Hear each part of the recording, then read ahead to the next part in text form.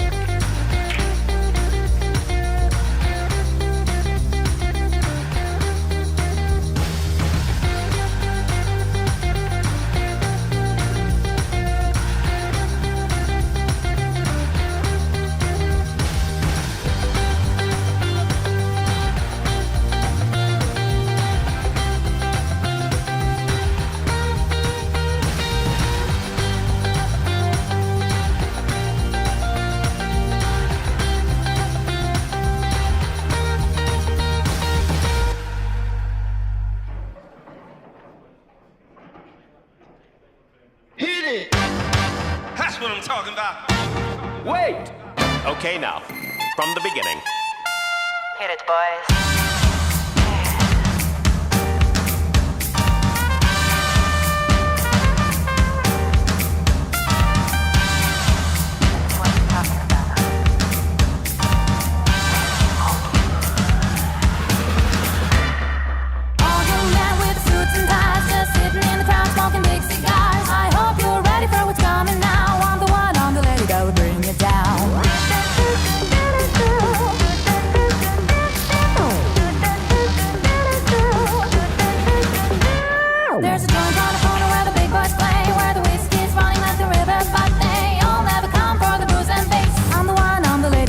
This place, that'll rock this place, that'll rock this place, rock this place, rock this place, rock this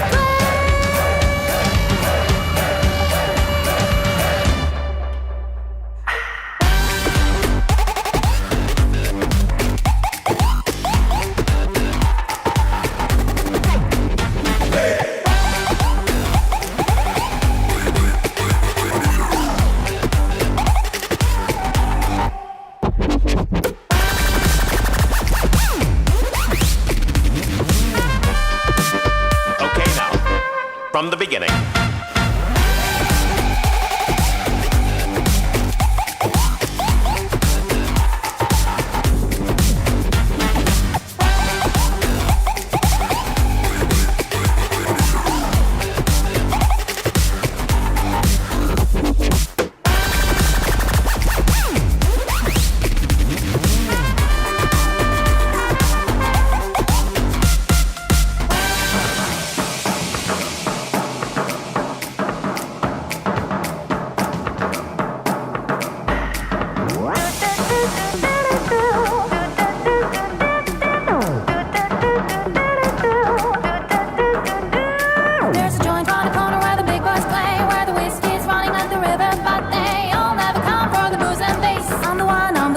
Rock this place, that'll rock this place, that'll rock this place, rock this place, rock this place, rock this place.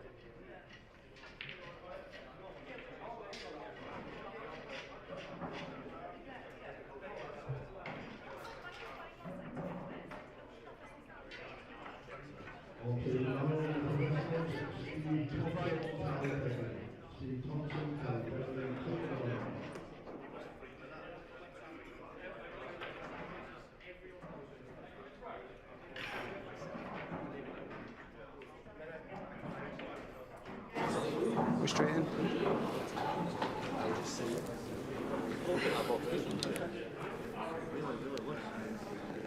Jesus Christ.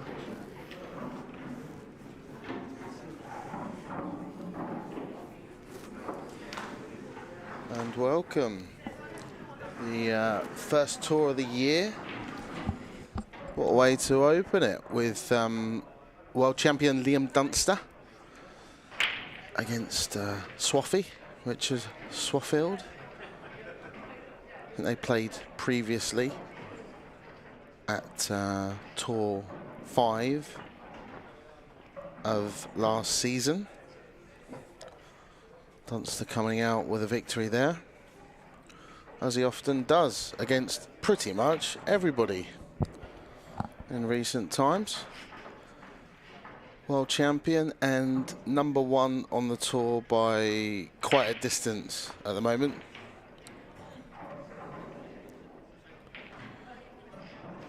And it'll be Liam to break first.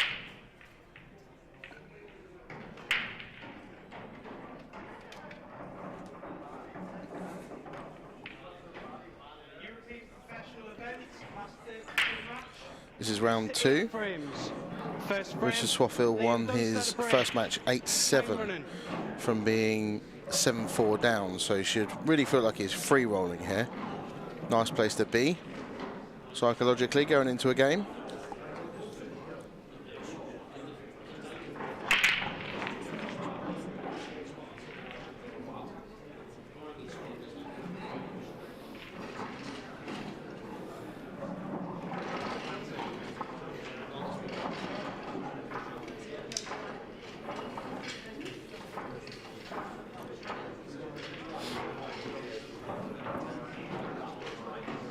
So dry break from Liam, and it's Swaffield first up. Attention, please.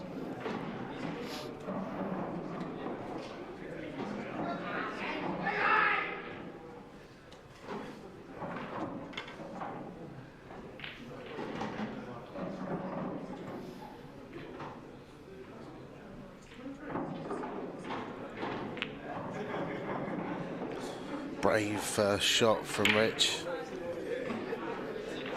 I think the plant might have gone had he played it kind of pocket weight, but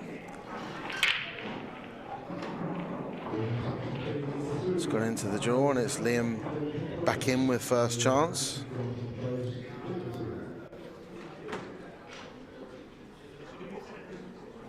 Ten seconds. Extension, please.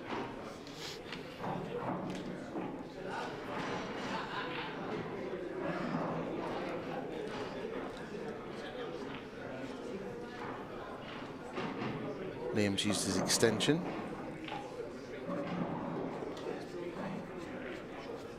We get a 30-second shot clock in this, and each frame you get a 30-second extension per player. So Liam's used that, as they often do, first up, just deciding kind of how he wants to go about the clearance, what he wants to do, which colour set he wants to take. He's chosen yellows. Obvious problem's going to be bottom right-hand corner of the table and how he attacks that, if he decides to attack. 10 seconds.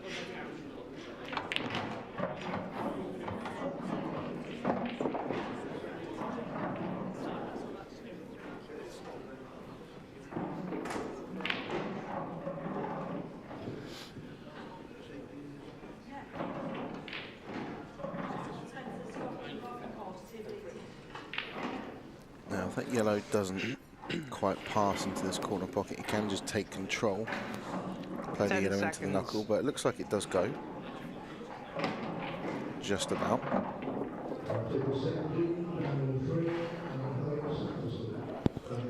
Which makes it all the more impressive, the shot he just played previously, to get right down into this corner. So they could take that one out, because the yellow that's just below the white now 10 will now seconds. go. Doesn't have that other yellow in the way. So as Liam often does, makes a tricky clearance look a lot simpler than it really is. Done all the hard work now.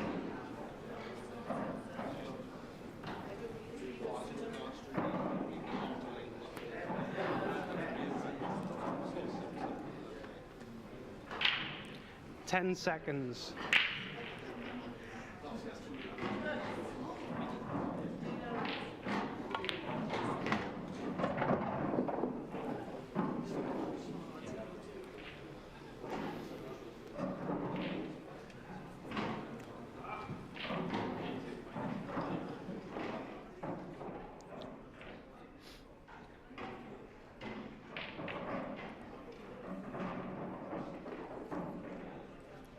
10 seconds.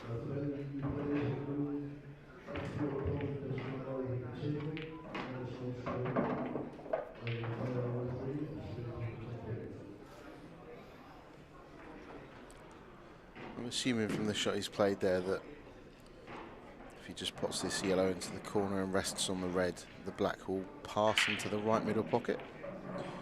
Must do.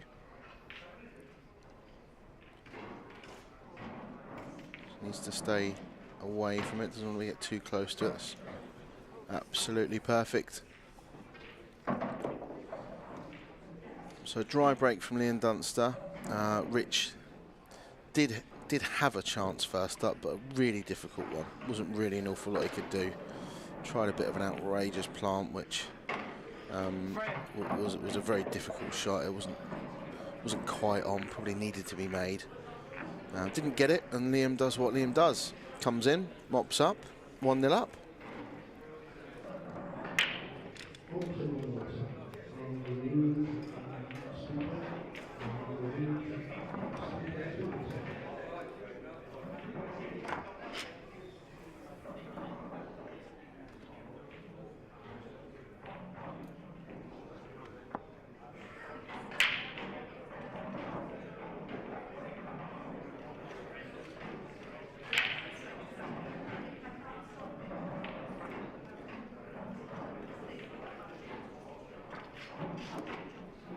Frame 2. Richard Swatfield break. Trailing 1 frame to 0. Time So running. Rich to break. Employing the cut break we so often see from Liam Dunster. Breaking, hitting the second ball down. Always seems to get a good split, but in my opinion, you maybe don't always make a ball as often. We see another dry break to complement Liam's dry break in the first frame. Timeout. Want to check a replay, Luke? Check a replay.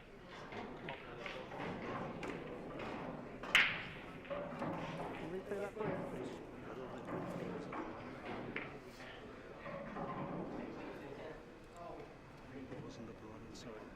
Wasn't recorded. The referee's called timeout. Leon can't see the replay.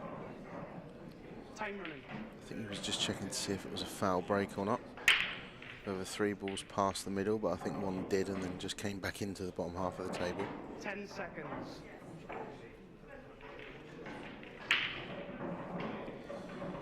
Bit of traffic in the middle of the table. These yellows are kind of all blocking each other a little bit, but if he picks them off in the right order, it's a clearance that's that you'd expect Liam to get. It's probably the kind of clearance that he's best at. 10 seconds. One of these clearances that sets him apart a little bit from the rest. How efficient he is at picking these balls off one by one, taking them in an order, so when he pots one, it then opens a different one up to, like say for example, this one into the top right hand corner pocket. That will then open the yellow up just to the right of it, into the bottom right hand corner pocket. So if he's good with his white ball, he won't actually have to play any cannons.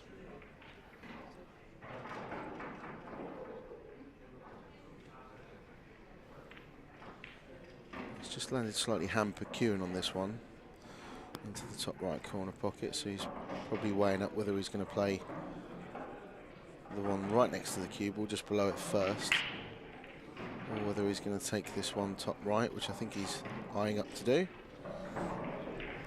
Slightly hand-percuing, but if he gets it right, he is effectively going to win in the frame. He's missed it.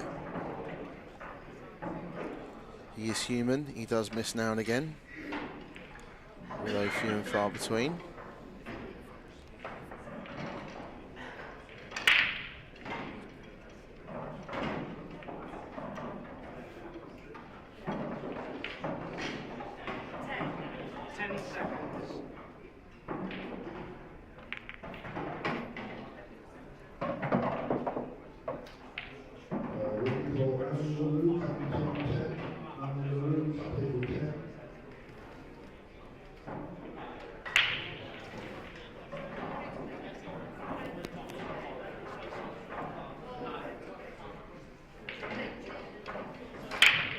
10 seconds.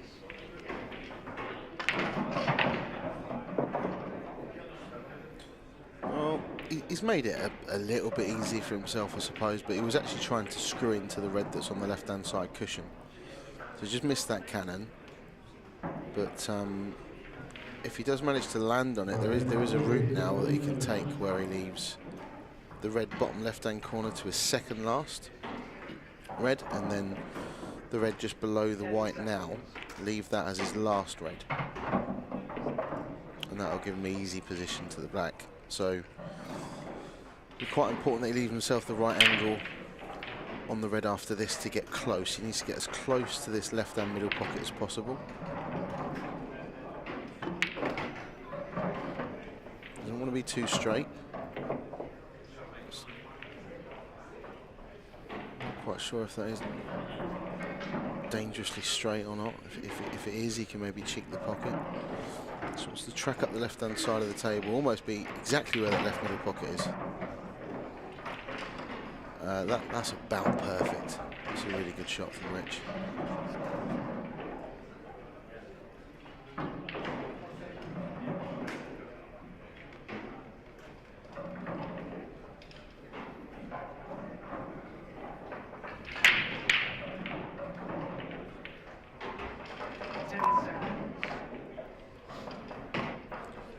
Just about made it. Any harder, that wouldn't have gone in.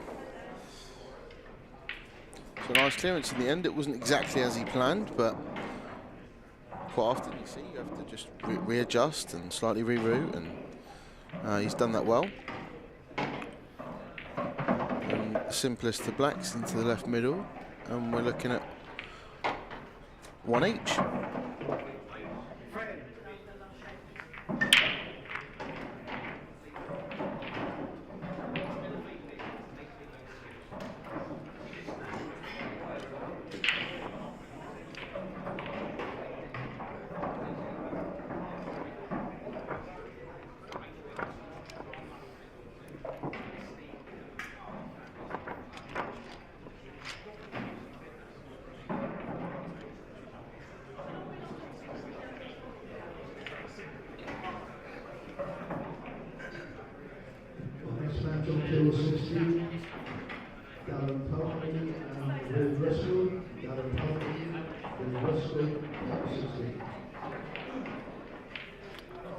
Frame 3. Named unset break. Scores a tie. 1 frame all. Time running.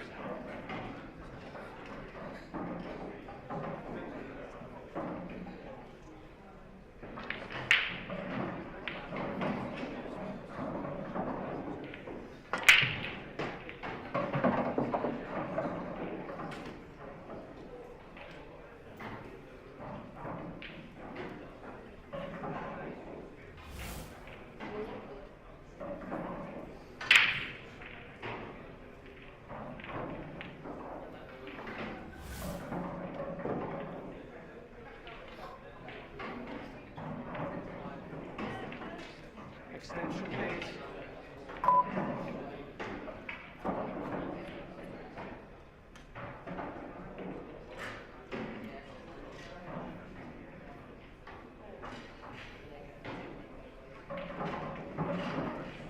So Liam's break working for him pretty well there, but not the kindest of layouts. We'll see Liam just take his extension, figuring out what he wants to do. Awful layout. Welded to that yellow. Just played a containing shot, and there wasn't really an awful lot else he could do there.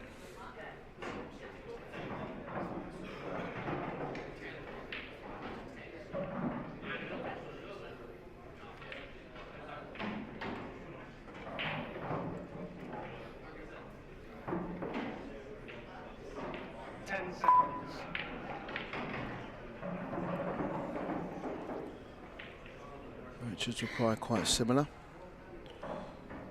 Now the yellow doesn't go into the left middle, just the one that's to the left of the cue ball now, but I don't know if you can cut the one just above it into the right middle, into the left middle, sorry.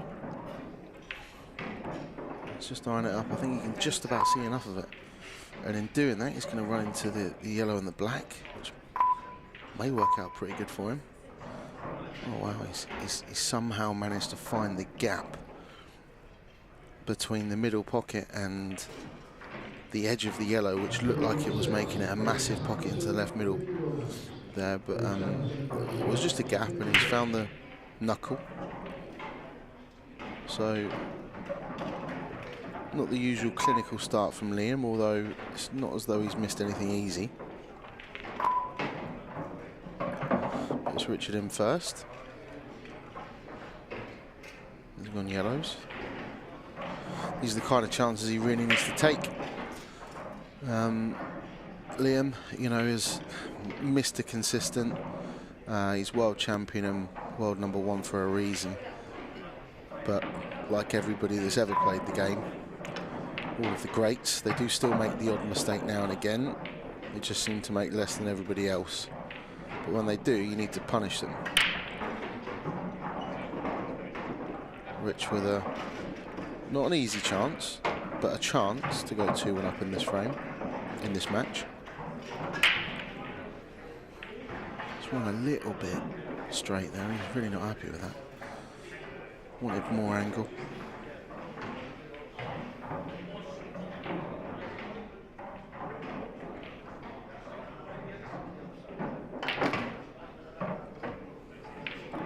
Use that to slow up.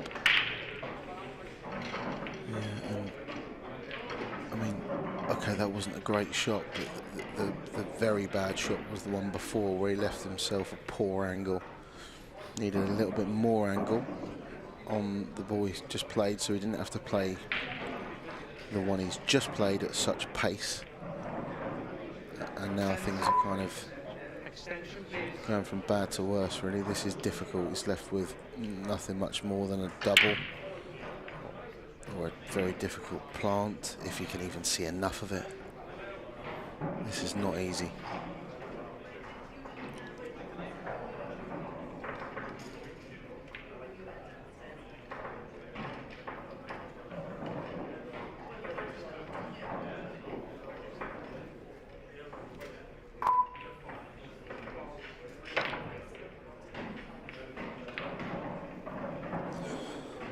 Right, so small positional error led to a big positional error, and has now led to Liam being back in and a good chance to take this and go 2-1 up in this match. Only little bit of glimmer of hope that Richard Swafield's got is the red on the right hand side cushion and the red at the bottom of the table, both in difficult positions. So for that reason, we're actually seeing Liam play a safety. Has he left enough? Has he left enough of that yellow? Oh. If he has, then Rich can take this into the bottom left corner pocket. That's not an easy shot in the first place, but needs to miss the red just below it. Almost aiming for the knuckle. I think you can see he's looking there. No, he's gone straight off. He's too worried about the cue ball. He's actually missed the yellow as well, but he could see enough of it. It was actually an error from Liam Dunster there, but not punished by Rich.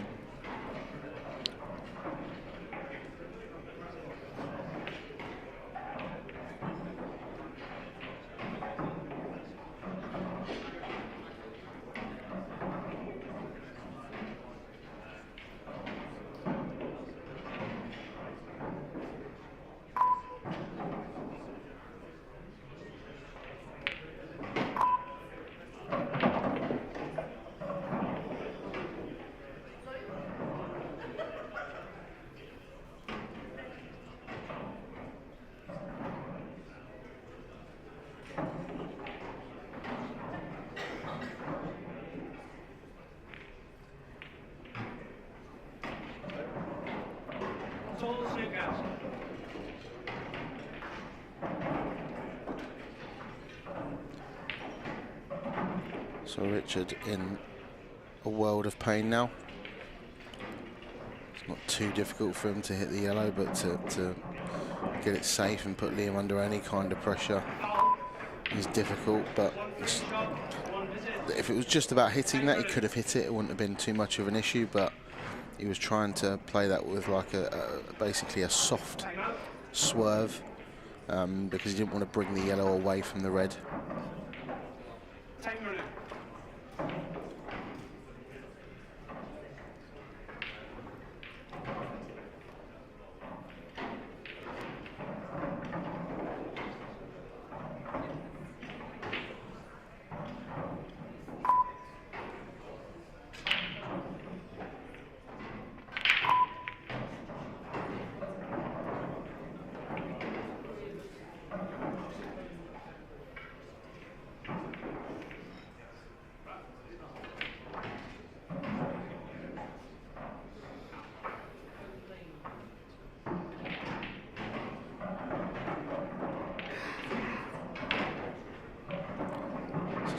Still got that same issue with the yellow and the red at the bottom left-hand side of the table. He's going to go into it now. Doesn't look like it. I think you might just see him lay another snooker. Very calculated player, Liam. Doesn't take any unnecessary risks. He's there's every argument to say that if he would have gone for these, 9 times out of 10 he gets them. But his stock in trade is he is a percentages player. He's a very calculated player. Will take risks and attack when he feels necessary, not just because he can finish.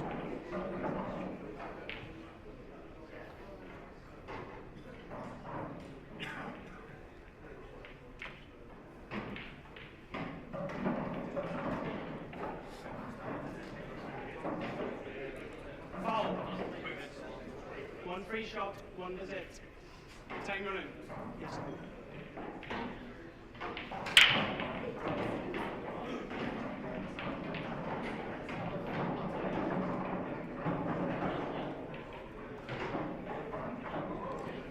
So I think now's the time for Liam to go game. The black does go into the right middle pocket. Might look a little bit acute from the overhead, but definitely doesn't need moving or dislodging. It's a bit of a scrappy start from these two. Liam better than most, but finding a way to win the scrappy frames as well as the 1 visit stuff we're so used to seeing from him. The world final, and I promise you this is true, you can watch it back on YouTube, and any fan of Paul, I would urge you to watch it. He cleared off 7 consecutive breaks in the world final against Gareth Hibbert, which is off the charts ridiculous. To do that even in practice, let alone in a world final, but not only in a world final with a 30-second shot clock, which I think, although you might be fooled sometimes watching these players, but a 30-second shot clock definitely does lower the standard ever so slightly as well.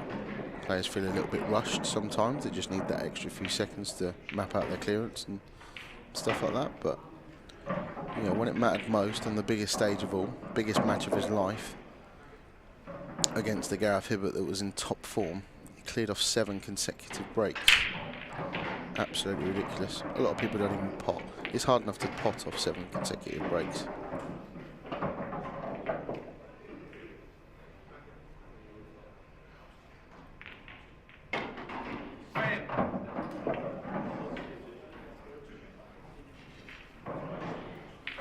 Two-1. Another chance for Richard.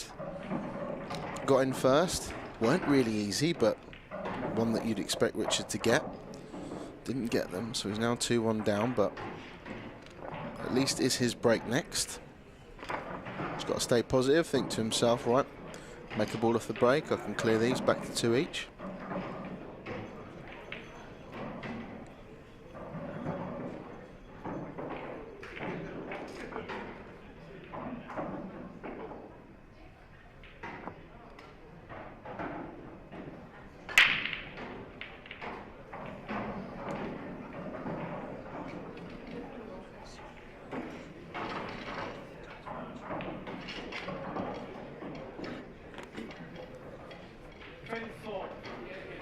Richard Swaffield break, trailing 2 frames to 1. Time running. So Rich going to stick with the break.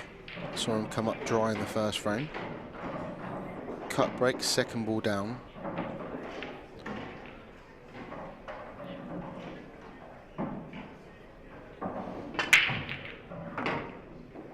He's made a ball. These yellows look very nice. The reds look pretty good too, but I don't think he has an easy opener on reds.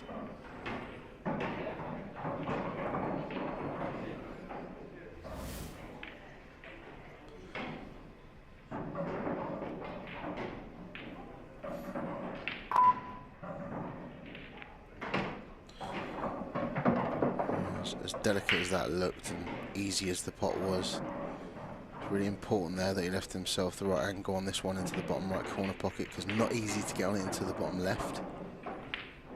Once he clears this out of the way, if he can get back out, clearance is going to become that little bit easier.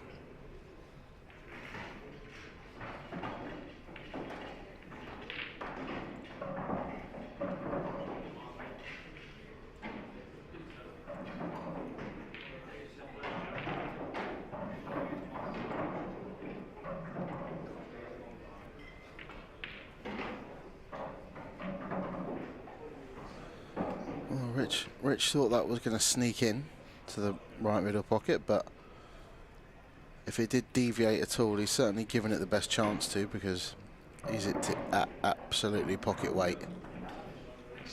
It was definitely going into the far jaw anyway, but he looked like he thought it was in. Not happy. Not happy, but to be honest, probably should have been a little bit straighter on that yellow in the middle, so he could have played it with a bit more authority and not had to roll it to hold the cue ball.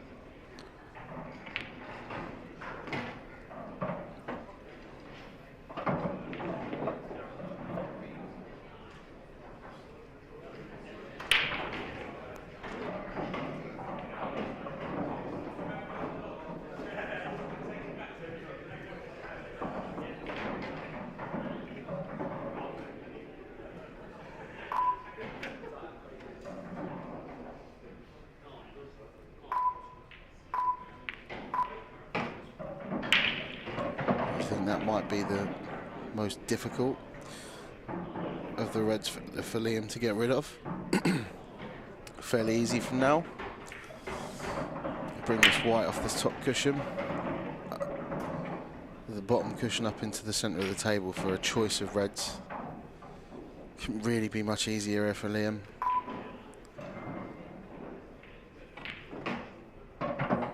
Is that to carry on? It was just slightly. He was very straight on that. He's kind of cheeked that pocket a little bit to force the angle, but slightly out of position. Would have loved the cue ball to have carried on running just an extra 2 inches, and he would have been absolutely perfect. He's a tiny bit out of position now, but he should still be fine.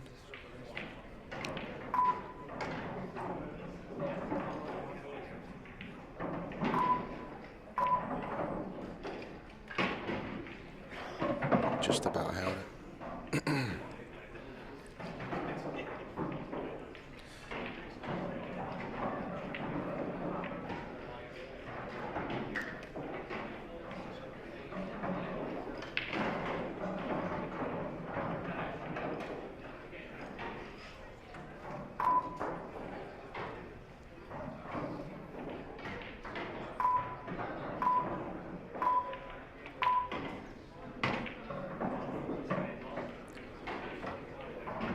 Just run a little bit too far. It's just coming round to look exactly where he can, what his margin of error is if he leaves the white quite close to that baulk line. Can he still clip it in? It's probably a big pocket, to be honest. He could even just play it off the yellow. Almost impossible to miss. It's perfect. If he flicks it off the first yellow, if he needs to. If he needs to flick it off the first yellow, which I think he might need to do, the second yellow just above the centre of the middle pocket is making it almost unmissable. Might see it hit both yellows here. Just the first one. Slightly ran out of position, but not a problem for Liam. 3-1.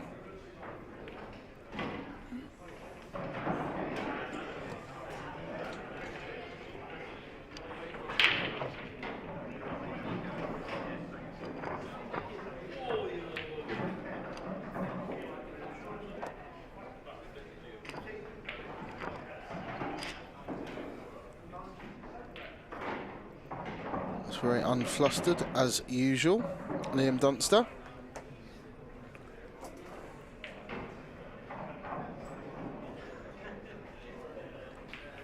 Meticulously chalking his cue.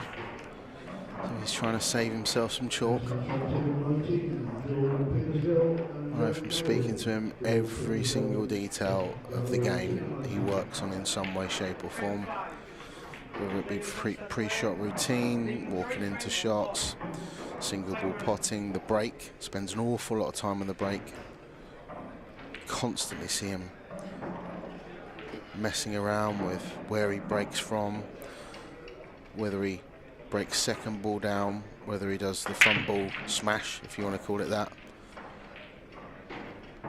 He's got a couple of breaks up his sleeve. Doesn't always use the same break, and I think he likes to change it up, or he likes to at least know that he has the ability to change it up if he feels like a certain table isn't breaking well, or breaking. Every table's different. You know, you might have a table that even just runs 1% quicker than the next. That is actually going to affect how the balls break.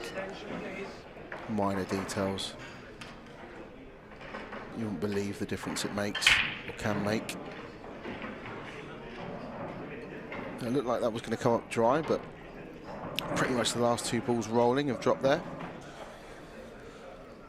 So Liam, choice of reds or yellows. There's definitely an argument for both. He's looking at reds.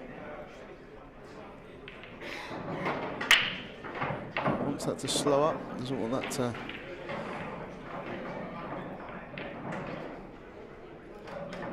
tie up the red.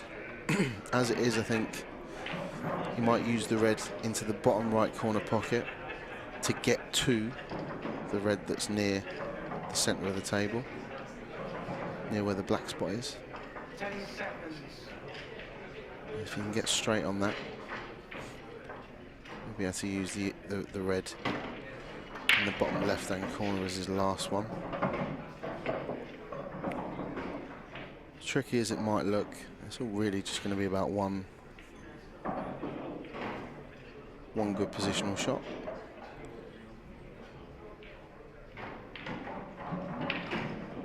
If he really wanted to, he could probably open the pocket up and play the red off the yellow.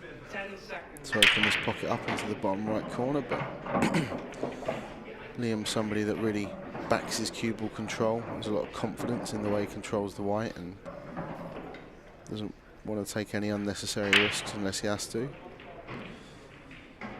So all about making, if he can make this ball into the bottom right corner, get on that red into the left middle, doesn't want to be hampered cueing. Doesn't want the white to be, you want to be dead straight on it if you can.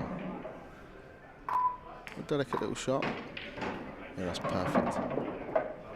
If he runs any further, he's then having to cannon into the two yellows just to the right and above it. Didn't want to end up glued to them.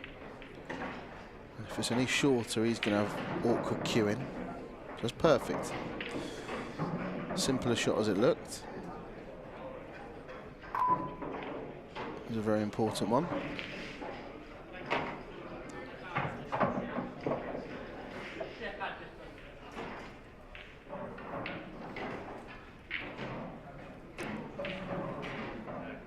So Rich now has had to endure about 10 minutes of pain after he's missed that ball into the right middle pocket when it was 2-1. Looked like he had a really good chance to get back to 2 each. He's missed that ball into the right middle pocket. He's had to sit there and watch Liam clear, and then he's had to sit there again and watch Liam break, make a ball. When it looked like it was going to be a dry break, made a couple of balls, last couple of balls rolling, cleared them up, and last time Rich was at the table he was 2-1 down He's now going to come to the table 4-1 down. It's tough at the top. Those fine margins make all the difference.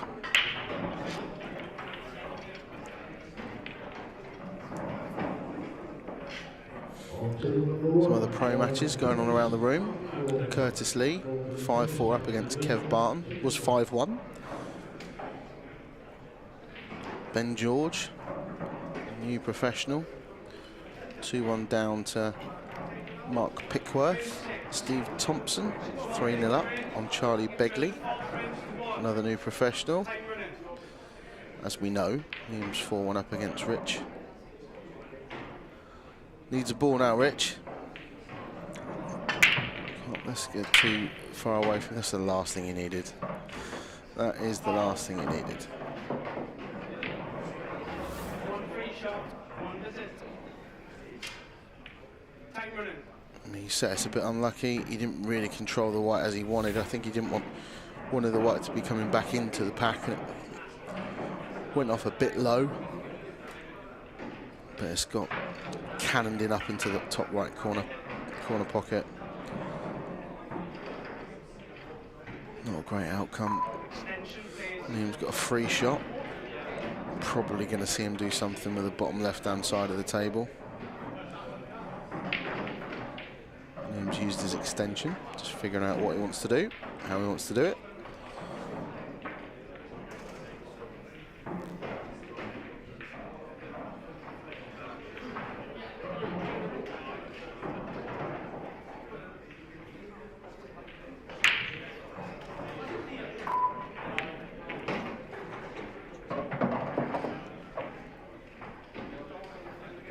It's come out really good. It's come out very nice. So yellow's now the order of the day for Liam.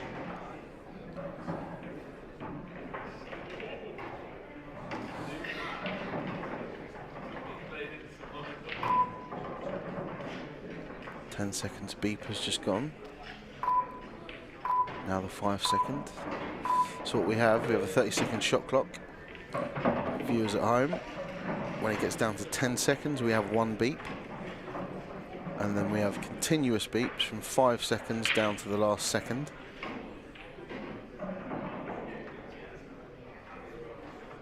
Gives the referees one less thing to concentrate on.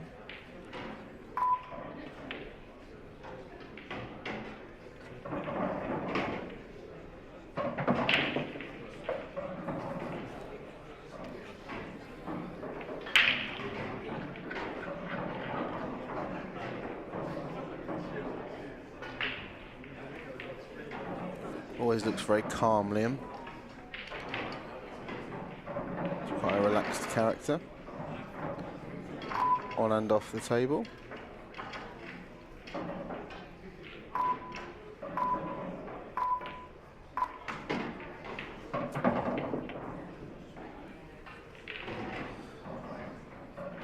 So now, Liam's going to want to leave the yellow into the left middle pocket as his last yellow. It's the easy connector to the black. Just figured out now how he gets there exactly. Needs to leave himself the right angle on this next yellow. I think he'll be leaving the yellow in the top right corner as his second last yellow, ideally. Well, actually, he's eyeing up, bringing the cue ball over to, you see exactly where he's just leaving his cue there. I like this shot. So if he can leave the cue ball roughly where it is now, or if not a little bit higher, a little bit closer to the right middle pocket, he can cut that yellow into the left middle pocket, dislodge the black, guaranteed, almost guaranteed, as long as he doesn't bump the black from behind, which doesn't look like he's going to do, almost guaranteed to leave himself on the yellow into the right middle pocket. The only thing he needs to guard against is actually potting the black now, but don't expect him to hit it hard enough to make that possible. Thinks he's got a kick there. Straight away asking the referee to clean the cue ball.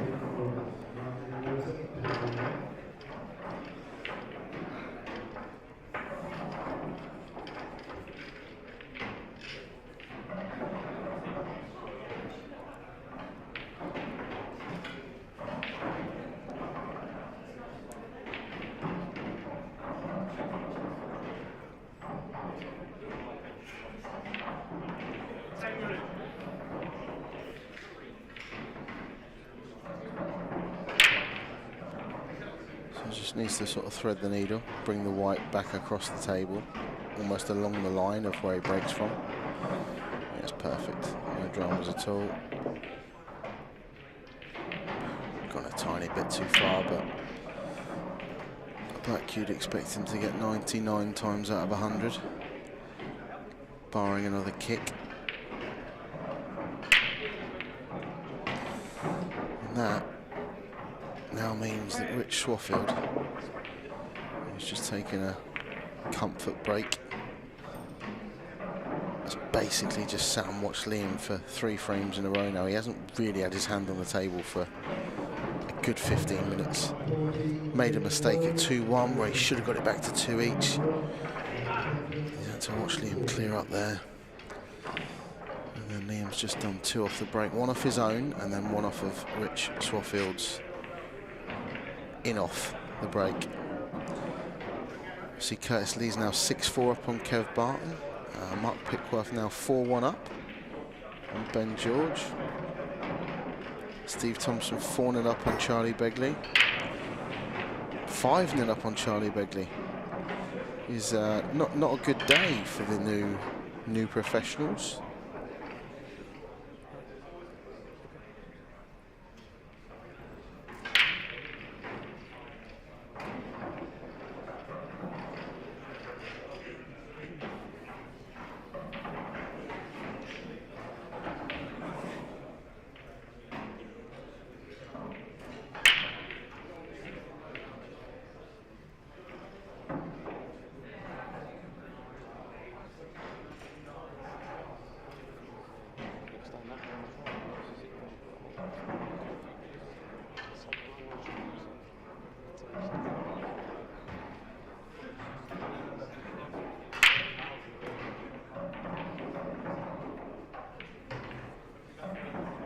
Him looking fairly relaxed, just over having a chat with our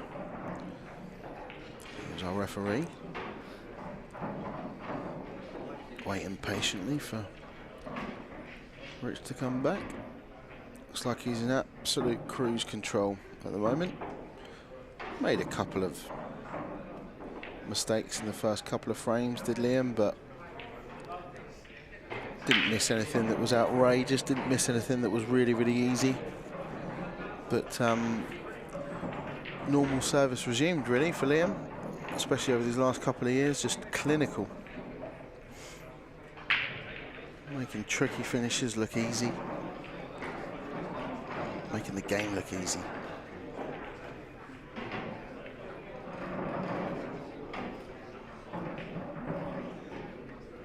Looks a little bit red in the face, to be honest. Maybe caught the sun. Seems to have a bit of a rash on his neck there. I mean, he looks fine in himself, but obviously not affecting his pull.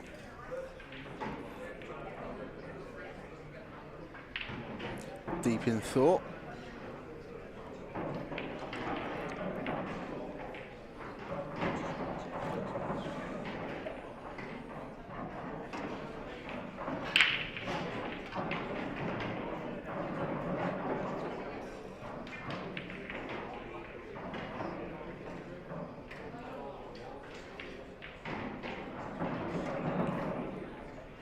Starting to think it might be a wig that Liam wears there. I'm not sure I've ever seen him with longer or shorter hair than that in this last 2-3 years. Although I'm a fine one to talk. A grade 0 at all times. I have to ask him.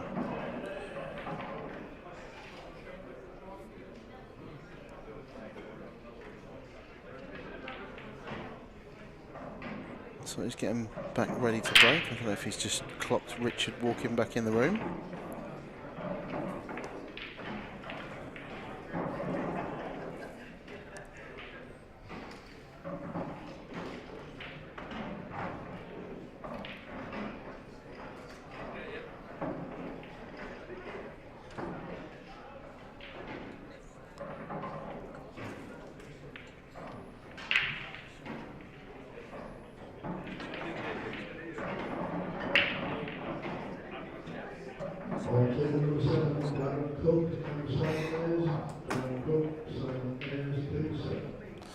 So Rich is back in the building. Liam's ready to break. And Rich is hoping that he isn't going to sit down for another 15 minutes. One of the most difficult things you can do, just sit there and watch your opponent just calmly pick the clearances off. It's like a slow and painful death. You know he's not going to run out of position. When he does, he recovers it. But there we go. That's exactly what the doctor ordered. Richard Swaffield, that's exactly what he needed. A bit unfortunate for Liam. He's got kicked in off the break. He's pretty much executed the break as he wanted to. Richard with a free shot to do what he wants with. And then it's on to his visit. So after this free shot, the ball that he pots, that will be his colour set. Just taking a bit of time now, figuring out exactly what he wants to do, which colour set he wants to go for, what order he wants to take the balls in. He's used his extension, as they often do at the start of the frame. Can be the most important visit to the table, I think, the first one. It's one thing playing a bad shot, but if you make a wrong decision in terms of which balls you're going to go for and what order you're going to take them in, it can really mess you up. I'm not sure that's come out exactly how I wanted it to, but yellows are still okay. Just a tricky one into the top right corner pocket. Can go reds if he wants to as well.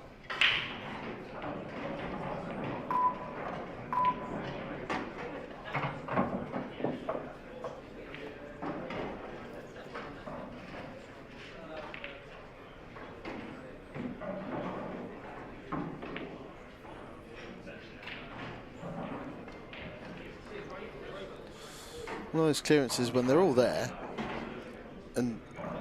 but they're just difficult. They're just tricky. They're kind of all in each other's way.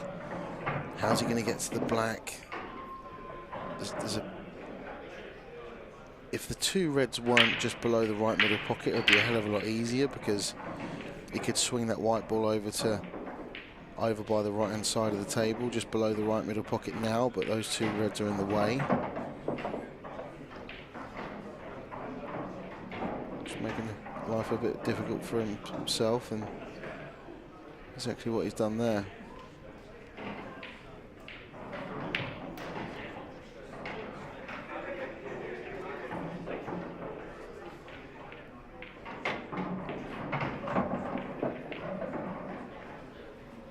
Recovered it pretty well.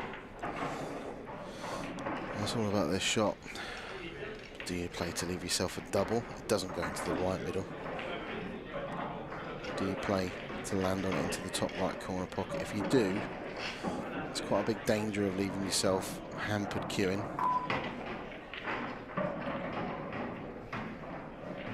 Just needed that to run just a little bit further. Just literally 1.5 to 2 inches further and he would have been pretty much perfect on this. As it is, it's a bit of a thin cut.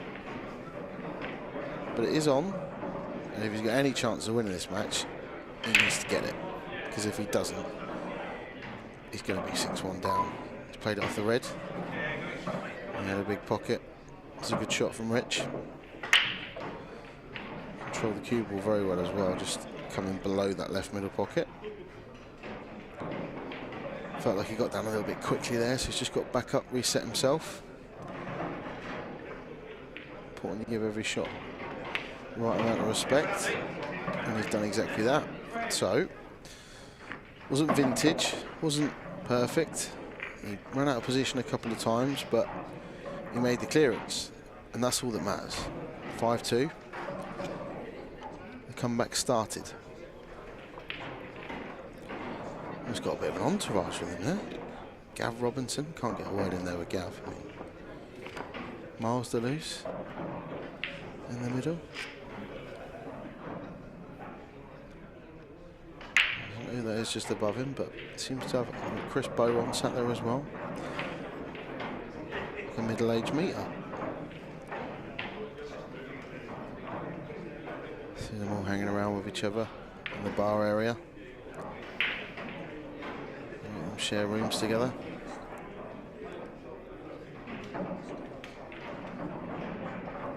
Needs a ball off this break if he's got any chance. I mean, first to 8, okay, fair enough. Liam's only on 5, but you're playing against the best player in the world who's in top form. Needs to make a ball off the break. Needs to keep Liam away from the table. So he's gone back to the front ball break.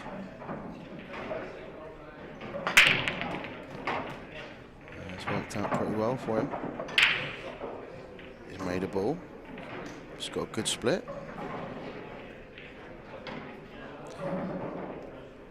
He's got a good split. The yellow in the bottom of the table is the only one that's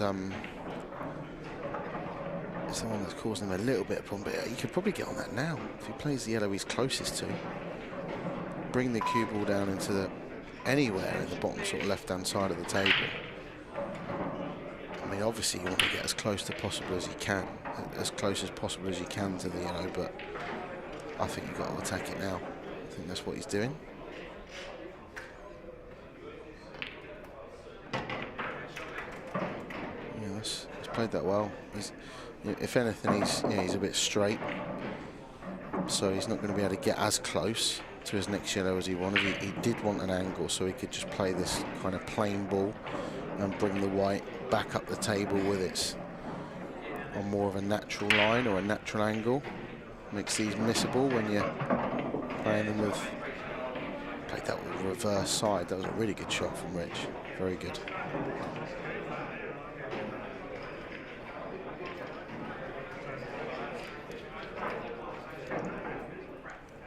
He's pretty much done the hard work now. First couple of shots were tricky.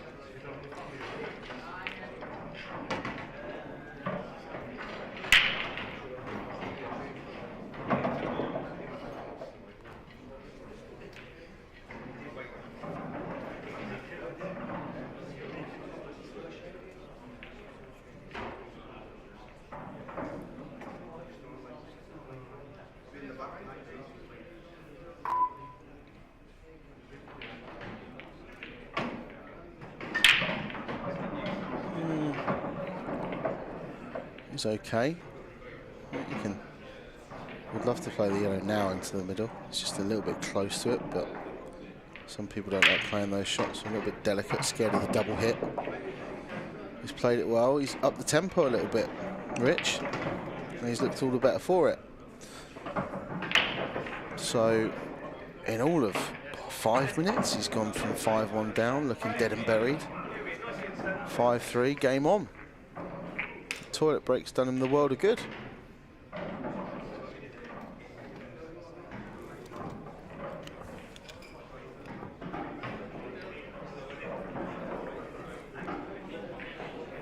The other pro matches, so I think Kev Barton did lose to Curtis Lee. So that match is done and dusted. Ben George 3, Martin Pickwick 5, Steve Thompson 7-0 up against newcomer Charlie Begley.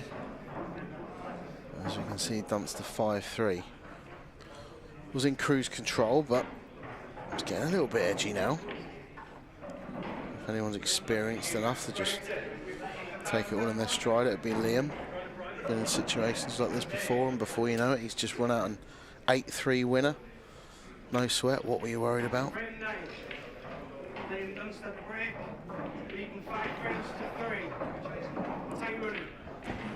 He's sticking with this cut break by the looks of it. Second ball down. Went it off last time.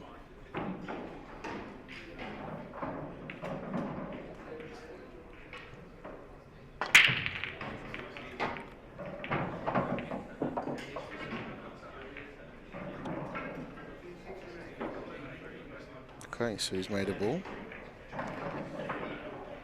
But he's got problems. Whether he goes reds or yellows, the black is an issue. Where does that go? At the moment, nowhere.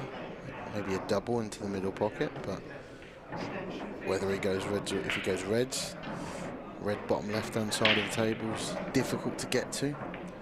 It's a difficult one to attack or dislodge, or difficult one to leave yourself an angle to.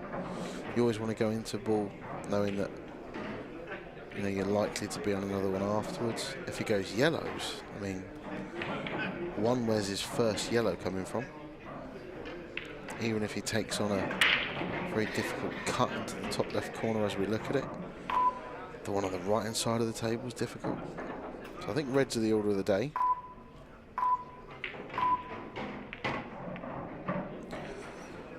And the black he's kind of got out.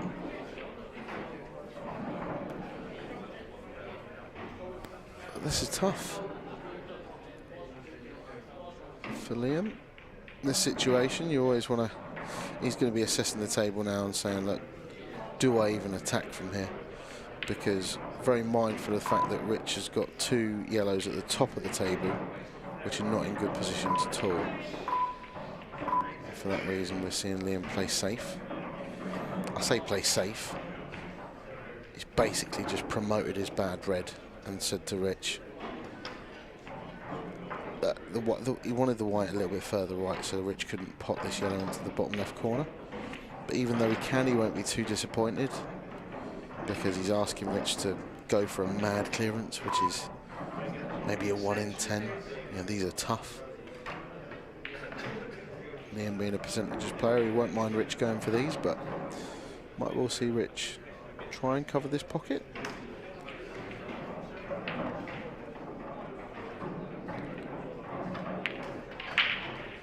No, he's took the bait. He's gone for them.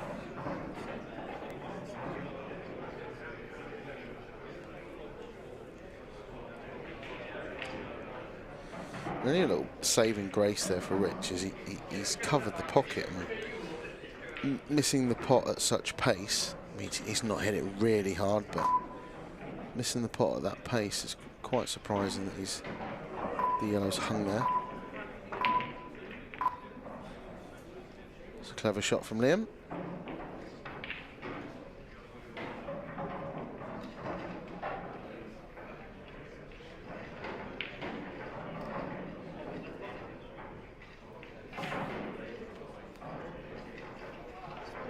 Take that.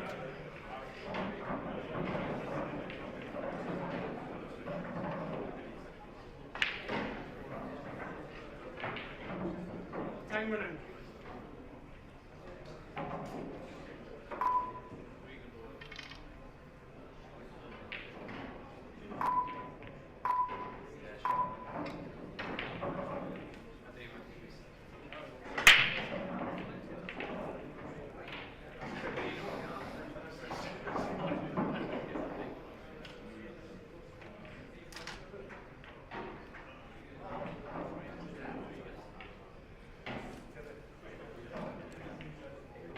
So Liam slowly taking control of this frame. Didn't want to leave it there. Wanted to leave Rich sort of tied to that yellow, almost just to the left of where the yellow is now. But again, he's kind of forcing Rich to go for something outrageous. Dangerous player to do it against, because Rich is kind of renowned for pulling these kind of clearances out the bag. Yeah, I think he's just decided to pull the trigger.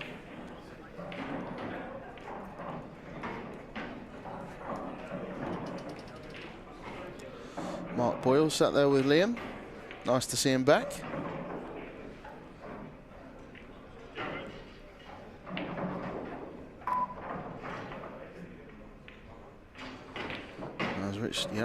Rich is going for these. This is tough. I mean, neither of the yellows at the top of the table go to that top right corner pocket. He could maybe the one that's on the very top cushion, squeeze the red out. But I mean, from the overhead, it's hard for me to see from here, but Rich will know better. I think he can get the red out of the way. It's just whether or not he can pot the yellow, or whether he's just going to be trying to wrestle the pocket back. We're about to find out.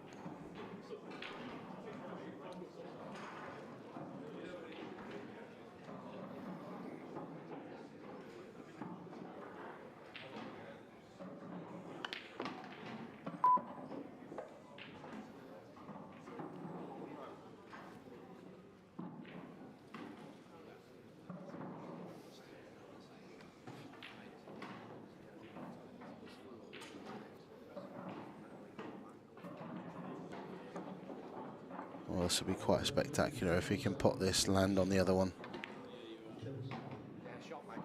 Pot this into the top corner pocket. Be a hell of a shot, this. Some clearance.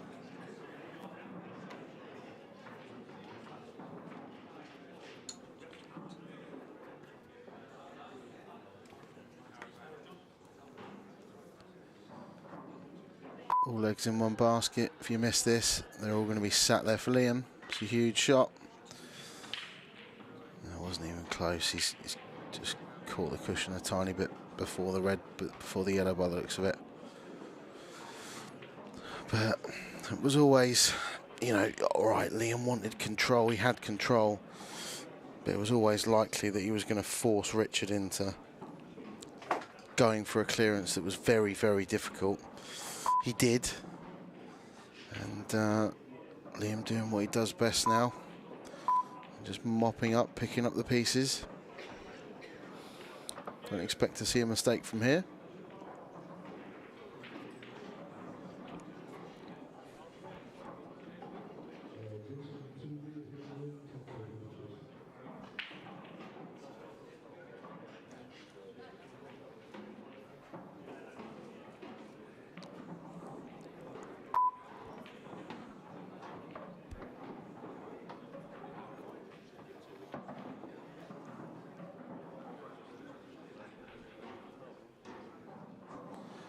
Definitely one of Liam's strengths. He plays every frame the same. Doesn't matter whether it's the deciding frame of a match, whether he's 5-1 up, 5-1 down. He treats every frame with the same amount of respect. Every player with the same amount of respect. Every shot, you know, he doesn't ever seem to quicken up. Don't get me wrong, if there's a black that's hanging over the pocket and it's the easiest shot in the world, yeah, he might play that a little bit quicker, but as a real kind of rigid pre-shot routine, steps into every shot, handles this shot clock really, really well, better than most. Quite often be ready to play the shot after, say, 10 seconds, but by the time he gets down and pulls the trigger, he might be down to around about 10 seconds, so he'll wait to hear the beep. Just like he has done there.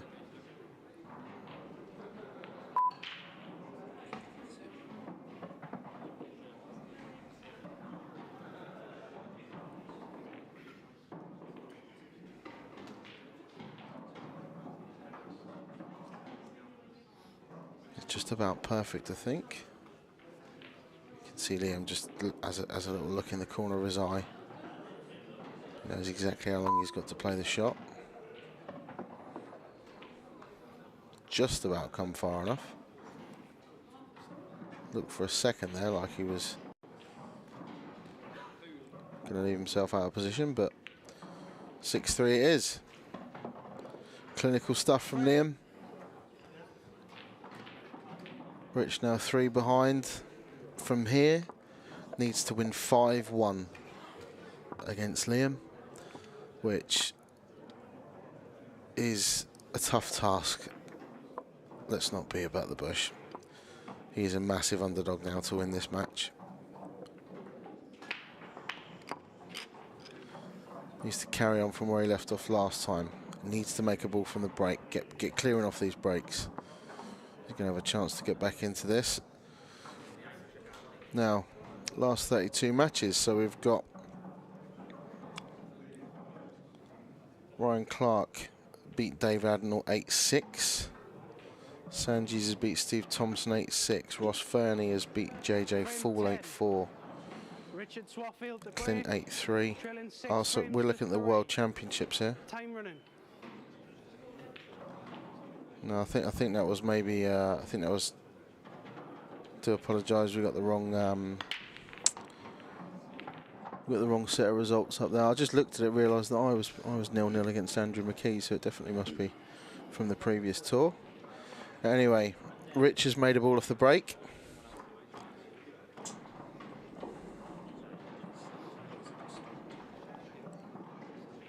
They're a tricky one again, really. I mean, yellows, the yellow on the left-hand side doesn't really go. Bottom left, does it sneak past into the bottom left corner? Reds, he's got the two in the top left-hand side of the table that don't go. Apart from that, reds are quite nice. Difficult clearance. Can see he's not sure what he wants to do. These are the times where you really do need the extra time. If you were on an outside table, you'd probably sit and study this table for a good couple of minutes before deciding what you want to do. It can really help you sometimes, the shot clock. I think sometimes players overthink things and maybe create problems in their mind that aren't really there, but other times you really do just need that extra bit of time to think about what needs to be done. Foul. Well, that's definitely not the answer. One free shot, one visit. Time running.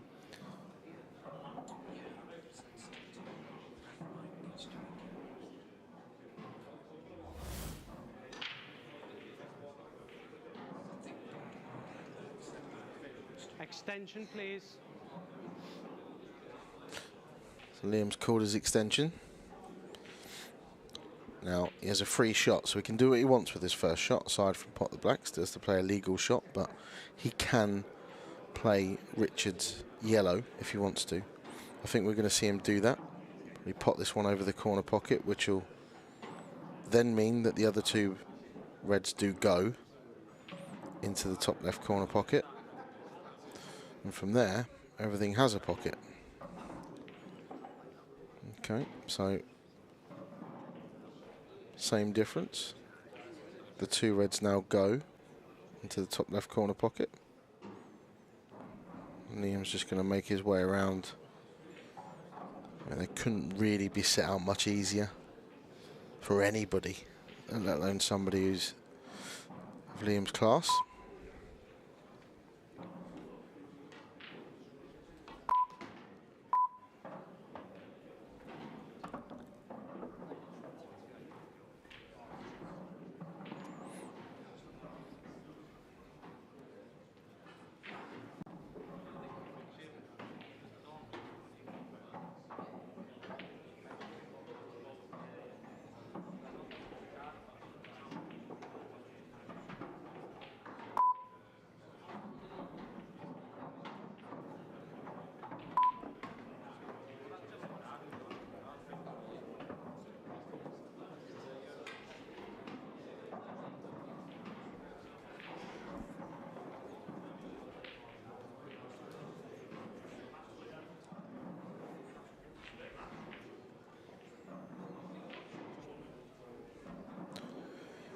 Liam just deciding whether he's going to take the red directly over the pocket or play the plant. Really much that can go wrong here. Could in theory have flicked off that red and glued to the yellow, but it's highly unlikely. Played it well, and I'd be very, very surprised if this isn't 7-3 in just a minute's time. Rich being then 5 frames behind, 4 frames behind with 5 to play. Not sure I've seen anybody come back from 4 or 5 frames down against Liam in the past. Certainly not in recent years. I've seen Liam do it before. Just recently was 6-2 down to John McAllister in the pro final and 187 masterclass of pool.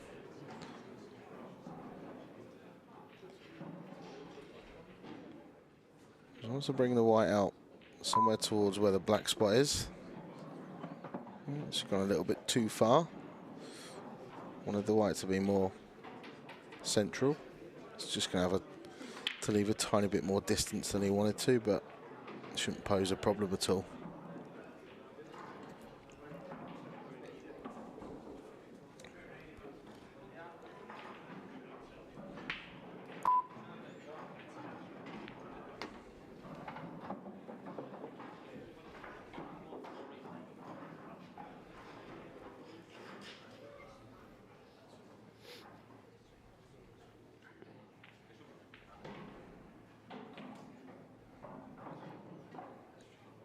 Just to bring the white back a couple of inches. A massive margin of error. Yeah, 7-3.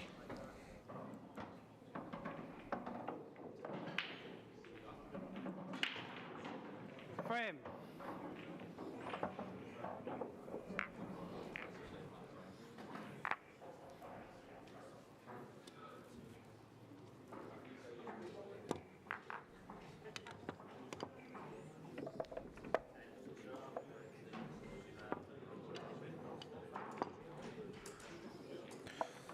You see the lineup for the last 32. This is the first of the last 32 matches that are on.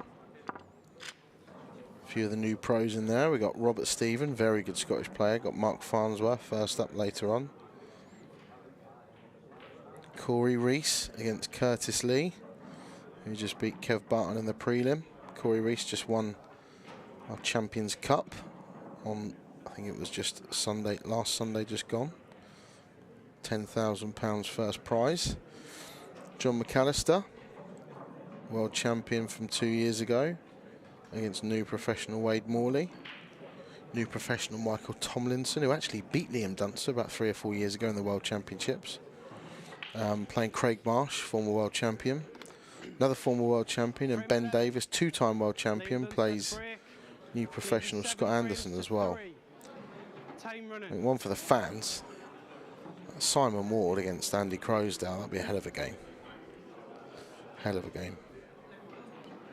Good to see Mark Boyle back as well, playing the winner of this match, if he can get past Drew Hughes. So, Liam's made a ball. At first glance, this is a very nice layout. I think it'll be reds, the order of the day. If he had to go yellows, I think he'd probably find a way to get them too, but red's definitely the easier. Extension, please. He's taking his extension. Give himself a bit of thinking time. One of the first things I was taught was you want to work backwards from the black. What if he goes reds? What red do you want to use to get on the black? And kind of almost go about the clearance in reverse. I think he'll be looking at possibly the red right next to the black actually as his last one. Although, if he's got the angle now to play the red in the centre of the table just to the right, could maybe play that and stun across and play the other red. To be honest, it's a very easy clearance, so there's a number of ways he could go about these.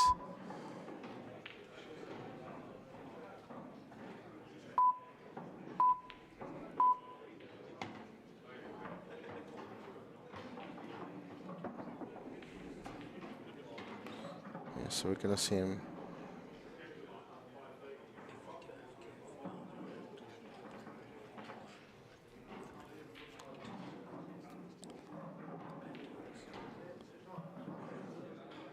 after this shot.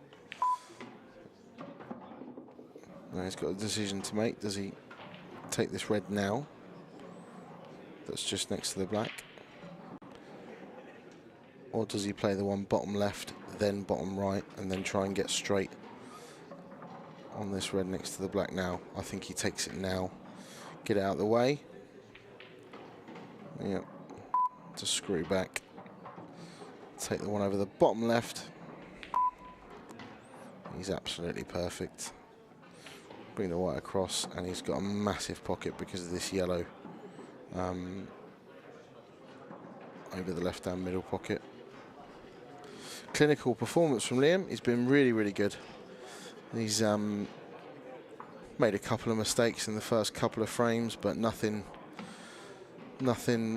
very easy. You know, he messed up a couple of tricky clearances.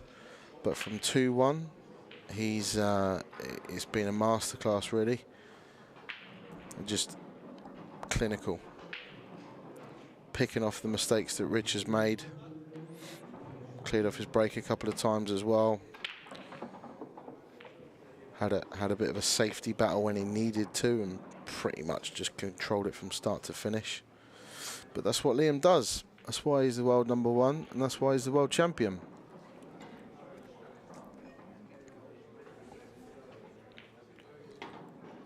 Yep, 8-3. Frame and the match. Liam Dunster wins 8 frames to 3. Great performance. So Liam now into the last 16. We'll await the winner of Mark Boyle and Drew Hughes.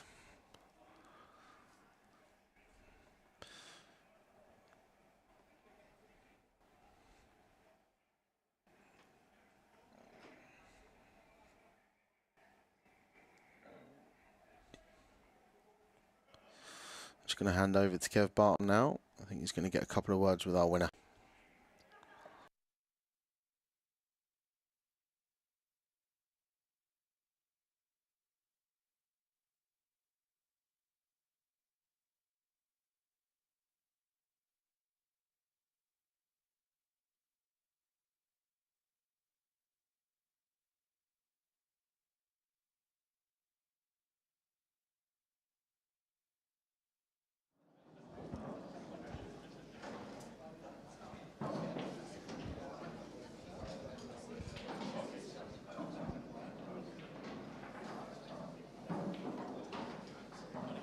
Well, thanks a lot, Dan, and another fantastic performance from the current world champion, Liam Dunster, who I'm delighted has joined us in the studio. Liam, first of all, must be delighted to get that win under your belt, first match of the weekend.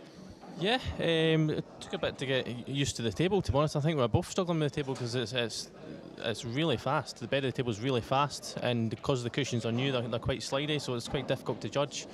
So I think there's a few positional errors from the both of us. But yeah, happy to get the win. Obviously 5-1 up, cruising. Broke, got kicked in off, and he's dish to go 5-3, so he's right back in the game. And then he's not really had too much of a chance after that. Yeah, he's one of those players, Richard. He's sort of coming through the ranks. He's been a pro a couple of years. He's always going to be a tricky customer, and I did think that would be quite a close match. I mean, you're comfortable in the end, but in the middle part of the match, he did come back at you. Yeah, definitely, he's more than capable. Like you say, he's one of the sort of lower ranked pros, but yeah, he's more than capable of beating anyone really. So yeah, couldn't take him lightly at all. Okay, I just want to take you back maybe 4 or 5 weeks ago to the night when you became world champion. Obviously, pinnacle of your career, I guess, and a fantastic performance in that final. That was a hell of a match against Gareth. Well, how do you reflect back on that final? Looking back now, a few weeks later. I just felt like I played really good, and I was timing the break so good. I think that's the main reason I won it, is because I broke really well, and because I was breaking that well, it was quite easy to finish from there. So my breaking dish statistics over the weekend was probably unreal. And looking back at obviously how Gareth played great as well, to be honest. On another day, to beat almost anyone on the planet, yeah. I think what was noticeable though, I mean, the easy stuff you were doing in your sleep, but you were also taking out those difficult finishes as well, weren't you, where they weren't just, easy. Yeah, I played well all weekend. All week, should I say, because it was a week long, wasn't it? Yeah, just full concentration throughout the entire week. Got up early every single day, got up for a practice, and because before that, like every tour, every World Championships, etc., I was quite lazy. I didn't get up and didn't go to practice, etc. Whereas I actually spoke to you last night. I was like, what time's it open for practice? Because knowing that I would get up and for practice. So I think, yeah, it's going to help me in the tours and the World Championships from now on. Yeah, I can certainly vouch you were on the table this morning when I came down at about 8 o'clock. And the reaction when you got back home must have been fantastic. Yeah, everyone congratulating me. My phone was going absolutely crazy because I hadn't responded to any good luck messages throughout the week, which sounds quite bad, but I was just fully concentrated on my game. I didn't want to sort of any distractions, because if I started on that, I'd be there for hours replying to people. And then people were asking me, obviously send them the links for the draws, the streams, how did you get on, how did you play, and then it sort of just drags on. So I thought I'll just leave my phone for the whole week, fully concentrate on the pool, and reaped its rewards. I'm surprised it didn't explode, and the amount of messages that you must have got. We start a new season, 2022. You've won your number one. You've won the World Championships. What do you set your goals now going forward? Just keep doing what I'm doing. Try and break this World Championship curse that's supposedly lurking over me. Obviously, it didn't start too great at the last weekend. So, yeah, hopefully break this curse. That's the plan, and then keep doing what I'm doing. Stay number one for as long as I can. Gareth Hibbert assures me there is no curse. He has won since. But it is. I mean, I don't know if you felt anything. Do you feel? I mean, you're not really one that sort of gives much away, or since. Maybe not even going to tell us if you're feeling extra pressure, but did you feel anything different? Are you walking with a more spring in your step, or No, I've always sort of had that target in my head to people want to beat me. I mean, even there was obviously 10 of them shouting when he won one frame, and then when I take out a brilliant finish, there's like nothing. Silence, yeah. But that's just what it is. But obviously, at the end of the game, it was a bit different. There was about 5 Scottish lads came over and started supporting me.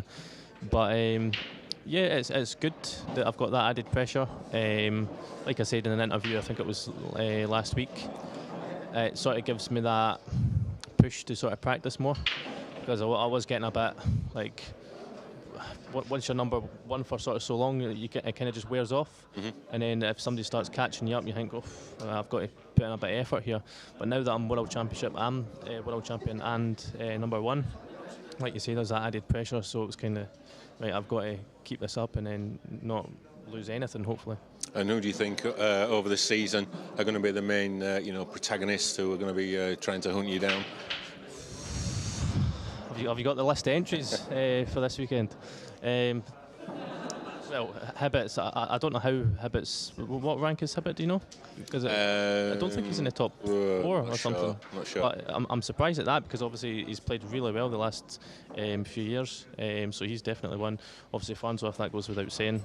I could sit here all day and name that many different people. There's obviously a good few amateurs coming up as well that are capable of causing an upset as such in Open, so it depends where they get drawn in against some of the pros. It's such a good field that you can sit here all day and name people. And just to talk briefly, I'm sure you don't want to talk too long about Champions Cup final last weekend. Didn't quite go your way, but obviously great to be involved in that event. And you were pretty close in the end. It was a great final at the end with Corey and Gareth. Yeah, definitely. Yeah. I don't think it was decided who was going to win up until the last game, because obviously I think Hibbert had to beat me 4-1 for him to win. So I think I ended up going 2-1 up, and then I think there was almost nothing to play for after that. So I wasn't great at all. That goes without saying, that if you've seen it at all. I think I just ran out of steam. Travelling caught up with me, etc., etc. But I mean, I could sit here all day and make excuses, but I've just got to look back at it and try and improve on it. Well, still a fantastic performance, Liam, to get to the final. Well played again, fantastic victory there, and the World Championship, and no doubt we'll be seeing you later on this weekend. Thanks, well cheers. Done. So well done, Liam Dunster. He takes his place in the last 16 here in Coventry of the European Professional event, and whilst we just retrieve the microphone from him, I'm delighted to be joined by former world champion and the man who came so close last weekend to retaining his Champions Cup trophy, Gareth Hibbert. Gareth, thanks a lot for joining us. I know I've called you at short notice to come and have a for it, Kev. Sorry about that. Yeah. Oh, it's fine. Liam, world champion. What can you say about? I mean, obviously, he beat you in the final. It was one of the best finals ever. I mean, on any other day, I think you're winning that. You're winning that event. I'm not sure you could have done anything else. Yeah, I've not watched it back yet, but I can remember maybe 2 mistakes in six quite long sets of pool. Yeah, 30 odd frames, I think. Maybe 2 or 3 mistakes that I made, and he obviously made less, and that was the difference. But yeah, his break was unbelievable, and he just cue ball just on the pinpoint every shot, and he never looked like missing, to be honest, Kev. Can you enjoy matches like that? Do you actually, when you sat there and you seen him play, obviously you respect the opponent, do you can you enjoy it, or are you just so in the moment about focusing on the next frame, the next shot sort of thing? A little bit, yeah, you can, because you know you're both playing well and you're involved in something good and people are enjoying it. But yeah, when it's the sets format especially as well, it comes to those little points at the end of the sets that are so vital, and if you lose it or win it, it's obviously plays with your mind a little bit going into the next set. So it's such a different format than your normal first to sevens or first to eights. But yeah, I did enjoy the match. I will watch it back one day. I'm sure you'll prefer to watch back the Champions Cup action, because you did beat Liam twice in that final. Yeah, unfortunately, wasn't quite enough again on the day. I lost out by a frame. I knew going into, we played last, and I think I knew I needed a 4-1 win, and I'd beaten 4-2. So got the runners-up prize. But yeah, Corey's probably the best player on the night and deserved it, I think. Okay, looking forward to the season. Here first tour stop here in Coventry. What are your sort of goals for the season? Because obviously you're in some red hot form.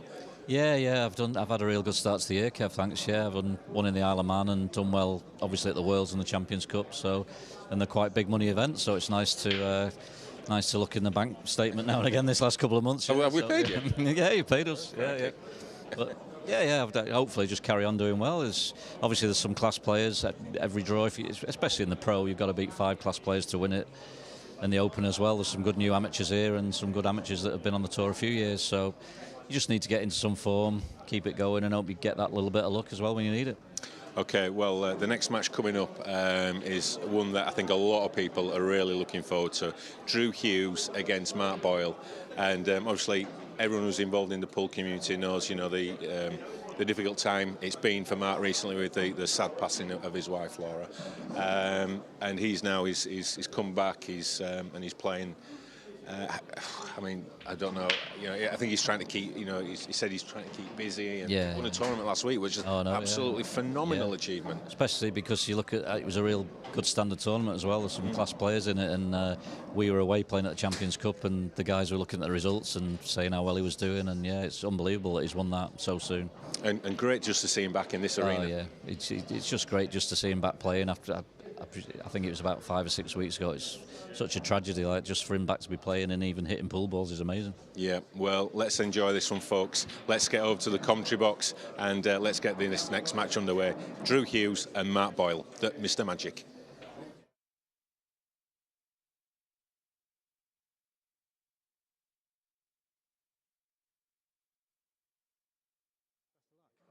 Yeah, 2 seconds. Wait 2 seconds. We good? Yeah, looks like a break, gents.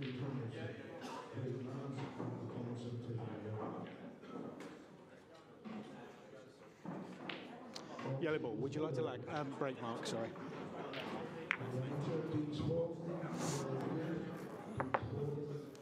What have we done with the triangle? It's over there. Different place every time. Yeah, echo those words from Kev. Great it is to see Mark Boyle back. Mr. Magic. The tough game. First up from as well, Drew Hughes, but Mark being Mark, if anyone's watched him play over the last 5 years especially, he really is right up there. Top 4 or 5 consistently, I think, for the last 5 years. Won multiple IPA titles. And yeah, great to see him back. He's won the lag. He's going to be first up to break. Drew Hughes. Very, very capable Welsh player. European professional champion. A little bit hit and miss. 64. It's probably fair to say. First frame, Mark Boyle to break. Time running. Kind of. I wouldn't say consistency is his biggest asset. Can be absolutely amazing one game and a bit below par the next. But on his day can beat anybody. Been to a tour final before as well. I remember it well because he beat me in the quarters. So Mark broke with the cut break. He's made a yellow. First up.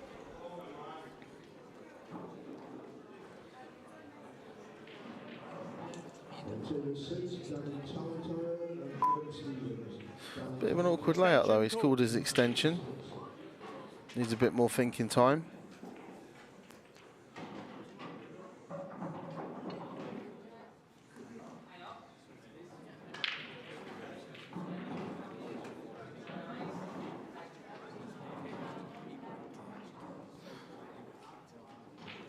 He's not even attempted the red, just put the red safe. Kind of said over to you, Drew. See if Drew fancies attacking these. Hasn't got a red first up to go at. Not an easy one. There's an outrageous plant I can see, but the black's also tied up on the left-hand side of the table as well, so might even see Drew hand it back over to Mark. Extension called.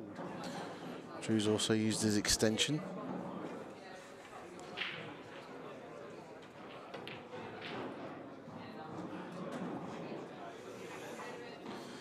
Drew's done exactly that. He's basically left exactly the same table for Mark as what Mark just left for Drew. Big difference now is you haven't got the thinking time because you've already used your extension.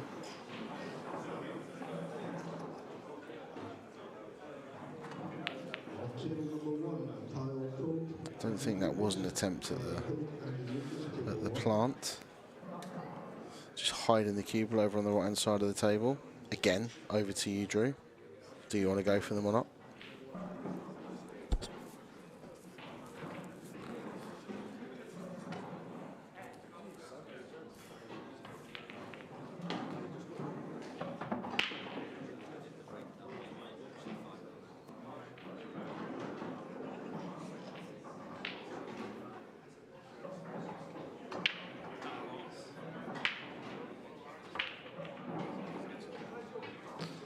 Disaster for Drew. One free shot. He's playing the red off the other red in the middle, but hasn't quite made it, hasn't quite reached.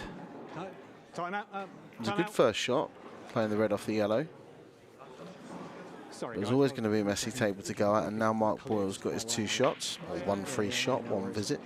Okay. Time running. So certainly be looking to develop his problem area with the first shot.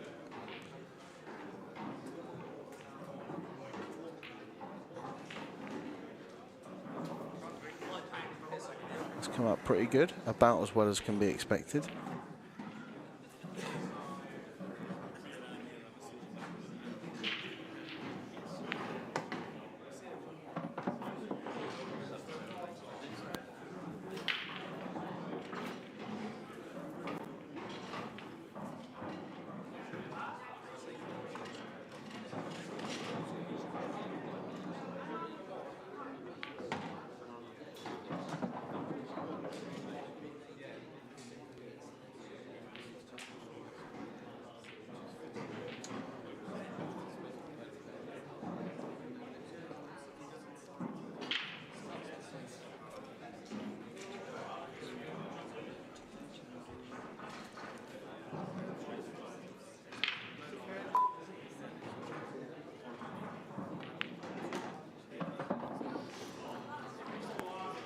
He's so good at those shots.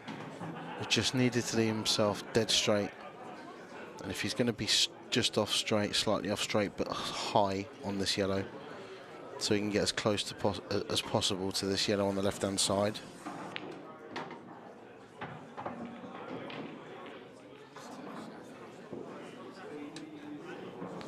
Pinpoint cubal control. Definitely one of his strengths, Mark Boyle. He hasn't really got many weaknesses, if any.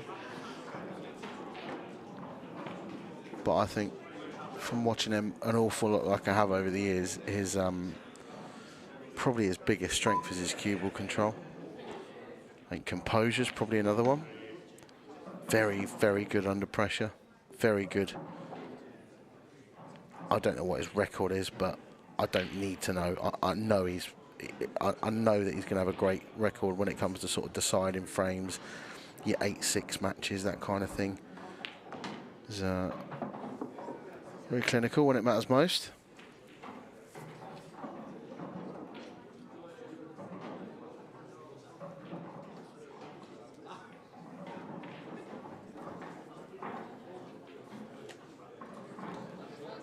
A little bit tricky in this middle pocket, but nicely done.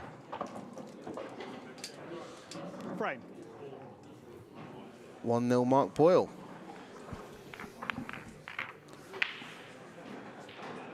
Joined in the commentary box by Mr. Chairman, Kev Barton. Yeah. Good afternoon, Dan. Afternoon. Good afternoon, everyone. And yeah, absolutely fantastic to see Mark Boyle back in the IPA arena where he belongs after everything he's gone through over the last 12 months or so. Yeah, awful to see what happened. Obviously, it's a tragedy for anybody. But to see what happened at such a young age is awful to see, really. And I don't think there's anyone in the building that wouldn't want to see Mark lift the trophy this weekend. I don't think there'd be a dry eye in the house. No, to be honest, definitely not.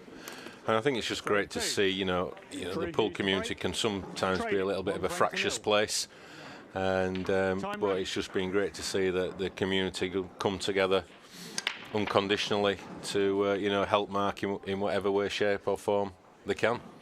Yeah, and I think I suppose, like we say, in a nice way, he's probably he says he wants to keep himself busy.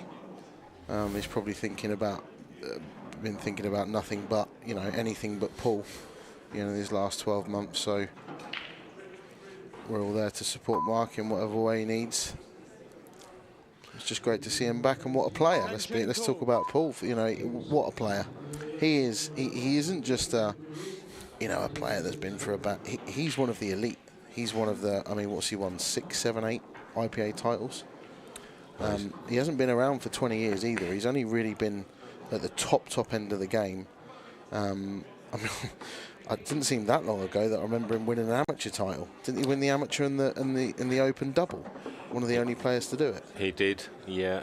When he first came onto the tour, the event was in Wales, in Cardiff, and he won like you say, he won the open event. I think he beat Mark Farnsworth in the final. He won the amateur event, and then he almost repeated. He almost did the double at the next event. I think he won the open, and he got beat in the final of the amateur by Ryan Clark. I remember it. I do remember it well, actually.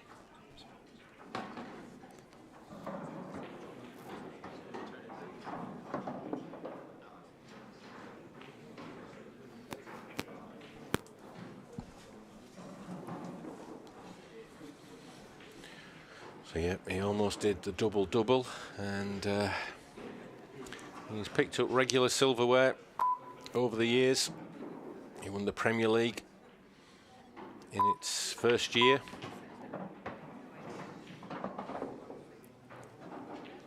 So as you say, class act on the table and off as well, and yet to put a foot wrong in this match. Yeah, and make no mistake, he's not here just to come and have a good time and just to say hello to everybody and have a good catch up. He's here to come and win this title. Well, and on good form as well. His first tournament back, which was a very high standard Scottish event. A lot of players from, I think he beat Clint Hansen, I think, in the semis. So a lot of the top players from England and Wales travelled to it as well, and won that event last weekend. Perfect preparation for this. Yeah, and they would have played on the same type of table, same cloth, up in McGoldrick's, Glasgow. Hell of a club that is. Yeah, it certainly is. If you've not been there, get yourself down. That is one of the best clubs in the UK.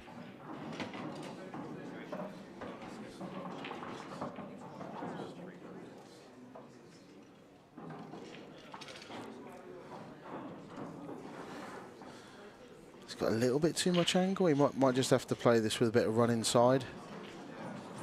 If not, he just needs to hold it before it gets to the black.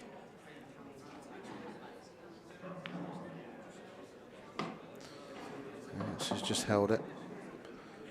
Decision as to, is he going to play this with slightly hampered cueing as well.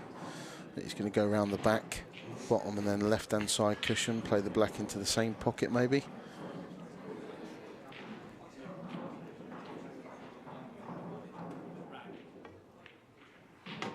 Ooh, that's might be a little bit short of pace. Yeah, sure, he's on it, but the natural angle's going dangerously close to the middle pocket, so he'd probably like to be sort of getting into the cue ball a bit, but he's too close to the side cushion, so he'll be jacking up. Now, if he just got a little bit of screw and stun into this, he might well be dangerously close to hitting the red as well, so really needs to get into this. This is difficult. Well, that's a great shot. I mean, he's just got into it enough, and he was so close to flicking the red. If he catches that red quarter ball or half ball, then he's going straight into that middle pocket. It's a great shot from Mark Boyle. But he does that well. He really plays the pressure shots well. That crucial. He's very good at composing himself. Sometimes you have quite an easy clearance, but there's just that one shot per frame where you really need to compose yourself and give the shot an extra 5 seconds before you get down to it. Double check your margin of error, the angle you need to leave yourself, and so on. He's really, really good at that. You won't ever see. I mean, he misses like everyone. Doesn't miss often, but he won't ever miss. He doesn't make many silly mistakes, Mark.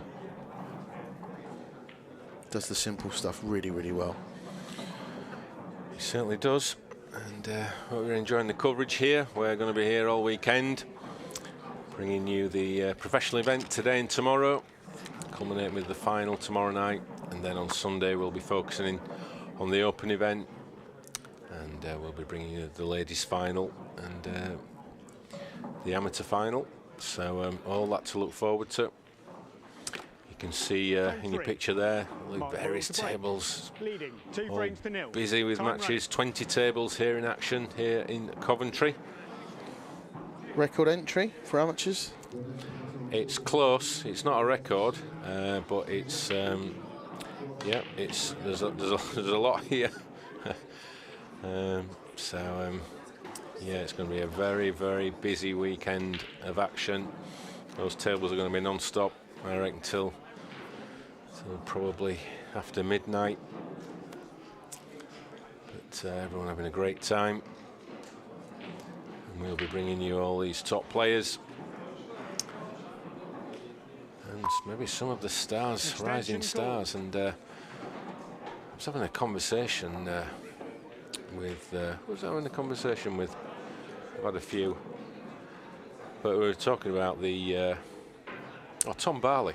Tom Barley, one of the newer pros, and we were talking about the we always go on about the strength in depth, but it is literally just becoming a minefield every tournament. You've got your elite. We all know the elite, but there's a lot of players now. What we've seen over the last couple of events, those mid-rank, lower-rank players who are now putting their hands up and saying, we're ready to come and join the party. People like Corey Reese, JJ Fall, even look at the form he's been in. Craig Brown, Ross Fernie, so many players. And the one you singled out as well, Tom Barley, which I think from what we've seen on TV recently as well, he's here to stay kind of thing. He's just lost first round of the pro event to Wade Morley, a new pro as well. Yeah. The strength and depth is as good as it's ever been.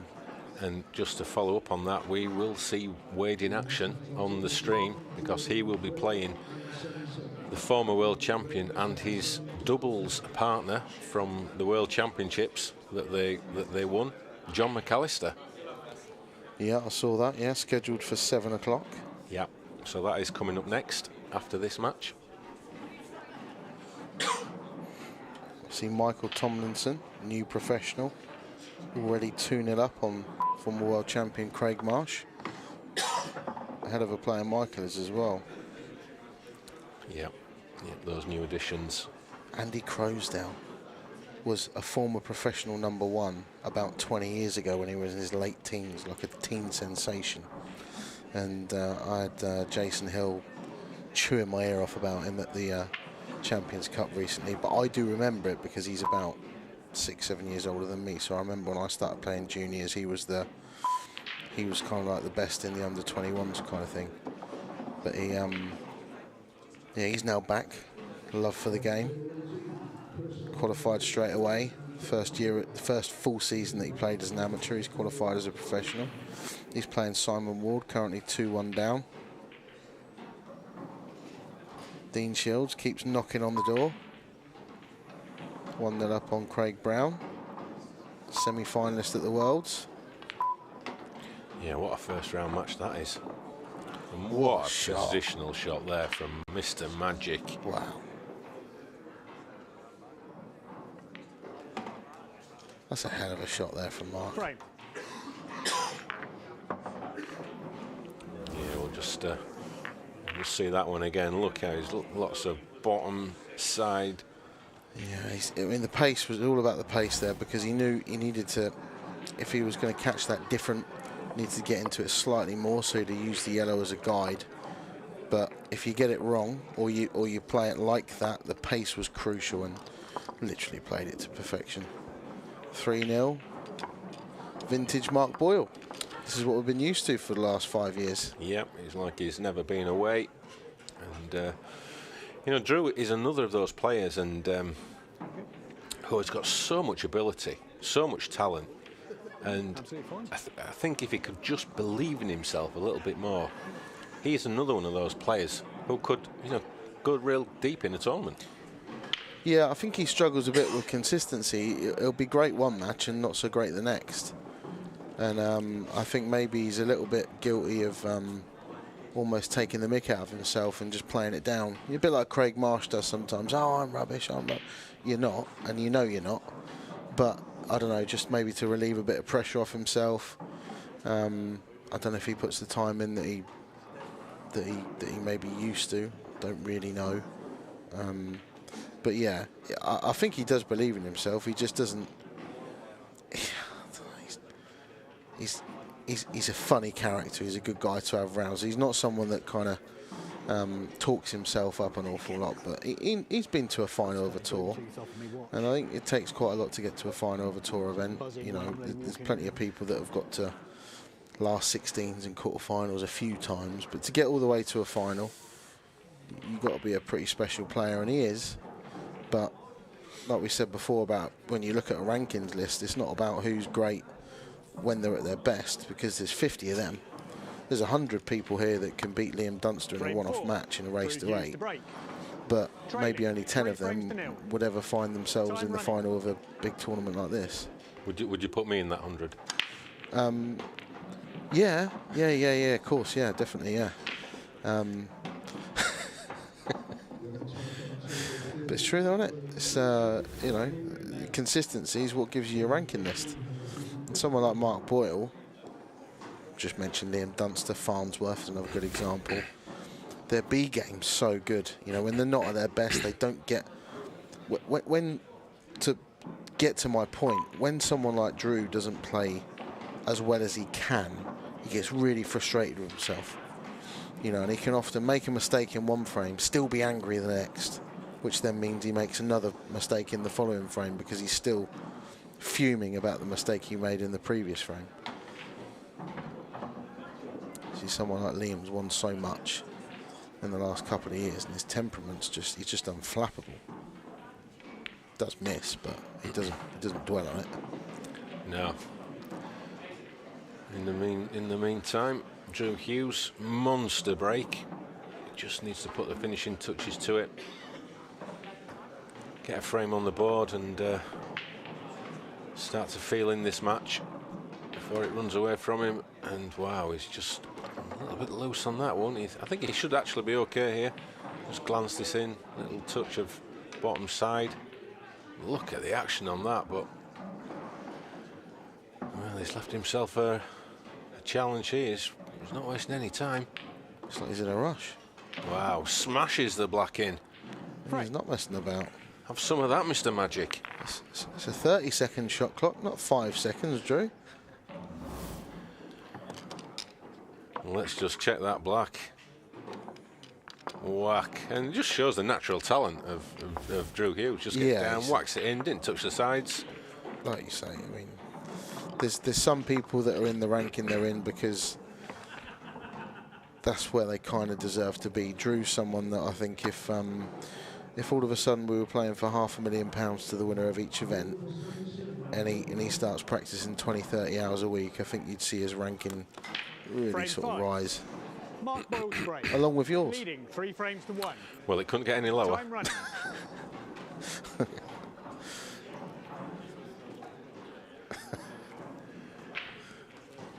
Our director just asking if there is a relegation system in for professionals. Not at the moment, but there might be soon. Made a ball again. I need to check my ranking before we decide whether there's going to be any relegation system. Yeah, Mark obviously famous for the cut break. Probably the best exponent of the cut break in the game. Oh yeah, I think he was the first top elite, consistent tournament winner that used it.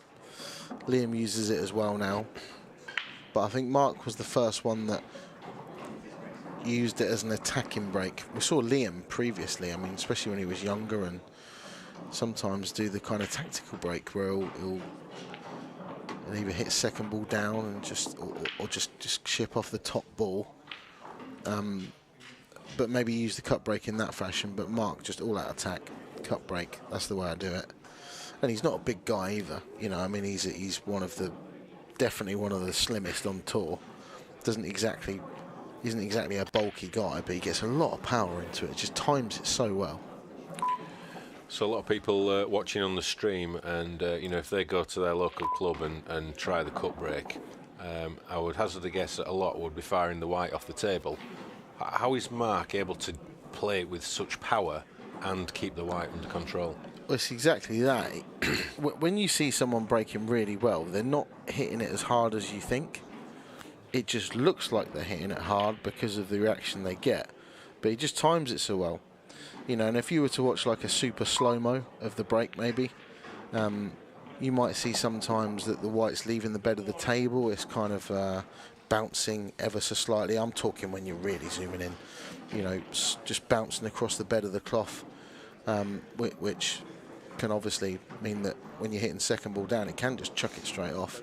And that comes from you not cueing straight. And when I say straight, I don't mean in a straight line down the table. I mean, is the butt of the cue slightly elevated? You really have to be playing that shot with a flat cueing action, if that makes any sense. But he does it so well. But yes, that fine line between timing it, and you see a lot of people when they're struggling with a break, it's kind of right. I'm not making a ball. I'm going to hit them harder, and you can do that. I've seen people do that, and with that cut break, like you say, fly straight off the table. So it's just timing, and being able to control yourself when you're under maximum pressure is a hell of a lot easier said than done. This is going to be a very crucial shot. Yeah, as he's been trying to get the right position to try and dislodge this yellow that's on the right rail. The last 2 or 3 shots. This is his last chance. Yeah, he can't really play on it into this bottom right corner because the red's in the way. Can't play a double because there's a red in the way. Oh, what a shot that just is. do that then. That's ridiculous. I mean, he knows that as well. He knows that if he flicks the red first, with the run inside, he's going to push that yellow. It's a great shot. Such a good shot. And the difference as well, like I say, those shots where you just need that extra bit of composure, pressure shots. The difference between 4-1, which is this is looking like being now, and what would likely have been 3-2 is massive. There's a lot of pressure on that. Just knocks it in, casual, flicks it over the middle. Thanks very much. It's not a problem. Don't expect this black to be a problem for the man from Scotland. And in it goes. And he marches into a 4-1 lead in this race to 8 frames, this last 32 match in the European Professional. And let's just admire this shot again. So he's playing with right hand side, so it glances off the red, and the side then kicks into the yellow and just knocks it sweet as a nut over the centre pocket. Yeah, absolutely perfect. And if he'd have not flicked the red, because he's playing it with side, if he'd have found the gap perfectly, he probably would have flicked the yellow on the way back out as well. If he'd have just grazed the yellow first, he probably still would have been on it, even if it was into the bottom right corner pocket. Played it at the perfect pace. Frame 6. Played it as well as he could and got what he deserved. 4 frames to 1. Time running. So if you're watching on YouTube, if you want to ask our expert, Dan Davey, any questions about anything? Anything. About anything. Try and keep it pool related. Or he might even want to tell you about his new venture, his new project. So you can ask him about that. But yeah, fire us a question on the chat, and we'll anything. Relationship advice, I can do it. If you can provide, are you qualified to provide relationship advice? Yeah, stay single. Yeah. Other options are available, folks. Yeah. See, yeah. the black's gone straight in off there for Drew. Straight in that corner pocket. So reset, go again.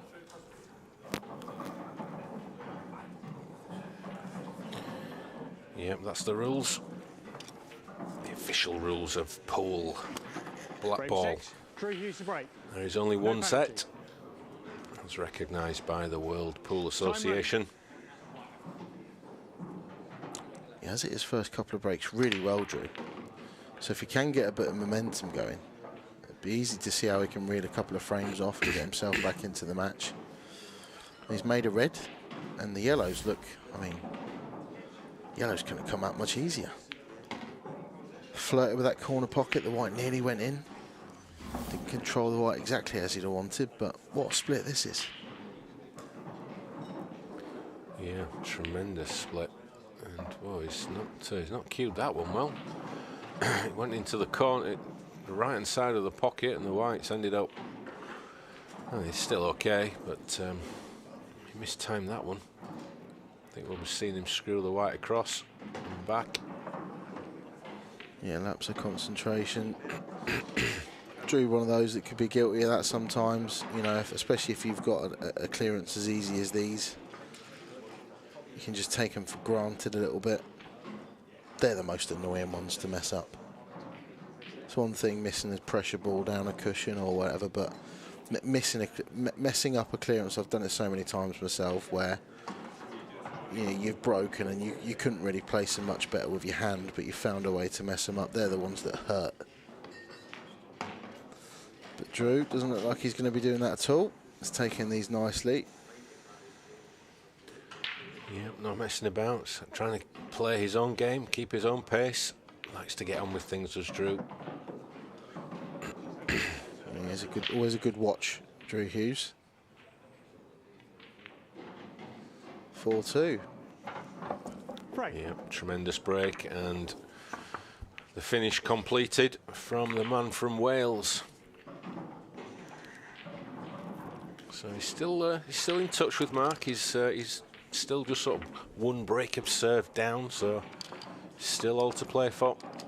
But, it looks pretty focused there, which is good to see. I think you might have alluded to it early, Dan. He can sometimes be a little bit guilty of chucking the toys out of the pram when it's not going his way. Maybe, yeah, but I think as well as that, sometimes his strength is his weakness. He can play, when he plays quite quickly, he can reel frames off in no time at all and get himself back into a match from 3-0 down. He's now only 4-2. I mean, he's cleared off the break a couple of times now. Time running.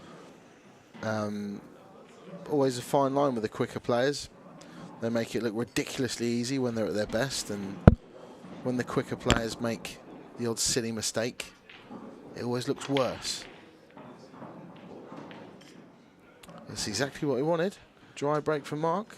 Yeah, the break that we just loaded a few minutes ago. I mean, he's hitting well as well. He just hasn't made a ball. It's not like he hasn't got enough movement on the pack. They've gone all over the table. He's got half the balls in the top half of the table. Just nothing down. I mean, for Drew, if he can sort this area out to the right of the black, the rest of them are all sat there. You can see first up. Yeah, that's not too... If the red goes into the left middle pocket, that's not too bad at all. I don't know if it does. If it doesn't, he can play the red into the bottom left corner pocket.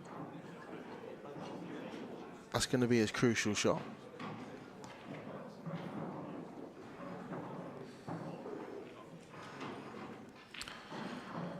And just looking at the draw, the winner of this match will be up against the world champ, Liam Dunster. If it is Mark Boyle, what a match that is going to be. Yeah, that's a last 16 match between Liam Dunster 16. and Mark Boyle. Wow. Worthy of any final. Any final on any stage. Drew's just had to trust a little bit of luck there and cannon into one of Mark's yellows.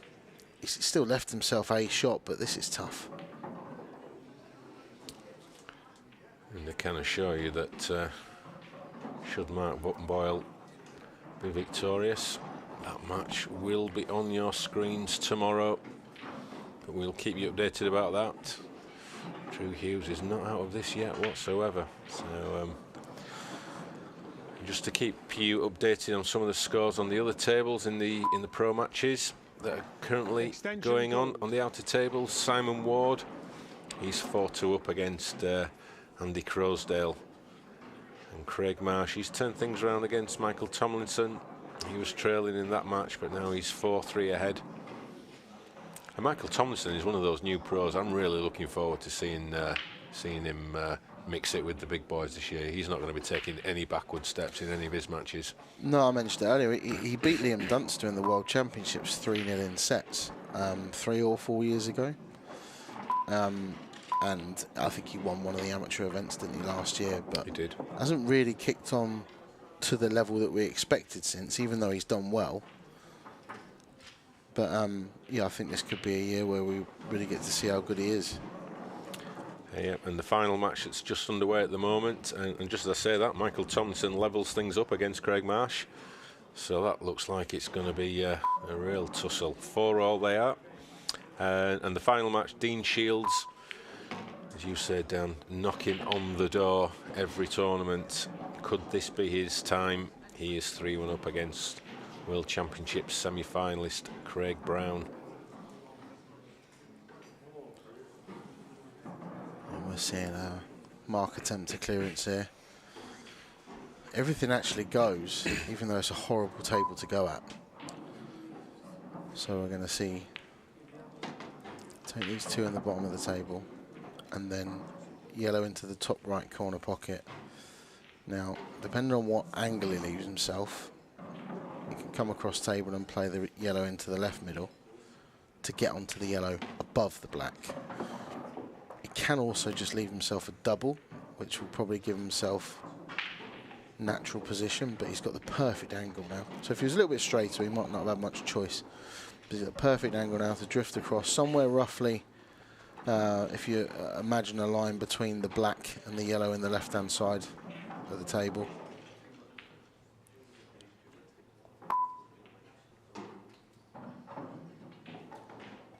The pot's difficult enough. It's not there.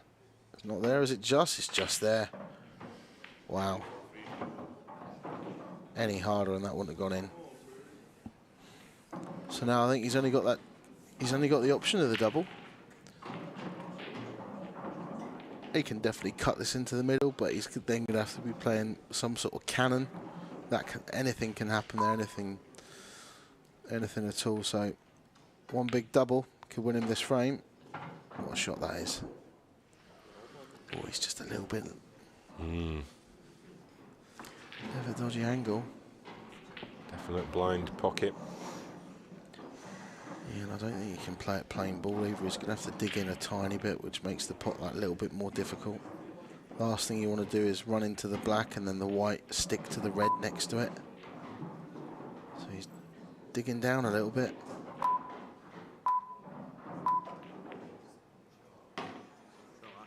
So he plays those pressure shots so well, doesn't he? You know, huge difference here. I mean, he hasn't potted this black yet. It's no gimme.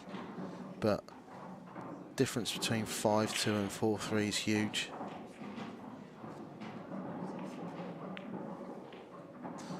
What a clearance that is. Well, that is just a class finish. As you said, maybe 5 shots ago, Dan, it was a horrible table, and he's just worked his route out and just executed it to perfection. He just backs himself to play the big shots well.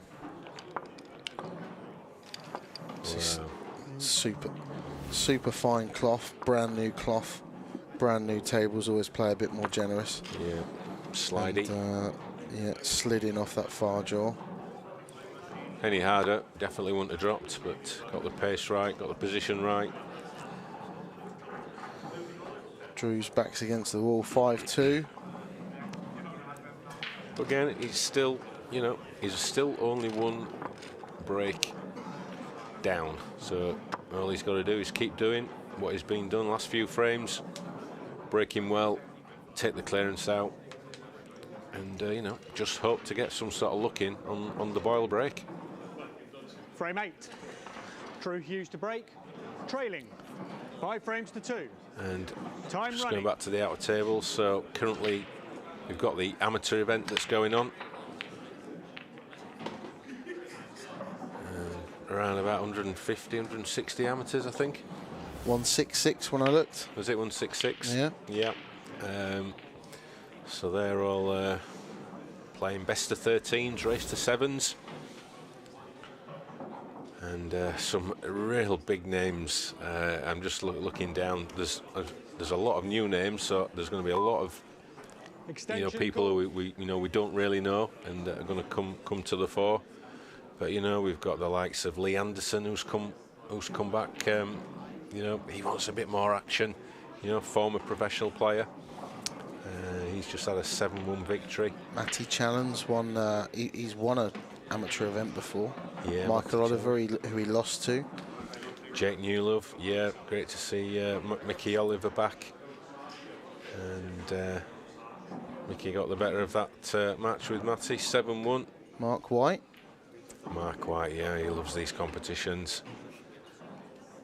Another name from the past, Wayne Cam, he's come back. Jordan Evitts won the. Did he win? He won in Isle of Man, didn't he? He won the Isle of Man Amateur Grand Final. Toby Boyle, he's just won 7-0. It's just, I mean, Liam Clark, brother of professional Ryan Clark, very, very nice player. Jonathan Price from Wales, he's a very good player. Dave Sanderson, Morgan McInnes. Extension called. There is some real talent out there. Andy Lucas, of course, the evergreen Andy Lucas. A fine wine. Yeah. He's a bit like in the Gareth Hibbert mould. The older they get, the better they seem to play. Every week I look on Facebook and Andy Lucas has won an event. Yeah, he beat Gareth in the final of the over 50s, didn't he? At the World Championships, the Masters. He did. World champion. He did that shot that went viral. Played the treble off. I think it was at 5 each or something, wasn't it? So it was a real crucial time of the match. Always got a big shot in him, Andy. 3-time world champion as a professional back in the day as well as his seniors and his Masters world titles. I think he won the world team title probably about 10 times as well. Mark Boyle chasing a clearance here. Not easy at all.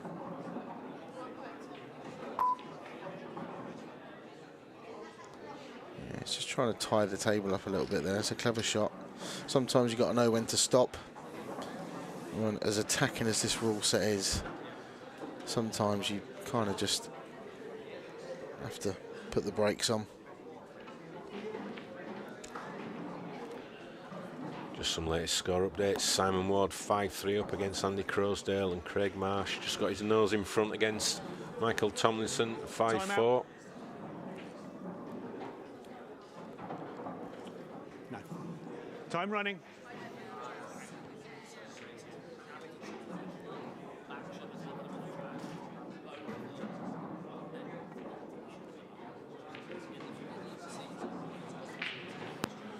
So, question for you, Dan. I don't know if you know the answer. What does JJ stand for in JJ Fall?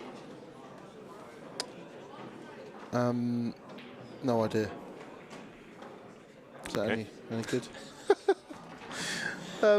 I actually really don't know. No, is it JJ on his passport? No idea. Absolutely no idea. In fact, I want to know. I really want to know now. We'll find out.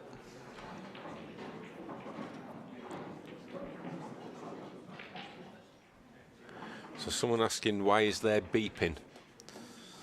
So the beeping. So we have a 30-second shot clock, and as opposed to the referee saying 10 seconds when there's only 10 seconds left, we have a beep at 10 seconds. The players are made fully aware of this before. So we have a beep at 10 seconds, and then we have continuous beeps from 5 seconds down to 4, 3, 2, 1, and then it's down to the referee to decide whether you've struck the ball in time. So yeah, it's 10-second beep, basically. So the first beep tells you when you've got 10 seconds left to play the shot, and the second beep, you know you've got 5, and then you get a beep every second from there on in. You get 30 seconds to play each shot. Every frame you get one extension, so you can have a further 30 seconds if you want.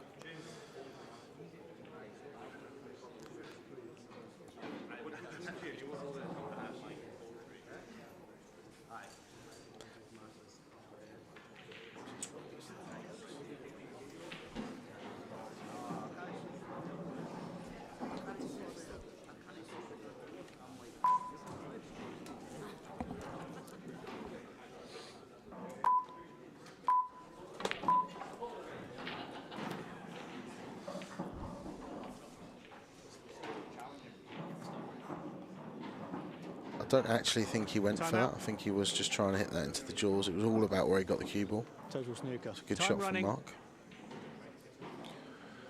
Yeah, so the pace has just slowed down a little bit in this frame. Key frame for Drew Hughes, that is for certain. He needs to hit a cushion, he needs to hit a ball. He hasn't missed it. How's he gone round the back of that? Brush that yellow. He called a foul? Brush that yellow. Did you brush the yellow? Yes. Oh, referee said it's just brushed the yellow on the way past. That must have had a thin coat of paint on that one. Yeah, that's hard for us to see here from the commentary box. The bird's eye view that we've got. We've got 3 seconds. What a shot that is. What a shot. Yeah, this should be a bit easier for Drew this time. He's got a better angle into those yellows. Well, that one definitely hit. Yeah, we saw that one. You might not see it this time. Yeah, both guys just seeing, having a little bit of a chuckle about that one.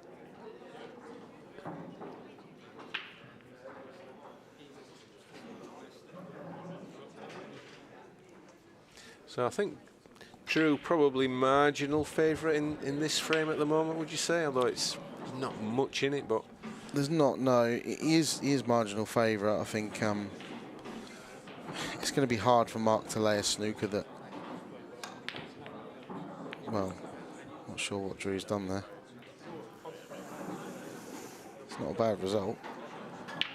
he certainly took the attacking option. This is way off the pot, to be honest. I think that's sometimes where, where Drew needs to just take a few extra seconds. It's fine to play the attacking shot, but not just get down and whack it. At least just prepare yourself for the shot. Yeah, he can almost be forgiven for playing it in a little bit of a rash way, and I think he's left that.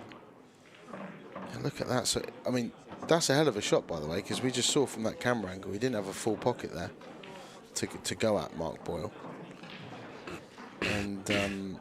He was given no choice but to attack because he literally had nothing else he could do. So I think, yeah, guilty one of sometimes just rushing the actual shot, I suppose, yeah, when he delivers the cue. But he's also, I think, guilty sometimes of just, like you say, being a bit impatient. That wasn't actually the right thing to do in the first place. But in the blink of an eye, he's played it loaded up with lots of side, disturbed the reds, and now this is an absolute golden opportunity for Mark Boyle to go into a 6-2 lead, and you sort of can't see how Drew can get back into this match. But that's not his best. No, wanted to be a lot closer to that left middle pocket. So this is missable. Don't expect him to miss it, but if he'd have had his usual pinpoint accuracy with a cue ball, this would have been a 10 out of 10 for Mark. And no issue whatsoever. Yeah, absolutely clinical. And this easy black to go within 2 frames of a clash with Scotland's world champion, new world champion, Liam Dunster, tomorrow in the last 16. We're just going to see a replay of the... Yeah, it's just flicked it. The one that just grazed that yellow, you can see there. Yeah. Referee, great spot there. Yeah. Just watch it again. Eagle-eyed referee just flicked it on the way through. Very well spotted. Referee Darren Maidman, who is for some reason called Jim. That's his. I don't know if it's an alter ego or what, but he goes by the name of Jim, even though it's not his name. But I'm lost there. There's 2 things I need to find out. Why is he called Jim, and why is JJ? What does JJ stand for? Frame 9. Yeah, you're going to be very busy this afternoon. Oh yeah, I won't waste my evenings. I'll get straight onto it. Time running. So Boyle to break, frame 9 in this best of 17, well, best of 15, sorry. Wow, what a break. It's a great break. He couldn't have hit them any better. So it's going to be yellows. It's still a little tricky. He's just looking at the angle. He was just looking at the angle on that yellow that's furthest top end of the table. Can he get the right angle on it to disturb the yellow that's on the side cushion? And if he is on that, that is absolute pinpoint precision. Yeah, I think that's perfect. What we said earlier, he's one of the best at recognising the crucial shot that opens the frame up and just getting it right. And with that one shot, he's just all right, I think. I think he can actually play the one that he's just dislodged. If he's on that, then this is another great chance. And all Drew can do is just sit, watch, admire. And sometimes you've just got to tip your hat and say, well, what can you do? And a lot of people have done that against Mark over the years. He's got it in him to just play that kind of game where you don't feel like he's done anything special because he's controlled the cue ball so well. And quite similar to Liam, to be honest. You have to play him quite a lot of times to realise just how good he is, because he hasn't got that kind of flashy, flamboyant style. He's almost robotic in the way that he's ultra consistent and just controls the white. Makes a hard game look easy. See that last frame where he had that one killer shot to play after Drew played his slack shot, left Mark a very difficult cut into half a pocket with the angle to dislodge his bad ball, but most other people will be taking this finish out now only 5-3 up. Mark's 6-2 up because he plays the crucial shots, recognises those parts of the match where he needs to put his foot on his throat of his opponent. Perfect. Wasting no time. In goes the black. Frame. And another fantastic break and clearance there from Mark Boyle. He's marching into the last 16. And just see some of the latest scores coming up at the bottom of your screen there. Simon Ward, 6-4 up against Andy Crosdale. Greg Brown, he's fighting back against Dean Shields.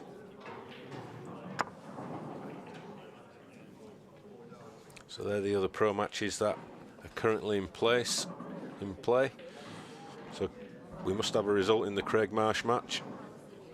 He must have been victorious, I think, against Michael Tomlinson. Two very quick players. Surprised if that match lasted an hour. It didn't. 8-4. Now, I don't know when it finished, but they started at 17:31, so it's been a maximum of 52 minutes for that game. For 12 frames of pool. Yeah. Not surprising. The way those two guys play. You can see the draw taking shape there. And straight away I'm drawn to tie of the round. Dan Davey against Rob Donkin. Drew Hughes to break. Trailing 7 frames. I sense a bit of sarcasm there. That is actually a very good match. Yeah. Two very, very good players. Rob Donkin is one of those players that I'm not trying to influence the match or anyway, Dan, but Rob Donkin is one of those players who I can watch. Yeah, I can watch him. He's ultra attacking, ultra aggressive. Yeah, he is. Yeah, very, very easy on the eye and plays the game. Similar to me, he's won one event, but not much else. Mm-hmm. He's definitely an underachiever, but I think because he's, I would say, bordering on gung ho, like goes for everything. He's very hard to beat when he's at his best, because if everything comes off for him, you might not even have enough chances to win the match. But he can also, sometimes just he goes for stuff and you think, well, I'm glad you're going for these and not me, if that makes sense. You see a messy table, you break, you leave a messy table, and you know he's going for the finish. You know he's going for him. Problem is, half the time he gets them. Yep, and it's all just going a little bit wrong for Drew. He's still got a chance here. That's okay. He's just about all right. Red does go into the top right corner as well, so we can just stun out for that. And so just talking about Rob, do you think his strength is also his weakness? Because it's very difficult. Oh, Drew, that's just careless. It's very difficult to win a tournament playing that way. Everything's got to go all your way all the time. Yeah, I think it's exactly that, yeah. His strength is his weakness, I suppose, yeah. Just one of those, I mean, Jesus, how many of them are there? But really dangerous players, which if they're at their best, they're just so difficult to stop. Extension called. You know, and then other days you can find yourself just picking off from there. You know, if you play well yourself, you might find yourself winning comfortably against them, and all you've done is just mopped up the pieces after coming to the table. And they've gone for a tricky finish and messed it up 2 or 3 times. But then other times you lose 8-2 and you think, what have I done wrong? I haven't done much wrong there. So Mark Boyle, that hasn't come out great for him, to be honest. Very delicate cutback he's looking at in the middle pocket. But if he gets it, there ain't going to be much stopping him from taking this match. He could take that off the black into the centre. I think that shot is on. I think others would. Oh wow! Has he got a little bit fortunate there? I think he has. He's covered that red with the other red. Just about, yeah. I think. I don't know actually. Drew doesn't look too displeased. No, I think he thinks he can see enough of it. Playing with lots of right hand side to try and flick it in. No, he tried. I think it's one of those that was maybe on, but it was he had to get into it a little bit more than that.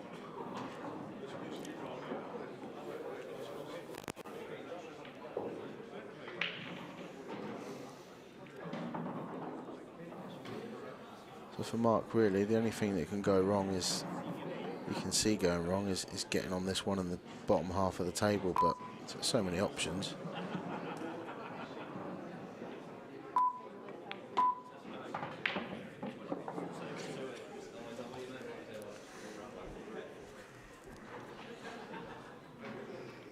Yeah, this looks like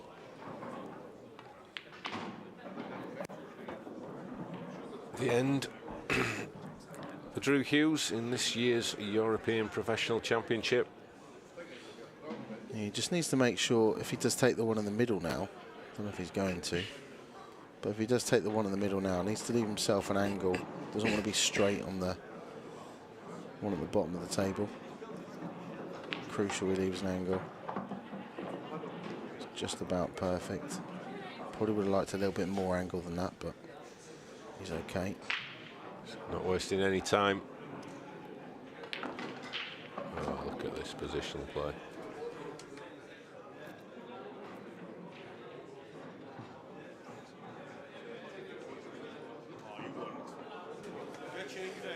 A little bit awkward, actually. He's left himself slightly hampered queuing. How's he going to get out for the black? No, he hasn't got there.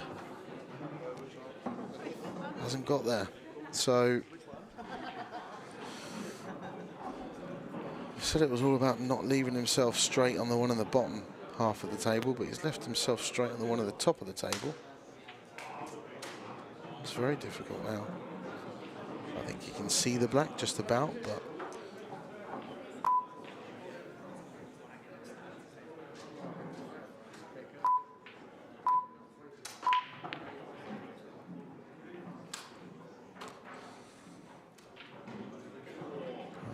looked for a second like he was going to fluke it into the opposite corner, but pretty much the first mistake in open play we've seen from Mark. He has been clinical the entire match. Played very, very well.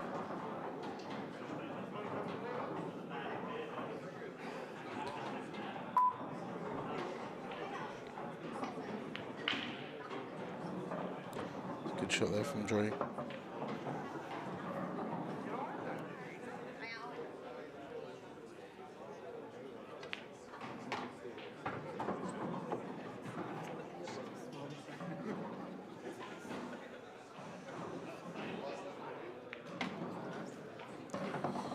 Straight down, and that's 7-3.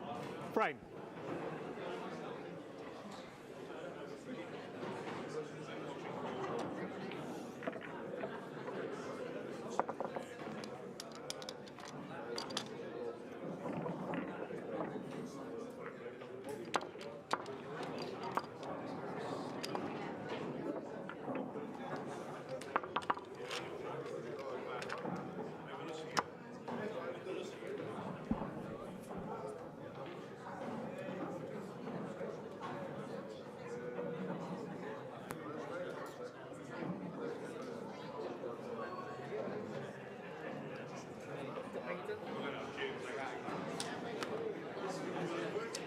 Frame 11.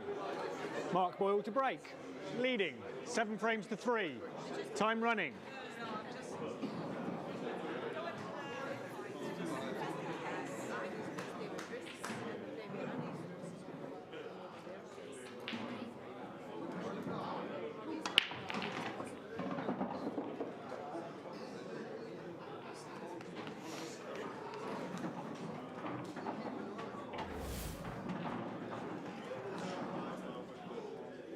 Well, he's made a ball. Hell of a break from Mark Boyle. And reds and yellows look nice. Not that you'd be expecting him to lose the match from 7-2 up, but always quite a difficult one to take when you throw away a chance to win the match, especially when it's quite an easy one, but quite literally the first proper mistake he made all game, to be honest. A hell of a performance from Mark. Great to see as well, after all he's been through. Genuinely is one of the nicest guys you'll ever meet. Nothing to do with Paul, forget the Paul. He's actually just a really lovely guy. Great sense of humour. Very popular amongst all the players. Great to see him back.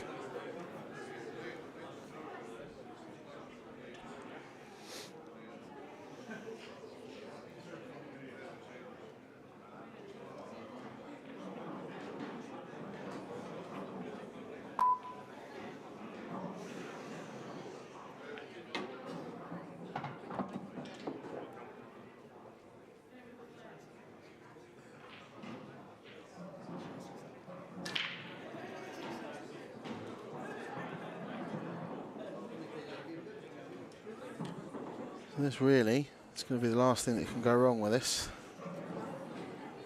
Needs to time this well.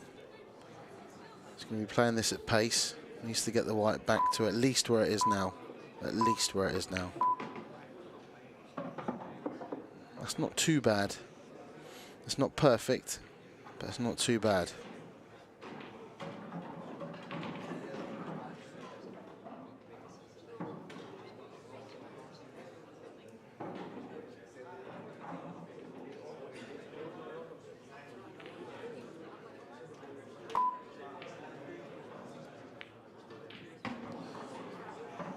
It's a great shot. It's a really, really good shot from Mark Boyle. The pot itself was easy enough, but it's the pace that he's controlled it with. Well played, Mark Boyle. It's great to have him back where he belongs, where he's loved by everybody, and doing what he loves best. An elite, top level professional pool player. Absolute masterclass. Couldn't have played any better. Well done, guys. One mistake in that previous frame, but absolutely clinical for Mark Boyle. And what a popular win that was. Well played, Mark.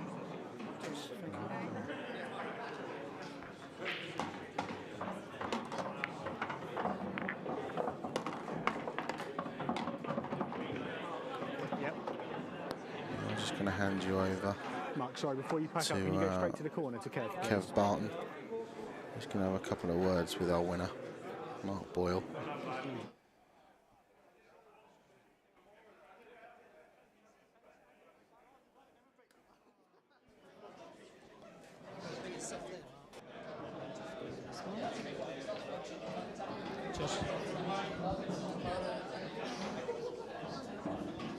Oh well, it's Boyle back now, eh?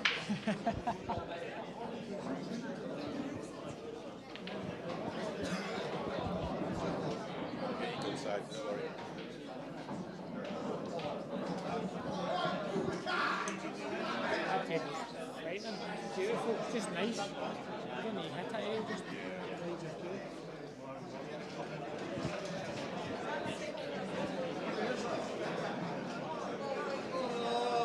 Well, thanks a lot, Dan, and I'm delighted to be joined by the winner of that match, Mark Boyle, Mr. Magic. Mark, first of all, tell us what it's like to be back, after, a very, very difficult period for you. Good question. It's amazing to be back, but half of me's missing, out there. But I know Laura's overlooking me and making sure everything's going to work out fine for us. So it's good to have. Let me take these off. Steaming up. It's good to have basically that in my mindset, that she's always there, because she's been leaving me loads of signs, and to be back playing so quick after it, really. I just thought to myself, I've got to do it.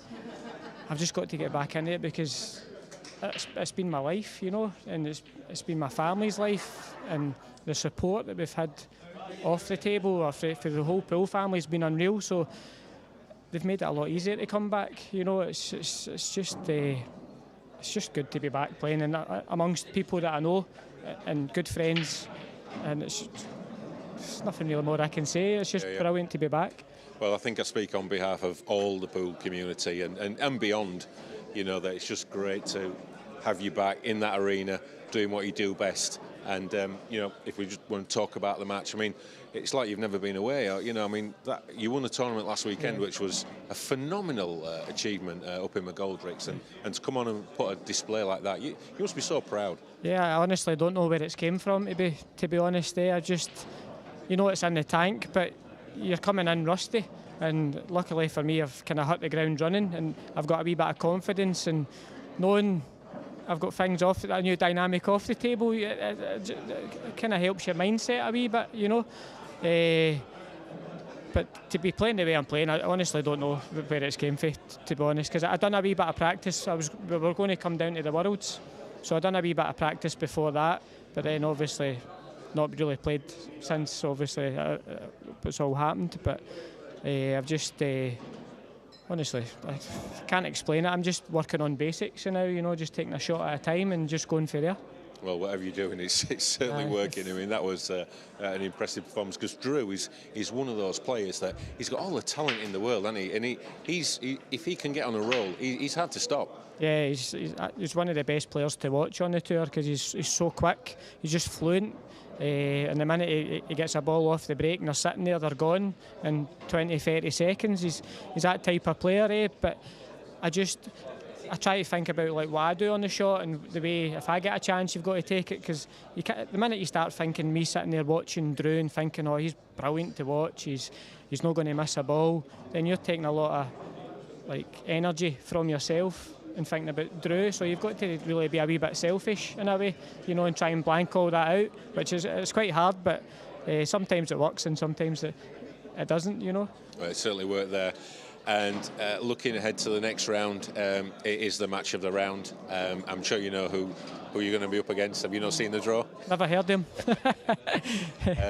Yourself against Liam. I mean, that is what it's all about. They're the matches that, you know, gets everyone going. That's what you want to play. You want to play and test yourself against the best players. And Liam's since I've stopped playing, he's been by far the best. I was like, make me jealous. I was a bit jealous, but no. Liam deserves everything on the table that he gets. He puts the work in. I don't know a player out there that's more dedicated than Liam. And he's one of my closest friends, you know, we go way back. But if I win, he'll congratulate me, and if Liam wins, I'll congratulate Liam and hope he goes on to win the tournament. You know, it's the type of people we are. Yeah, there's quite a good Scottish contingent here that have come down this weekend, and they were all there watching the end of that match, and great to have, you know, that support. Yeah, you need it because sometimes it can be a lonely place out there, you know, when especially if things are going wrong, you know. So just even at pool or in life, you know, it's good to have the backing that all the Scottish players have got, you know. We're lucky, at the end of the day, we're lucky to have this community, because everybody rallies round, and it definitely pulls you through. Yeah. And you know, we all know that the pool community, it can be a funny place at times, but I think, you know, every man and his dog have all been fully behind you, fully supportive, pulled out all the stops to help you and your family, and I think that speaks volumes about you and how respected and valued you are in all these circles. It doesn't even bear thinking about the help. See, without the help I got from the pool world, God knows where I'd be now. You know, I'd probably be in a loony bin, you know, trying to sort everything out. But if I can give anything back, you know, I will, because I'll always be there for anybody that needs me. Yeah. Well, Mark, thanks a lot for your time. Thanks a lot for you know, obviously the great words that you've spoken there. Can I say, I also wanted to dedicate that win there to Alex Lynn. He's recently passed away. I think it was his 39th birthday, stroke 60 odd birthday, you know. But he was massive in pool in Scotland, and he recently passed away, and it was his birthday today. So I'm going to dedicate that one to Big Alec Lynn. Okay, fantastic words there, Mark. Great to see you back, and good luck for the rest of the tournament. Thank you. Thanks a lot, Mark. So Mark Boyle, what a man, what a player. You know, just great to have him back, and I'm delighted to be joined by Mark Pickworth. Mark, what can you say? Mark Boyle, what a man. Yeah, he really is an inspiration, really, to most of the pool world, and especially me as well, and the IPA. And yeah, incredible what he's done so far, and hopefully things will get as much as better as they can. But what he's doing so far is incredible. And what a performance on the table, after everything he's been through, winning the tournament last weekend up in Scotland and coming down here and just continuing as if he's never been away. I mean, it just shows what a class player he is. Yeah, absolutely. And even that tournament up in Scotland, it was not an easy tournament to win. Yes, we had a few other players, Corey Rees, we had Hibbert, and we also had Liam Dunster playing in the Champions Cup. But for him to go along and then win that in the circumstances in his home country, it took some major guts, and that's a credit to him. And then what he's done on that table there is sublime. It really is, and a superb performance. And hopefully we'll see him back on this table again. Well, I think we will, because he'll be playing Liam Dunster tomorrow, as we alluded to earlier. I mean, what can we expect in that?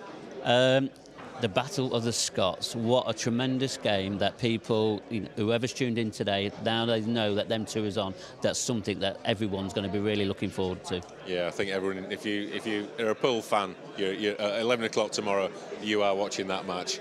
Yeah, absolutely. And I think there's going to be a bank holiday in Scotland tomorrow just to watch these two play, and it's going to be a superb battle, and one it's very hard to call. Yeah. So coming up next, another tasty tie. It's the battle of the doubles world champions. They won the title, was it 4 weeks ago now? Time flies. Wade Morley, John McAllister. I mean, you just can't script some of this stuff. No, you can't. And Wade, he messaged me in the week. He says, I've got Tom Barley first. I says, are you moaning? They already ain't got no easy games. And then if I beat that, then I've got my world champ, mate. I went, if you haven't come to the IPA to play easy matches, have you? And that's when the messages stopped then. So, but no, he seems in really good spirit, Wade does. He's really looking forward to his professional career that started today. And he's had a great result already, beating Tom Barley. But he's up against it with John McAllister. And we've got to say, John McAllister's probably been out of form last season to his standards. This is going to be a really telling point to see how he can build on and try and get back to winning titles, to what we know that John does. Yeah, it's since winning the world title in 2020, he's not hit those heights. Obviously, the break didn't do anyone any good, but he's certainly not come back to that level that he was at 2020. Do you think now the monkey's off his back? That curse of the world champion. Do you think now that that's off his back, we're now going to see the true John McAllister back in town? Hey, we all hope so. We really do, and that will make winning IPA titles even tougher. And I think John can. It's not down to not playing or anything like that, because John is playing lots of snooker at the moment. That's only going to help his game, but it's just about how he gets overcome and try and get back to winning titles. He needs to do it sooner rather than later.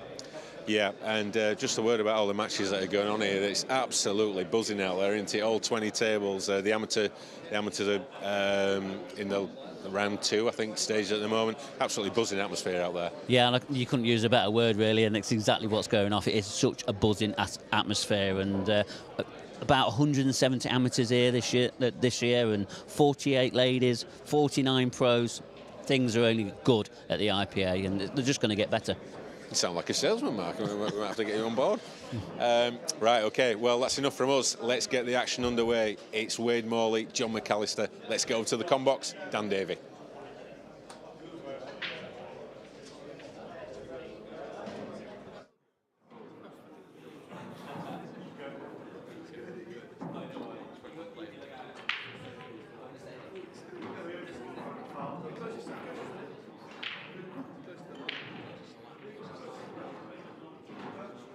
John McAllister, wins the lag. Would you like to break first? Well, good evening, everybody. Hope everybody's enjoying the action so far. Been treated to 2 fantastic matches already, and this is going to be just as good as the previous 2.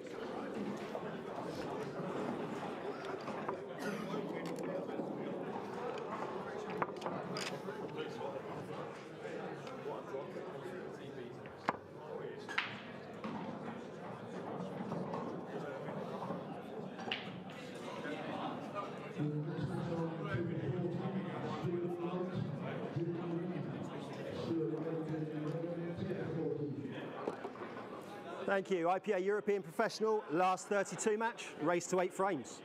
First frame, John McAllister to break. Time running.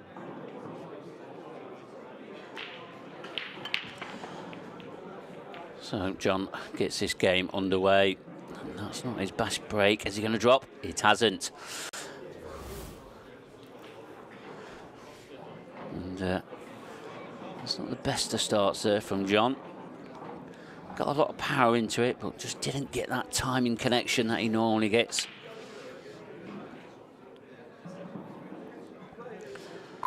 Wade Morley. Already had a good result already in the first round of this pro event, beating Tom Barley. And Tom has been in pretty good form recently.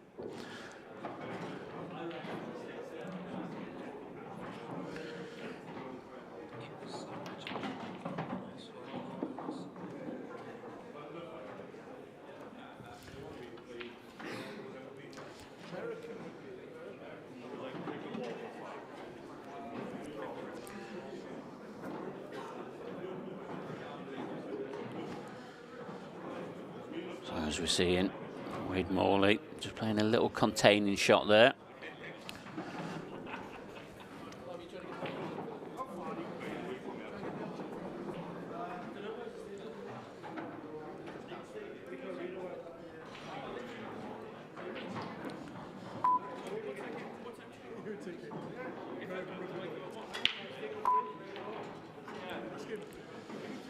John returns with one of his own.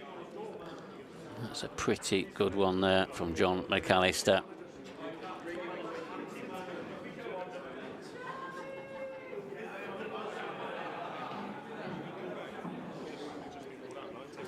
So we're going to see a little bit of cat and mouse here. Just trying to get a little bit of control of the table. It's not a bad effort there from Wade. He's covered that yellow on that left-hand cushion.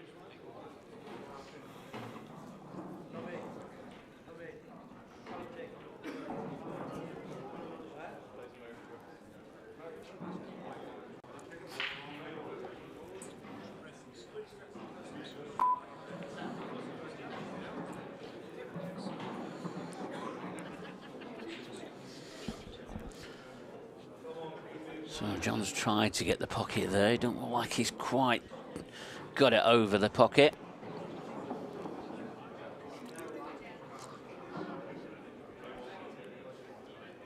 Extension calls.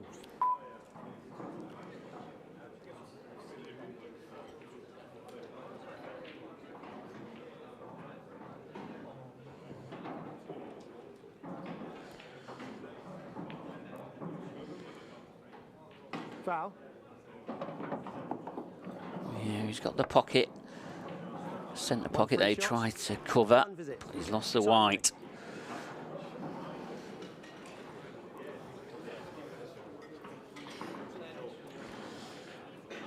These are the situations that when John McAllister gets this one free shot, he's one of the best in the world at making sure it really, really counts. I hope that's not the kiss of death there.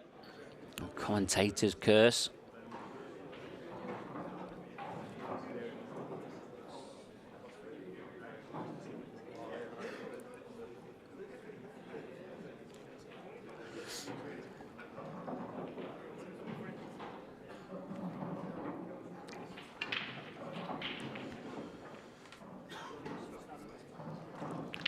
And these players playing to a 30-second shot clock.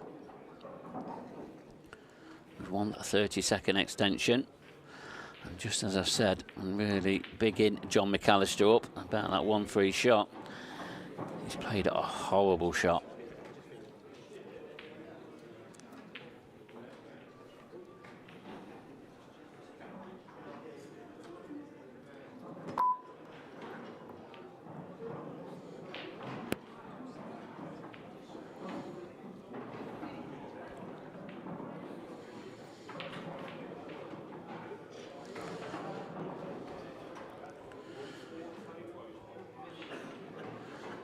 Yeah, I bet Wade Morley, this is probably one chance he didn't expect to be coming back to the table too.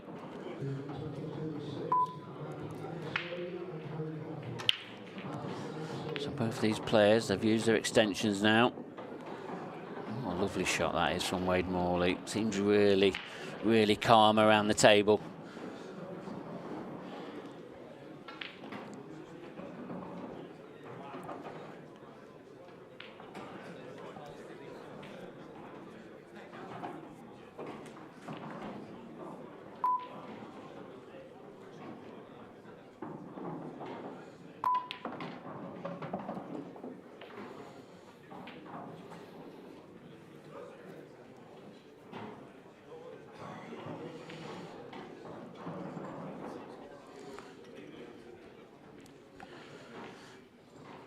So I'm just looking at the black. I think it does pass into the bottom right-hand corner.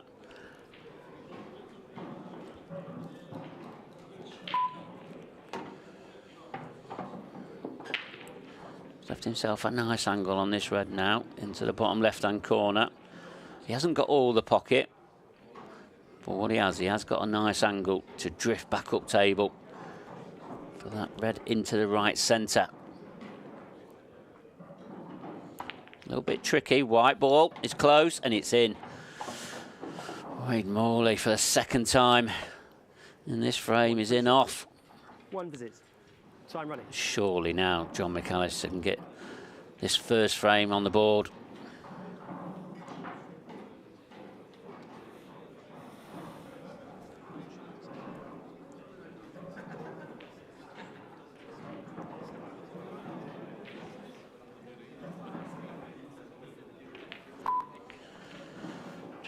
Trying to develop again, and that's not gone right either. That cluster of two yellows in the bottom right-hand corner. He's going to need to develop that again. Can this do it? Has this shot done it? It has. That was a lovely shot there from John McAllister.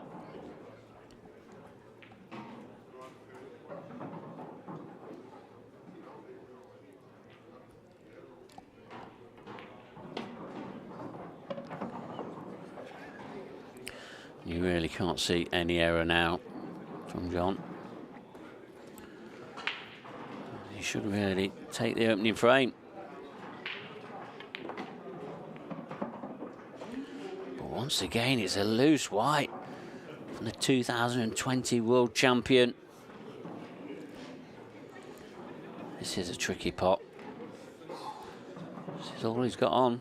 There's a cut into the left-hand corner, well, bottom left-hand corner.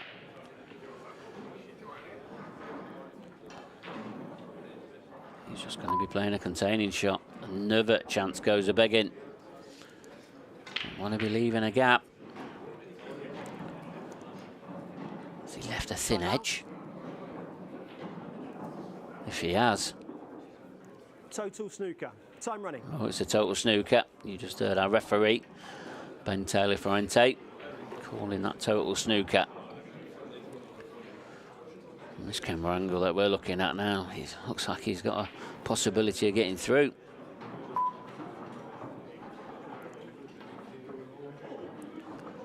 It's a good shot. He's hit it.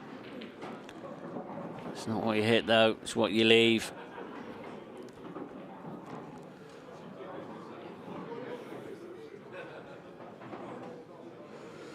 You've got to say, this is the third opportunity here for John to take this opening frame.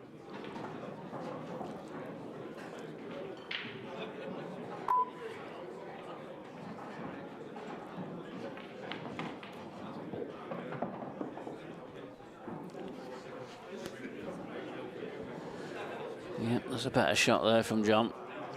No choice of yellows now.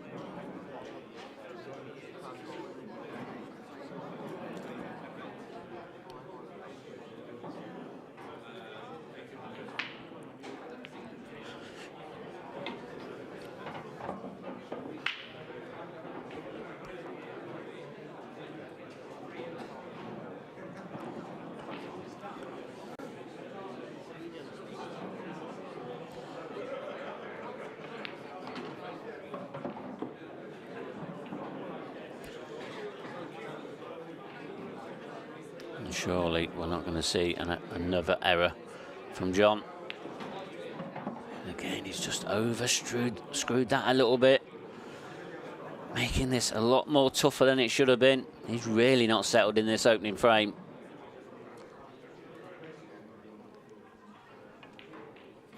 But easily puts the black into the right centre and takes the opening frame.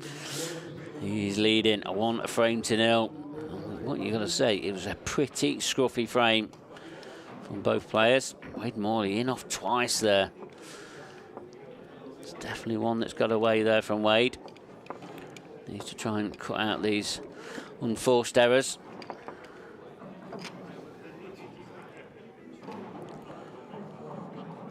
So this is our first opportunity to look at Wade Morley's break.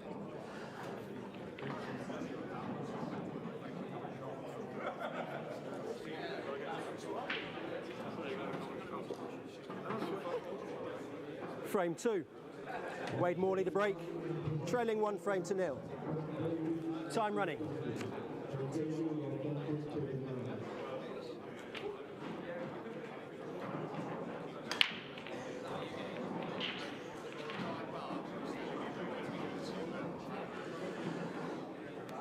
That's not what he wanted to see.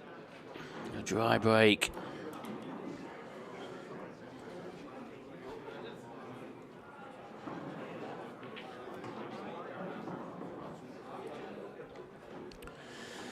He's got an obvious shot here. The yellow into the right centre, which will cannon into that bottom right-hand corner. But you've got to say, it probably wouldn't come out very nice. So if he does take the reds and he gets down to the bottom half of the table, then he'll have reds down there to dislodge that yellow out or get his reds out. He'll have choices.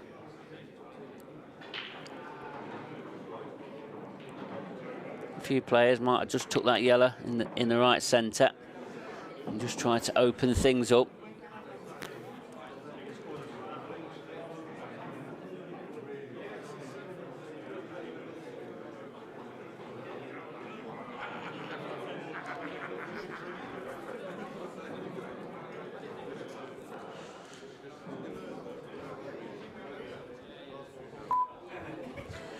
If you want to get any of our latest scores, we have all the links on our website, ipapool.com.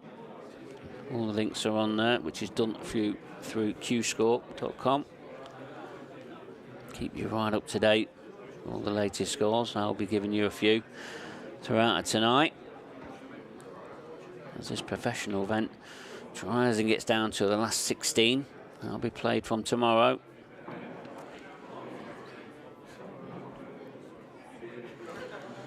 After this match, we are planning to have another 2 matches.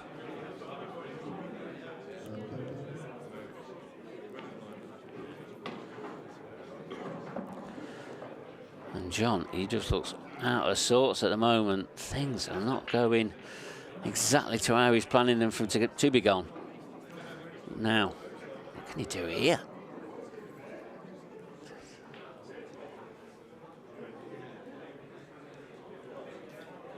It's just got to be a containing shot. And that red going on the cushion doesn't make things any easier.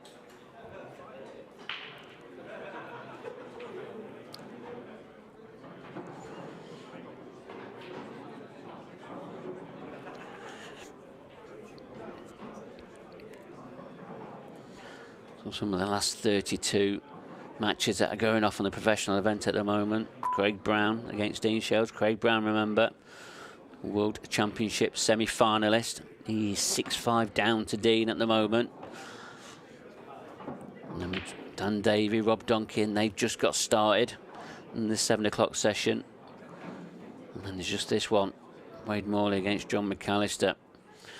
There is another 7 o'clock game that's going to be starting very soon. Clint Jansen, one of the fans' favourite, is playing Chris Boyle. Chris Boyle, one of the new professionals for the 2022 season. He was professional 4 or 5 years ago, and he's back. He wants some more of the action.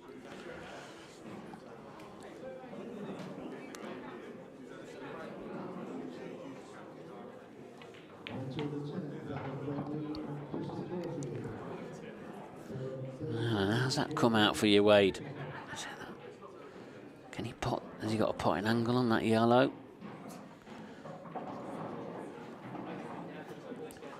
We'll take this one along the cushion first. I think he's got a potting angle on this one in the bottom right corner. As he potted this, it's going to drop.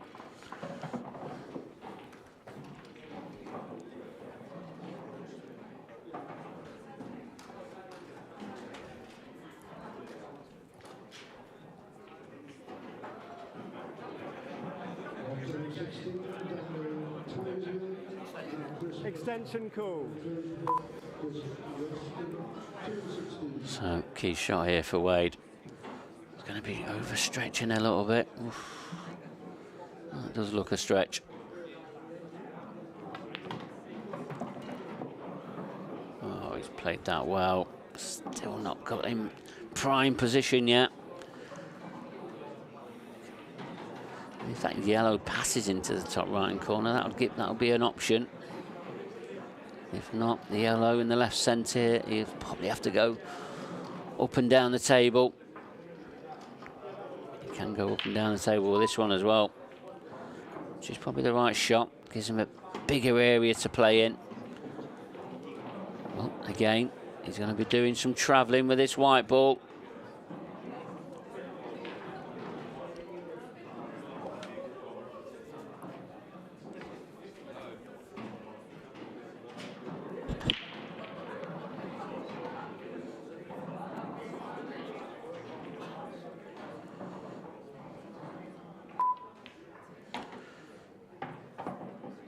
That's a lovely shot there from the blade, Wade Morley.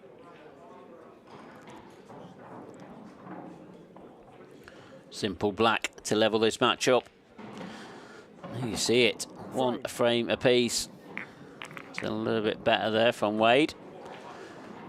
He'll settle into this match now.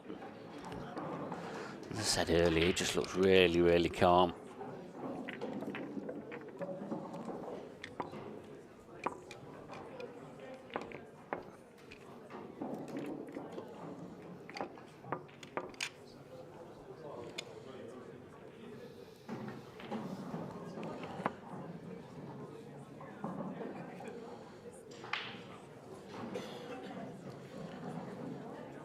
Just getting involved with the crowd a little bit, having a little chit chat.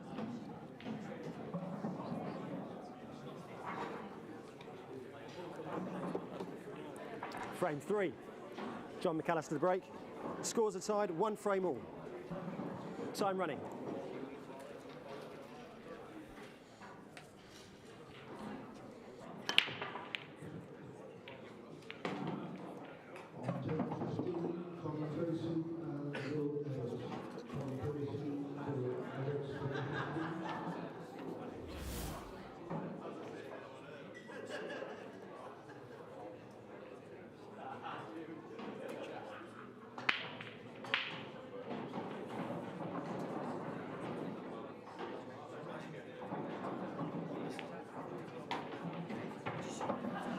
So that was a better break there from John, but these balls are all crunched together.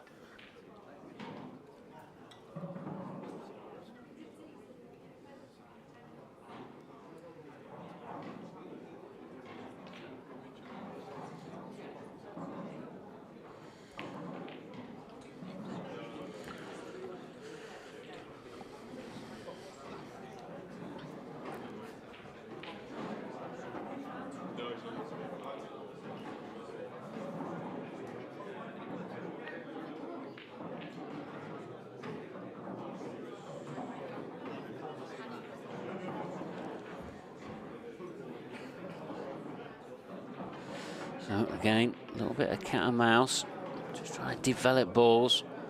This bottom half of the table is just so difficult. Everything's blocking each other. We've got another untidy frame here.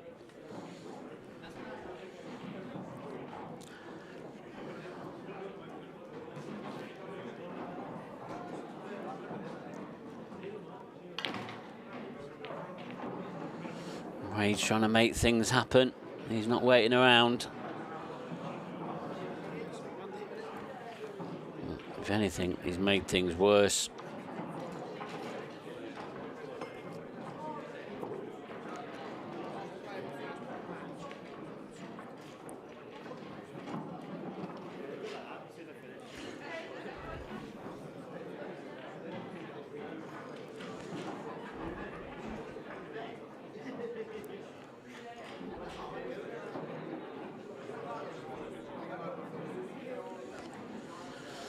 Yeah, so there's the amateur event going off at the moment. I want to get that down to the last 8 after tonight's sessions.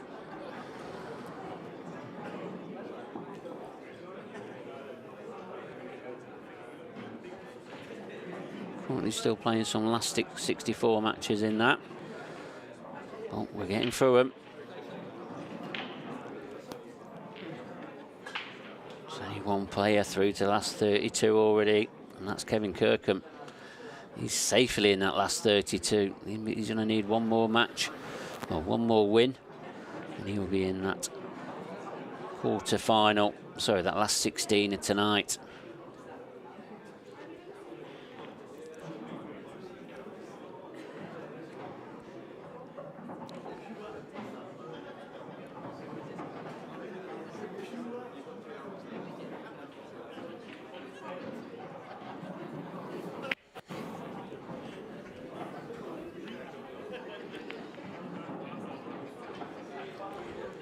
Just as we talk about amateur matches, this frame is just getting even more untidy. One thing we've always been very impressed with is John McAllister. He's not all about the potting. He can play some really great tactical stuff as well. Oh, that's unlucky. He played the red back across, but we didn't expect that yellow to drop. If anything, probably hit it a little bit too hard.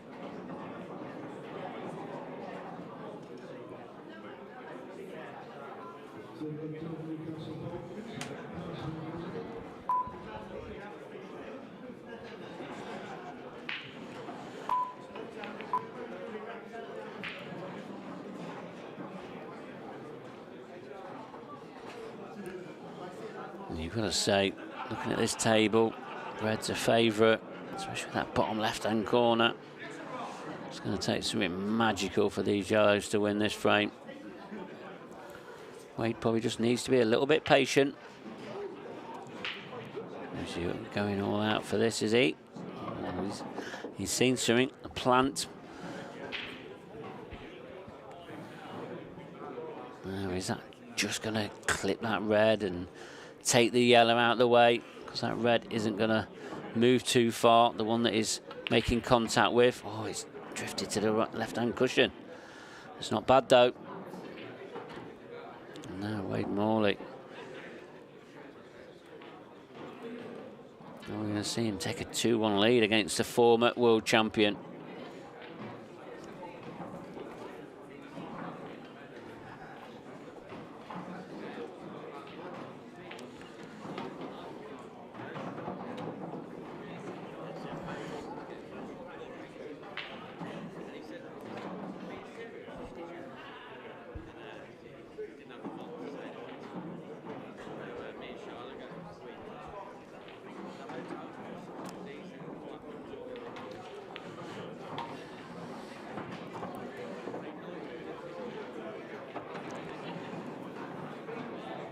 So this is a tough pot here for Wade. We don't expect him to get the pot, but it's all about the position. Can he hold it enough to play the black into the right centre? Oh, he's missed the red though. I mean, he has blocked the yellows off, but you just know John's going to put him in heaps of trouble here.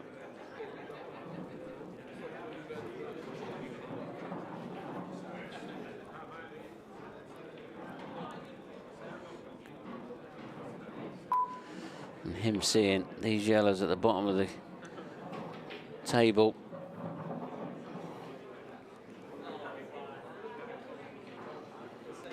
Just meant that John could play a very attacking shot by and with a little bit of safety involved.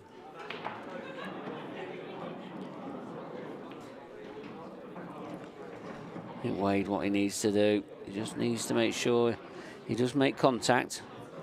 It looks like it's only a one cushion escape.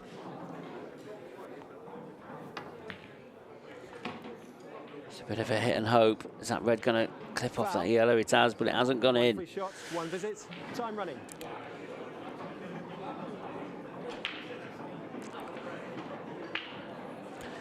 Yeah, if that red would have gone in as well, Wade would have still been at the table. As it is, John McAllister, he's now got the chance to take the lead once again. 1 free shot, 1 visit. Running. Extension call.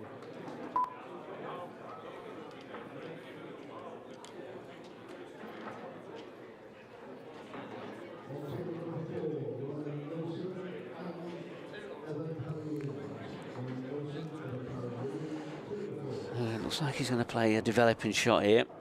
Red on and off the cushion, try and knock his yellow out as well. Clever shot there from John.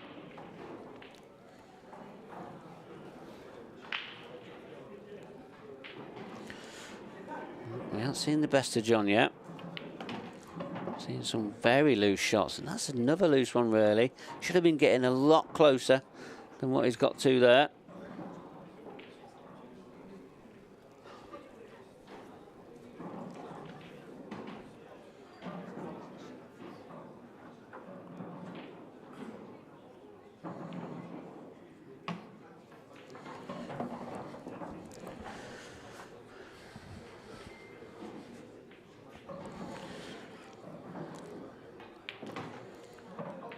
So we've got another amateur player through to the last 32. That's Adam Griffiths.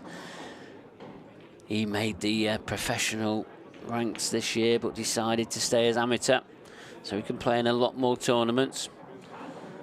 He beat David Compton, former professional player who's back on the IPA tour this year, 7 frames to 1. And that just shows what sort of form Adam is in. A real consistent performer here at the IPA. A great result as well.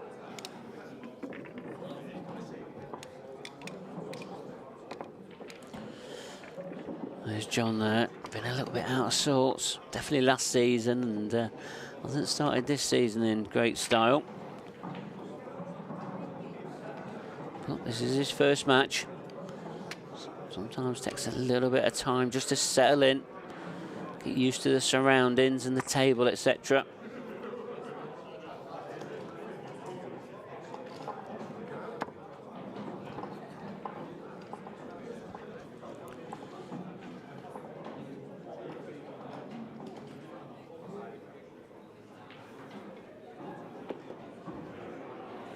Frame 4. Wade Morley to break. Trailing 2 frames to 1.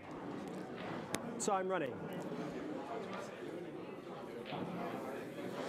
And John, he'll be bringing some local support with him here. He's a Coventry lad himself. Got quite a few Coventry players here this weekend.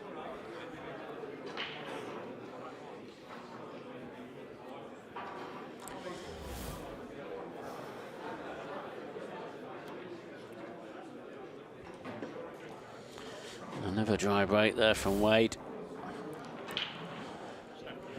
Needs to get that break working soon before this match gets away from it. It's a lovely break off, really. Trying to be looking at trying to get a red. Top right hand corner. Can he get through to any point angle on any red?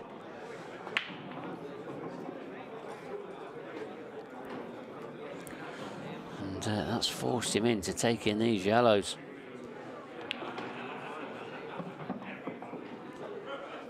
So we're probably going to see him either just drop onto it or try and dislodge him out. And that yellow, that is pointing his cue out there, just below the baulk line, the left of the 2. That one looks like it passes into the top left-hand corner. It's the one that's below that red on that baulk line. That's the one that's going to take a shot. Oh, what a shot this is from John McAllister. Played that to perfection. He'd have loved to have been on the red that he's closest to.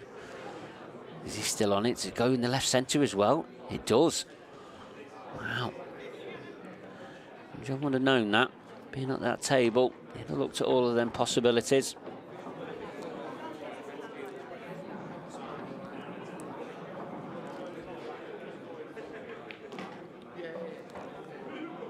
Now, you don't see any problem here for John.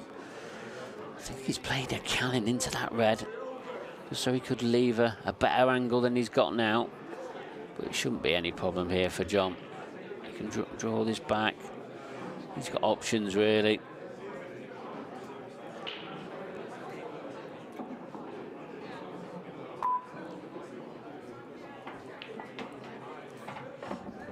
Yeah, always giving himself options.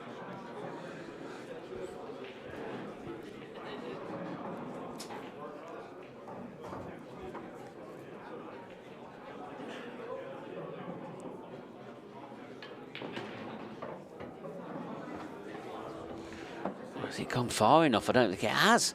Has it? Is he on it? Oh.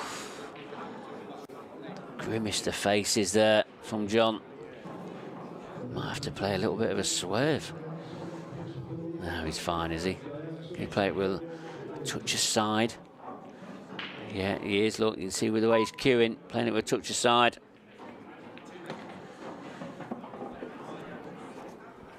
Just got away with that one, John McAllister. Simple black into the side. And that is 3-1. And it'll be John McAllister to break next.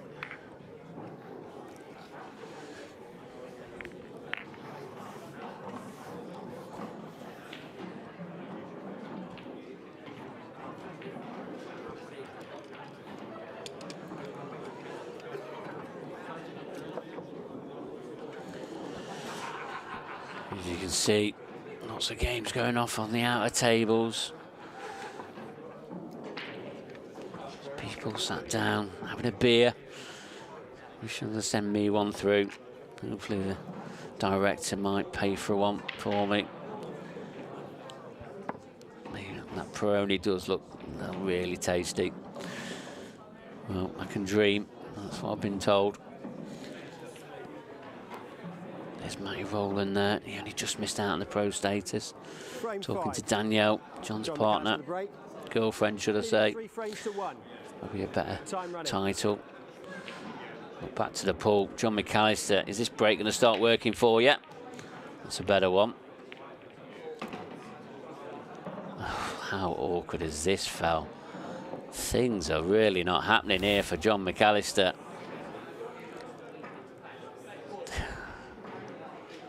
It's a horrible layout. The way that red just tripled down there. Took a trip down to that left-hand corner. Things are not going right. Is he going to play a double? Red onto yellow. The safety shot behind the black. Wow.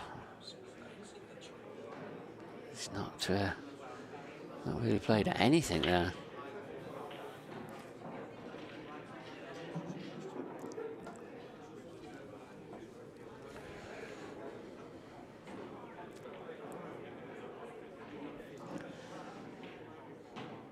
This table so far hasn't broke well.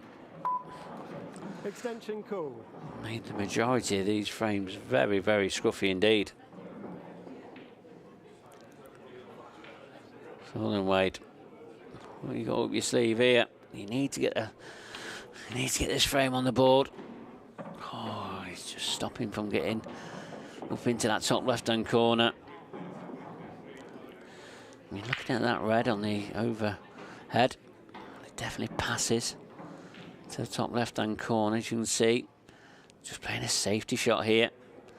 Played it pretty well. Total snooker. It's only going to be a one cushion escape here for John. Nothing spectacular. I mean, he will have and if he doesn't get the one, he'll definitely get the two, but the one's good enough. Wade, it looks like he's going to try and tuck him in this bottom left-hand corner again. But it's only going to be a one cushion escape. Can he nestle this in? Remember, he must have make contact after the contact with the object ball that he's going for. Contact the cushion, should I say. That's a better snooker this time. Oh, can he get, is it one cushion escape, playing it with side? It's a big target. And John will be well happy with that. And Wade, he's now right up against it here.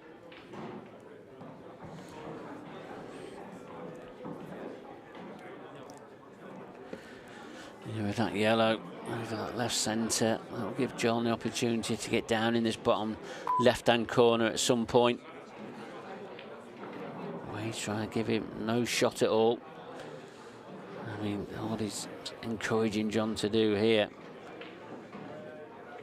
I mean, he could try and get this yellow out.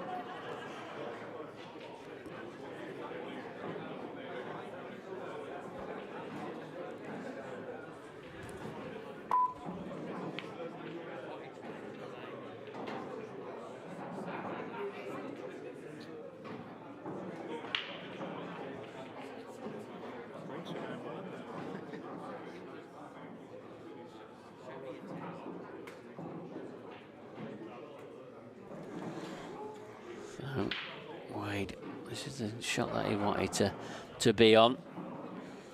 Just make this frame a little bit more interesting. Oh no, John, he'll not be hanging around here. He'll be trying to make something happen. Probably not at this opportunity, but he will be.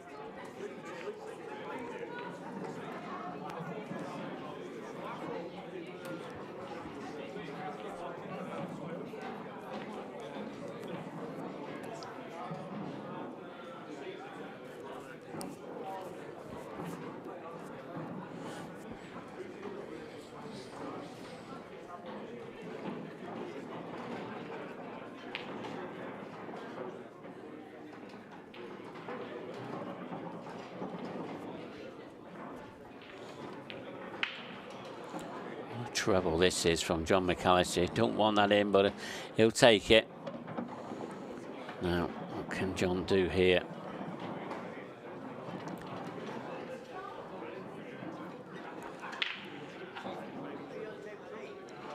If you just try and take these on, he needs to be very careful. Does that make it a big pocket?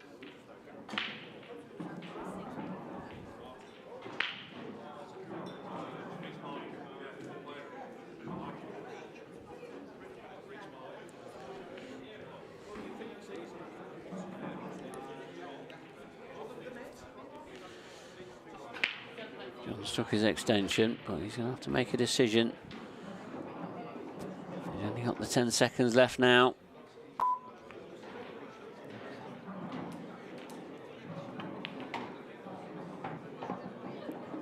Oh, what a delicate shot that is. But is he on a yellow? And I think that reaction tells you everything. It's really not happening here for John. He's 3-1 ahead. Can't let things get to him. Probably just going to see a containing shot now from John.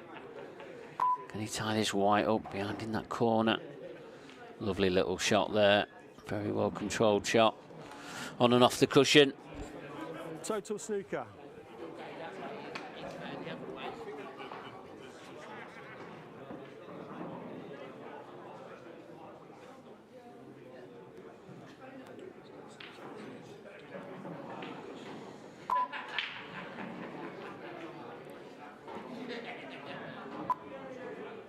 What a shot here from Wade.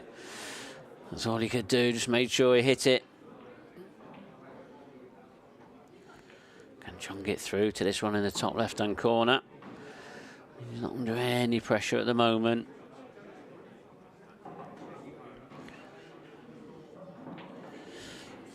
Because Wade Morley's reds are not very nice.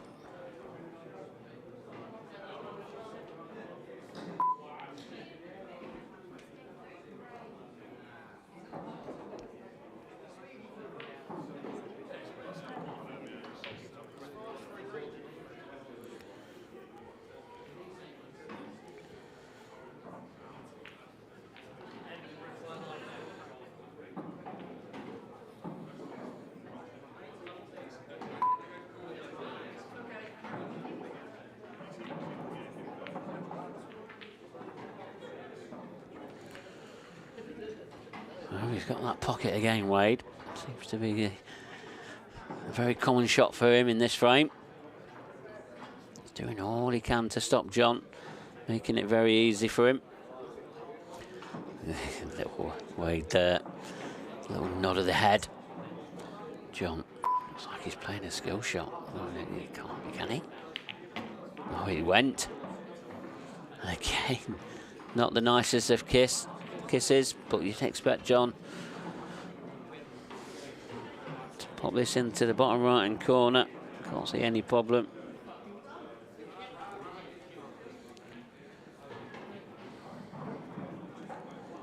Things very hard work here for John.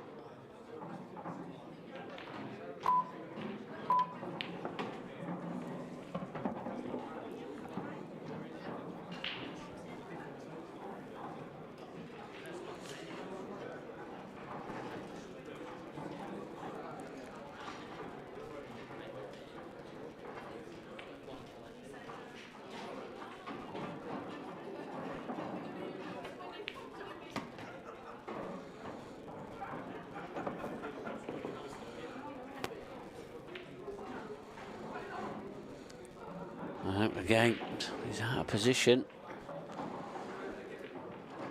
This is going to take a tremendous shot here to get on the black. What can he do with this? He's got to play a double. That clock is ticking down. He's using his extension. Played the double. He has. Brilliant shot there from John McAllister.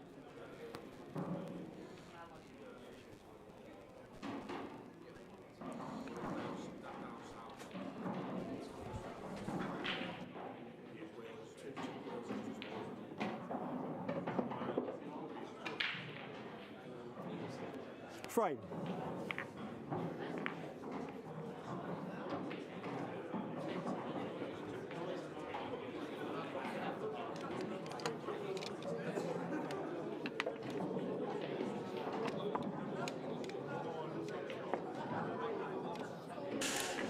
Well, John McAllister done it the hard way with that double. He's 4-1 ahead now, and Wade Morley hasn't put a ball off the break yet.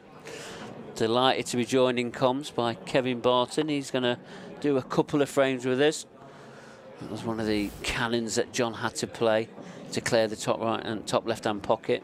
But Wade just continued to keep covering that top left-hand pocket and still didn't get the frame. John is not. Things aren't going right for John in this match, to be honest, and he's having to work really hard for each frame. Yeah, it must be a difficult match for both players, and I know you try and put everything out of your mind when you come into a match, and but you know, to be playing the person 4 weeks ago you were reveling in World Championship glory in the doubles must be a bit of a strange one for both these guys. I don't think it's ever happened before. So yeah, I mean, you know, Wade had a good win in his first match, beat Tom Barley 8-6.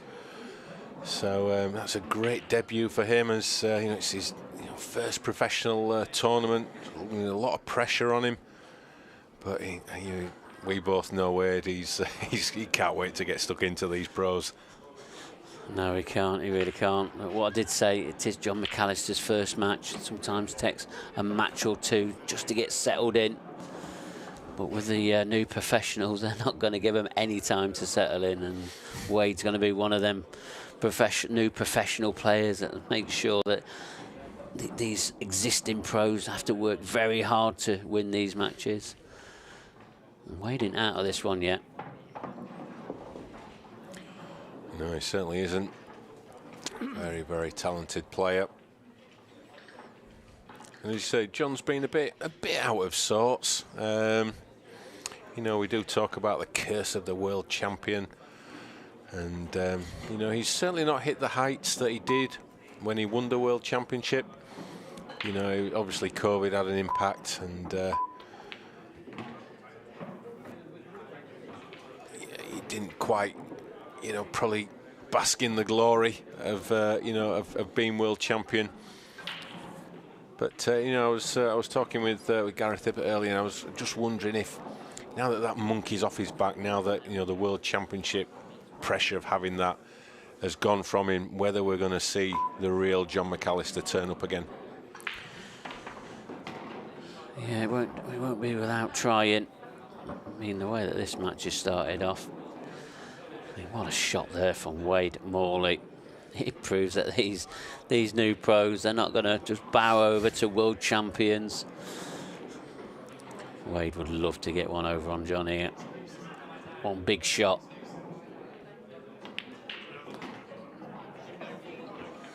Well, he's playing one pocket. As this black is going in exactly that same pocket. Don't expect him to miss this.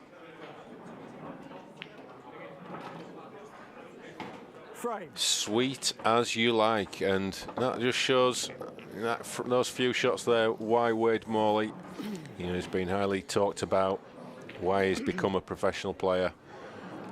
They basically want to stick it up these big name professionals.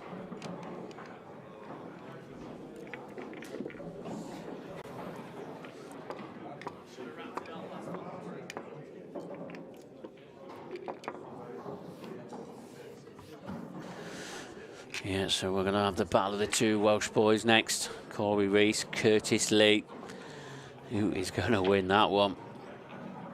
Well, Wade Morley, he's going to make sure that them two are waiting for a little bit longer.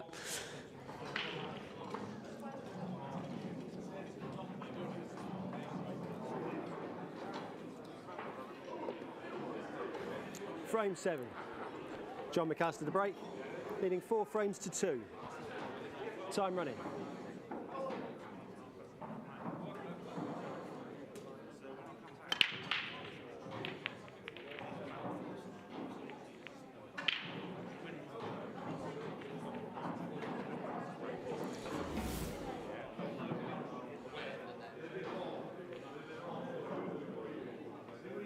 That's a huge break there from John, but nothing down. Extension call.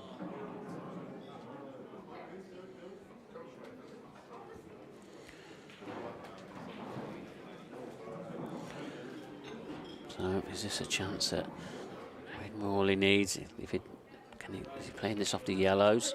He is. Opens that top right hand corner up.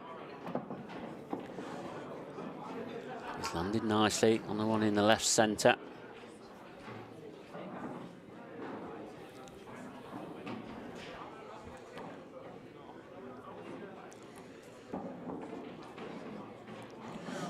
Really, I've got to say, Wade Morley is looking good here for 4 frames to 3. Reducing that lead of John's.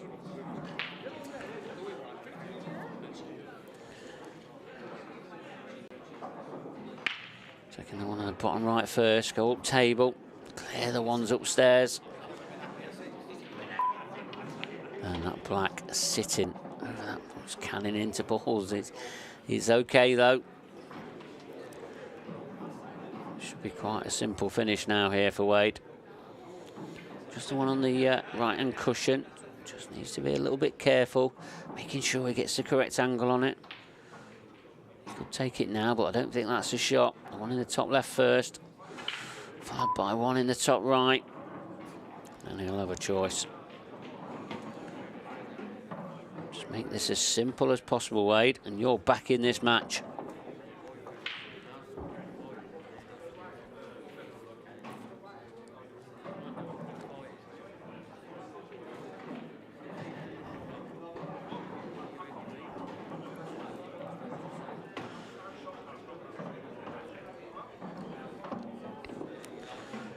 If he does take this one in this top right hand corner, it's going to be overreaching over them reds. You need to watch his shirt.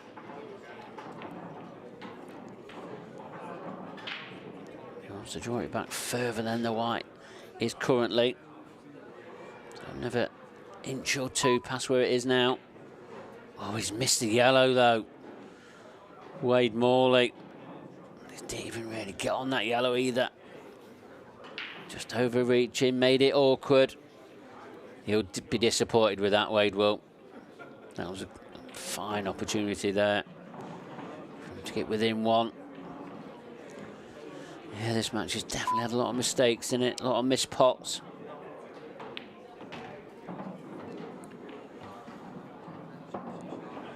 Looks like Johnny's only got that red on the left-hand side. His tricky one. I don't think it passes the black into the bottom left-hand corner, but it will double. And we know how good John is at doubling. One of the best players in the world, if you ask me. Extension call.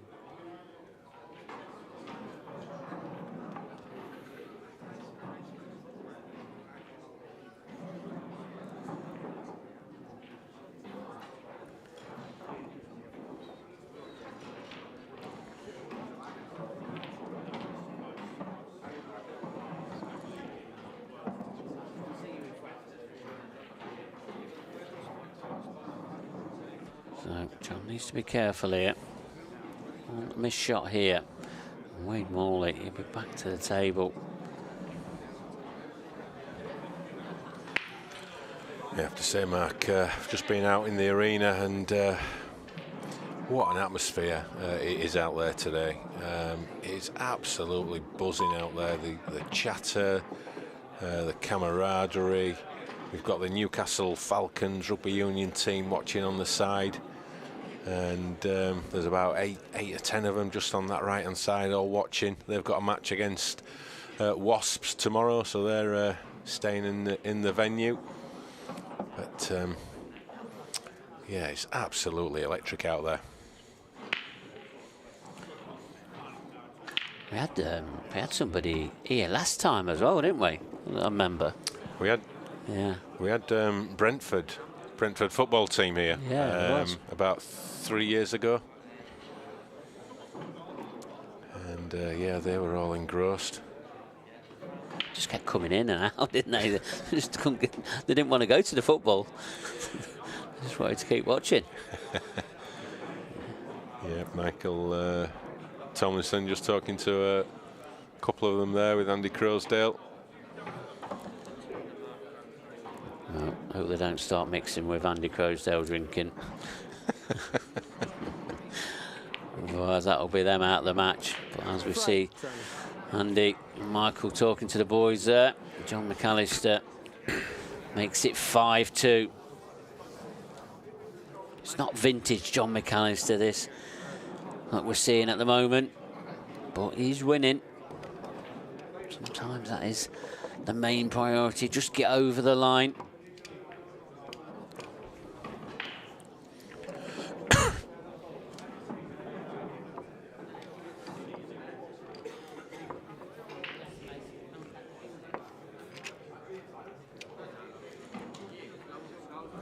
Wade, he's missed some chances in this match.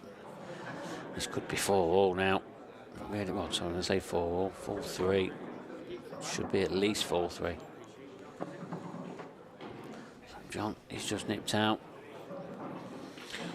So that'll be a good time just to catch up with some latest scores. And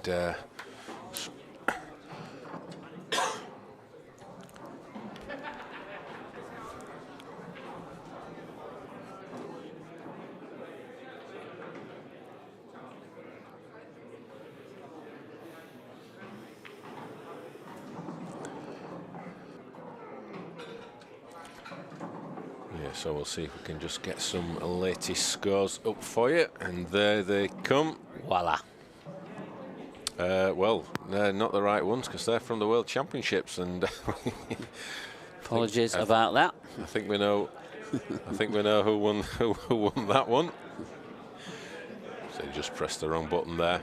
But, whilst our director just looks for the right button to press.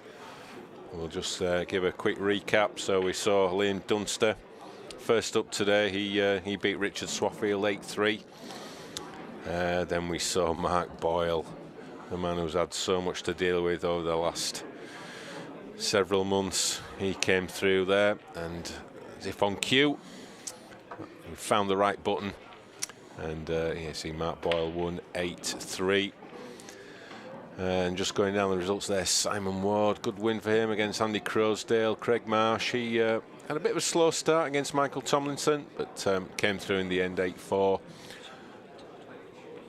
Dean Shields, the guy everybody's talking about, expecting him to come through, you know, and win a tournament eventually.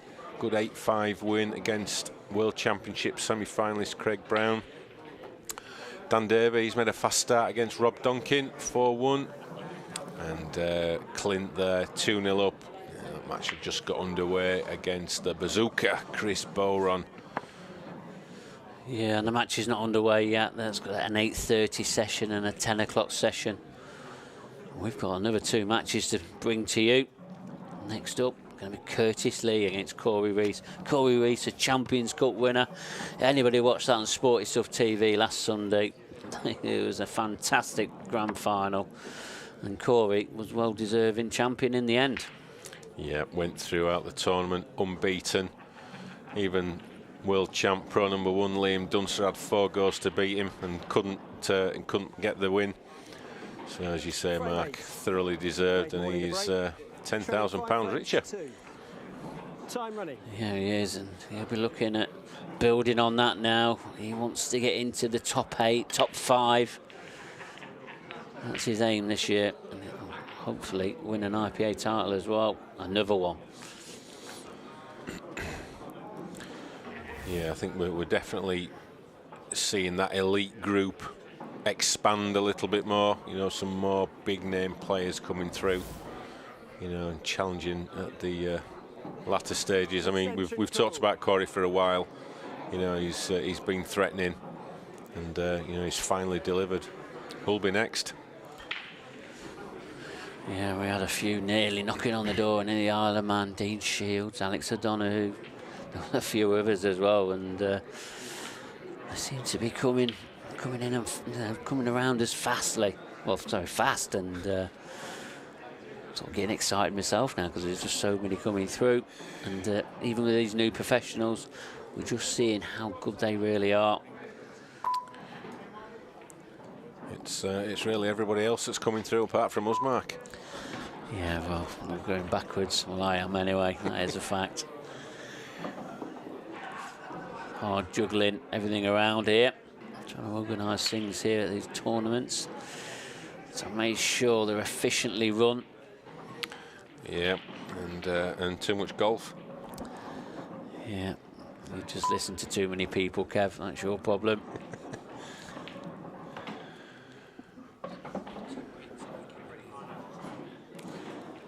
Yeah, still very thirsty here in the commentary box. Not had any offers of any drinks at the moment. Anybody that's listening in near Coventry, I'm stuck in the back of the bar. There's no taps on there or anything. Just pop in.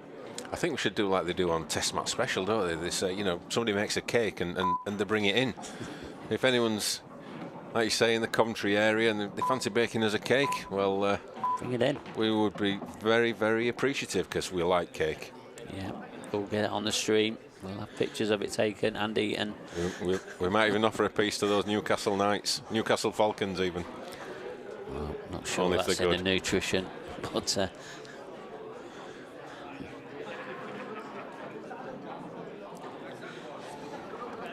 yeah, cake. Yeah, very, very big fans of cake. Yeah, we don't say no to anything. A little bit of sweetness. Even a muffin would do, wouldn't it? It doesn't have to be a full cake. Coventry muffin, whichever one it is. Not full seat. As we're talking about food, drink, things that we're not going to ever get in this commentary box. John McAllister is going about his work. Yeah, and I think it says something about John where, you know, he's not 100%, but he's still playing well. And, you know, he's going to go 6-2 up probably in the next few seconds. And yet we're saying that we don't think he's got on his A game. So, yeah, that just shows what a great player he is. Yeah, and he has been carrying an injury for the last year, probably 18 months, would you say, with his back, etc. And I don't think they're the sort of things you can shake off very easily. Might be something that he'll put up for the rest of his career. Frame. We said no mistake, 6-2 to John McAllister, the 2020 world champion. He was dethroned 4 or 5 weeks ago.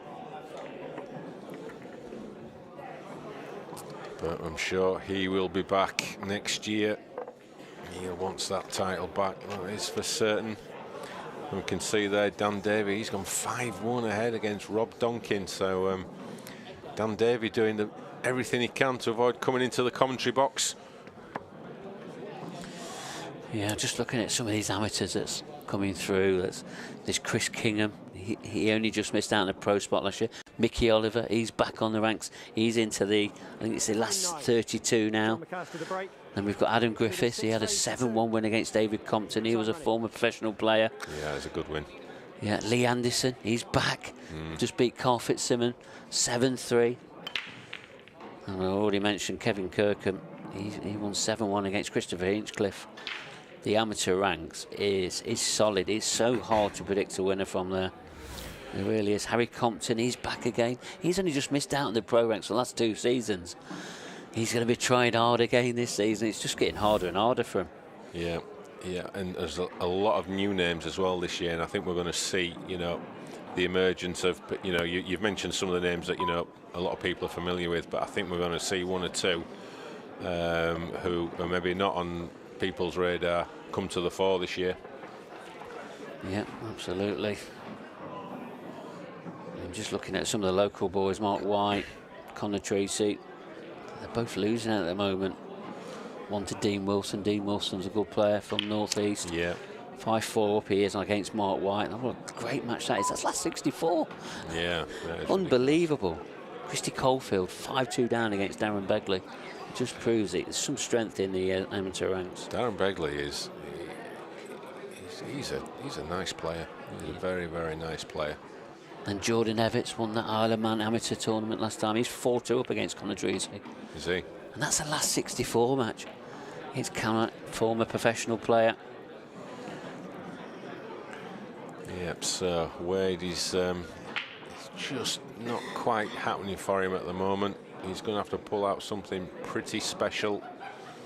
Can he get through to that one into the top left? And he's clipping that one into the top right, but it's wide, but he might cover the bag. So it's not too bad, but these top players, they can pull rabbits out of the hat seemingly at will sometimes.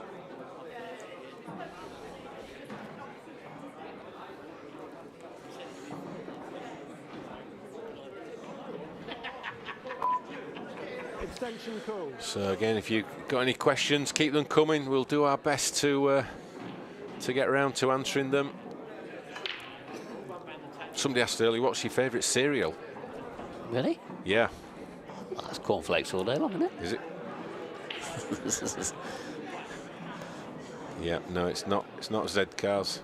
As our director's just, it might be for him. He's a bit Z-Cars era, isn't he? Yeah. David, yeah. Never heard before our time, we don't really know I've that. never heard of him. I'm a bit of a crunching up cornflake fan myself, but I like a bit sweet. Is that muffin arrived yet? I've not seen anyone knocking on the door yet. No one's knocked on the door yet. No, muffin delivery not quite here yet.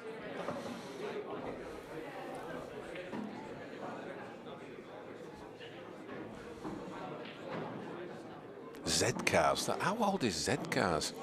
It's not even on Google. I'm not even going to ask. I'm not even going to ask. I'm really not. You'll be saying Dixon of Dock Green next. I don't know who that is either. No. If I remember rightly, Z-Cars had Brian Blessed in. Did you? All right, you did well to remember that, if that's true. I'm sure it's true. Okay. Well, I think I read it when I read his autobiography. I can't claim any credit for any of that knowledge. That was coming through my earpieces. Extension call. Yeah, and Wade, he's played a lovely positional shot there. Need one more nicely timed shot. He's missed one or two of these down in this. One of the just off the cushion. Oh, that's sweet. Big puff of the cheeks there from Wade. He's just hanging on by his coattails. 6-3. Frame. Yeah, this match definitely should be closer. 6-3 is. Gonna be Wade to break next though. Just needs to get a ball off the break. He's had one sort of good break at the moment. And the rest, the other three, have been dry. So it's Wade to break.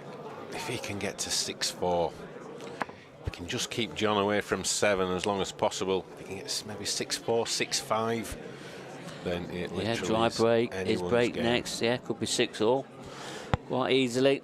We just know how quickly these matches turn around. These exciting black ball rules. Frame 10. Wade Morley to break. Trailing 6 frames to 3. But just to finish on the cereal, before crunching Time up running. cornflakes, it was Kellogg's start, but they've stopped making it. Yeah, for a reason. Stopped making it. It's a better break. Has he Good got break. a ball? Where's the white? Where is dry? Oh, look where it's Wow. landed. It's horrible. I don't think he's left John a bean on.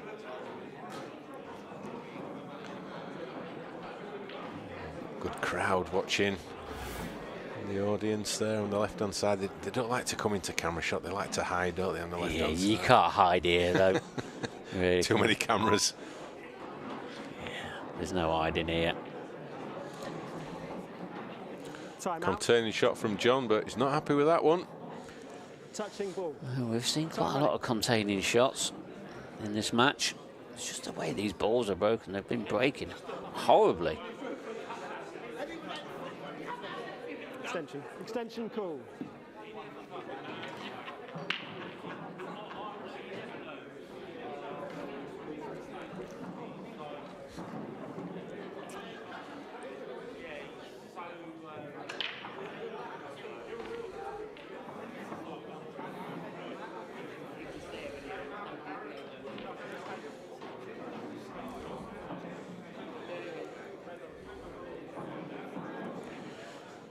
So he's made a decision.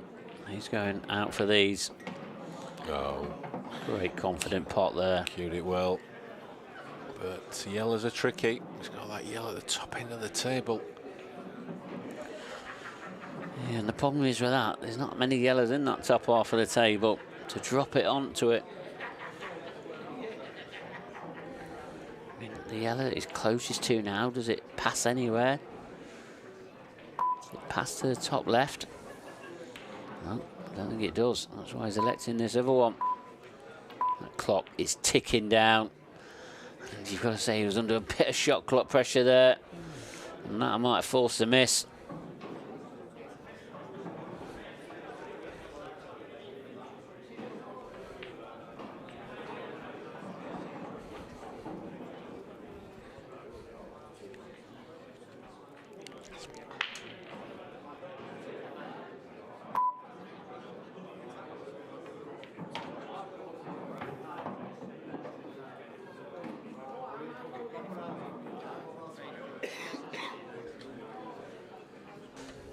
So just as we're seeing John trying to get about this finish, there's a big question that's just come in from the professional fudger. Probably a daft question. Why don't the IPA and Ultimate Pool join? I love watching both. Surely one will end up the BDO darts of pool.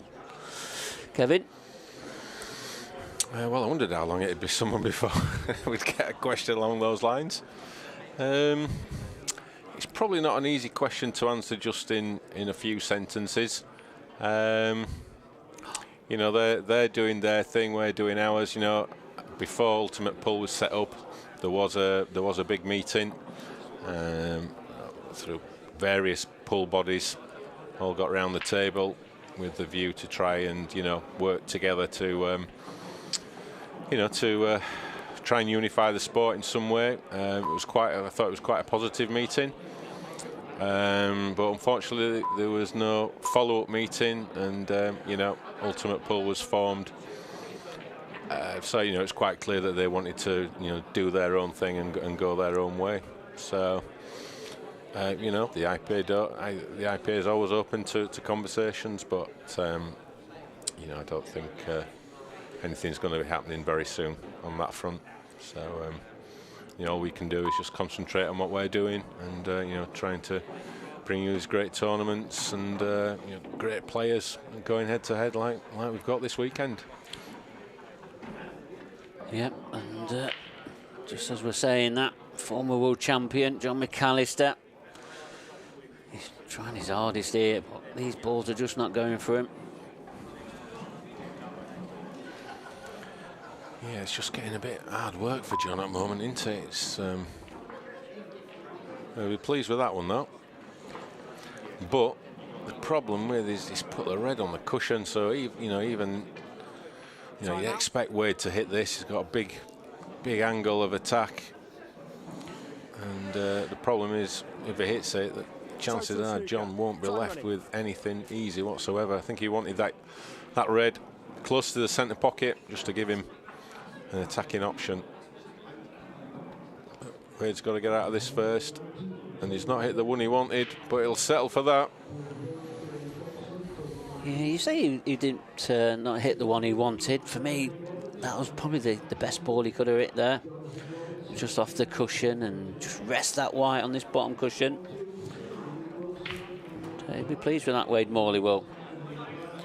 Yeah, that puts him in the box seat.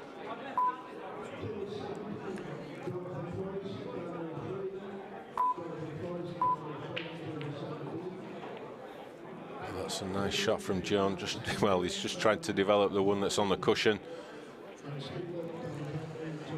But he's left the other one on the cushion to replace it. So I think definitely Wade is in the box seat in this one. Just going to make sure he plays the right shots. Yeah, it looks like he's going to play a containing shot here. No, he's going for the jugular. I think there's a shot to nothing. Well, that's a good shot if the bottom of those two reds that are next to each other doesn't go in the top right-hand pocket, which probably doesn't. Yeah, they look a little bit close, but if it does, then what can John pull out of the bag here? Has he got a double? It's his own containing shot. Yeah, that's not bad. Sooner or later, Wade is going to have to pull the trigger. Yeah, I think it's going to be this shot, to be honest. I mean, he could drop this in and rest the white behind that yellow on the bottom cushion. If John gets out of it, I mean, it's probably his best option. He's playing at that pace. Says to me, he's pulling the trigger. Yeah, he's going for the victory in this frame. It's worked out quite well. Yellow into right centre. I'm just not certain the yellow that's closest to black, if that goes into any pocket. So I think he's going to have to develop that at some point.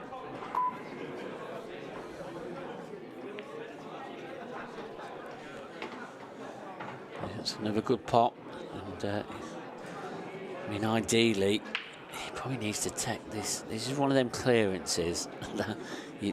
A, you need to take them in the right order, and B, you've got to leave yourself the right angles, and hopefully that's what's going to happen. Wade. He's in a positional shot here, just dropped it in, trying to leave himself a shot, and I don't think he's done it. He's going to have to come back up table. Is he straight on this one in the bottom right corner? If he is, that's not ideal either. Yeah, I think he was being a bit optimistic, trying to hold for that yellow. There's quite a lot of angle, and he's really going to have to push the boat out now. Yeah, and I think he didn't want to play it with power because he didn't want to open up them two reds. But he's trying his hardest here. Still not come out though. No. Can he get through to any double angle here? Has not come out well at all. It was a nice pot. but he needs to pull out his best shot. Back double with the white heading up. If it's got the pace, has he got the pace? Well, he's got a shot. That was a tremendous shot. Yeah, it is. And even this clip into the top right-hand corner, he hasn't got all the pocket. And this white is going to be doing some miles. This white could go anywhere. How much can he get control of it? Yeah, should be playing it with lots of bottom.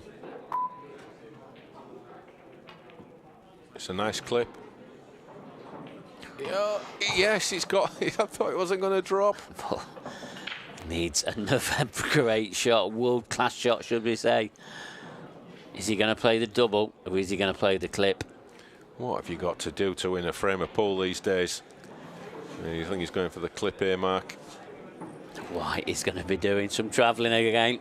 Yeah, probably a little touch of right-hand side as well, just to take the white away from the centre pocket. Clock's ticking. Where's the white? Oh. Wow, and you heard the groans in the background there from the crowd. How unlucky is that for Wade Morley? Oh, what a yellow this is, though, Kev. Yeah, this was some clip, like you say. Just had enough energy to drop, and you have to say that is very, very unlucky. Pot's a great black, and the half ball kiss on the red and white into the top corner. That is shocking. Yeah, and as they see this match coming into its closing moments, hopefully not for Wade, but it's coming possibly next in this next frame. And they're closing in on him, as they normally do, don't they? Yeah, if Wade can win a few more, get back into this match, that crowd will increase inside. In size, I can guarantee you that. Leading 7 frames to 3. The match is still going on. Match after match on those outer tables. So move that white ball. Trying to make something different happen. Very well controlled break. Yeah, but it's dry. It's dry. Not as much power as we normally associate with the John McAllister break. A bit more controlled. Yeah, and he's tried pretty much every break on this table, and he's not finding anything that's successful. And we're seeing a lot of emotion from John at the moment, where he's nodding his head or pulling his face, his frowns. He's putting everything out there. But he's 7-3 ahead. And this match definitely should be a lot closer. Wade probably deserves maybe another couple of frames. Yeah, I mean, if that last frame will probably be the critical factor of this match. 6-4, and with this opportunity, we could have been looking at a 1 frame difference with Wade to break. As it is, well, he's a little bit tentative on that one. I thought he might have screwed back and just used those 2 reds as a cushion for the white ball. But this is fraught with danger, clipping this into the left middle, because that white is heading towards that right middle.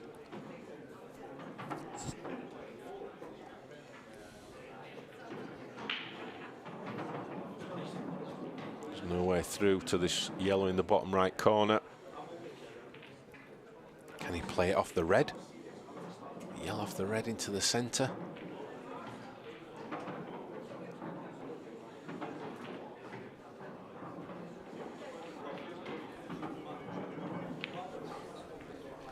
That's what he's tried.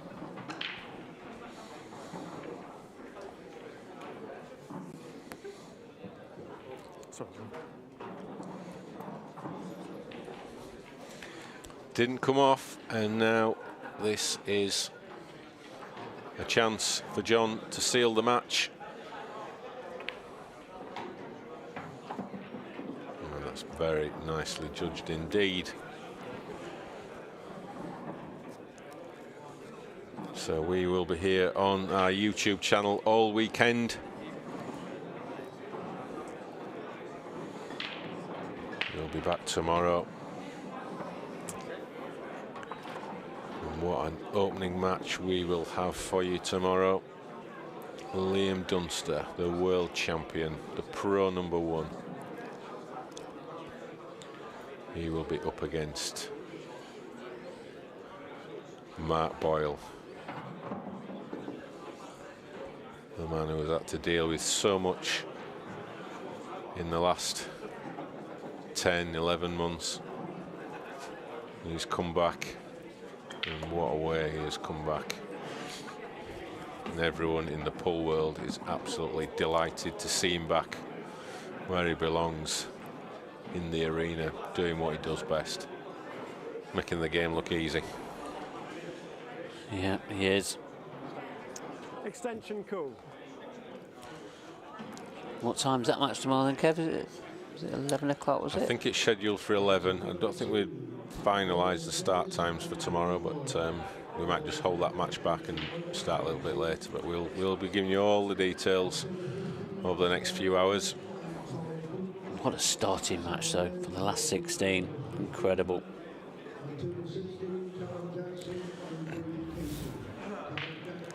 Slightly overcut this one, John, playing with a fair bit of side. But he's managed to retain control of the bag, so he's still in prime position. What can Wade do here? He's not got much to go at. No, he's been left absolutely nothing. I mean, that clock is just ticking down, putting him under all sorts of pressure. And along with pressure, along comes mistakes. A little shake there from Wade. I think he knows it could be the end of his European professional campaign.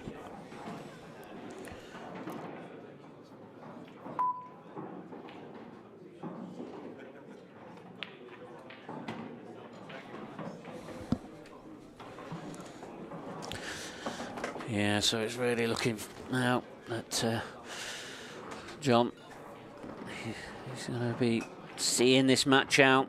He's going to be taking his place into the last 16 as well. Just this red, along with his black. Can he get this white out enough?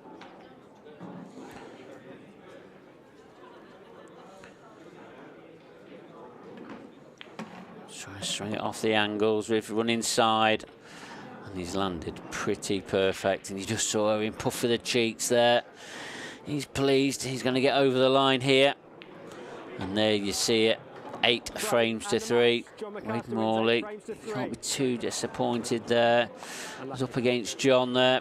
But the blade definitely had chances, and not seen the best of John. I'm sure he's pleased to be in that next round. I'm sure we can see him up on this table again at some point this weekend. Up next, though, is going to be Curtis Lee against Corey Reese, a Champions Cup winner last Sunday. Corey Reese, one of the up-and-coming players. Curtis Lee back on the pro ranks. He's really wanting to make his mark. I know that Kevin, he's gone out into the arena now. He's going to be talking to John McAllister there after that win against Wade Morley. And I'm going to be handing over to Kevin Barton now, and in the next moment or two, you should hear him talking to John McAllister. I've given him 2 dead racks in that one. I gave him 2 dead racks in that one. I've never. Well, thanks a lot, Mark, and I'm delighted to be joined by John McAllister. John, an efficient performance, would you say?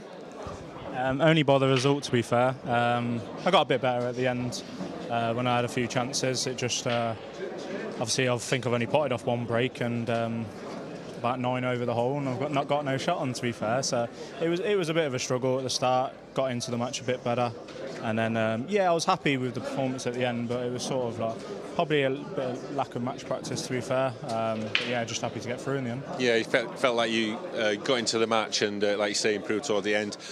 Was it a bit of a funny match for you playing Wade? Obviously, 4 or 5 weeks ago you were lifting the world doubles title. Then to have to play him in the arena and I know we play a lot of people that but was that a little bit weird?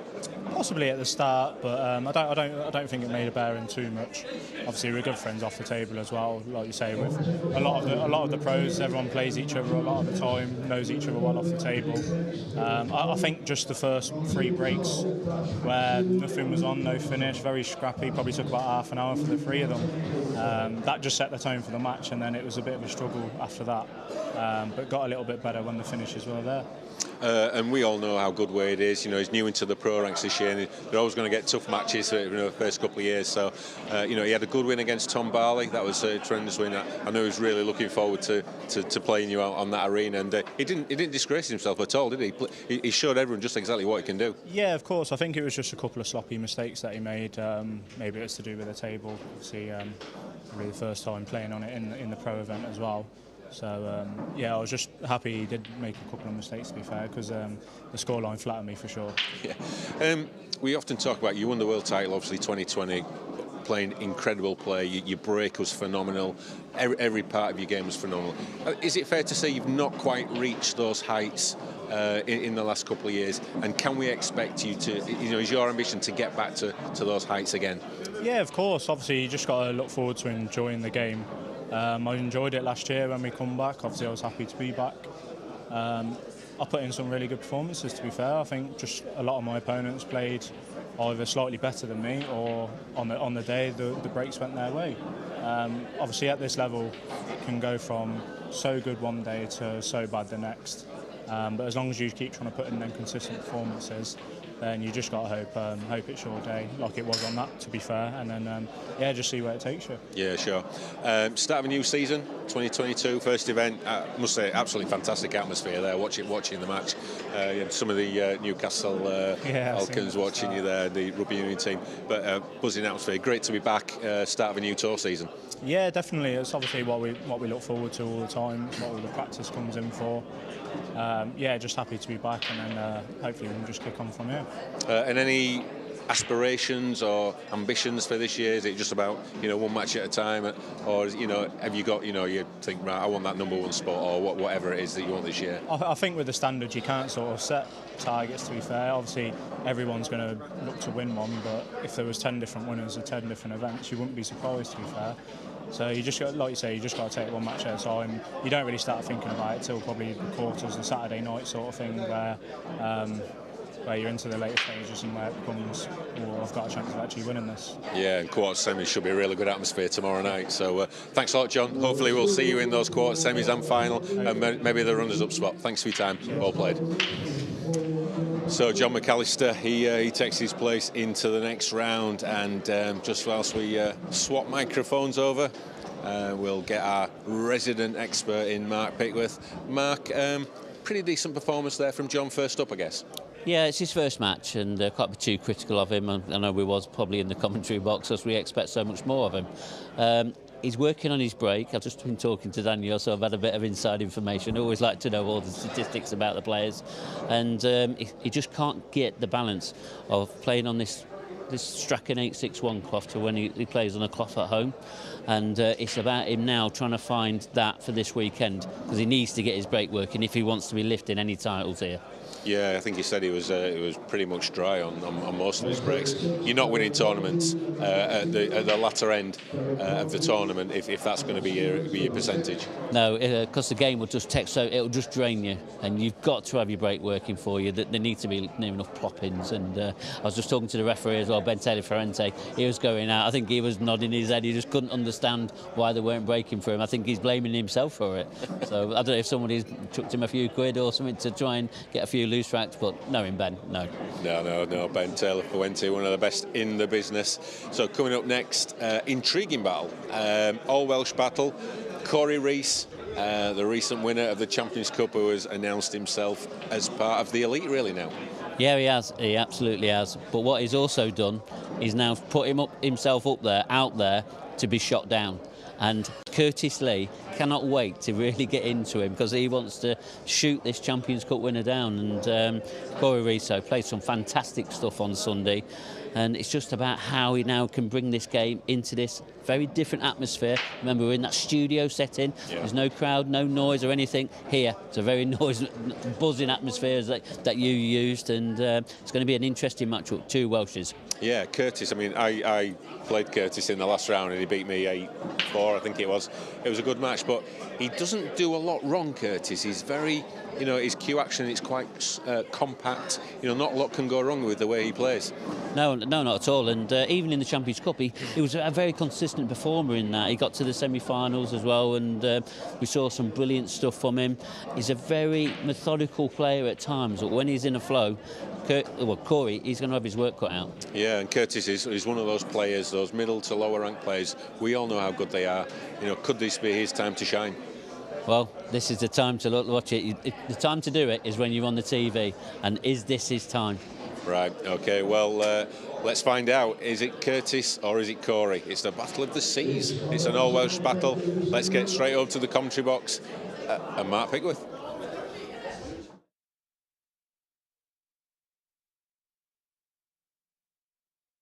32 match. Race to 8 frames. First frame, Curtis Lee to break. Time running.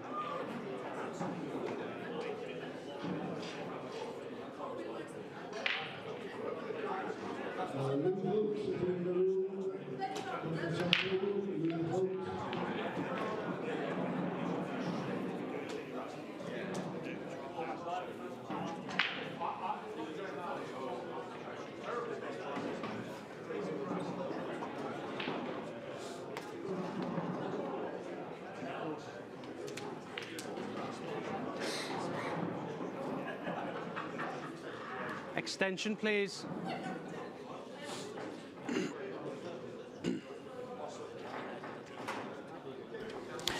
So, welcome back. I've just made a quick dash into the commentary box, and I'm going to be bringing this match live to you. Corey Rees against Curtis Lee, and I've got a fellow Welshman next to me, a newly professional player, Luke Vokes. And Luke, how do you see this one going? First time in the comms, definitely alongside me. Is it something that you've wanted to do, is it? Because we've got plenty of vacancies. Yeah, well, it is the first time in the comms in the IPA, but done a bit back local, local streams. Oh, so no stranger to it then? Well, a bit different. I think this will be a close game. Corey's the man in the moment. Yeah. After the weekend. But I know Kurt's put a lot of practice in, so he's more than ready. Yeah, and I was just saying to Kevin, just in the studio there, Corey's now put himself on that little mantelpiece that is there to be shot down, because he's got that title now, and somebody like Curtis, he wants to be that first player to knock him out off his perch, if you want to call it that. Yeah, definitely. Like, really, you could say Curtis is the underdog. But, yeah, after a big win, I think there's a bit of pressure sometimes after your first big win, the next match.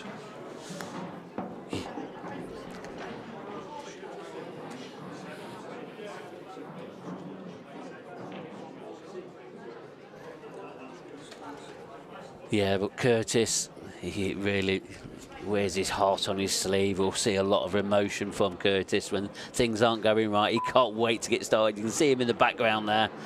He just wants a few shots, doesn't he? Ooh. And there you go. Look, he's straight out of his seat, like a whippet. One free shot, one visit. Full shot there from Corey. One didn't really expect, but how does he go in off from there? Wow, look at the reaction on the white. That's grippy cloth. Classic example of just, you can't replicate these tables back home. So reactive. Yeah, we're seeing a little bit of motion there from Corey. He's another one that wears his heart on his sleeve. Extension, please. And you know both of these players very well, don't you, Luke? Yeah. Played them a million times, no doubt. Curtis is my practice partner. We played together for years. I think you're a bit biased then towards Curtis. I want him to win, but Corey's a local boy as well, so nice to see him win on the weekend. So probably a shame that they're both playing each other now. But they'll have to meet each other at some point. Exactly.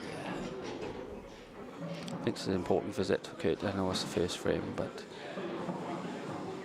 it's now always nice to get a good start against these.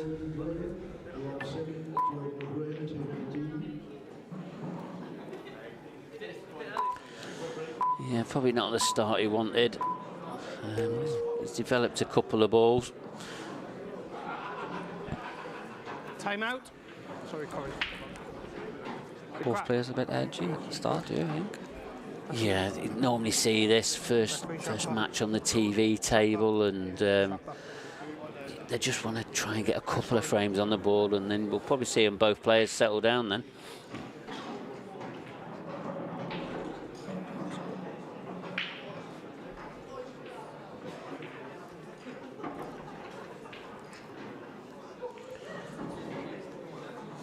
So, looks like he's left it in this right-hand centre. He's always going to be canning into that red. It's always the white just running away from where he wanted to be.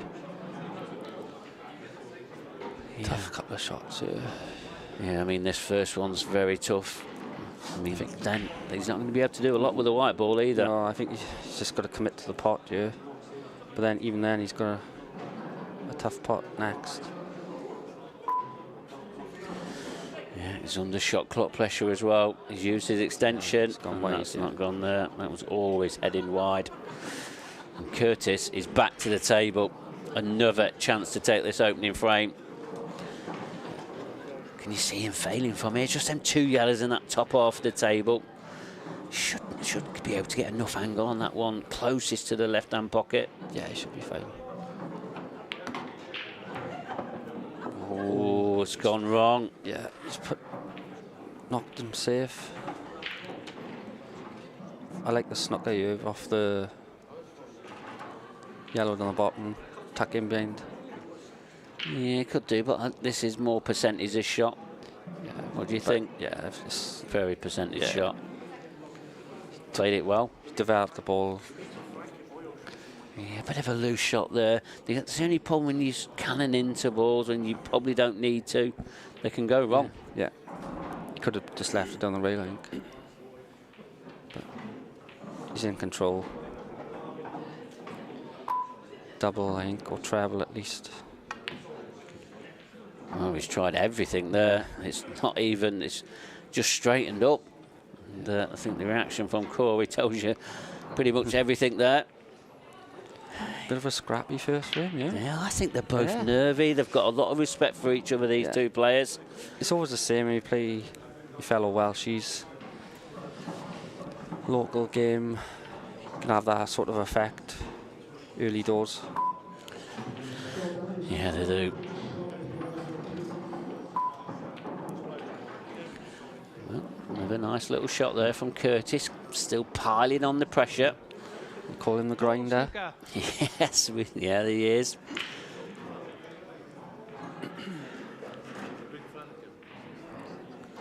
Just doesn't sit down, does he? He's always watching, just wants to jump on the next shot. Been holding a few local comps recently, hasn't he, Curtis? Yeah, he's keeping you all playing. He has. He's Mr. Promoter now. Black Ball Tuesdays. Wow.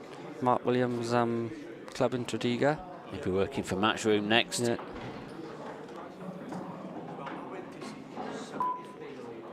Got a good little thing going on, to be honest. There's 32 sell out on a Tuesday night. Is that? But you could probably fill 64. And how many players in that local comp have come to the tour this weekend? Not too many, but there's probably about 10 who come. Right. That's good then. I know I had somebody else that was from Curtis Land, if you don't mind me calling that, that he knew Curtis, and it was just that he only got hold of me this week, so it was sort of very late notice. Aaron, is it? Yeah, it was Aaron, yeah. He contacted me this week, and he just said it was just a little bit short notice, etc. No, it's definitely it's good. Sounds like he's interested. Yeah, So you guys have obviously been getting into him, saying he's probably good enough and that. He just needs to get out here and test himself, don't they? And I think some players that do sort of try themselves, they will surprise themselves. Yeah. No, it's definitely brought a lot of players to the games, young juniors as well. Some kids go there. It's good for the local area. Well, it sounds like the game is in good hands with Curtis Lee Promotions. Yeah. As Curtis Lee Promotions gets bigger, Corey Reese is having a shocker. Total snooker. Surely. I think both players would be glad to see the back of this frame, to be honest. Yeah, it happened in the previous match with John and Wade in the first frame. They took about 3 or 4 chances each, and it was John that got over the line on that one. Surely Corey can't win this one, can he? Oh, never know. Just got to hit it. He's hit it. Well, I don't think he'd be winning this frame. I don't think he'd be seeing that red again. I didn't think you'd see another one before that, was it? But I think it'll be another snooker here. Yeah. I mean, but the first frame. frame. This back. Yeah, I think he's. It's gone horrible. But he's not under any pressure here, especially where that red is. Does this yellow pass in the left centre? Yeah, in the middle, I think. That's a little tricky one, a little nervy one. Oh, you can tell he's been playing a lot. Great shot there from Curtis. I think he's gone. He's played so much safety. He's gone in attack mode here. Yeah, and I like it sometimes when you can get bogged down. Like yeah, I really do.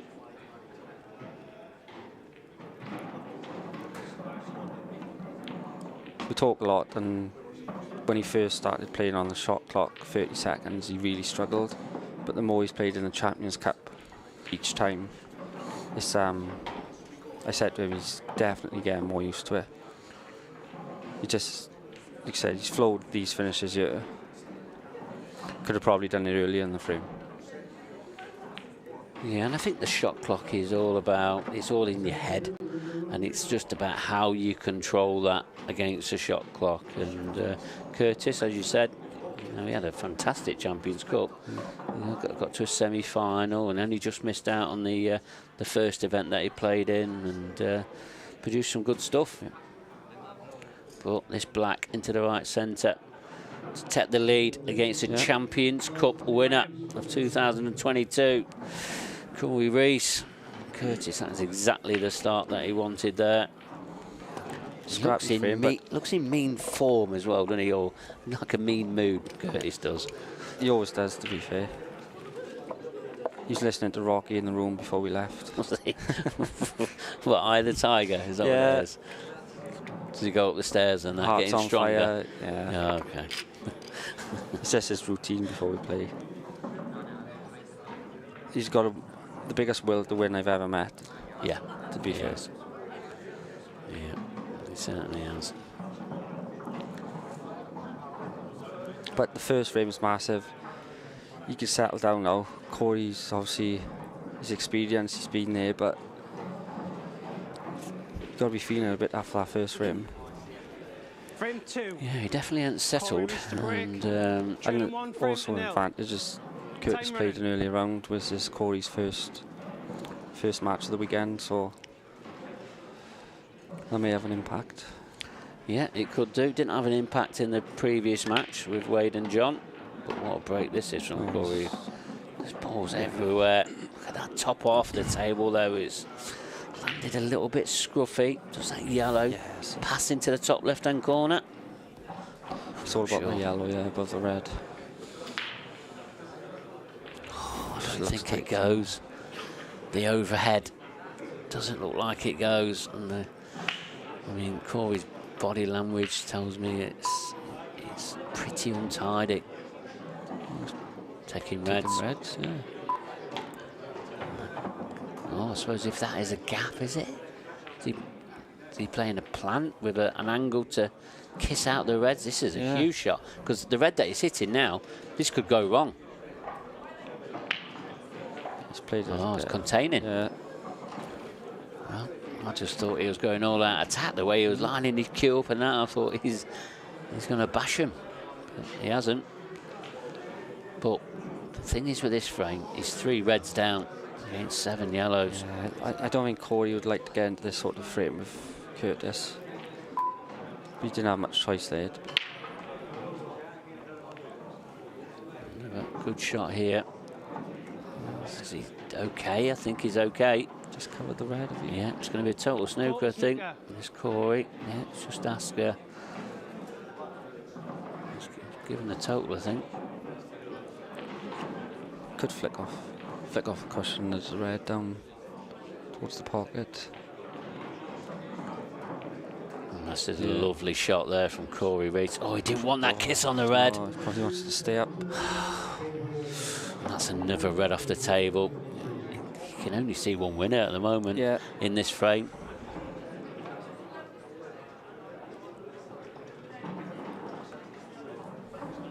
Extension, please. Yeah. Could play a containing shot, but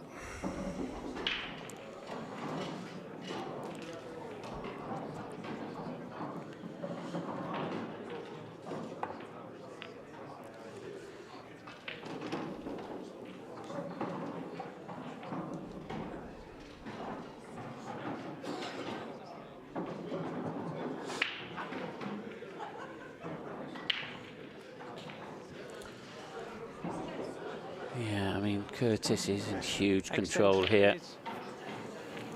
I mean, the options here, I mean, if he can get that yellow over that top left-hand pocket as well. I mean, even the yellow on this left-hand cushion in the bottom half of the table, if he can send that up the table, it could open it all up. Yeah, I think that's probably the right shot. But he's getting on it. He needs to make sure, if he is playing a containing shot here, this needs to be good. Oh, he's had a nice little flick. Flick off the yellow there. Yeah, otherwise he was leaving that open for Corey. Time out. Corey, he's asked for total snooker again. This one's a bit... Oh, it's a total snooker. Referee, Brian Moss.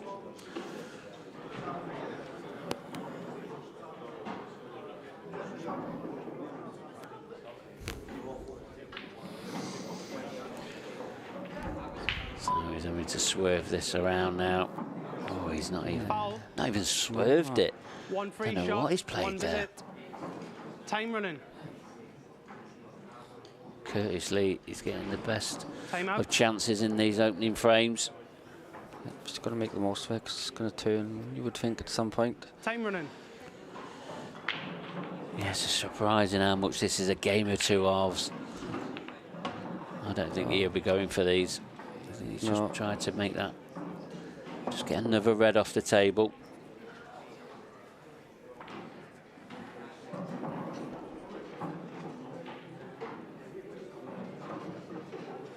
Yeah, when the frames go tight, you would slightly fancy Curtis. But Corey obviously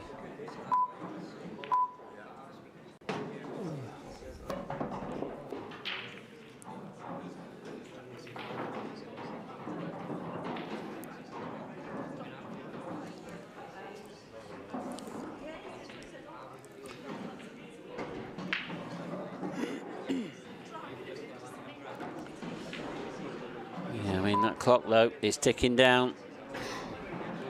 Hughes' extension. He's played a lovely little shot again. Total snooker. Yeah, one cushion escape.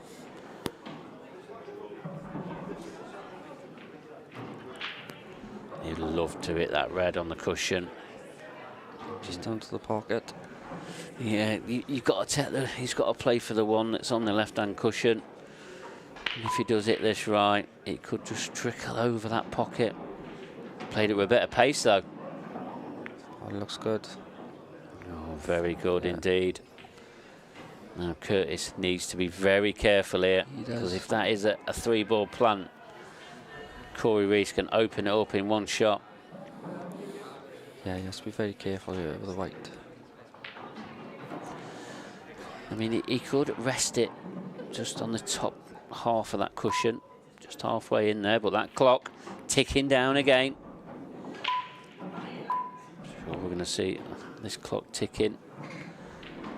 It's just bounced a little bit further than he wanted, as he left himself a thin edge on this red. Can you see the red? I think he can. It's a loose shot.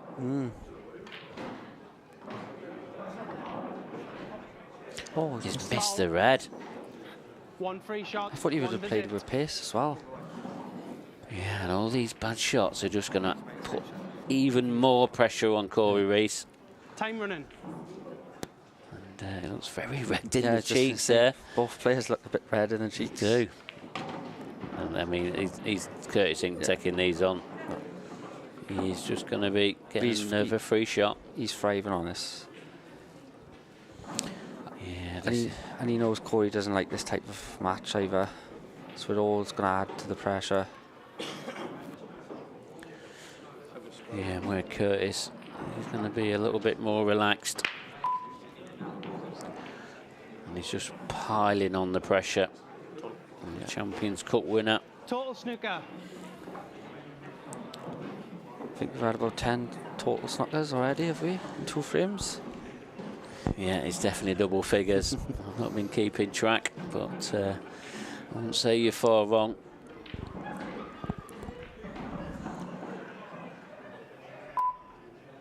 I mean, even if he hits this, he's in for a hiding for nothing, and that's come off. 1 free shot, 1 visit. I think for me, they just hit it out. Hit it harder. Yeah, so this is all about his first shot here. I think he has to play probably the 3-ball plant and could play the yellow at an angle. And so the yellow just comes down table towards that one over the middle, or... I mean, this is... I'm not sure I like this shot. Because he's now, what he's done there is... Still left 1 awkward yellow, yeah. Yeah, and the yellow is on now. Yeah, he's going to be drifting down table, but he's then going to have only the yellow that's directly behind that black. And the red is on. Yeah, the red's on. Yeah, and I mean, for me, he's not going for these. He's just going to be, oof, that's got away from him. Oh, he can play one in the top half of the table. Just hide that cue ball again. I suppose it doesn't matter how you get over the line sometimes in a frame. You've just got to get over the line, haven't you? Yeah. And he's comfortable playing these type of shots with some people, like you said, remove the red. But he's in total control. Yeah. Total snooker. Is there a gap through for a 1 cushion escape with a bit of side? If there is, Corey Reese hasn't been playing these shots well. Well, that's the shot that Curtis wants him to play, so he knocks his red a little bit safer. Can he thin clip it? Yeah, he must go, yeah. No, off the back rail. Wow, I didn't think there was a gap there. Yeah, that's definitely put the pressure on a bit. Yeah, and what looking like a 2-0 Curtis lead is all of a sudden Curtis is under a bit of pressure. I mean, is he going to just glance his back? I think he's go for the pot. Is he going for it? Is he? Oh, he could have glanced it back if he wanted to. He's missed the pot though. Missed the pot and give Corey Reese the chance now to level this match up.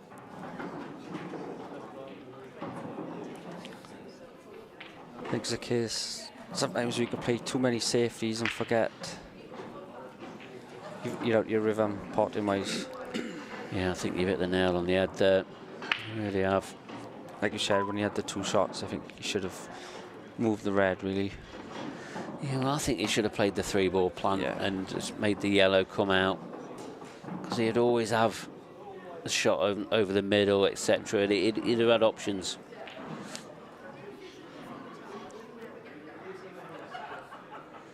And instead, he's let Corey Reese settle in this match, and he'll be pleased to get a frame on the board. Corey over the moon. 1 apiece. Over the moon. Puff of the cheeks.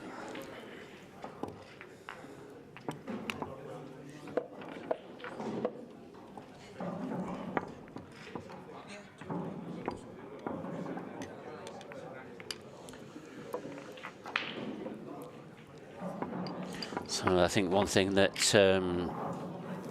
that Curtis doesn't want is Corey Reese just getting on a little bit of a spree, because he can spray these frames one by one, probably 5 in a row without Curtis even getting a couple of shots. Yeah, Corey's definitely capable of that. You don't want to get him on a run. I think he'll be kicking himself Frame there. 3. Curtis Lee to break.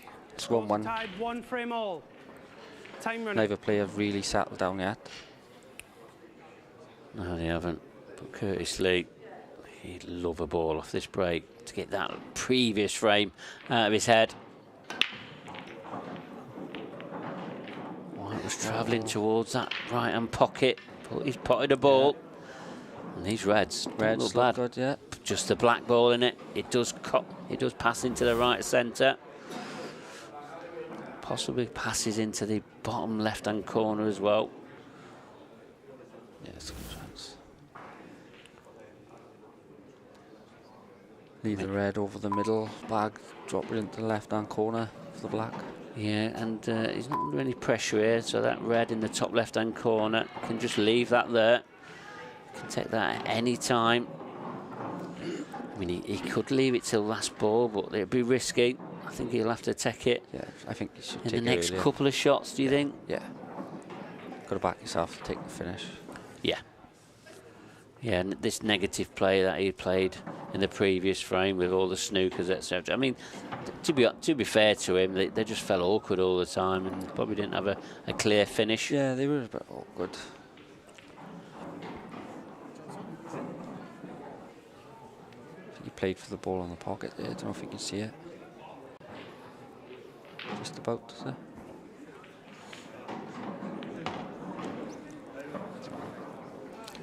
Yeah, nice little shot there. Just put them 2 yellows together. But now this should be dot to dot, should it? Yep. I mean, probably two now into the right-hand centre.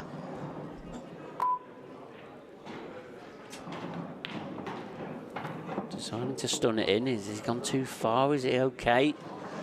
Oh, that looks tight. And he's just got right into that.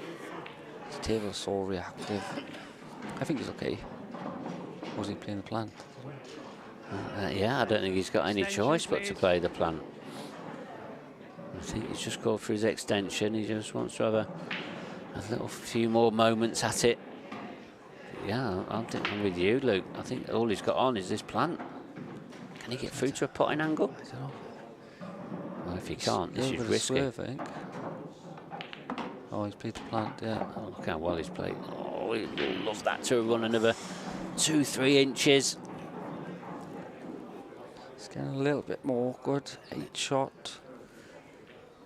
Yeah, and this white ball is getting away from him. Yeah. Most tables you think you can hold, but these IPA tables under the cameras are so quick. You do well to hold this. Well, he's tried to hold it. I think he's held it as best he could. Yes. He's enough to play for the black in the same pocket, I think, for me. Really? How does he get on it? Wow. Or go into it. I think he's just relying on a bit of luck. He's trying to drop on it. Oh, good shot. Oh, he's played this well. Yeah. Is he on this? Can he see enough of this? Oof, this is a tight one. Brian Mossy will be watching.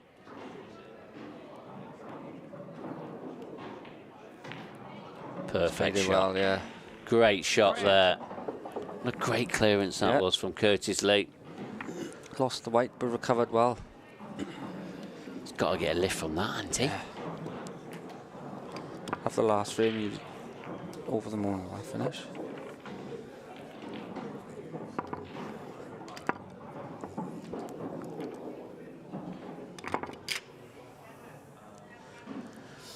Oh, 2-1. I'll just have a quick look at some latest scores that's going off in the professional event as well. I'll bring them up to you.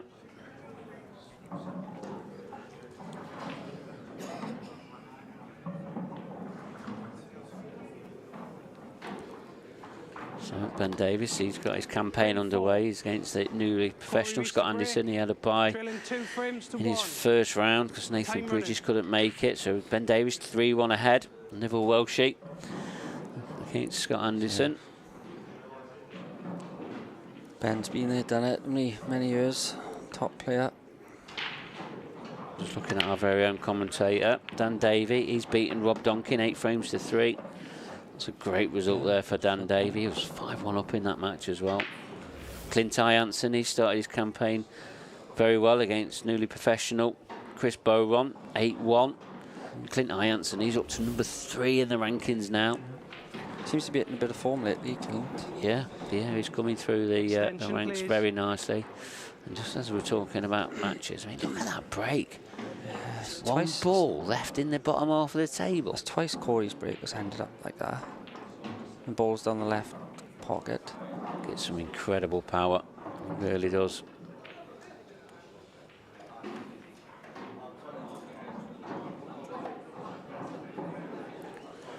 Some good matches shaping up for the last 16 tomorrow. We've already mentioned Liam Dunster against Mark Boyle. That's going to be our TV match tomorrow. I think it might start around 12 o'clock, but we'll keep a look at all our web pages, Facebook pages, Twitter, and we'll let you know the times. Then we've got Craig Marsh against Dean Shields, Dan Davey against John McAllister, shaping up very nicely in the last 16. Great lineup. The standard, to be fair, of what I've seen today has been really good. Do you think it's a little bit better than you expected now? You've had a bit of a closer eye now on the pro ranks, haven't you? It's obviously your first time back on the pros. And has it sort of opened your eyes a little bit? No, I wouldn't say opened my eyes. It was just a reality check, I guess, of the fine lines between winning and losing. Yeah, all them unforced errors that we normally get. You've just got to cut them out. Because in these pro ranks, you don't really get away with a lot, do you? No. I mean, it's all right getting away with the odd frame here and there, but you just cannot continue to do it frame after frame, because you will be punished. You can make one mistake, a frame, you're lucky to get away with it.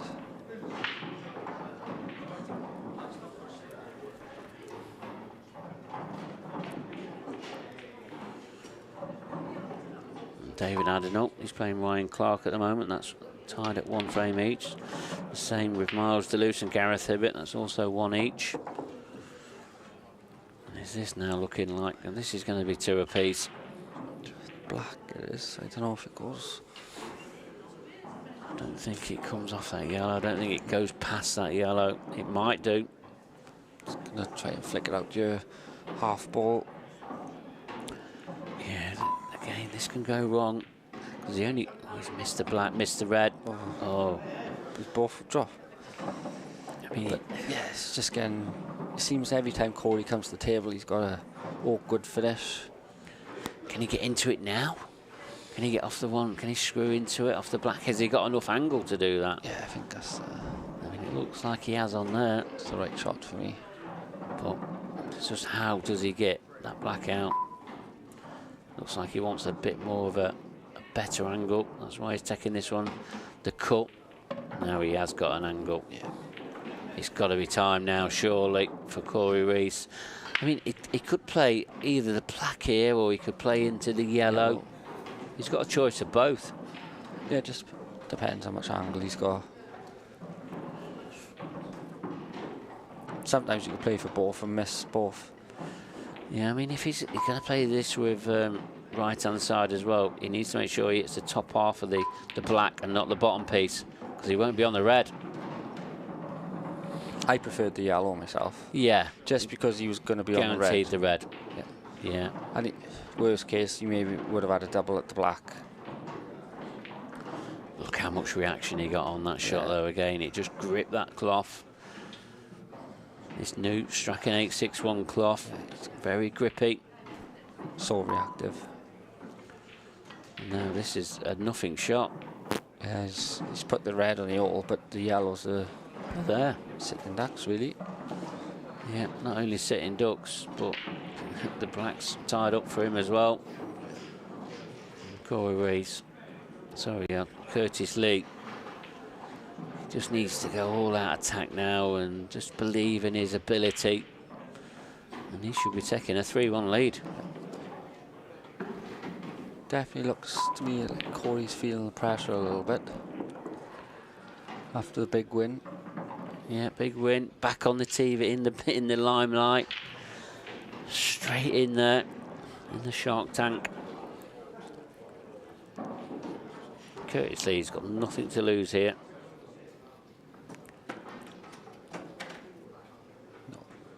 Quite a few Welsh boys watching on the sidelines. Do you Welsh boys cheer on when they're both playing each other? Do you always cheer on one of the other ones or not? Or do you just keep neutral? Or would you rather not say on air? Yeah, I'll give you the easy way out there. We all got our little... But you can tell me and I'll tell the audience. How about that? we have our little buddies, I guess, but we wouldn't cheer against one or the other, you know. No. But no. Yeah, I suppose if you was up against it, you probably wouldn't like it either. I mean, there's banter cheering, isn't there? Yeah. But you don't mean it deep down. No.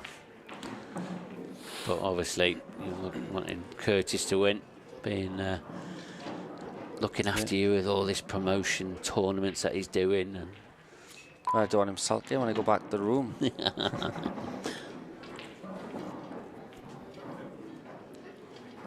His temperament has improved loads over the last couple of years. I started to play it on the tour about 5-6 years ago, I think. And he couldn't go back to the room for an hour after he played and lost. But I think it's helped this game massively. Yeah, you really need to control that temperament, because this game could really hurt you if it's getting to you. It'll it's a cruel game at devastate you. times, It really will destroy you. I think the word is. It's unforgiving. It's a nice chance here. Yeah, lovely little pot there. Didn't take anything to chance. Just made sure hit the centre of the pocket. And now this black.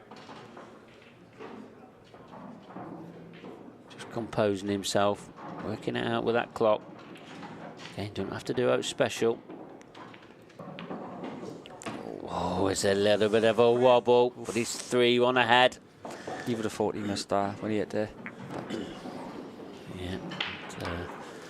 Corey, he's going to give his head a bit of a shake, he has. And Curtis Lee, well, he's going to have to be, surely that's going to settle him down now. Yeah, Curtis looks more settled now out of the two, but I think Corey's done the right thing here, just going to gather his thoughts, settle down. Yeah, he looks a bit red in the cheeks. Yeah. The balls haven't really been kind to him off the break. Last pool, he can start to build up. Yeah, they can. And these race to eights, though, it takes a lot of consistency to get over the line. Definitely a long way to go yet.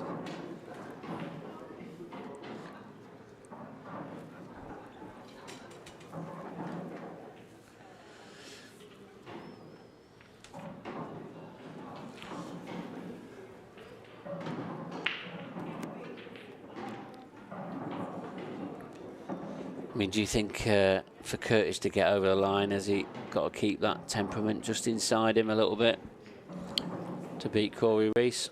Yeah, he seems to control it better these days, so I think he'll be over the moon with the start. He hasn't done nothing special, but he's just playing the balls. I think the first few frames suited his style. Corey will be open for a bit more of an open game, I think. Yeah, I'm sure we will. He's potted off the break, but they haven't really landed very nice. There is our 2021 Champions Cup winner. That was Gareth Hibbert that you just saw. Background there. There's Corey Reese. Frame 5. He's back now. Curtis Lee to break. Still looks a little bit red in the face. Frames to 1.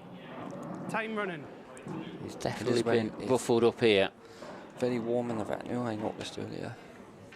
But it's been a nice day today. It's a very controlled break. Took a lot of pace off it. Wow. Oh, I was just about to say, look at these yellows. But that last drifting red at the bottom half of the table. He's took a lot off his break. Yeah, even in the Champions Cup. But on these tables, because they're so quick, reactive. They just break open. You couldn't break like that back home on a pub table. No. The balls just, they wouldn't go anywhere.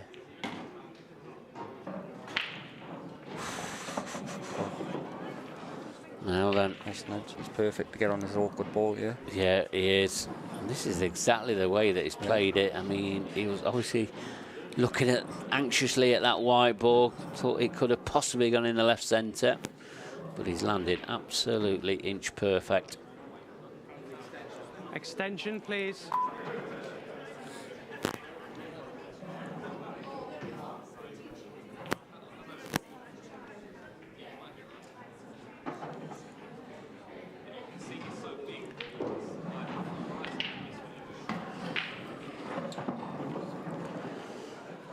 Again, just needs a little bit of an angle on this. I mean, taking this one in the bottom right-hand corner, I mean, for me, he's probably going to have to take one long into the top left-hand corner. I mean, if he drops the one into the right centre, what does he have after that? Yeah, you're right. Unless... Does that pass? The one in the middle of the table? The top one goes... The one in the middle of the table near the blue spot, does that pass into the top left-hand pocket, past that red? I think the one closest to the white goes in the middle. Oh, right. Oh, I see. Yeah, well, if it does, then it's fine. Yeah, I think. But it doesn't, the way he's playing this. So we're still going to have that problem. That clock is ticking down. To your point now, he's got to play must go past the red. Well, if it does, he hasn't got all the pocket, has he? I mean, Corey's having a bit of a look as well. I don't think he's convinced. But one good pot here, if it does go,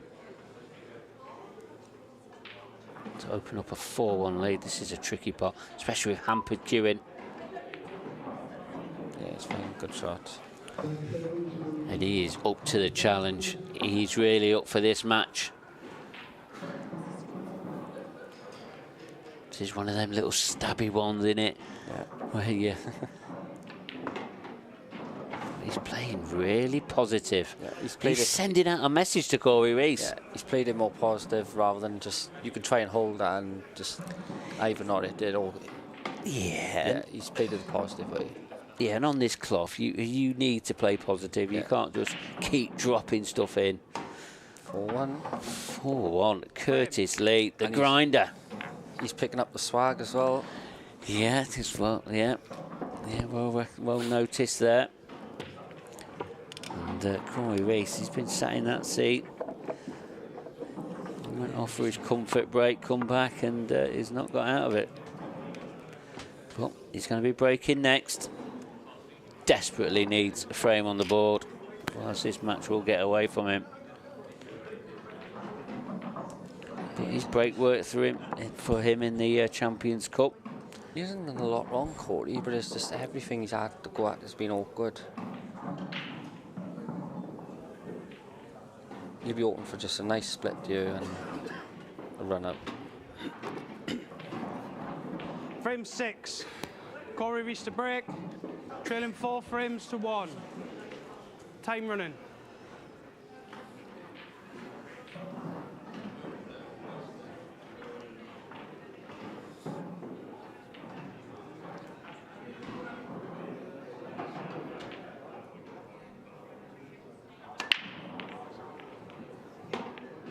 Got a ball.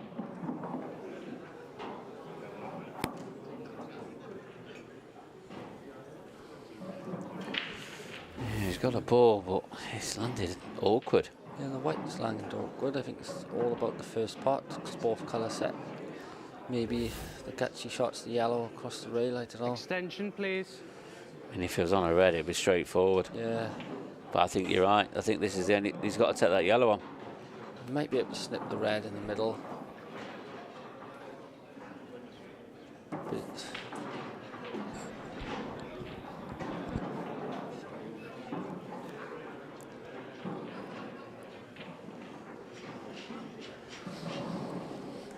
this is a type of shot which is much easier when you're 4-1 up.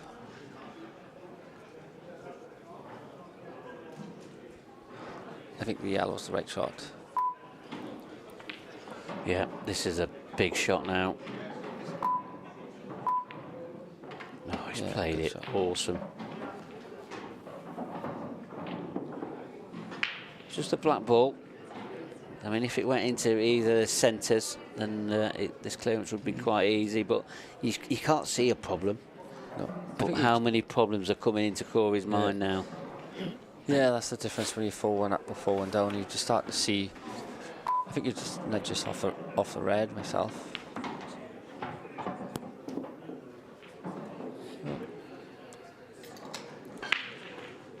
I thought the yellow would go in the corner, the right-hand corner. But yeah, I think it does. So now is this one just below the black spot? He's just going to drop on that yellow on the left-hand cushion, probably cannon into the red over the left centre. Oh, he's just missed the that red. Didn't really have the angle, but he's played that lovely. yeah, he's going to leave a little bit of distance, but big pocket in the left-hand corner. Yeah, I suppose this is probably the key shot now, this clearance. It's all about the positional shot that the positional area that he gets from this pot here. He just wants the white to come back to where it is about now. Yeah, he's played that well. He's getting a bit of a touch round the table now. Yeah.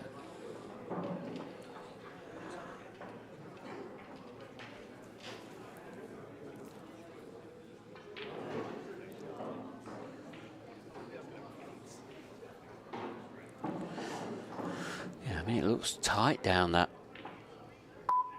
top left-hand pocket. Trying to leave himself directly behind it, and then he'll be able to draw it back. I mean, I don't think he can get close to this black. It's probably going to be on the cut, just off the cushion, do you think? Just about where the white is now, or a bit further up.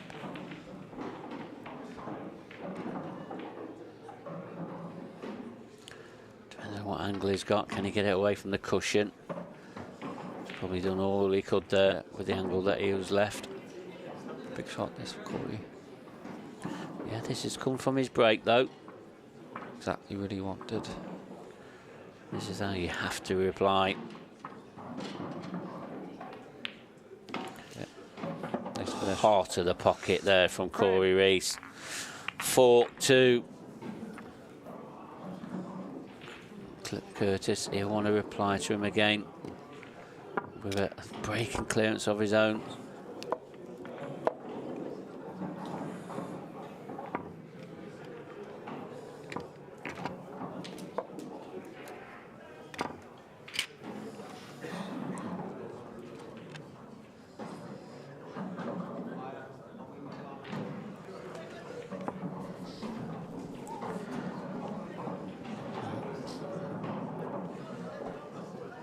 So we noticed that Curtis, he took a bit of pace off in that last break off of his.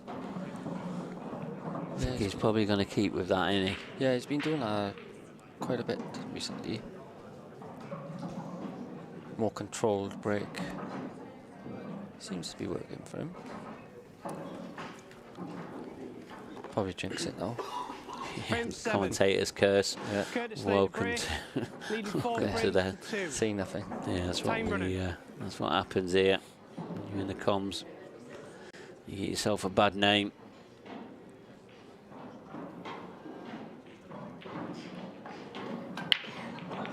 Very controlled. Yeah, yet very soft. Is that red going to drop? It is. Oh.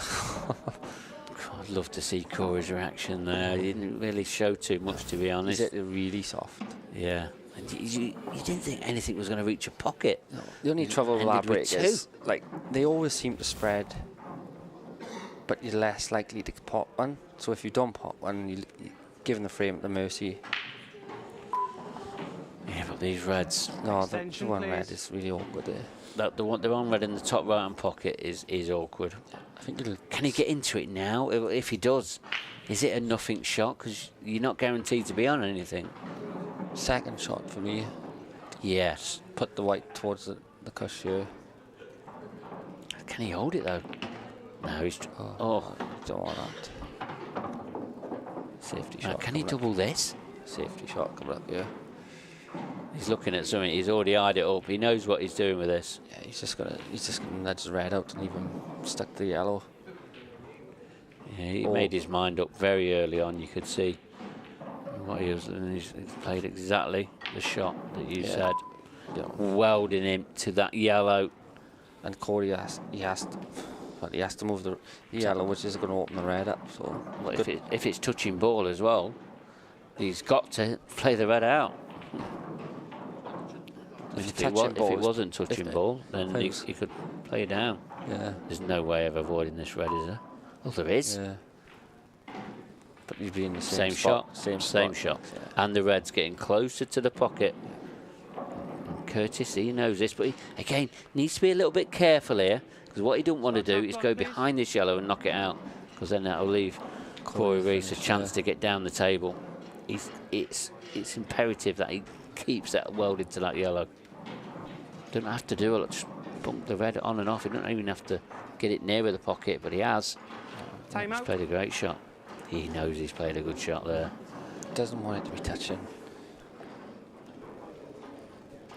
Oh, it's hard to see. Our referee, Brian Moss, one of the best referees in the world. If it's touch it, Corey could play it tight, and tag in safety. Is he called touching ball? Didn't you? Oh, it is a touching ball. So, I mean, what can he do here? I mean, it's going to be an awkward shot if he plays off the cushion. He's knocking the red safe, which is fine. Yeah, it's a fine shot. Not leaving Curtis a thing. Can he get back and forth across off the cushion? Can he play the double plant? Yeah, the double plant, I like, to be fair. Wow, big shot. But these reds are going if he gets it. Oh, has he potted it? He hasn't potted it. He'd be pleased to see that red sort of lay there. He will be pleased, but I think he'll be in trouble on the next shot. Yeah, he's not going to be seeing another red. That red there, look, nearly dropped. Corey developing his hardest one, apart from the one in the top right-hand corner. Time out. That's definitely a total snooker. Total snooker. Time running.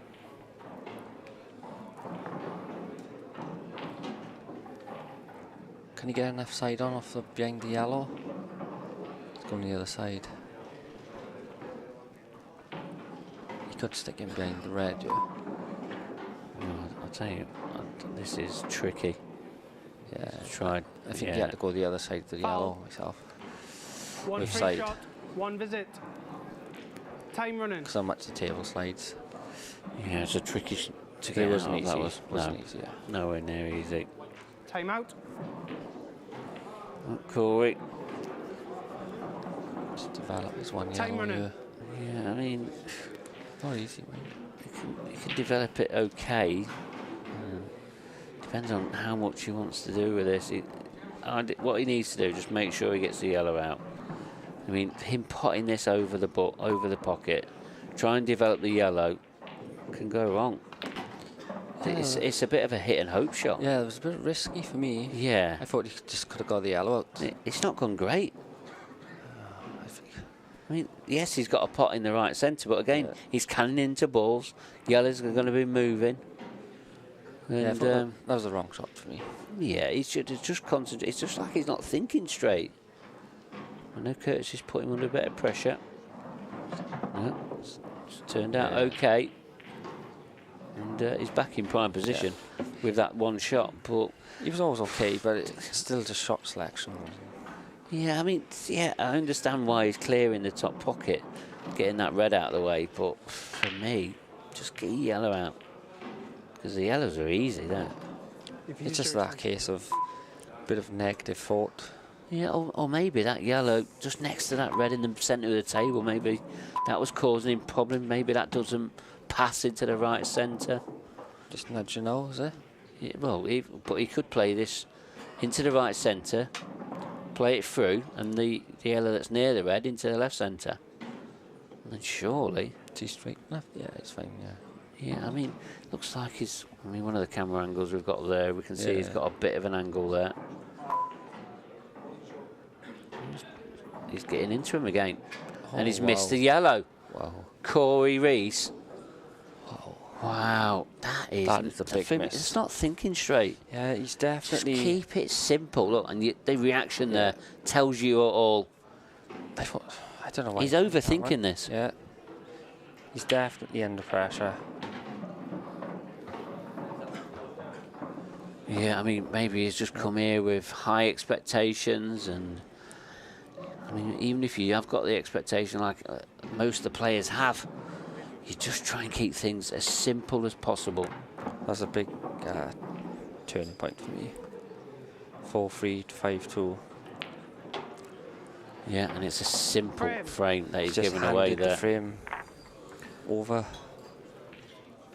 Yeah. Tell by his expression there. You just see the shots he was playing, he just negative thoughts coming into his mind.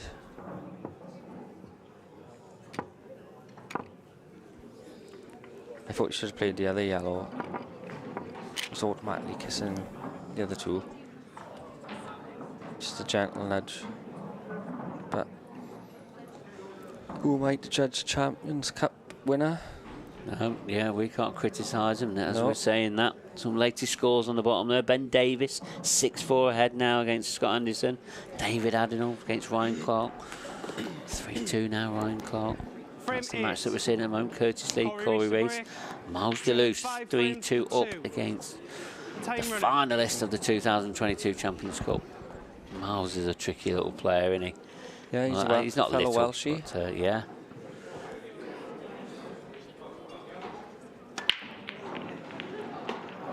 He's got a ball off the break, but look at these balls in the top half of the table. What does he eat for breakfast?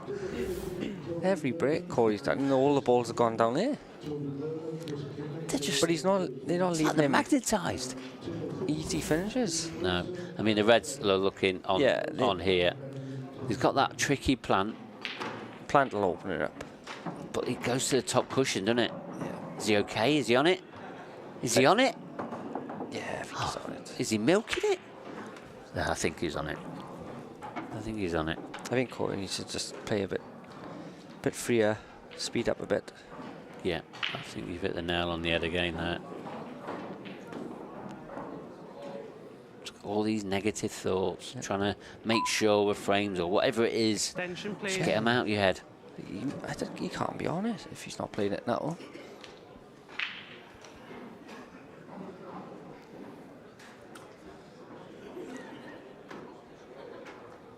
He must not be on it. He's got to be, hasn't he? He would have Well, played it by now if he he's was. not on it, then he's... Play the one to the left middle. He hasn't even looked at it.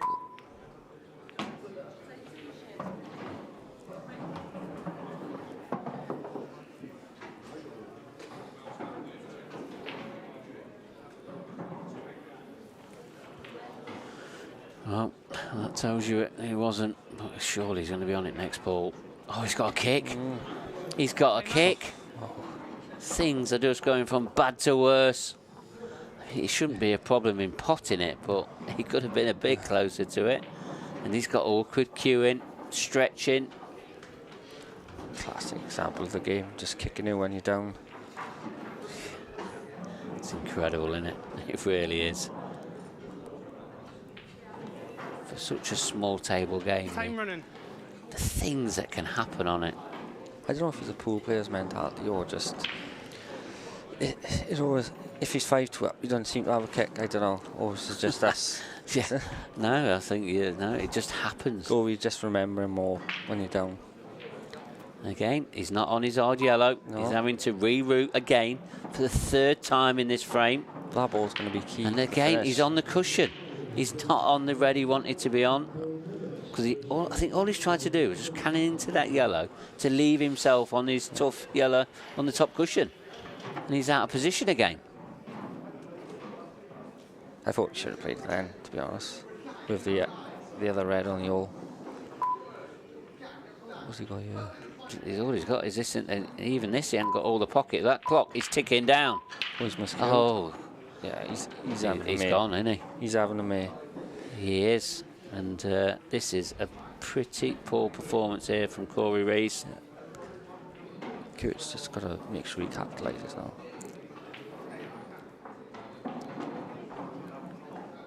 Yeah. That was a fairly standard finish for someone of Corey's quality. One good double here. He's missed the double. Where's the white? What's he left here? It's the red golden bottom right corner. Long. That was a nervy double, weren't it? Restart clock, please. Yeah, it's right shot. He just got into it too much, I think. Yeah, he did. I mean, for me, Corey's just got to try and take these out. Yeah, I think that red passes if the in red the bottom passes, right. he's got a good chance. I think it passes definitely in the bottom right. He could land on his awkward ball then next. I'm not sure of the angle. Yeah, I think he's probably just off straight, but coming away from the red, I think. I might be wrong. No, he could get on that ball. But yeah, he's on both. Well, and that red on that top cushion definitely passes that yellow. Just got to make sure this pot. Yeah, just let the white ball do the travelling. Yeah. Goes off the yellow, worst case. Could we have another Is this a turning turning point? Yeah. Just took the words out of my mouth. Oh, we're both thinking alike. Oh, he's missed another pot. Wow. What are we seeing? He never... I haven't seen Corey play this. I don't like to say bad because it's easy sat here, but yeah, I haven't seen him miss so many balls he's in a missed long 4 time. pots yeah, in this match, and 4 pots that he'd never ever miss. He didn't miss 4 pots in that Champions Cup final. But extension, please. Credit to Curtis, put him under pressure, I guess. In fact, Corey Rees probably never missed 4 shots in his whole Champions Cup campaign. Yeah. You always seem to see a bit of a lull after someone wins a big trophy. Well, that's not gone either. But he's played the safety, to be fair. He knows he's in full control of this. Yeah, the way that he's played and that the thing dead is, weight, he's played it in a way. He probably that. could have took the yellows up, but he's playing a bit of mind games as well, I think, in the sense that Corey doesn't want to get dragged. From the start, he's been dragged into these type of frames. Yeah, it's a big frame. I mean, that red, he's made it a little bit awkward for Curtis. Putting him through a slow pain of... He knows he's going to lose the frame, but he's not doing it quickly. Yeah, it's out of Corey Rees's hands now. He's playing that's not here. Yeah, probably behind the black. Yeah. I mean, it's risky because if he does go around the back of it, he will leave the... not even going behind the black. What's he doing here? Does that red pass this here? I think he can get control of this top left-hand pocket. That's a poor shot from Curtis. Yeah, that's a bad shot. Time running. Can he see enough of it, though? Yeah, I don't think Corey's going far, but he's giving him half a chance of trying to get some control. That clock ticking down again. Just trying to get the red in the pocket. Yeah, good shot. Keeps him in the frame. Yeah, he does. I mean, what was out of his hands is now he's back in this frame.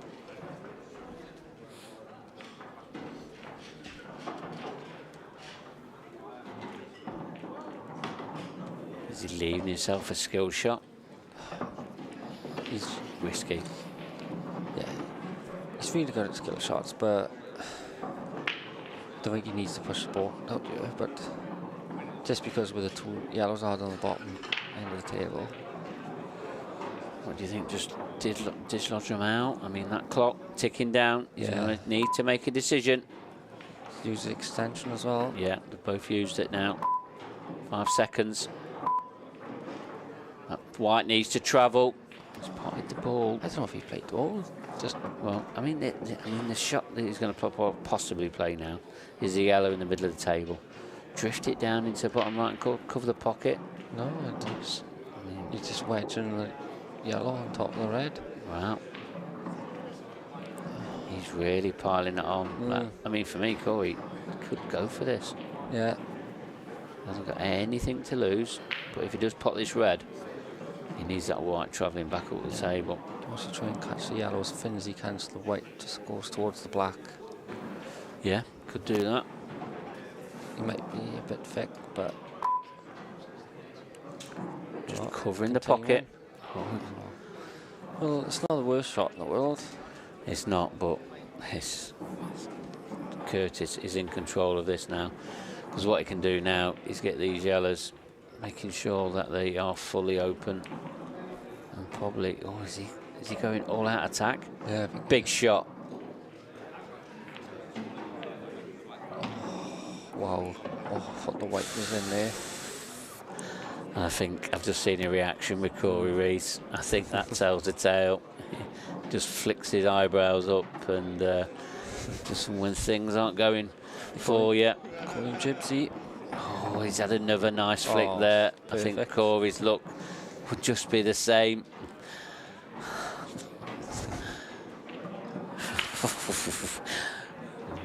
He had a little mutter to himself. That's why like Curtis is my good mate, but I struggle to see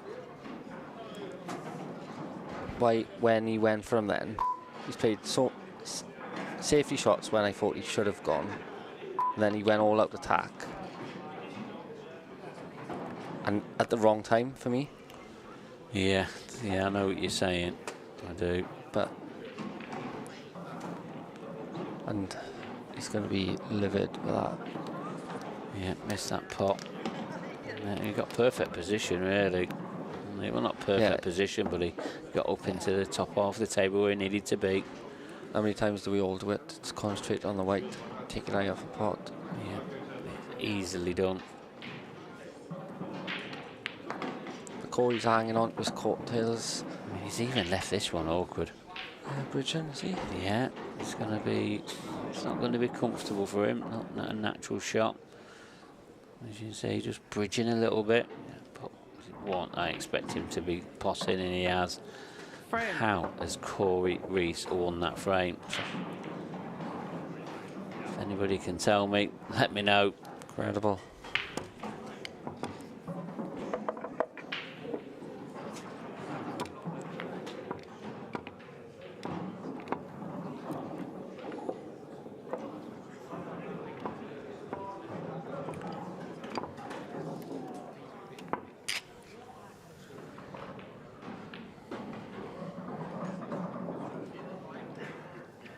So did you have a go of the old left-hand thing earlier, Mark?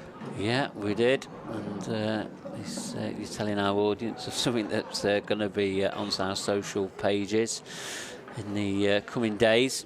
So there have been a few of us, professional players. We've had a bit of a challenge over the way we got called up. And you was one of them players as well, weren't you, Luke? And good fun. Yeah, and when they said to me, you need to play opposite hand, and I said, what? Even breaking off? And then when I got down to the break, I'm thinking, do I put the white there or does it go the other side? And I didn't know what to do. It's just alien to me. Do you normally play opposite-handed? No, not at all. No. And it was just no. How'd you get on with the break? The break was right, fine. Oh, right, okay. Actually done right. I just tapped it. Yeah, I had 5. I just made sure I didn't make myself look silly. Yeah, I got 5 as well. So, which I was quite pleased. I didn't expect it. I didn't expect to get many, to be honest. They Extension, please. They didn't warn us that they would be opposite hand, did they? No, we just turned up and then all of a sudden, oh, you need to use your. It says, can you put as many balls as you can, and then, oh, you need to use your opposite hand. Oh, you forgot to tell me that, did you? Yeah. Bit risky. I was thinking it done rip the cloth. Yeah, that'll be coming to our social pages in the coming days. It's a little bit of fun. Yeah, it really is, and I'm sure there's going to be some really comical sort of TV clips. It really is. Good shots on reds here for Corey. I think he would have liked to have gone yellows, but didn't have a start at the ball.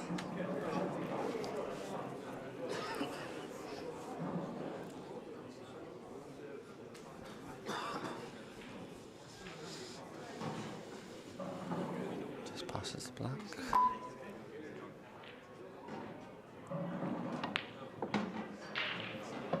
Where's that white ball gone? Oh, wow. Wow. How do you get in that position, and when things are going wrong, they go wrong? I don't even see an easy get out, because even if he just comes past that yellow that's below the black spot, does he just cannon into the black? Does it pass? Or does it pass in the gap? Is it just a two-cushion escape? He's playing it with a bit of side, I think. Yeah, is it? Yeah, it's not too bad result. It's just everything's just building up, you know.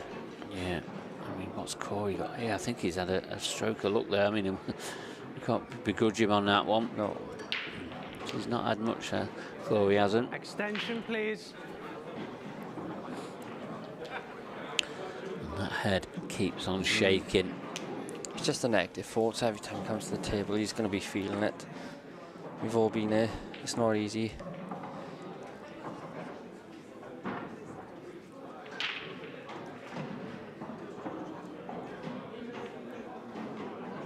He's hit a good break. He probably wants to go yellows, but he can't pop one.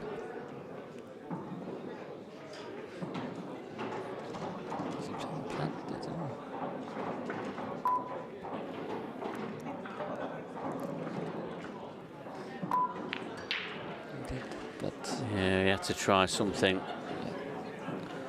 It's a lot thinner.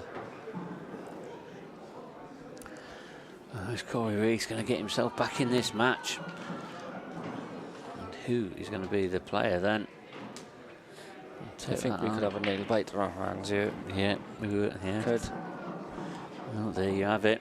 Luke Vokes, he's called it. He thinks we're going to have a nail biter. A deciding frame, is that what you mean by that? Yeah. Just wanted some clarification on the way that I presumed what you meant.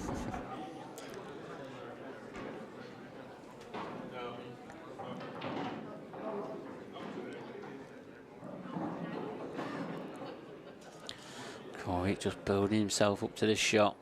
This is awkward queuing. Bit of a routine before he plays a shot, Corey. I don't know if you've noticed, obviously on comms. The Welsh boys have noticed it over the years. That's where his nickname comes from, I guess. Gypsy. Yeah. Picks his trousers up, brushes his brow. He's got all the movements of showing huge nerves. It works for him, so. Yeah. Every player's different. All got the ways, haven't we? Yeah.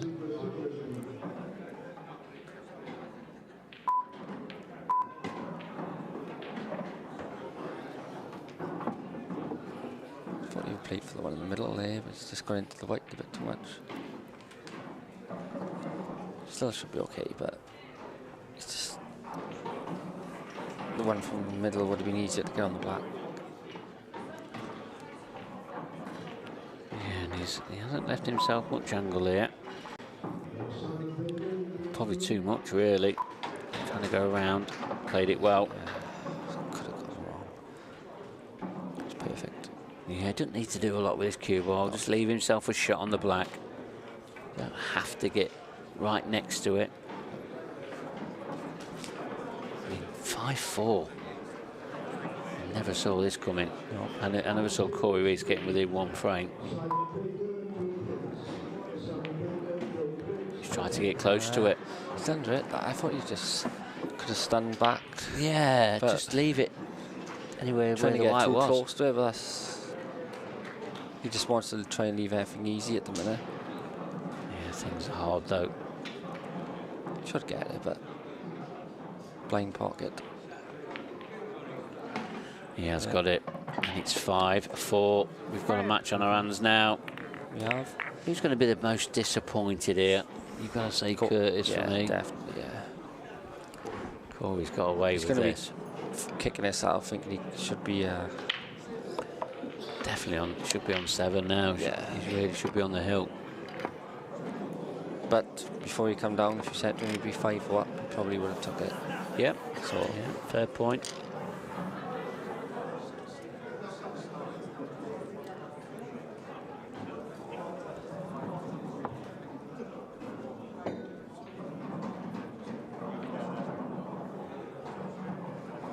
it's definitely much easier sat by you than in the arena.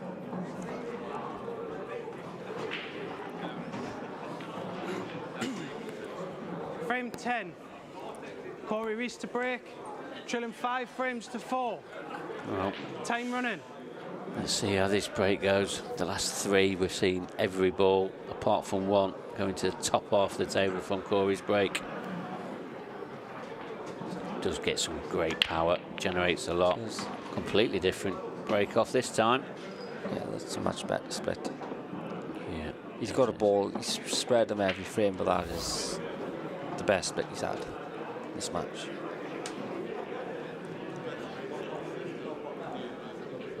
Yeah, he's got arguments to take either colour set here. But does that yellow pass please. into either bottom corner? Because that could be the decisive factor. Yeah, if the yellow with the goes reds, red, you can just drop on that tough that red next on the top cushion with this one opening pot on the top left. Yeah, I think it's a shot. Send the white towards the 2 yellows. Well, like I said earlier, there is choice of either colour set, so I think it goes. Playing the first shot, so. All right, does this yellow go? It did go, clearly. And it's probably the way that he's played that, this is the correct first shot. Now we're looking at 5 frames apiece. Looking at a best of 5 then. It's not an easy finish, mind, is this? No, but he's got to be feeling better about himself now.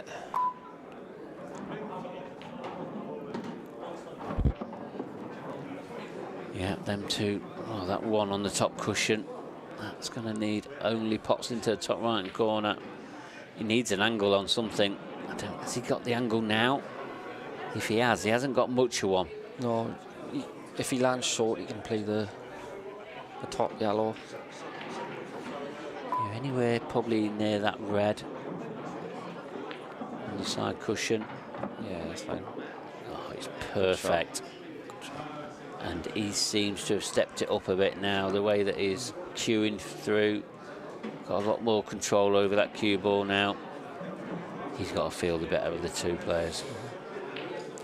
Pool, such a momentum game. Yep, certainly is. I don't know why, but it is.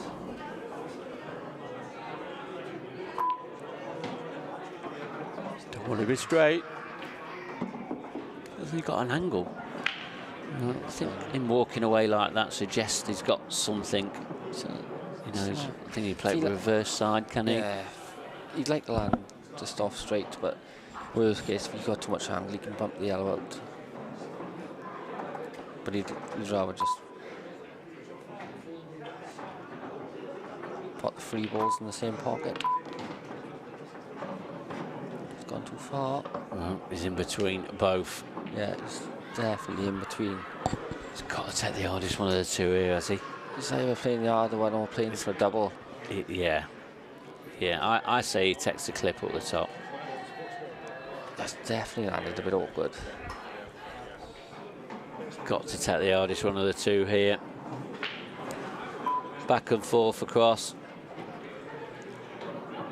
This pot, though, this is a chance now to level the match up. Good pot. Yeah.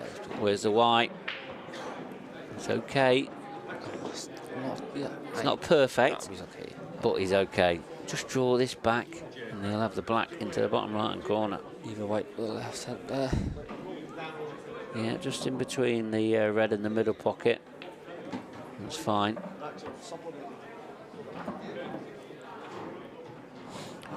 And this straight black to level this match up. 5-5. Taking the last 3 frames, and probably Curtis, he should have been getting at least 2 of these 3 frames. So these are chances in them. And what is going through Curtis's mind now? He's been sat in that chair for a little while now. It's 5 apiece. Pressure switching, no. Yeah, just saw him just glance over at Corey there. Just seeing how he's looking, how he's feeling. Them red cheeks have calmed down a bit.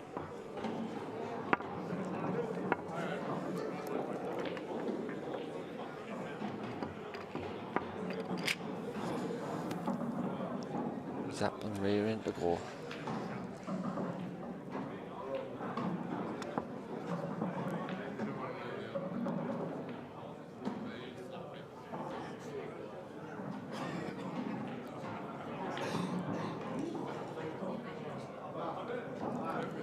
What is going through the mind of Curtis? I gather he's going to keep a controlled break here. It's late to break. Yeah, well, I Scores don't think it's tied, going to 5 change. frames all. Time running.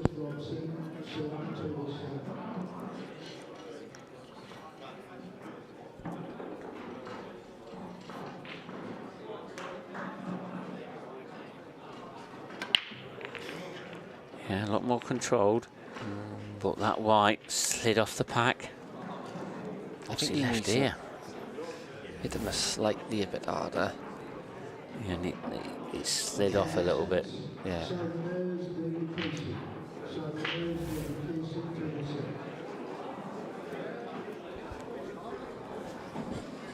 I think it's just being a safety. Yeah, I don't think there's a pot on. I mean, there is that one in the left centre, but it's not easy. Sort of teasing him to go for yellows here for me. Yeah, he might just play the same shot here. Could just glance off. And rest the white on the top of the red and the yellow. Waiting for the other guy to go. Yeah, I think we're going to see a bit of cat and mouse here. Timeout. It's going to be touching ball out, surely. Yeah. Touching ball on red. Yeah. Time running. So Brian just pointed there, touching that red. Needs to play away from the red.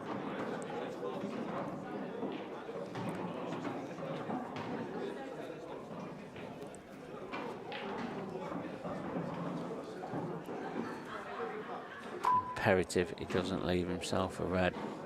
Leave Curtis a red. I don't think he has.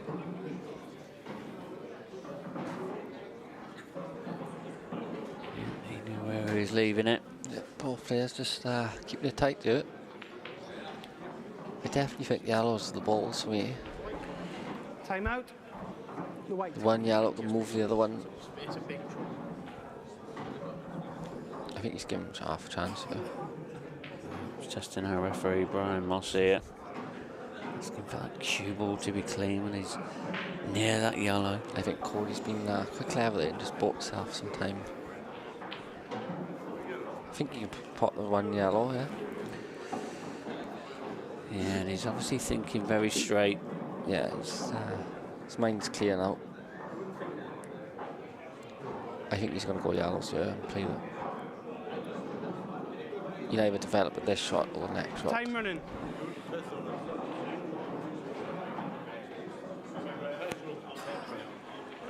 He doesn't want to get into the cat and mouse frame, type of frame. He's on a roll, he's won 3 frames in a row. Yeah, momentum, like you said. That clock, though, is ticking down again. Definitely kissing it out. First shot, yeah. No, he's not quite gone right, has it? No. And even the ball that is on now, the one closest to, that's a tricky pot. Do you think he's going to try and keep the momentum going and try and take these out? Time out. See what he's got. Got a tough pot in the middle, or they're all closest to this one. Time running. Using the rest. Just got to be careful. Well, in or over. Yeah. Good pot. Yeah, he's looking over. Yeah, that's fine. Oh, he's covered well. Oh, you say covered. Yeah, I think. first shot. Straight to the yellow on the pocket. Yeah, well, depending on the angle he's got, looking at one of the camera shots I can see. Looks perfect. Looks like he's got a bit of an angle there.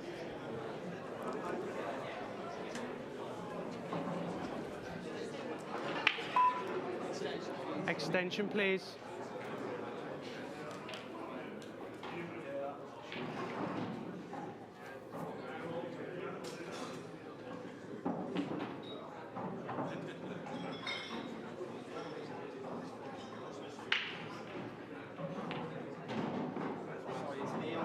Time out.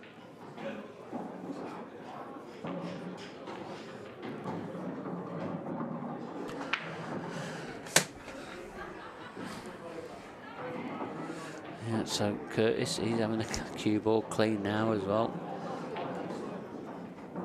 We've no dots left on this cue ball. Have it cleaned again. I think he's got to go into the first shot. All the reds are there then.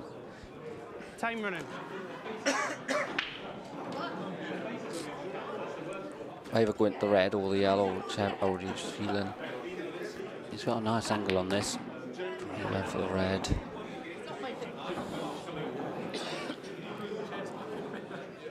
Yeah, he's going to get another shot though, isn't he? Yeah. Can he take this one in the right centre next? Leave himself the angle on the one in the top right. Yeah. I think that's what he's got to do. Delicate shot.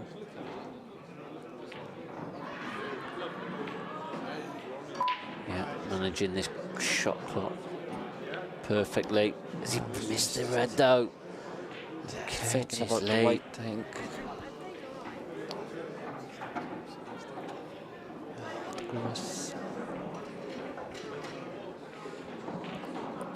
He's thinking about the white ball here. Yeah, he was. Just need to make sure the pot.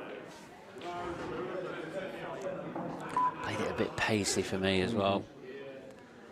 And Corey still going to have that yellow that's behind that red.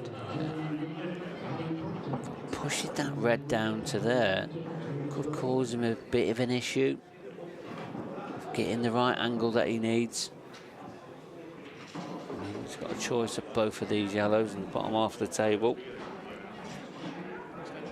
Extension, please. I think he's got to play it now.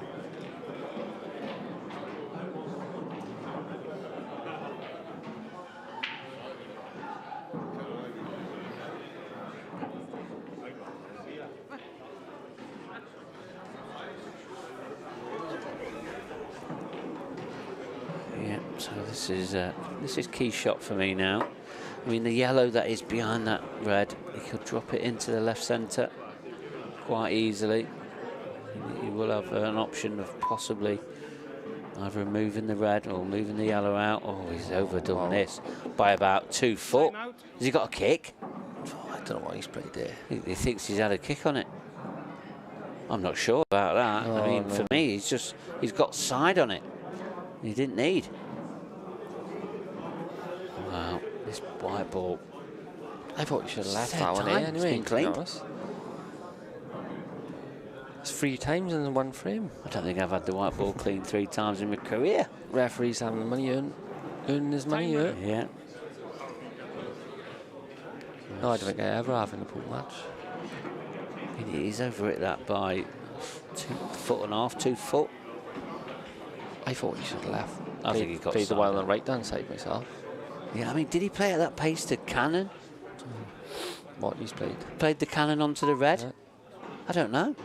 I mean, he's lucky to be on this, if he is on this in the left centre. He could flick the yellow out, yeah. No. He's not even tried. He wants that to slow down. He's not got a lot of angle here to play with. This is getting harder. I mean, he could play onto this left-hand cushion, and it's all about the one yellow. I thought he should have gone down that end of the table first. I mean, he can't really get. Can he get close to any of these in the top half of the table? Can he go up and down? No, yeah. This is all he can play. Does he screw this back for the yellow in the right centre? Yeah. Worst case, he has it in the bottom left. Or top right, yeah, top right. Overscrews it, top right. Underscrews it, snookered. So this is a huge shot. For me, it just could be a plays. huge shot in this match. I play this with a bit of top right. He's playing the other one. Yeah, I like this shot. I don't like this shot. It's a bit negative. And now, for me. Curtis, he's back to the table. He's got to be happy with that. Yeah. Does he play the reverse double now? Big pocket? No, I think he's roll the one in the middle. Probably not that big of a pocket, just looking at one of the other camera shots. Roll the one in the middle. Leave the... Oh, he's playing it on the bottom, is he? Wow. Gutsy shot. Suppose he's miles away from it. Suppose he's trying to cover the black as well. Yeah, but... I mean, he's done that, but was that the shot? No, not for me. Just play the easy one in the middle and leave an angle on. If you're going to go for him, play the reverse double. Yeah. It's a catchy shot. If he gets it, he wins the frame, but it wasn't close. But yeah, what he's done, he's let Corey Reese back to the table. And what was looking like Corey Reese weren't thinking straight, all of a sudden, Curtis Lee ain't thinking straight, but what has Corey Reese done again? If he's straight, yeah, he's in a world of trouble. He can pinch a bit of an angle, but how close can he get near the black? Looking like he's going to cut this into the bottom right-hand corner.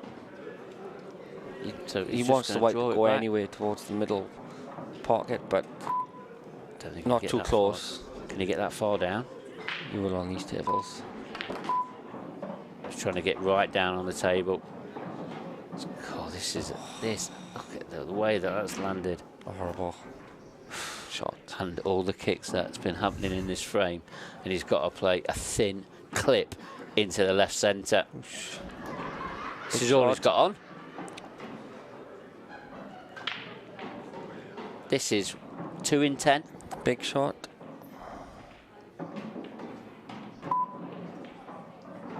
Easy to it, Fick. Oh! Easy to it, Fick. Great effort there from Corey Reese, but Curtis Lee flew out of his seat.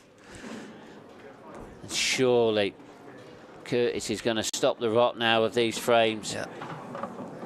Just got to play positive, just make sure everything goes in. Concentrate on each pot one by one. And it is a straightforward finish. Work your way down the table. Yeah, I like this. Clear up the bottom half. Oh, what? That, what's he doing? He's only got to drop that in. Yeah. Now he's got work to do. He's not thinking straight. No, just roll her in. He's going to have to draw this back now. Or is he just going to drop down on it? He's got to move out. Yeah, just drop down on it. This is a reroute. You don't need to do anything spectacular. Just keep it simple. Even if you leave yourself a long pot on the red, you'd make yourself to. He's feeling it. He's got to be feeling it. Cheeks.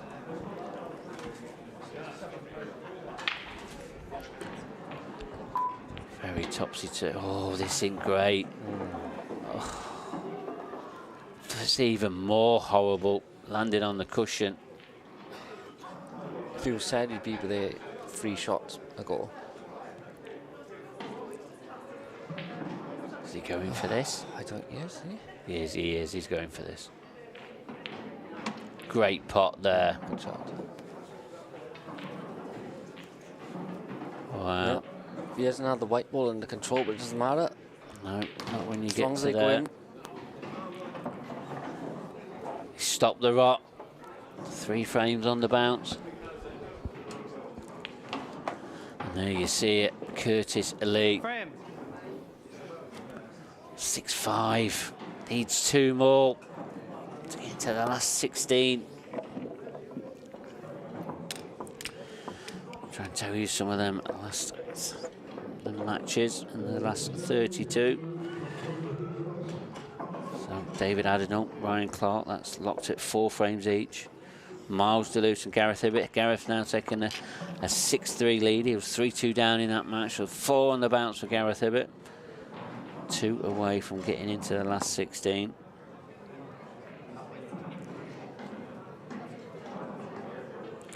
Scott Anderson has beaten Ben Davis 8 frames to 7. He's into the last 16. Great debut there from Scott Anderson on the pro ranks. He's going to be playing Simon Ward in the last 16 tomorrow.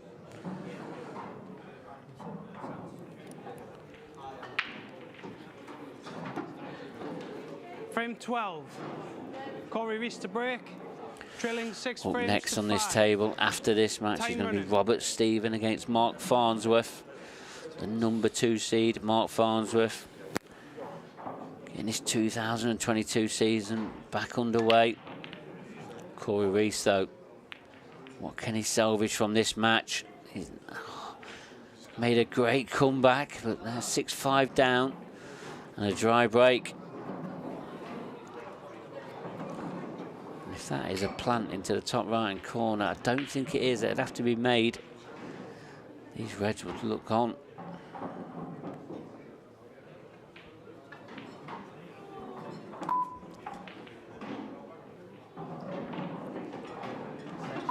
Still thinks he's that clock though ticking down. Just called his extension. Feels like this is the important shot now. Taking his extension tells me he's going all out attack. He wants to get to 7. One good positional shot here. That's nicely. Is it okay? Oh, it's not okay. Can he play a 3-ball plant anywhere? Can he see through to that red in the middle of the, well, just on the middle of that balk line?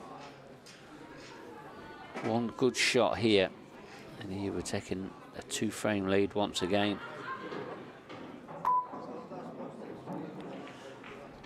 Big shot here, Luke.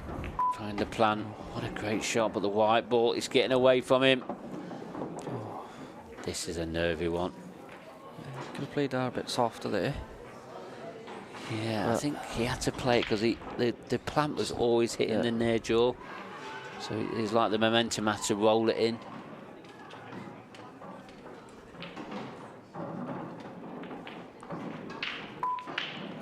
Good What shot. a pot there from Curtis Lee. Still not in position though. As long as the one red passes the other. Yeah, I think he's going to have a long reach to the one on the top cushion.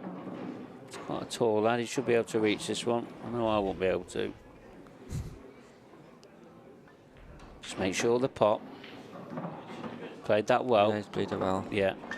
And now, like you said, if both these yellows go into the top right-hand corner, He's got the angle to drop on the other one if it doesn't. yeah, if they don't, it's not the end of the world. Just make sure this pot, let the white ball do the positioning. Good pot. Is it going to travel? Does it matter? Well, we're going to find out. I think he looks quite comfortable that this red goes. Don't think he's got all the pocket. He must go. Well, that tells you. Can he see that one on the outer? Oh, it looks tight. That does look tight. They both look tight. Big shot. Big moments in this match. Yeah, just dropping it in. Keep it simple. This is a nervy one. This is to take a 2-frame lead, especially with that comeback that we've had from Corey. But this is a dry break from Corey. Curtis is going to be breaking in the next if he clears these up. Good pot. Just left himself a pot. It's an awkward one. Yeah, but yeah, he's left a shot. Trickle it down. He was under Big shot shot. clock pressure there, though.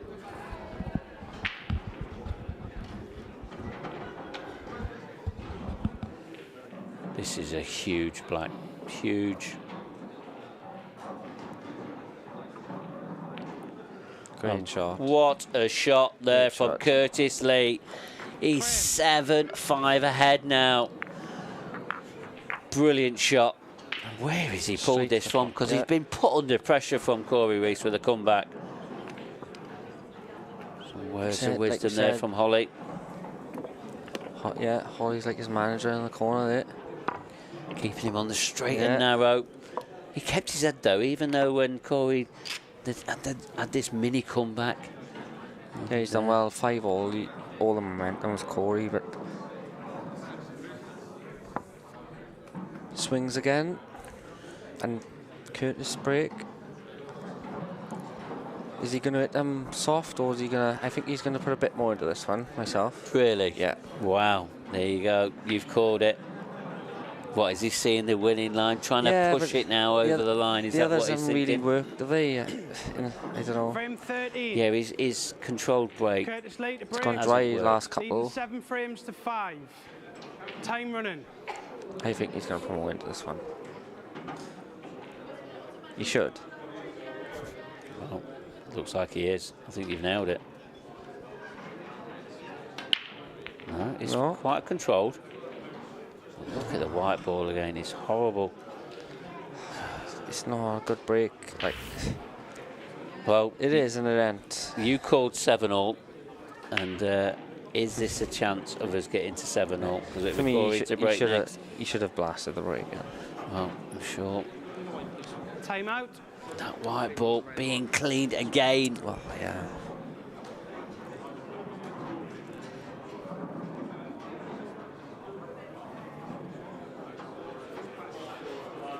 Not going back for Corey now though. Reds are all on, but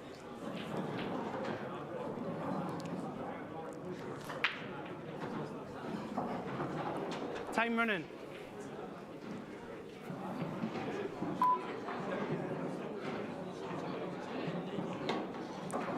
Yeah, he's reds.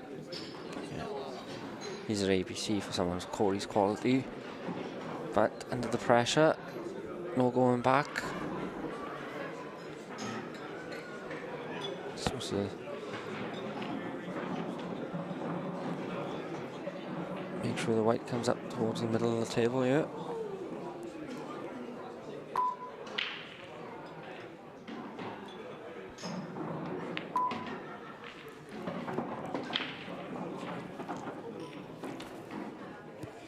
I'd like to try and get on the ball on the bottom earlier rather than later, but yeah, I see why. It all depends on the angle he has. Yeah, he's probably not going to have that option. I want to be leaving it till last. You wouldn't, but he'd be guaranteed a shot on the black. Yeah. So.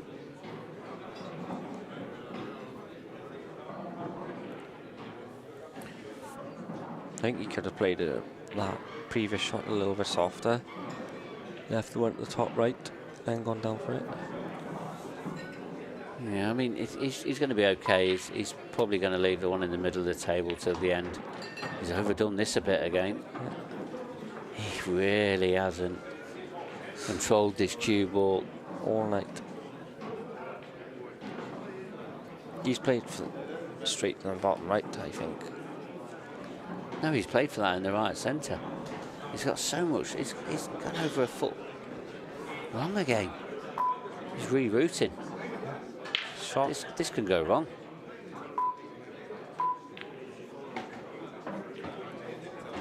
It's just about right. See? He'll be pleased with that. Let me tell you. He's just got to drop this into the left centre.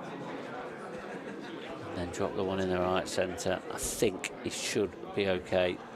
Don't want too much angle. Yeah, he's fine. Yeah. Can't see any issues here. Is he playing for the black in the bottom right corner?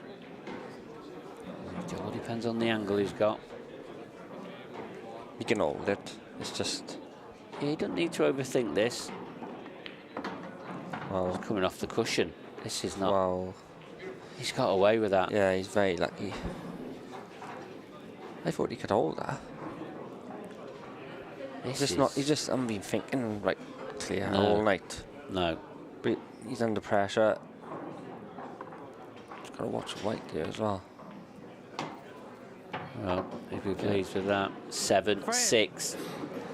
He called it about 40 odd minutes ago. This is going to be 7-0. It's going to be Corey Reese to break next. I hope not. No offence. Oh, we Yeah. deserve to see a decider Yeah, now, it don't we? would Now be- we've it come would- through all of yeah. this. But are we I going to really- get one? I was hoping Kurt to sit them a bit harder then. But he's not going to hit them hard in the deciding frame, is he? He's Well, going to try and keep no, it. he's He's going to keep it Stick to controlled. what he's got the 7 playing the breaks the way he has, so.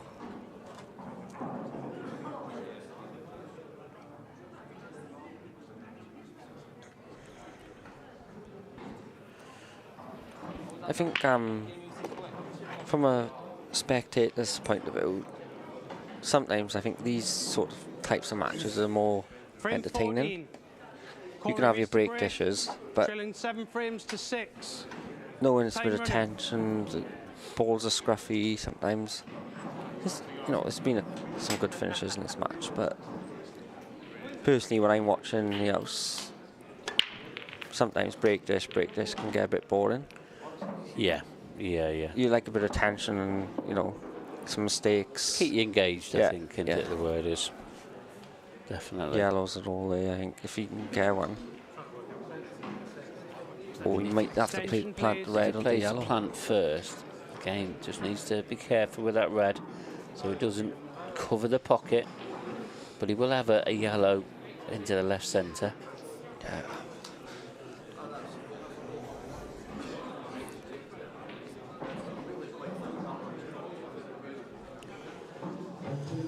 Yeah, we all love a bit of drama, and we've definitely had it in this match. Yeah.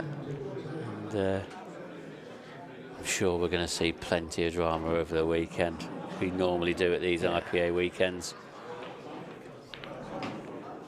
Oh, he's nudging balls again.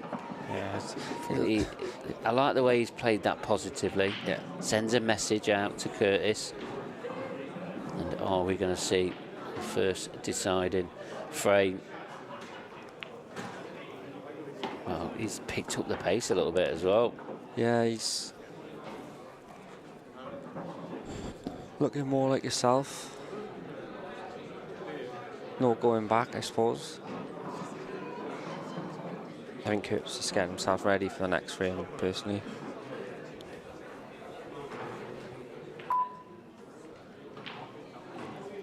I can't see much going wrong here. Yeah, back and forth across. Choice of yellows. Yeah, 4 balls in the middle of the table.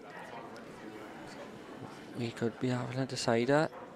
I did call it. You did call it. This is why you're paid the big bucks and we get you in the comms.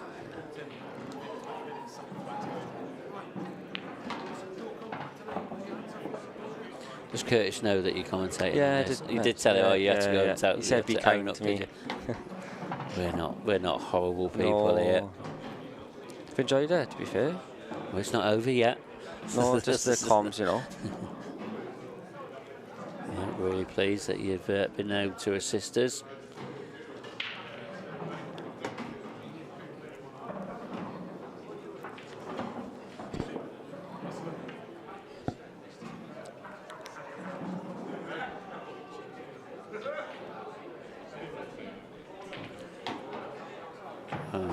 Here we are, this black then, to take us in to a final frame decider.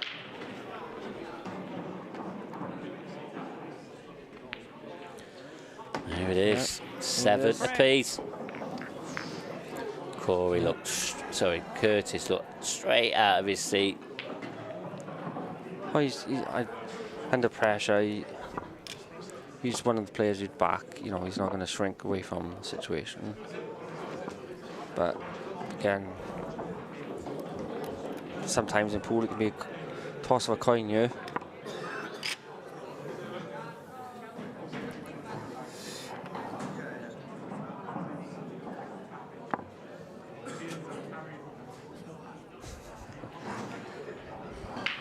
Is he going to hit the break the same?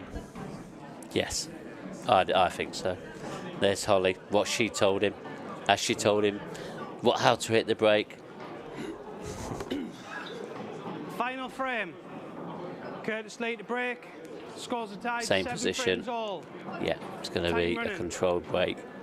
This is what he thinks working for him. Yeah, there's no reason to change, I suppose. 7 apiece. Needs a ball though off the brake. Not had one for a couple of frames. Is it harder? Oh, he's hit it a lot harder. He has. Same result. Oh. Yeah, he stepped it up a bit. That's what you wanted to see. The frame before, for me, I would have preferred. Or was brake before? Extension, please. Kurt's feeling the worst now. He's 3 frames without the shot, really, apart from the brake. It's not an easy finish. No, they're all... Nothing's easy at 7-7. No, and they're all blocking each other. I mean, the reds, 'cause I think that red that's right on top of that black, it does pass into the left centre. Yeah, it's going to go reds. I think you just leave the long one into the right corner after this ball. I think. Don't know why. Yeah.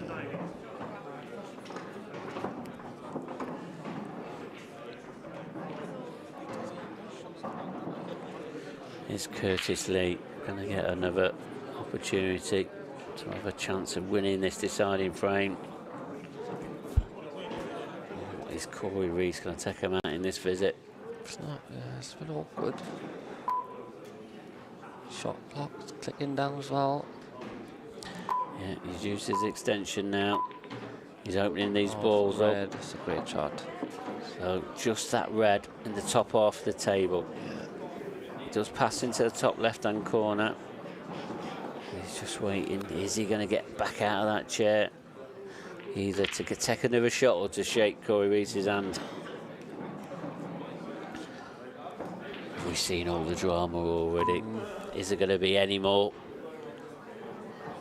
Is there going to be a twist? It's on the cushion. It wouldn't surprise me the way this match has gone. No, he's on it. I mean, that's a poor shot again. Leaving himself on the cushion. This isn't simple. Yes, it's a simple pot. Time out. He's having this cue ball. Tell you what. Wow. It must be picking up. They're going to have to bring a rule in, I think. Is it It is picking a up? bit, yeah. See. Oh, yeah. It's some dodgy chalk somebody's been using. Yeah, Curtis using the... Oh, I won't say... Yeah, a the chalk. magic chalk, is it? A chalk. What, one that doesn't leave marks? Yeah. Yeah. Obviously evidence of that.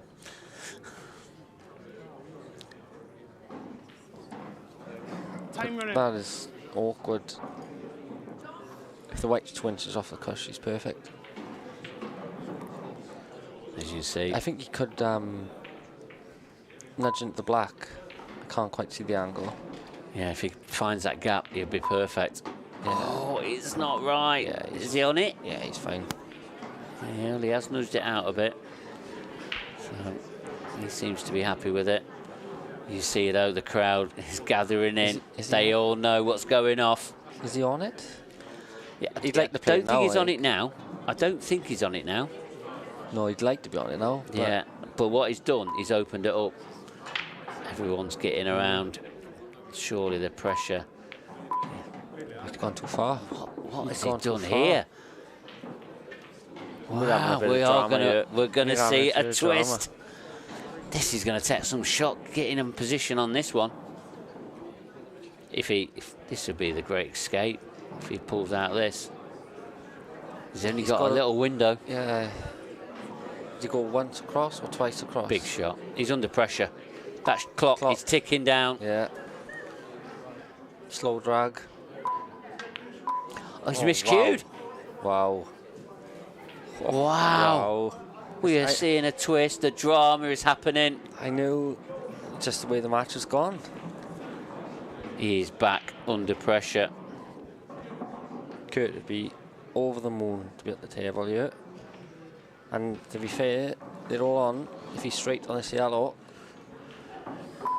Oh, I thought he played one to the corner then. Well, he's potted that one, and now,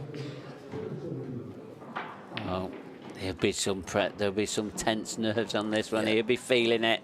Yeah. He's under a bit of pressure.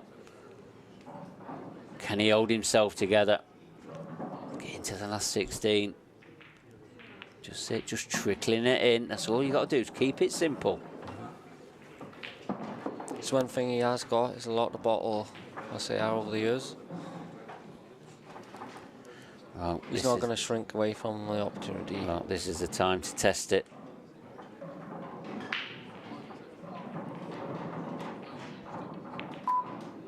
Into the cameras. He's got two. He's going to play a couple of decent position shots.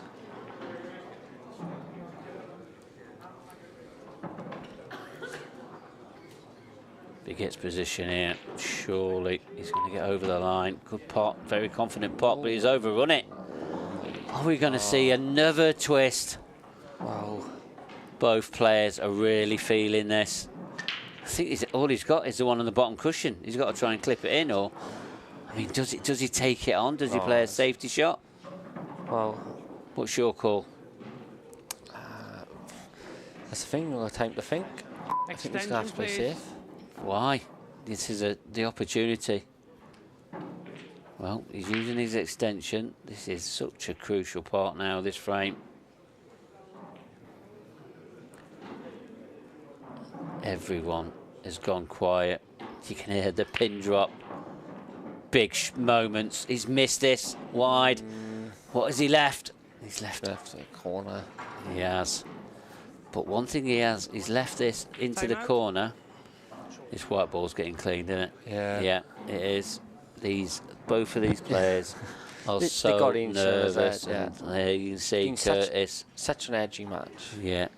And they've both got massive respect for each other. It's always worse. The crowd he's in here. Yeah, it's a big crowd It's a bit like when you're trying to get them out for the last run at a cricket match, and and they all like gather in and they want to get you out. It's going to be one of them games where both players are going to be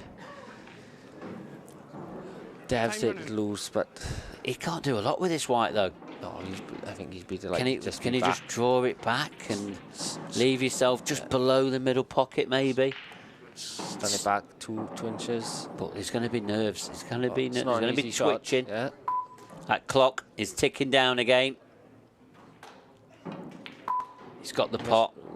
The white ball's close to the cushion. Does the black go in the middle? I don't know. Well, if the black doesn't go in the left centre, it only goes in the bottom right. This means he's got to drop this in dead weight. Or does he come back and forth? I won't be playing at dead weight. Back across for me. Yeah. When you're under pressure, it's always easier to just cue through the ball. I mean, shot. black definitely doesn't go in the. I don't think it does. Clock pressure as well. It's a good pot. Doesn't but go in the middle. Does this black go? Must do. Well, he hasn't got all the pocket if it does drop. It does.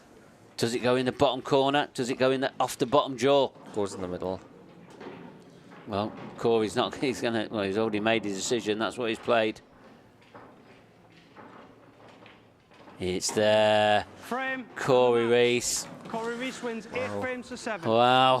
What a match. Great match. Drama at its best. Hope you've really enjoyed it there at home. We've got another match coming up. Robert Stephen against Mark Farnsworth. Put 8-7 to Corey Rees. I didn't really see Corey ever winning that match. No. But he has. He's into the last 16. He'll be pleased to get there. Curtis Lee. That's going to be a tough one to really get over. And he is. Not sure how he's going to get over that one. And he'll probably just sort of blame it on the dry breaks. Yeah, dry breaks at crucial times. 7-5 was it? Well, thanks very much, Luke, for joining me in the comms box. We're going to head over now with Kevin Barton. He's going to be talking to our winner, Corey Rees.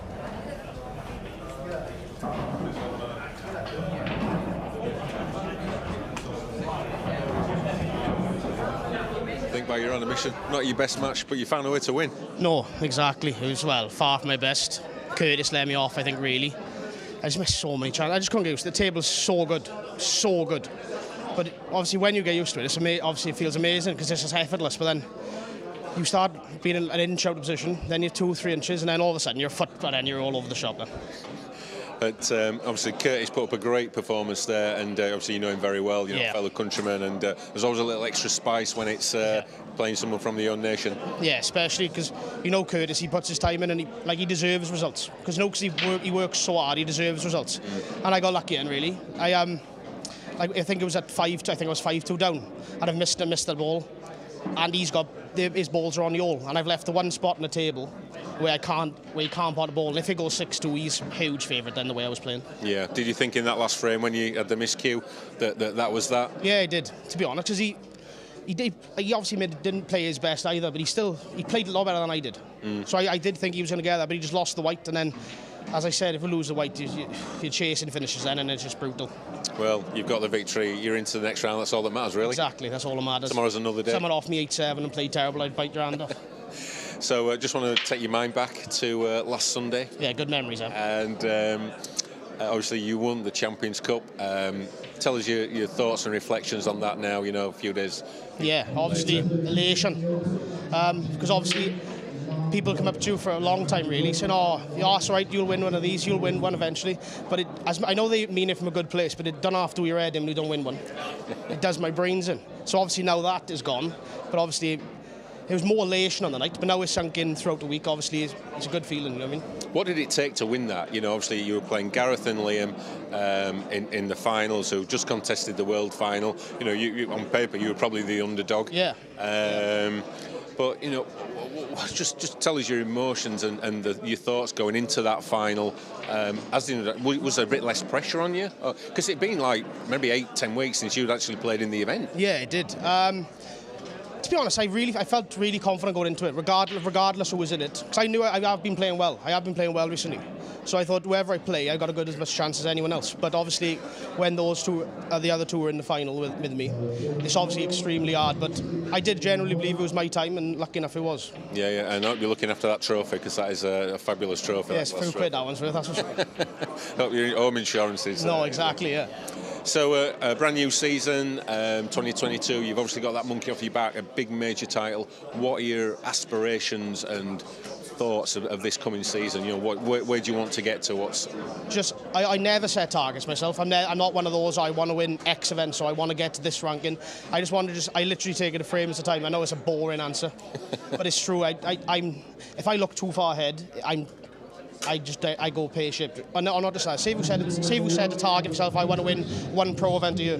But what I find is if you win the first pro event, you sort of hit your target and there's still another 8 events to go. So really then, you want to just keep pushing. So that's why I try to take a frame match at a time, and obviously I got lucky there, so thankfully now through to tomorrow. It was a great atmosphere for that last frame as well. There was a big crowd that was involved. It was very, very quiet. When Brian asked Brian to clean the white, I kept looking to the ground. I thought, don't look up. And as I started looking around, looked at the clock, and as I looked at the clock, I looked up and I seen about 100 people looking around. I thought, here we go. Don't butcher this one, please.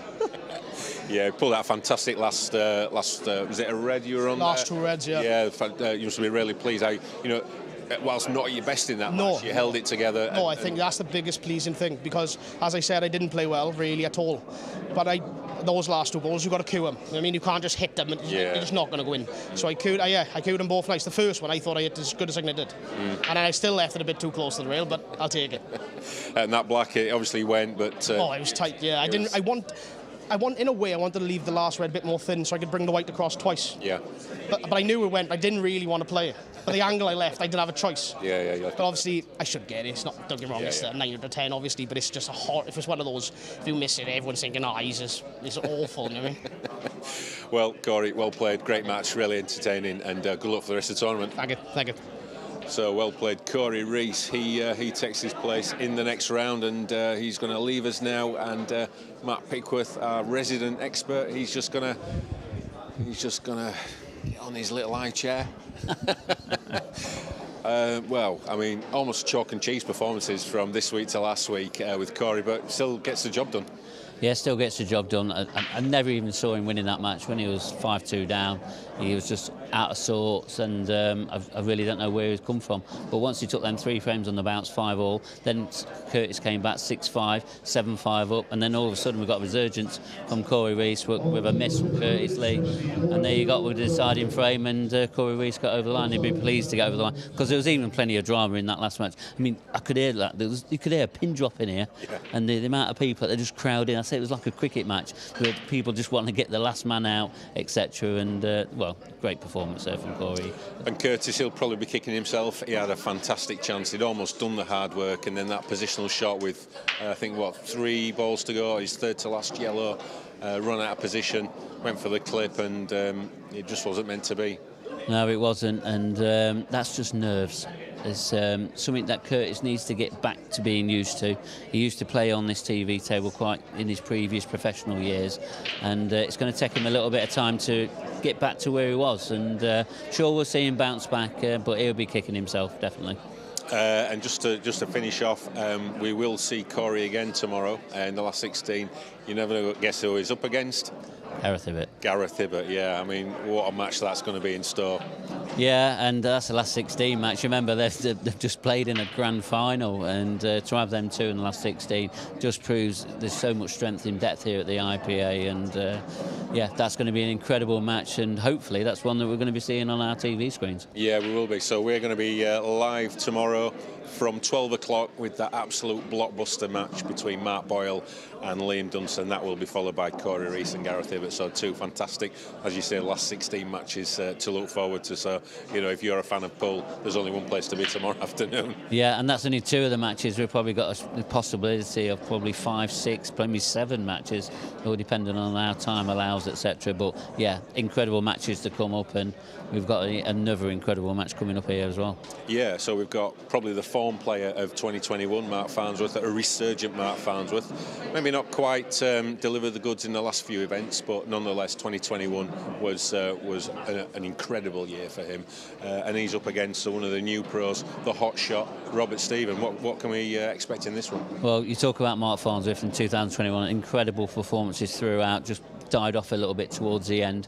But remember with Mark Farnsworth, he was outside the top 10 like 2 years ago, and now he's up to number 2 in the rankings. That just proves how much he wants to retain this number 1 spot. He wanted the world title badly again, but he hasn't done it. He wants to be the first one to win it twice, etc. But then you look at Robert Stephen. He finished number 1 on the amateur rankings. He's going to be a professional player to watch out for, and what a first match that he's going to be starting his professional career up against the number 2 seed Mark Farnsworth. I'm really excited for this match, to be honest. So anyone that's not seen Robert play before, what sort of player is he? What can we expect from him?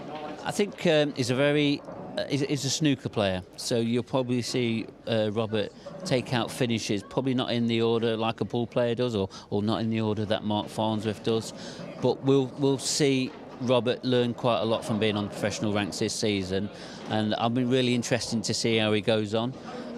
But what a way to start his career against Mark Farnsworth, and really excited for this one. Right, well, we've built the excitement up. It's time to go. Let's get the players into action. So let's get over to the commentary box. And who's in the commentary box, Mark? I think Dan Fairway and myself's in there. And me as well. Let's get over to Dan Fairway. Thank you, Kev. Good evening, everyone. And welcome to this second round match of the professional event, and Robert Stephen's very first match as a professional. He received a bye earlier. Jamie Clark failed to make the tournament. So what a match for your first ever match as a professional, up against former world champion, one of the most informed players in pool right now, Mark Farnsworth.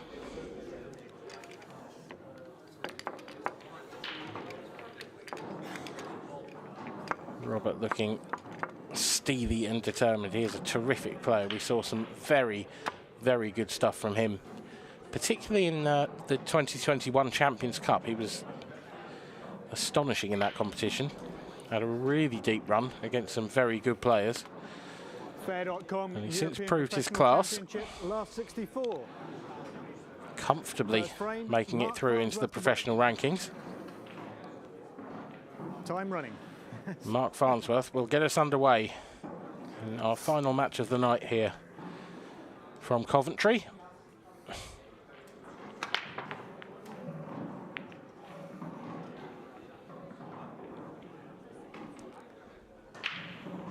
And that is the chink in the Farnsworth armoury showing straight away. He often said, very publicly, that the break is not his strongest suit. But that's a little unlucky. He's hit those really quite well. Extension called. For Robert Stephen, though, an early opportunity to get a frame on the board, and that would be a real nice nerve settler for him. Must be so tough. First match as a professional player, first time in the professional ranks. Mark Farnsworth, 10 o'clock at night on the TV table. Doesn't get a lot more difficult than that.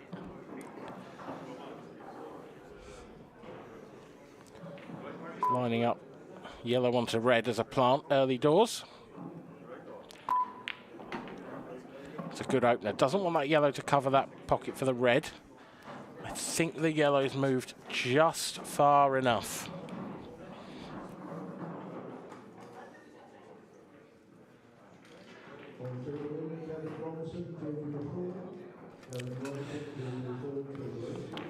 Just, is there a gap for that red? Down past that yellow to the bottom left. Robert Stevens thinks there is. Unfortunate little kiss on that yellow. But that cue ball looks like it's run far enough that he's on the red to the right centre. So all is not lost. But he does have to have a serious think about those two reds on the right hand side of the table. They are going to be tricky.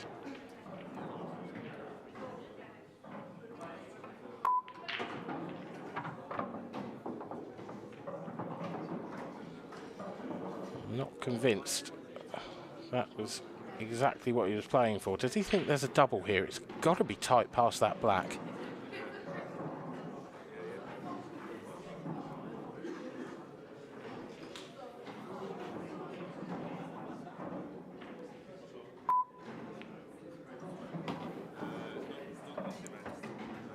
Certainly used all of the pocket there. Definitely caught a fair chunk of the near jaw with that red, but Pace took it in. But he's dug himself a fairly sizable hole now. And that 30-second shot clock is looming large. I mean, that is a terrific pot. He's not left with anything. Could play safe. He could potentially find a decent safety here, but it would likely only be a one cushion escape for Mark, and he can't really play it hard enough to develop one of the reds. That is the shot. Oh, now has he found safety? I think he has. I think he's close enough to that red above the cue ball.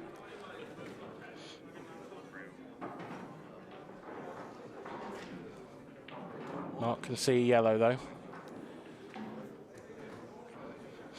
And now Robert is in a world of pain. And there might just be a chink of light at the end of the tunnel because, well, there's a fair distance between those two reds, but it's quite a makeable plant. You make good contact, you never know. Robert's going the other way. Going to try and lay in behind them.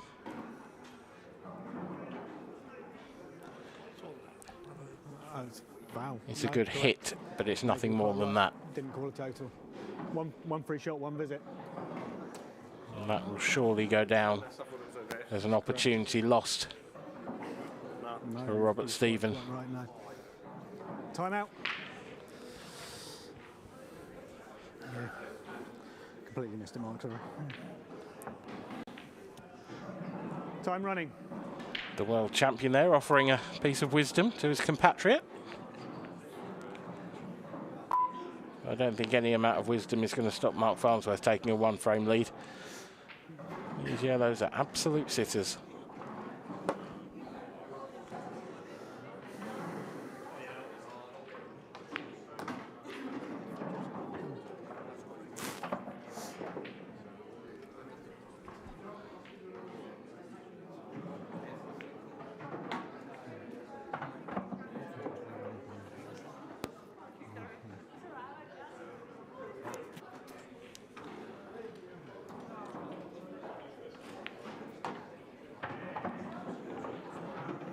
Very long day of action here from the Hilton Doubletree in Coventry.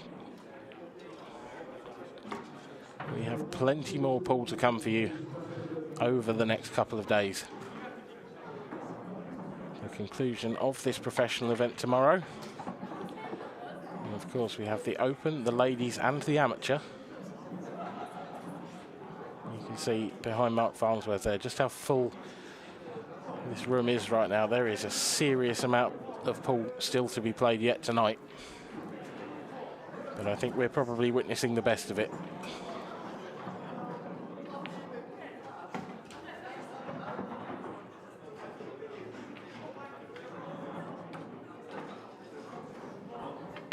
And just as Mark Farnsworth pots the black in the opening frame, I have been joined in the commentary box. Good evening, Mark Pickworth. And then Dan, how are we doing? It's good to hear that you're back in the commentary box. We've missed you today. Speak for yourself. Well, I know you've been busy doing other projects and some projects that's going to be coming to our social media pages in the coming days, maybe a week or two maybe, but I say it'll be in the coming days knowing how quickly you work. It's been a fun day. Keep an eye out on Facebook and Twitter, definitely. That's for sure. It's going to be, something not to be missed. No, it really is. And if you're not on any of our pages already, you need to join them quickly, just to make sure you keep up to date with all the activities that we've been getting up to today. 1-0. Time running. Yeah, we've had a great day. One man who hasn't had a great day so far, but only 1 frame in, is Robert Stephen.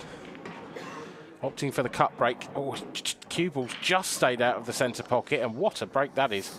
Some power generated in that as well. For the cut break, anybody that generates power, it's a good skill. It really is. Yeah, it's sort of Mark Boyle-esque, that, isn't it? Yeah, exactly that. Robert's got a slightly tricky opening red here, but just push the cue ball through and get nicely on the other one in the bottom half of the table, and should be curtains. But that is, well, was that a kick? Looked like a kick to me. The way that the white straightened up, yeah, possibly. But Mark, he's not having the white clean, so I might suggest that it probably wasn't. Oh.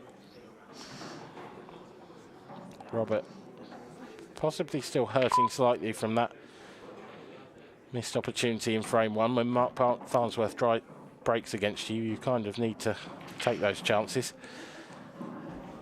Yeah, you don't get many chances against Mark, and they're normally the ones you need to take.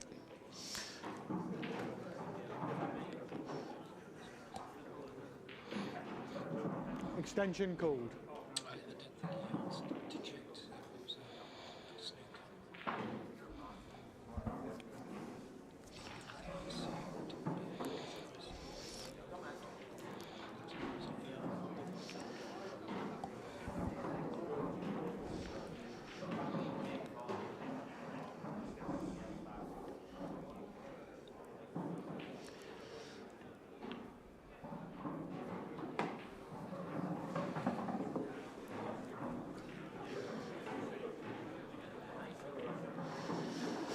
These aren't straightforward, Dan. I mean, if it does that yellow, if it does pass into that black into the top left, then yeah, it probably is straightforward. Yeah, I think it does. He's overrun that slightly. He didn't want to be hampered at queuing with this red, which he is now, but he should just be able to drop this in. I think he can drop this in such a way he can stay on the yellow to the right centre. And yeah, that's actually pretty much prime position. Yeah, and And I should say, possibly he'll have an option of pockets with the black ball when he lands on that yellow on the left-hand cushion.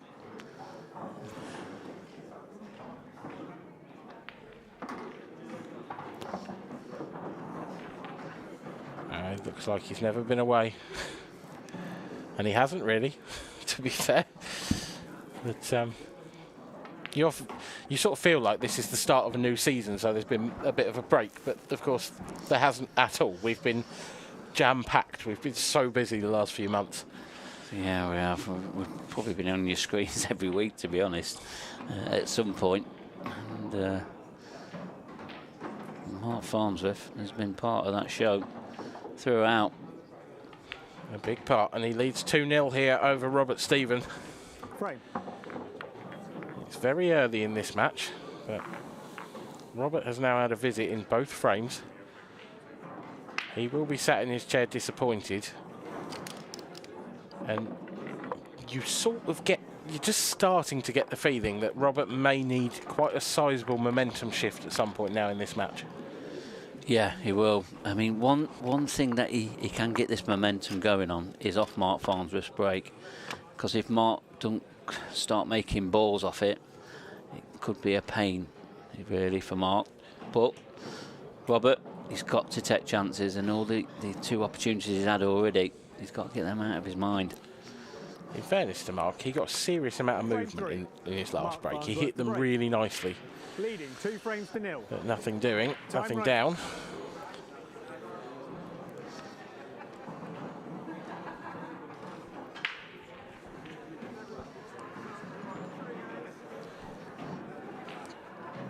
Third frame, Mark to break.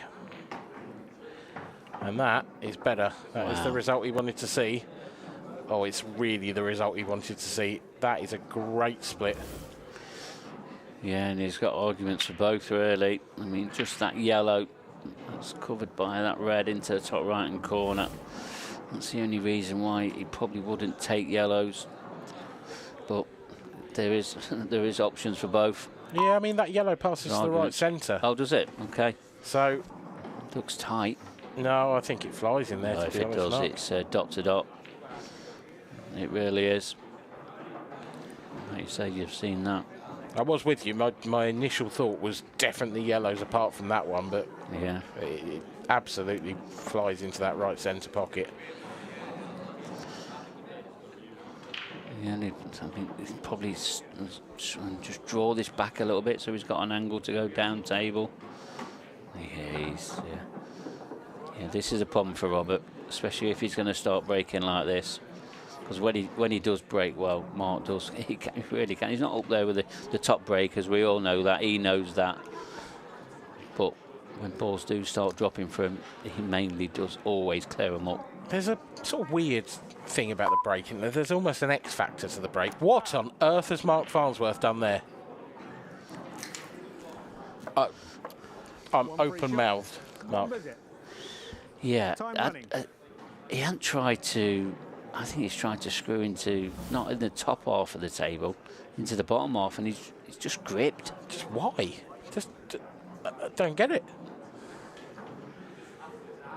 Well, we said Robert Stephen may need a sizable momentum shift. Well, that could well be it, because that's a cataclysmic error from Mark Farnsworth. Yeah, it is.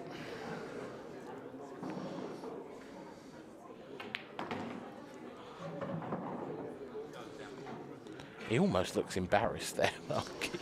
Yeah, it's uncharacteristic normally going straight in off. You don't... I can't remember the last time I've ever seen him go straight in off, apart from off a break. Not screwing in off like that. It was bizarre. I think he just got too much into it. As simple as that. Mark Farnsworth does it. It's highlighted very, very largely. You're absolutely right. Yeah, that's the sort of, I mean, it's a bad shot, but you are right. It's because it's Mark Farnsworth that it's so shocking. Can Robert Stephen hold his nerve here? He's missed opportunities to get his first frame on the board as a professional in both the first 2 frames. Now he's got to a chance that really will have come as highly unexpected. This is the sort of chance he's absolutely got to take.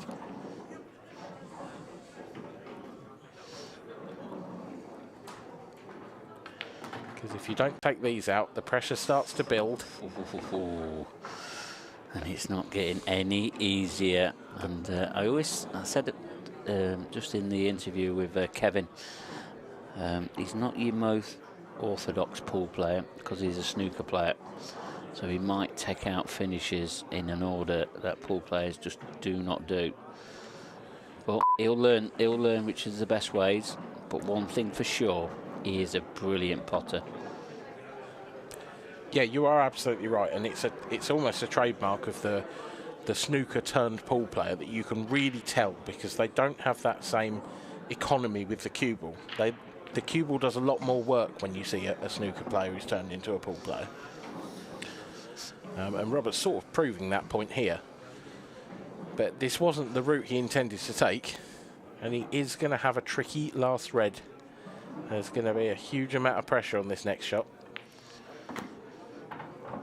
Yeah, but he'll learn on these pro ranks. I mean, you don't finish #1 on the amateur rankings for any reason, and that's exactly what Robert Stephen did. And it was consistency as well that got him there. There weren't any amateur event wins, I don't believe, for Robert, but he was just consistently excellent throughout the season and fully deserved that amateur #1. Yeah. As you say, consistency is key. And there you see it. That is his first frame on the board as a professional player. And he'll feel a little bit better in that. I mean, he's got some players in this corner there. All the big heavyweights. Yep. First of many, I'm sure. But yeah, how about that for some supporters? Just Liam Dunster and Mark Boyle standing, giving their 2%. Yeah, and sat in his corner, cheering him on and supporting him. That's what the Scottish boys do. Just noticed Ross Fernie pop up behind them as well. I'm sure they're he's turning playing and at the keeping moment, an eye on that too. Yeah, he's playing at the moment. He's playing. He beat me, Ben George. He was 4-3 down. Ben George, of course, another first-time professional. Yeah, he beat me in my Frame 4. opening match, 8-7. 2 frames to 1. Time running. Don't want to talk too much about it, Dan, so we're not going to. Don't worry, off air, yeah. I'll bring it up every 5 minutes or so, just to remind you. That's good of you. I think someone's calling you through in the other room, Dan. Oh, good. Yeah, just coming through now, he is.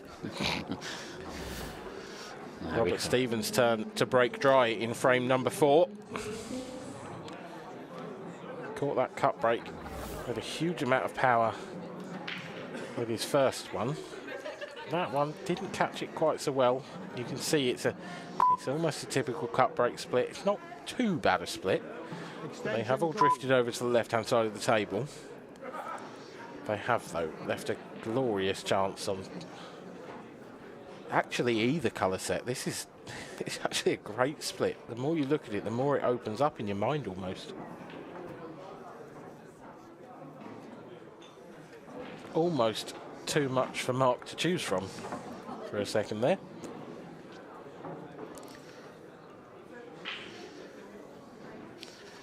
Already, you see Mark, he's picked up the pace. And that's careless enough that we must add in the previous frame. Gifted it, the frame to Robert. Yeah, this dry break from Robert is the perfect tonic for Mark Farnsworth. It's a shame from Robert's perspective because, of course, if Robert could have made a ball off the break, and if that yellow had dropped, for example, in the bottom left, Robert would have had a very good chance of finishing these off. It would have given another frame for Mark to have to sit there and think about that in off again. Yeah, it would.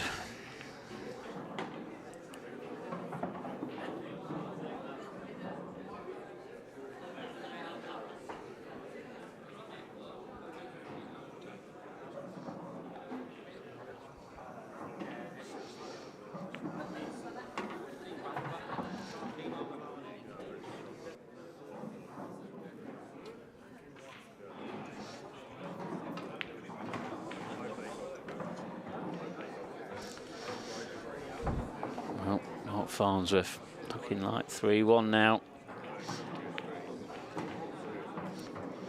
Indeed it is. Mark Farnsworth leads by 3 frames to 1 over Robert Stephen. A shame for Robert that. He caught that break pretty well. I mean, you know, we saw the split. Mark would have cleared reds or yellows there, really. You could have told him which one to pick and he'd have done it. But that is Paul. Yeah, it is. There's also see in the background, is that Curtis Lee talking to Liam Dunster, is it? Curtis Lee had a face like thunder when he walked out here earlier. I assume that he's got over it now a little bit. He'll take some recovering from. What I mean, would you like to tell me what happened? Because I didn't really see any of that game. He was 5-2 up. Next thing, it's 5-all. Then he's 6-5 up, 7-5 up. He's had chances in the last 3 frames.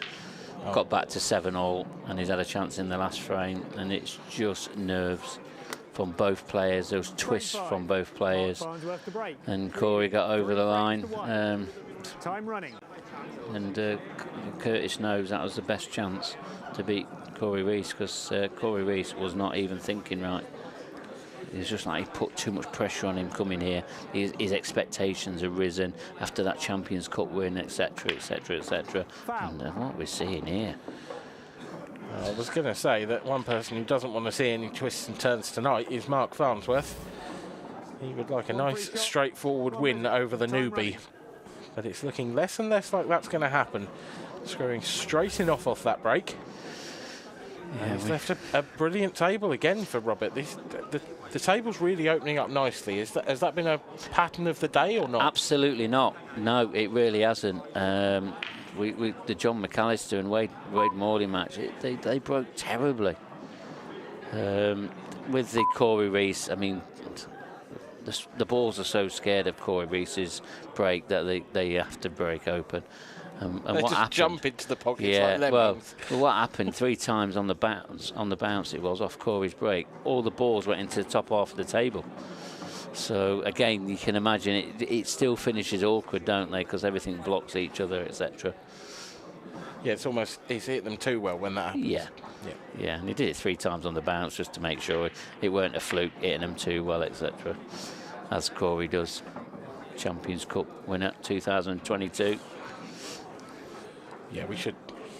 I'm sure you've spoken about that at length, but yeah, we did, and yeah, we certainly have. And he's here to be shot down. He's the current champion, or the most recent champion, should I say? Now that the World Championships have passed, and we've had another tournament where there's been another champion. We're going to have another champion here this weekend, another 2 or 3 champions, etc. Yeah, I guess the defending champions here would be the winners from Bournemouth in 2021. Feels like a long time ago now. It's been a long year. Yeah, it was. I think Liam Dunster. Did he beat John? I want to say Ross Fernie in the Pro, I think. Yeah, Liam won the Open, didn't he? Yeah. Could we have another all-Scottish affair? There's more than a chance of that. There really is. Could we have a new name on the professional trophy? Could one of those names be Robert Stephen? Yeah, and these Scottish players, they just keep coming through these ranks, don't they? They really do.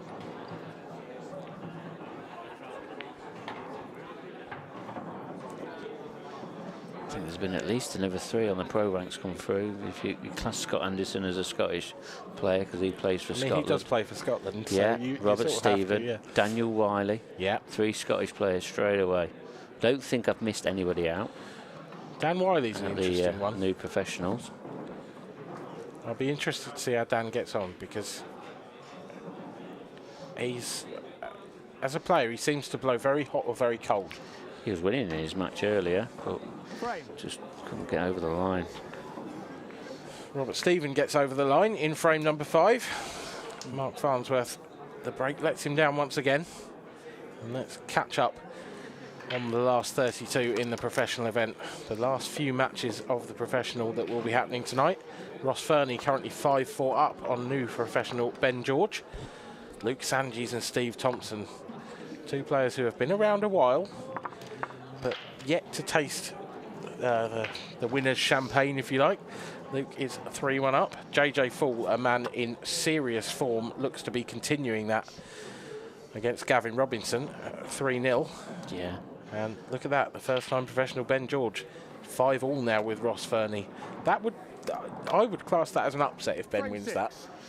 Yeah, because Ross, he's been in some great form, even in the Champions Cup, got to the Event 1 final, sorry, the Event 2 final, I do apologise. But, you know, he won 2 pro events last season as well, Ross did, and as you said, it'll be a huge upset. But we know how well Ben George plays, and I mean, I don't want to repeat myself, I was 7-3 up against him in my match, and he just played like God from then on. He really did.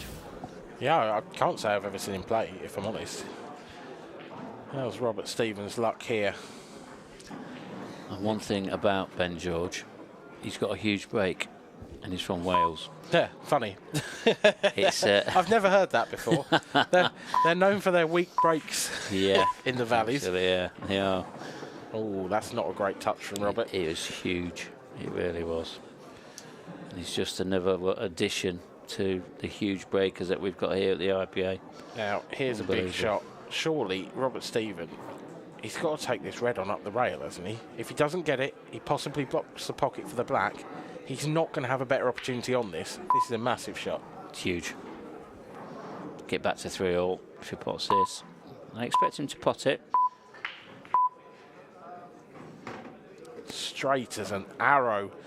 Brilliant shot from Robert Stephen. Knocks in the very tricky red down the rail. He does still have another one. That one on the right-hand side, that's too low down the table, really. That doesn't go in the centre. It's in an awkward position of its own. Yeah, it is, but he'll back himself to pot it no matter where it is. I'm not sure about that one. Far. Yeah. I'm not sure if he thought that he was going to cannon into the yellows, and that's why he played it at pace. Well, he has potted one from the wrong side of the centre pocket, if you like.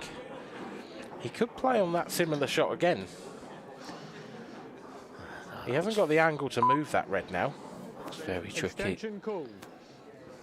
It is, but if he pots the one in the centre, he's got to be careful. If he's playing on that the one up to the top right, he's got to be very careful not to overhit that, because he could end up behind the yellows.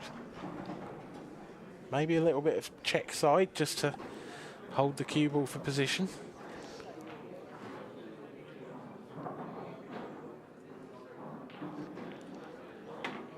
Yeah, I think he's going to back himself to play 2 long pots now. I mean, he'd love to have been straight on this in the top right-hand pocket, but... I mean, you mentioned he's a snooker player. Well, for an accomplished snooker player, this is a mid-range at best. No, they're hanging over the bag, aren't they? That's right. Yeah, you probably don't expect him to miss these. But there's pressure on this. This is to get back to 3-3. This is the big shot now. And this will send a message to Mark Farnsworth if he does get this. He'll prove he's up for the challenge. Slightly awkward angle this, because he can't really just drift it, because he'll end up behind the yellows. He's got to play with this confidence. Oh, that's not getting there. That was such a tough shot. He couldn't have got any straighter on it than he did from where he left himself, but it wasn't straight enough. And Robert Stephen, who looked like he was going to, well, erase the deficit. Instead, I think Mark Farnsworth's about to double it.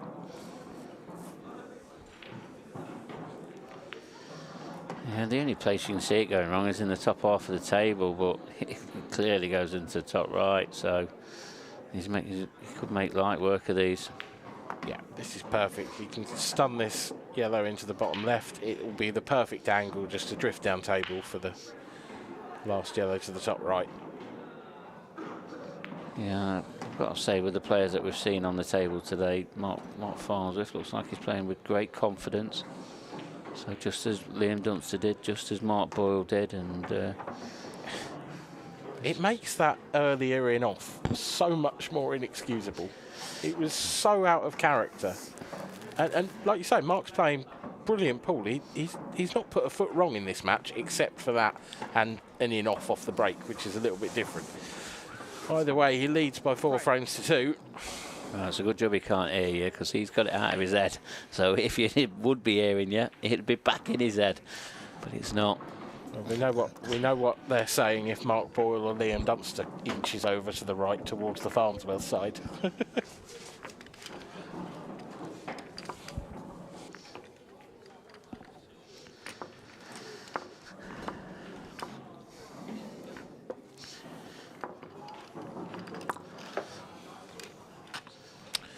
Referee Darren Maidman. Referee's done an outstanding job today once again. AKA Jim. Yes. Yeah. The thing is, it's Darren on the back of his shirt, but yeah, everyone calls him Jim. Jim, yeah. Farnsworth to break. Leading. Do you know why? I don't know. No? I don't know. Time running. Odd job, Jim. I don't know. I've no idea. Where did that come from? I don't know. I'm just making stuff up. I'm just trying to big him up a bit. I don't know.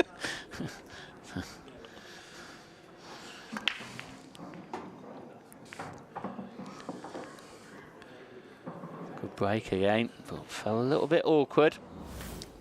Yeah, just that area around the black spot.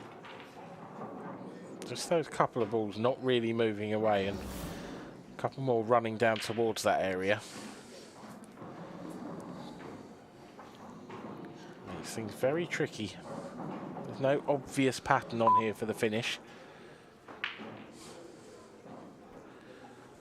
Certainly work to do in the top half and the bottom half of the table.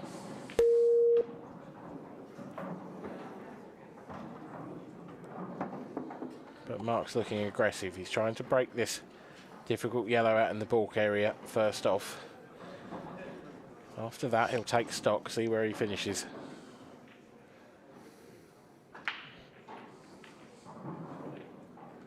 He'd love to reassert that 3-frame lead. He's going safe here. He's just getting that yellow out.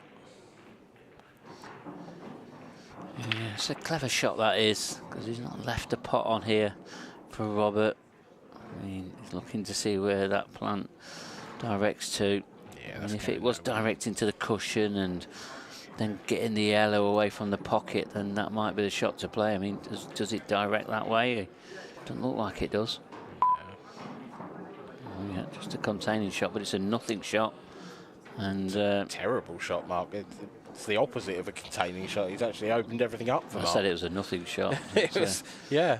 I don't know what he's tried to do there. What vision he had.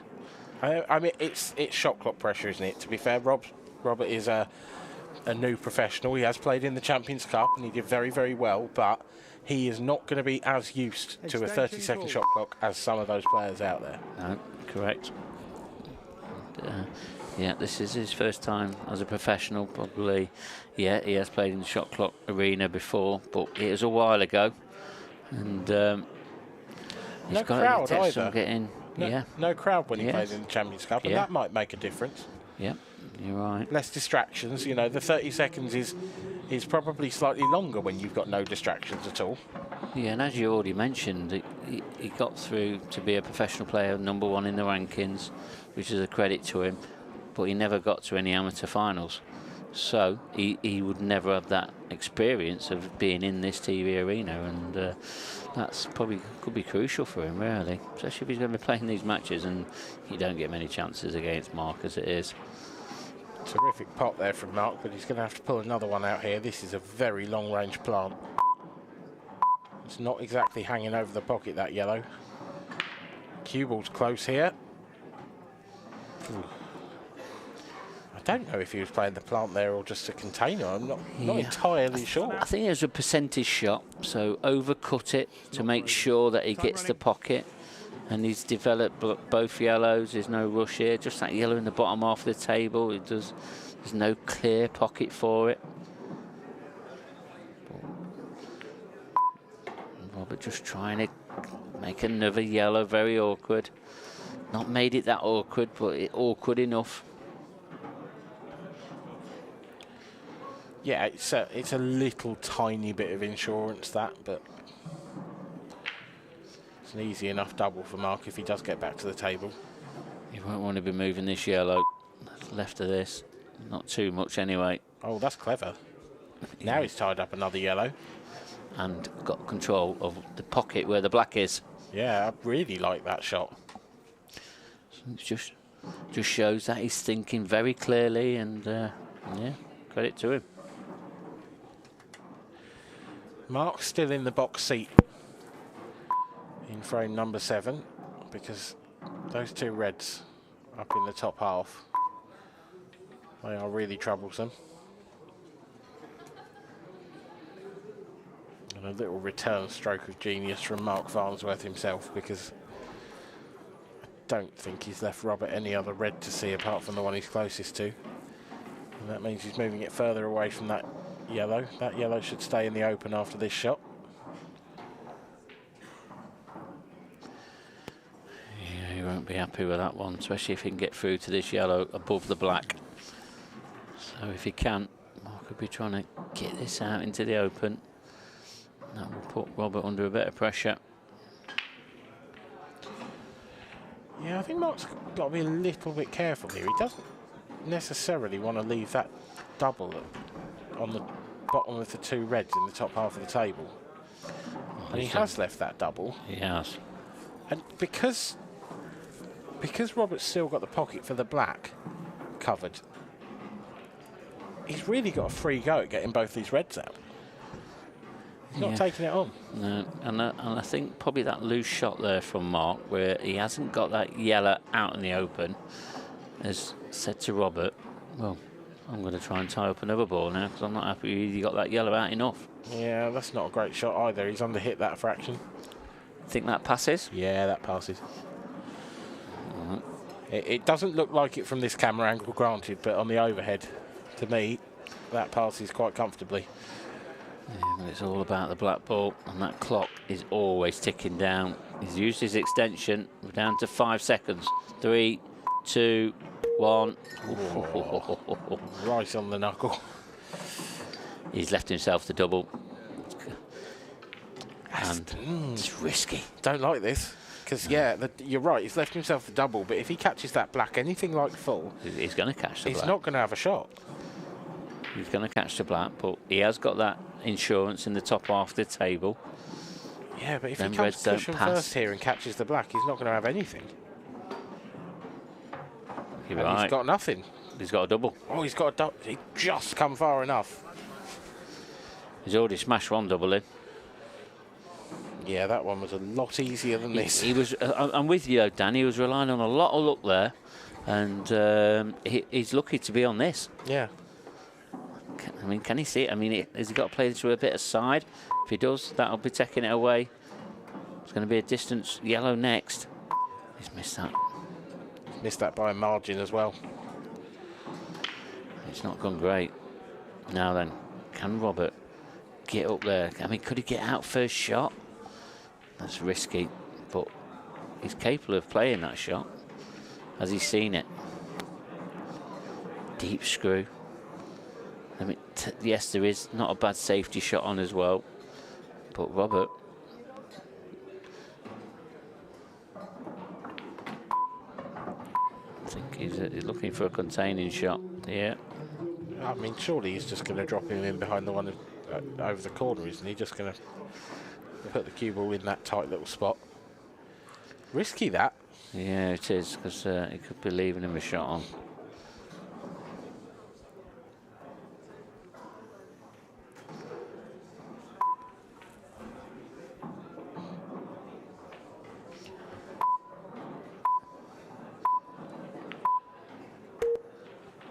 Yeah, very interesting that he's not taking his extension, but I quite like that shot. But can he get through to this yellow? I think he might have left him an edge here. Well, if not, he'd be able to play cushion first and get out of it quite easily. But Robert putting that yellow in the top half of the table might give him an angle to dislodge these reds out. And reds that he's not seen for a while. Certainly no edge available. Yeah, just put the pressure on. Got it in the open. But is there a safety on here for Robert? I don't think there is. I think he's going to have to play this off the yellow. Try and open that pocket up. He either plays it Huge off shot. the yellow or he just covers the pocket. The pocket's a percentage shot. The attacking shot is off the yellow. But Yeah. that clock ticking down, is this where he's going to use his extension? Yes, it is. Now then, I reckon he's thinking off the yellow, but is he just thinking needs to be the percentage shot? The problem with off the yellow is those reds are still tied up. And there's nothing there really nice to break them out with. I don't think the yellow's going into them. Yeah, that's the shot for me. Yeah, 5 reds against 2 yellows. There should only be one favourite for this frame. But Mark, he'll be just keeping the pressure on. Get this yellow out, because them 2 reds, as you already said, Dan, they don't really go. I mean, that yellow still goes in that top right-hand corner. Can he play a plant? Is he? No, I don't think so. It's really good that from Mark because he's welded that red to the cushion as well. So if Robert can't really play safe off that now. And actually, I think he's welded it so far that the yellow might actually pass. Well, it won't from there. No, another clever shot. Has he got the cut back into the bottom left-hand corner? What a big shot this will be. I think this is all he's got on. He hasn't got any other shot on. But that clock is ticking down. Use his extension both these players have for this frame. Big shot, big moment in this match possibly.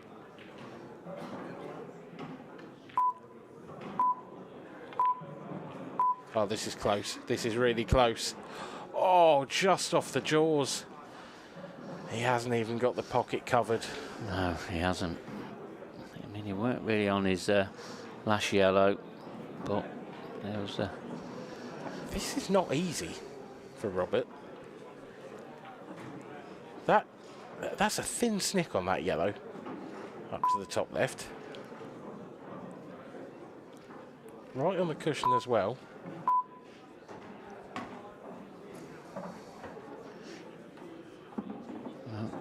The white ball was travelling.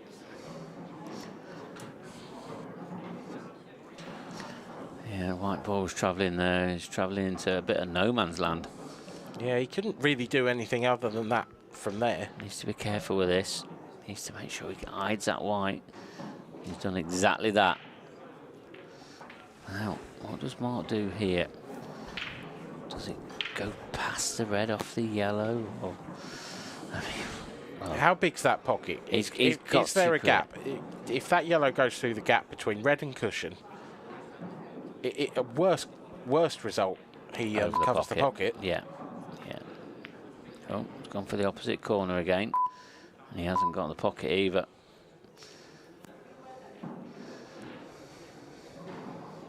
No, surely that is a fatal error from Mark Farnsworth. Yeah, I mean, the red is in the middle part of the table, just below the black spot area. Don't think that we can play big pocket now. Opens the whole of this frame up. He has played big pocket, but it hasn't come out well. I don't understand that shot. He's got to play it with more pace. That more yellow was always positiveness. going that way. If you're gonna play a big pocket to open the pocket, you've got to open the pocket. Yeah, that's He's tried to play it at a controlled pace, and it's not worked.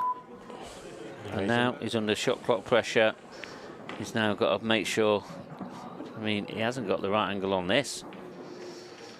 The other thing with that previous shot is the red that he played as the red for the big pocket was actually, if he got nicely on that, he could have landed on that awkward red. Yeah, it was there. Now he's... Oh. Yeah, I mean, this red's near enough impossible to land on. If he cuts this into the left centre and goes up and down the table, the odds of him landing on it is million to one. Oh, my word. But what an effort. What an effort. How is that founding off? That is... How has that gone in off? That is truly sickening. One free shot, one It's been a topsy-turvy frame, this one. running. But Mark Farnsworth surely now will take it and re-establish a 3-frame lead. That is desperately to find that gap is horrible for Robert Stephen, but it's music to the ears of Mark Farnsworth, and he will not need 2 invitations. Although that's not a great shot.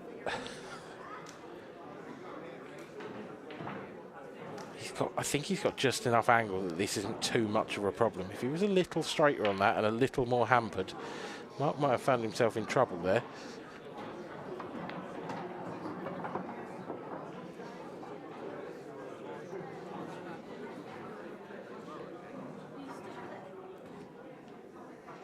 Well, the scorer's got his pen out.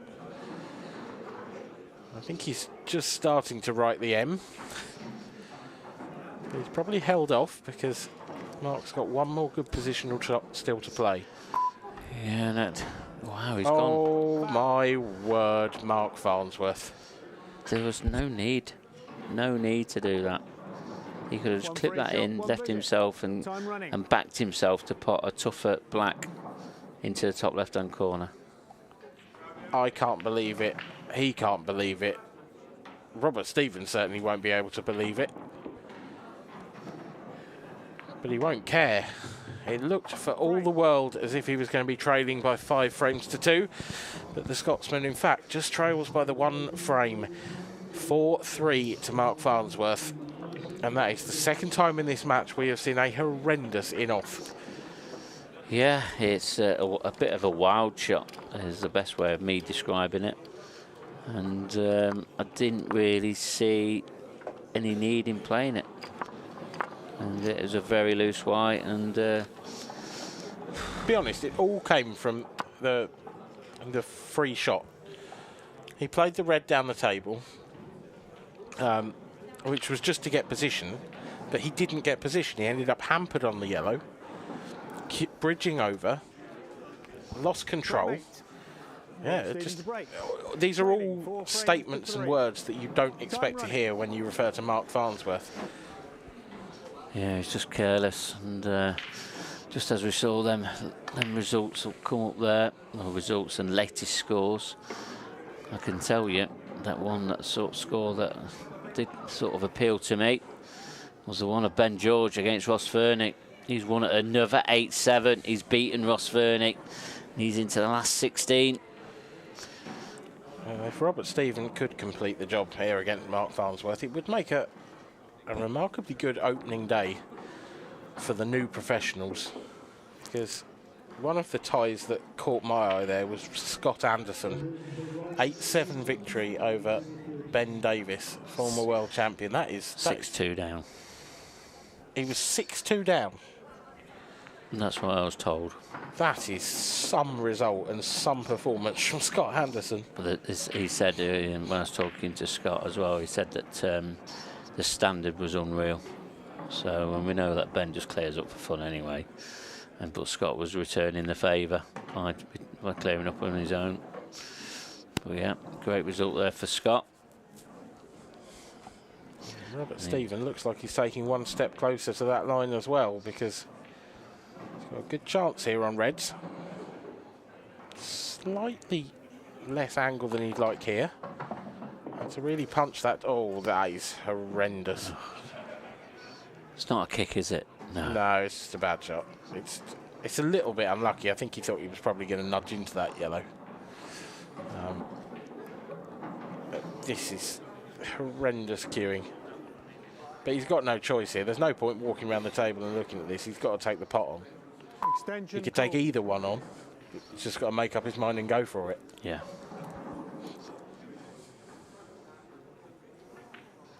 What do you fancy here, Mark? The cut to the centre? Is that a slightly easier pot?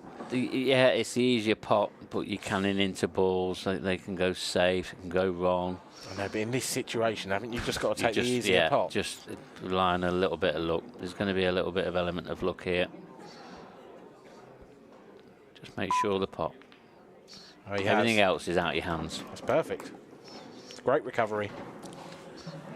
He judged the pace really well there as well. He knew he was cannoning full ball into that red. He's cannoned it in such a way that it's come far enough back down the table that he knows he can get position on it next time. That's a brilliant shot. In fact, he's on it now.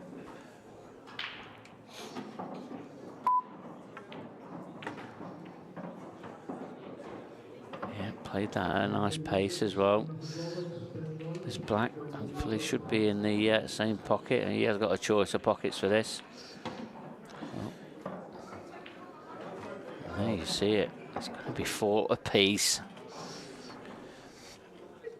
And this time, Mark Farnsworth has had to just sit in his seat and watch while he thinks about that horrible in-off a couple of frames ago. Robert Stephen ties the scores. It's 4-all. We are now essentially in a race to 4. Best of 7 to decide which one of these players will go through to the last 16 tomorrow. There are only 3 spots left in the last 16. This is for one of them. That is a quite astonishing tie to start us off for the day tomorrow there, Mark. Yeah, in the last 16. Frame 9. Midday. And even the second matchup, Corey Reese against Gareth Hibbert. Yeah, that's going to be coming from midday. Midday, Liam Dunster v Mark Boyle. Set your alarms. If you've got a day off tomorrow, don't be staying in bed after midday. And then Corey Reese, a repeat of 2 players from the grand final against Gareth Hibbert. Yeah. Unbelievable in both last 16s. That is some sickening last 16 draws.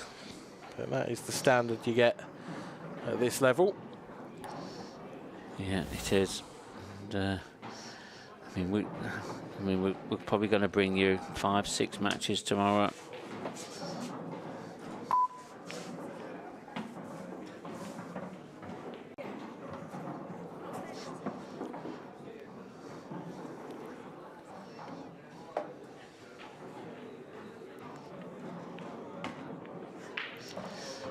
Well, Mark is back to where what he does best.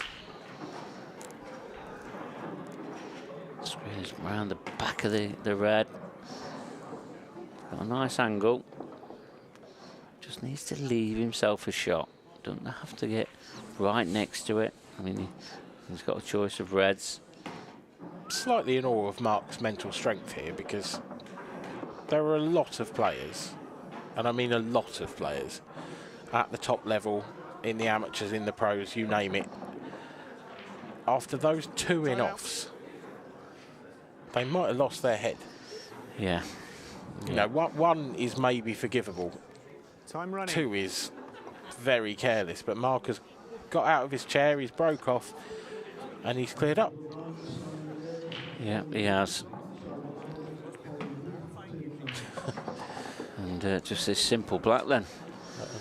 To stop the rot a little bit.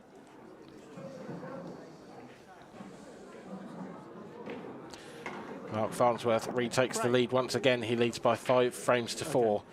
And it's perhaps the one thing you could say Robert hasn't yet held the lead in this match. No, he hasn't.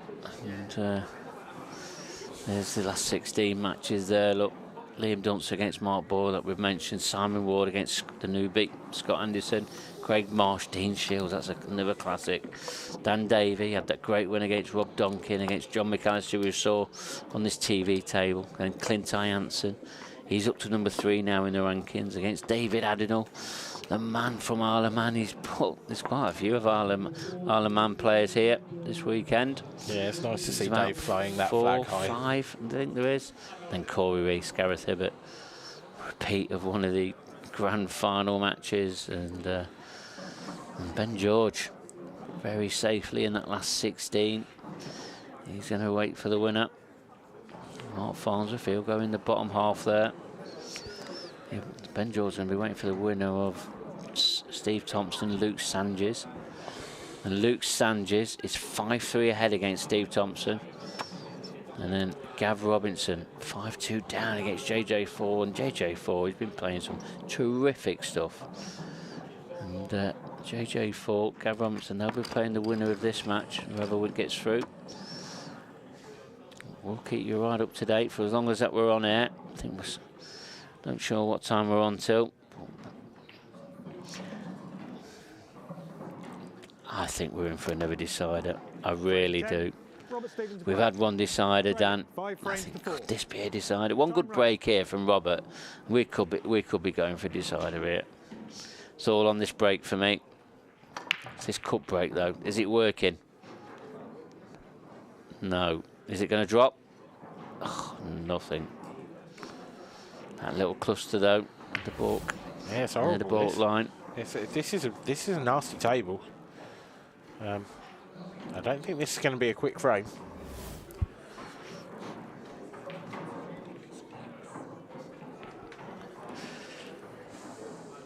Mark's going ultra aggressive here. This is ultra aggressive. Oh, what a shot that is! But with a controlled ultra aggressiveness. If that's such a thing. Do you need some sleep, mate? I don't know, yeah. I think it's got to me now.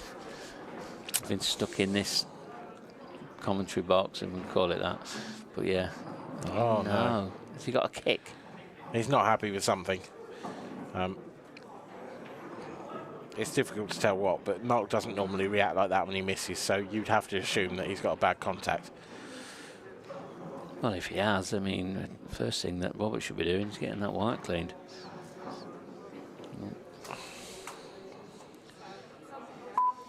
Tricky table for Robert. I think he's just going to try and take control of that top left here. Yeah. Doesn't want this in. Don't want to be leaving a gap either. No. I think he's left a gap on both. He's certainly left a gap on the one at the top end. One on that left-hand side. It's one of those, isn't it? If the pocket's playing generously, that red goes. If you get right behind it, little bit aside, just throw it, just to make it slide off that cushion. Yeah. Yeah, you've got every chance. Mark's not even looked at it. He's trying to get the pocket, and that's another loose shot there from Mark Farnsworth. Really surprised at that. He's got the red over the pocket. I thought they were sort of there for the taking, to be honest. Yeah, and he probably could have played that. I mean, he had awkward cueing for the one that he was playing. But yeah, he had a chance of taking the one over the pocket and possibly going for game if whoever he's looked at that red. But what Robert's done now is now gain control of that pocket. So Mark's probably going to have to play a similar shot and just take that top left-hand pocket maybe. Does that red go? Is there a gap for it past the cushion and the yellow? He's got to have a go at that. He doesn't. At this point, he probably doesn't want it in, but he's got to try and flick this red off the cushion, off the yellow, and take the pocket. That's perfect. It's a great shot. Yep, play it well. Sure, we're going to see a bit of cat and mouse. I mean, the red in the bottom left-hand corner looks like there's plenty of room for Mark to pot that if in the right space or the right area. If this is cat and mouse, then at the moment Robert Stephen is most definitely the mouse. Mark's got a huge amount of control over this frame, and it's going to take a bit of a miracle from Robert to win this, to be honest. Mark's got all four corner pockets. Yeah, that's one way. And he's got another red drifting towards the right middle. Yeah. Careful, Mark. Surprised he's going for this. Yeah, it's just getting the red out in the open. There's no rush. He knows this. This is an important frame, and both these players, they'll know that. Yeah, but this is now is Robert's chance to gain control of the pocket, because that red to the yellow to the right of the cue ball, it's a really tough shot. But if he gets this just right, dead weight off the cushion, lays it in front of the red. Oh, he's gone for the skilly. Hasn't worked. Has it opened up the pocket enough? I don't think it has. No, I don't think it has opened up. I don't think he can get control of that top pocket now. The thing is, if that skill shot worked, I still don't think it helped him out that much. This black's going to be moving. Cleanly potted it. But what he's done with the black now, that doesn't go in that bottom right corner, I don't think. Sort of feel like Robert's almost... He's almost got to take everything on there, hasn't he? Has he got to take this on as a skill shot? It's a long way out of the pocket, that red, but this is possible. He's just trying to take the pocket. Trying to get control. That He was was never never working. getting control. That was never happening. It's such a tough shot to execute. And that's why I thought he was taking the skill shot on, to be honest, because I don't think there was any other result from that shot. Yeah, well, I mean, with the black in the area it is, then... oh, Mark Farnsworth. Dear. Oh dear is definitely the word. He's still heavy favourite for the frame, but that is a shocker.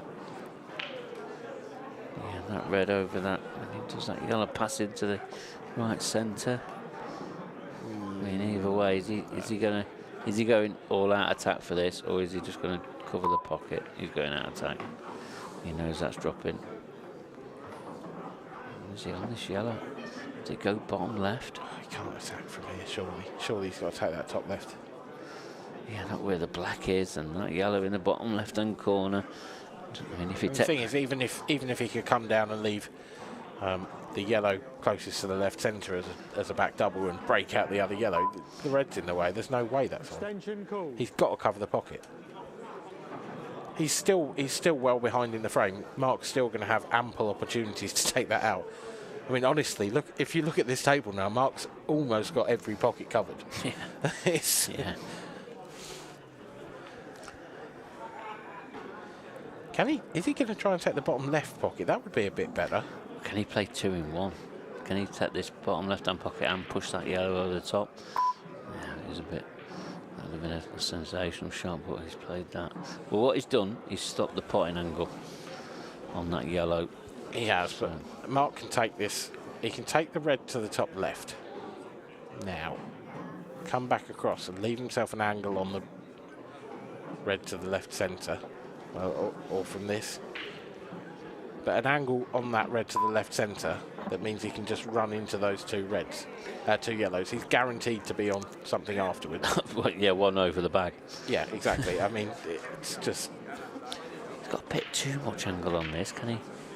Because ideally he'd love to be hitting the bit of right-hand top. side. Yeah, lovely shot. Oh, how about that? So, them easy yellows. So, I mean that. Let's get the rest again. Time running. A little bit surprised at this. I would have thought he'd left this red till last. Yeah, I see you thinking towards that. Yeah, it's easy. It's the nicest red to get on the black. Who are we to question? Is he gonna... Honestly, with some of the shots he's played so far in this match, Yeah. I'm not. Oh, shot clock pressure now. He hasn't used his extension yet, but it feels like he doesn't need to. I mean, I suppose he's leaving the one over the pocket and then taking the black in the opposite. When you said the one over the pocket. Sorry, the one that's, I'm just thinking about how he's going to be running this frame. Yeah. Sorry if I didn't elaborate a little bit more. But yeah, so the one over the bottom. Top right, top left, bottom right. Yeah, that's right. So yeah, it's a bit more of a trickier black, and what's he smiling about there? He's smiling about something. Sorry, Mark. Time running. The rest again. That's well. Not just me that has to use the rest most shots. The number 2 seed does as well.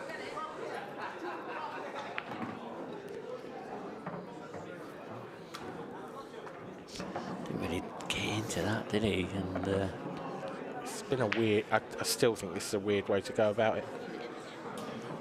Well, Mark just needs to back himself. How about that for a stun shot? Yeah, that's nice. That's very nice. He left this pretty simple now. It's unmissable, isn't it? Kiss of death, wasn't it? Oh yeah, big time. Intentionally, but it didn't work. Mark Farnsworth leads by 6 frames to 4 over Scotland's Robert Stephen. Mark now just needs 2 frames to win. Robert needs 4 of a potential remaining 5. That is a tall order. Yeah, it is, and probably what, in about the next 20-30 minutes we'll have our last 16 all confirmed. We'll keep you right up to date with them latest scores. Just along the bottom of your screen there, Stevie Thompson. 7-3 now to Luke Sanchez. It's looking like he's going to be playing Ben George. And then JJ Falk, 5-3 now. Mark Farnsworth Gavin to break, Robinson. leading 6 frames to 4. We're still Time running. undecided in this Robert Stephen, Mark Farnsworth. But 6-4 now to Mark, and it's him to break. That's another Scottish player into Robert Stephen's corner. They're getting bigger. Scotland must be shut down, they're all here.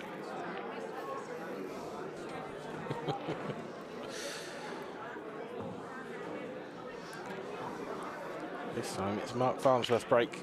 And it's let him down again.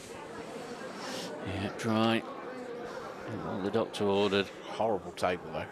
Another horrible table. Yeah, it was so open. The first few frames of this match were really open, and then Till you mentioned it. I jinxed it, didn't I? Really.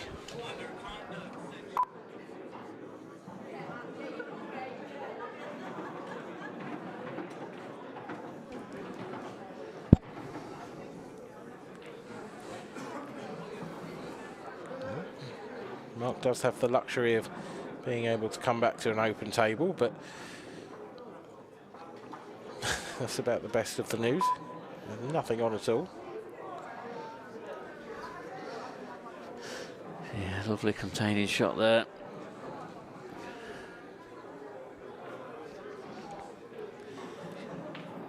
You just feel that Robert's probably got to come out with something special now to get back into this match. Yeah. It's going to be him to break next. So this is an important frame really for him. Is this red on to the top right? I think it is, you know. Here's your answer. Clean. Yeah, clean as a whistle, that. Look at these reds, they're not pretty. I mean, the red in the top half of the table, in the middle of top half, just below the baulk line. Does that pass into left centre? If this was me, I'd be taking the double on now, and he is. Great shot, great shot. See, that was the thing, that was a great shot, but it was also really well thought out, because if he took that double on then, he's not left Mark anything.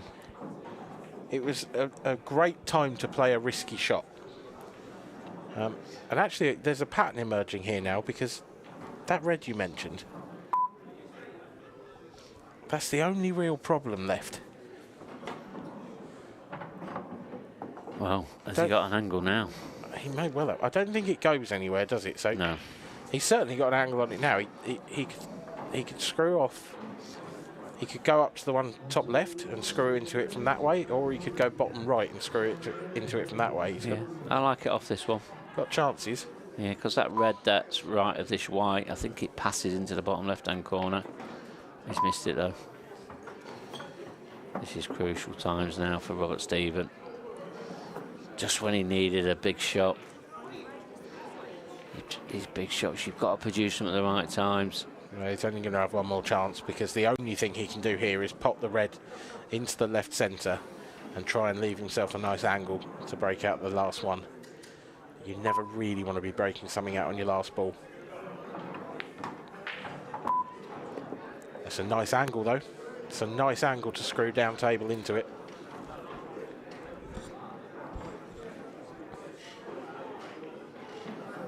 And if he catches this, if he catches the yellow pretty flush, he should be okay.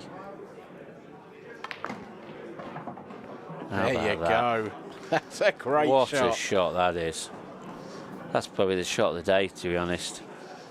We've seen some great shots there, but yeah, that's right up there to being one of the shots of the day.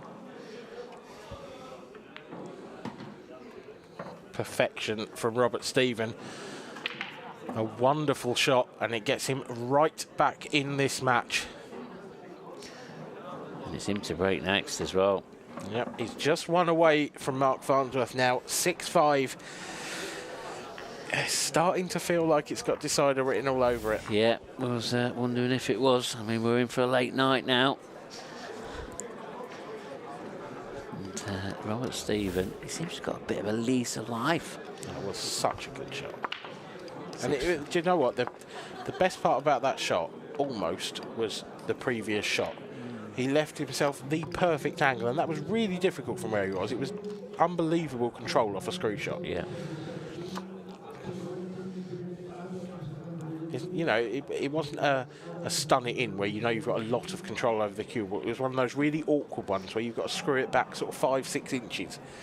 And a millimetre different and you're 10 inches back or 4 inches back. It's Robert Stephen to break.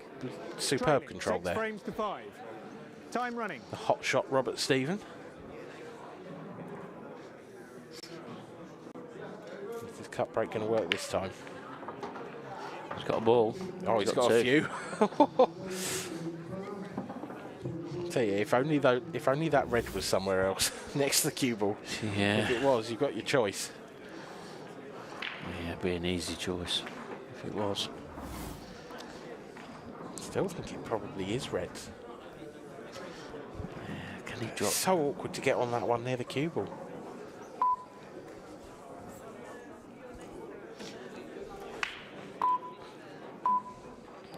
Extension called. Just called his extension in time. It's down to 2 seconds there, and he's got his extra 30 seconds. It feels like he's going all out for these. Well, you've called it, Dan. He's taking these reds. He's looking at trying to leave himself an angle so he can get down there. I'm not sure that's it yet. It's not the greatest red to be leaving as your last ball either, because you've not only got to get on it, you've got to leave yourself an angle to get back up for the black. Plenty of life left in this frame yet.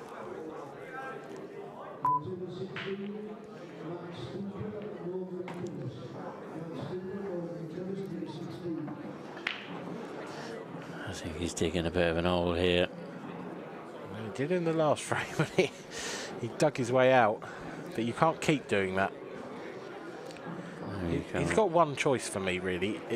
He can take the one down to the bottom right. He's got to screw back. It's very similar to the last frame. He's got to leave himself the perfect angle to push through that last red. Oh, that's not the one. Well, he's got a deep angle, and he's obviously going to try and play the gap between the black and the yellow that's over the middle pocket. I mean, it's going to be a world-class shot.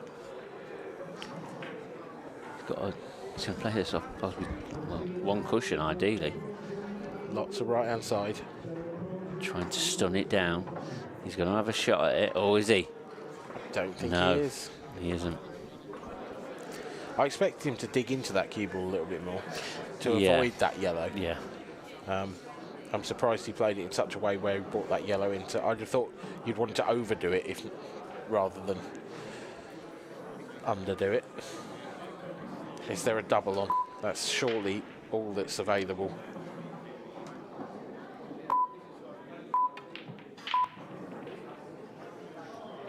Well, no, then, is the answer, and it's left drop-ins for Mark Farnsworth. Yeah.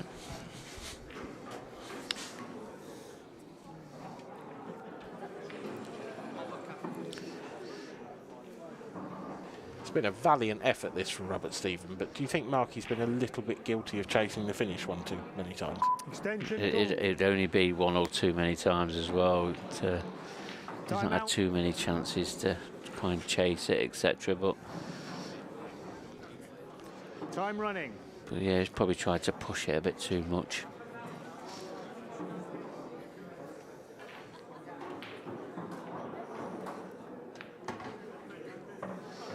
As you say, Dan, these are dot to dot. These are pretty much drop-ins.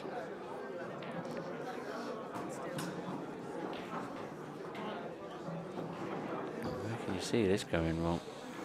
It's really hard to see.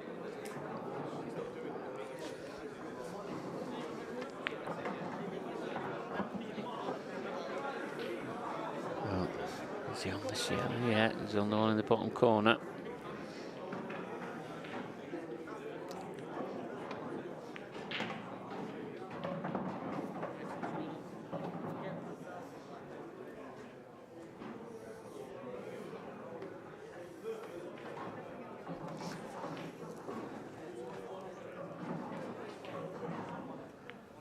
Yep, these are a goner. Robert Stephen, barring a miracle, is going to need to win the final 3 frames of the match. He's going to need that Mark Farnsworth break. Really not to work.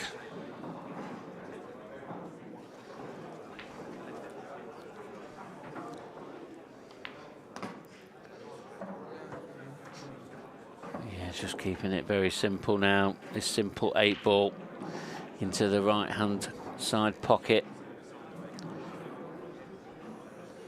Take a 2-frame lead again. And there you see it, 7-5 to Mark Farnsworth. 1 frame away from securing his place in the last 16.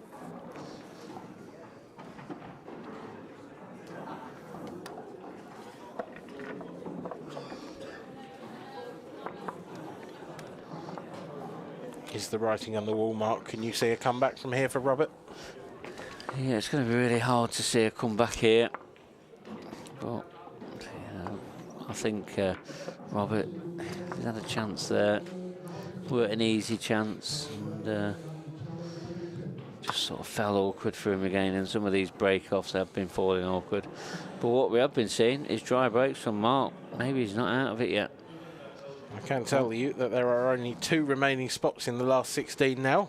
Yeah, I see that Luke Sanchez, he's made his place in the last 16 against Ben George. Yeah, an all-Welsh battle. Yeah, But there's a very, very Welsh feel to that last 16. It's 5 out of the 16 players. Wow. Is there going to be a Welsh winner this weekend? Well, tomorrow, should I say, not this weekend. It will be tomorrow night. Where's that cue ball?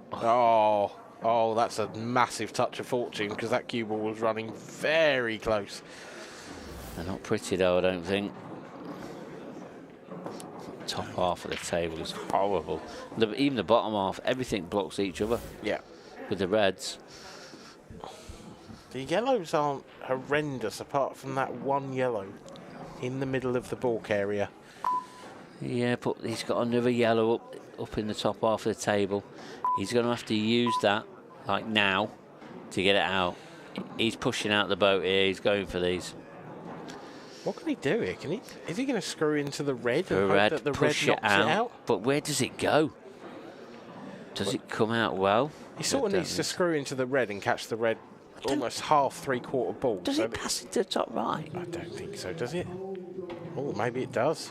Wow, I've only just seen that. And I was just looking at the overhead and I'm thinking, wow, There's it no does. way that's a full pocket. No, not a chance. One glance of the red, it misses. This is remarkably But now tight. he- And he now can't he's play looking. this with any pace. Yeah, and then he's looking. Is he looking at plant off the red? But even the black's awkward. This is pushing out the boat. Extension call. If anybody can get Mark, these, shot it's clock, Mark Mark. Farnsworth. Whoa.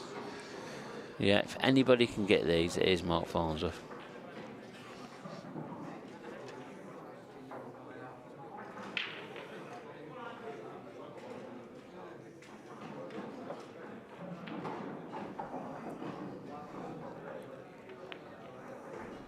Right, flew in, Mark. What are you talking about? Right, it didn't look tight. Just making us look silly in this commentary box. It looked so tight. I didn't think it went, honestly. Yeah, and now he's got an easy enough yellow, black. Can he get into the red to lodge it out to the right? He's missed the red. Has he played for the red? Probably not. Yeah, I don't think he did. Well, if he did, he'd have opened it up for the middle. Well, yeah. But now, Where does it go now? he's just got to Can stun he into come- an area for the top left, maybe. Depends he- on what angle he's got.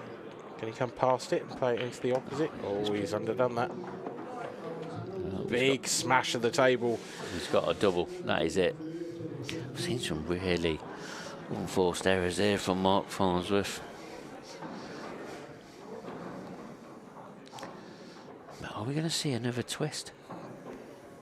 Because if Mark misses this in this double, because that's all he's got on. He's used his extension.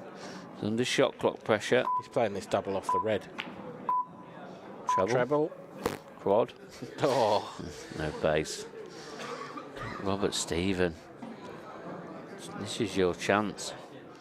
Can he take this to a deciding frames? Because it will be him to break next. It's a glimmer, isn't it? It's a glint. It is. Yeah, but these are the clearances you have to take out. No, he's not in prime position here. Can he? I think he can take the right hand of the two reds closest to the cue ball, can't he? And drop onto one of the ones on the rail. Them two on that rail. They're not drop-ins. It will be if you get on them at a nice angle. Well, that's not the one. Well, I don't think he's played that. He's played for this in the right centre. So I'm just surprised because if that were me, I'd want to take one of those two on the rail and leave one in the top half of the table to get down for the other one. Yeah, I'm with you. Totally with you.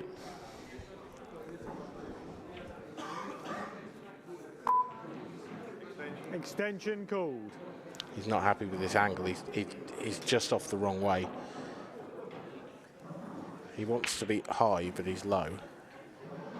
So he might have to come down table first and take at least one of those two reds. I'm going to try and screw this.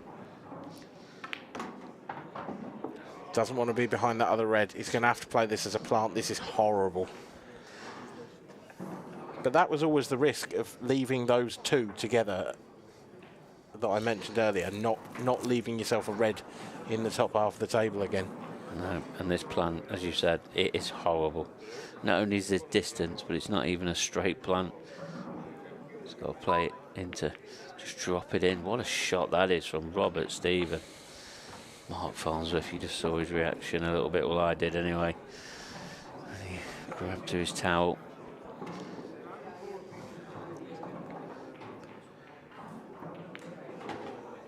Surely we've got decider written on it now.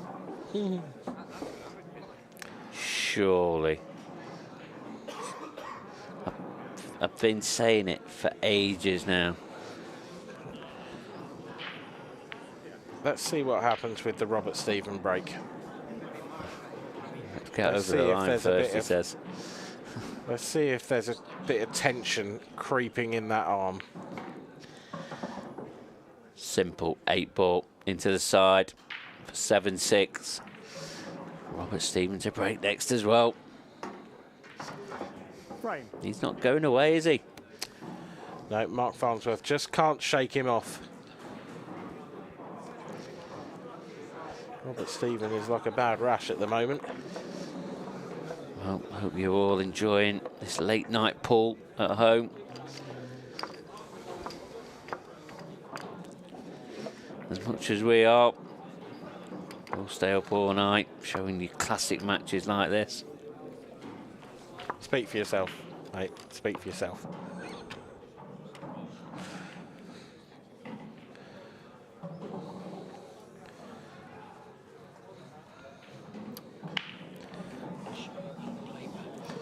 I'm sure Jim, the referee,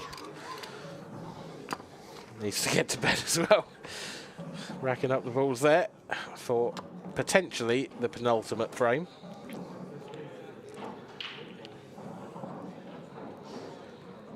He's going to get a ball off these. I can feel it. Robert Stephen, he's getting a ball. He's not had one for two. He needs one now. Robert Stephen to break. Trailing 7 frames. First things first, though. You've got to keep the white on the table. Time running.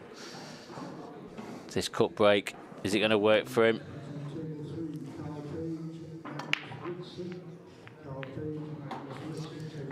Of course it does. You called it, Mark.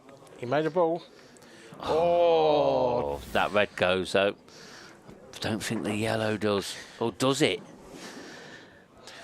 Well, might do. He doesn't think it does because that reaction. Well, the red does. But no, you're right. But look at the reds. The beauties. Yeah. They are beauties. This is 7-all. Been calling it for hours now. You love the drama, don't you, Mark? I do. I love love the the tension. drama. We deserve the drama on a Friday night. We really do. Well, there's plenty of drama everywhere in the UK on a Friday night, but perhaps... Well, we're at Coventry giving our own dramas out. Nothing quite as dramatic as this, we hope.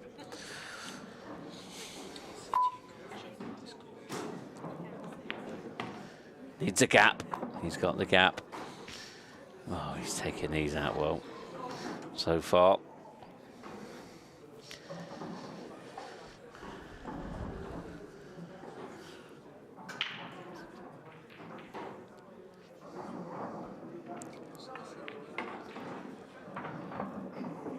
Oh, he's okay.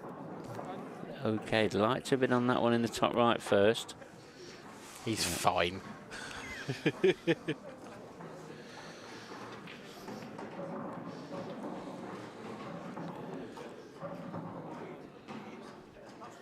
he's still going to have options here. He really is. I'd say it might be his last ball now. Oh, and what have you done there? Well, it's fine, but that's poor for me. Well, I don't understand why you don't fine. just drop that in and take that one over the top right first. Yeah, he's going to have to reroute, as I normally say. He can take this long. So the right hand of the two reds long. Big pot. Centre of the pocket. He doesn't miss much, does he? His cue ball's not quite there yet, Robert Stephen. No, his patterns aren't there, definitely not. But his potting is almost unparalleled. Yeah, that's the best way of describing it. Really is. And his cue ball. He's fine. When he gets that, he's going to be a real force. Yeah. Like, there's a reason he's the #1 amateur last season. There's a reason he's a professional now, and he is showing every inch of that class here. Mark Farnsworth is going to have to pull out a clearance in the final frame, you feel, and it will be a final frame. Robert Stephen ties the scores up. He's not led at any point during this match, but he's taken it down to a final frame decider. Yeah, we haven't seen the best of Mark Farnsworth in the breaking department. A couple of in-offs that we've seen have been pretty poor, really. And now the pressure is on. What can he produce? Is Mark just going to produce what he normally does? Or is there going to be some more drama to the very, very end?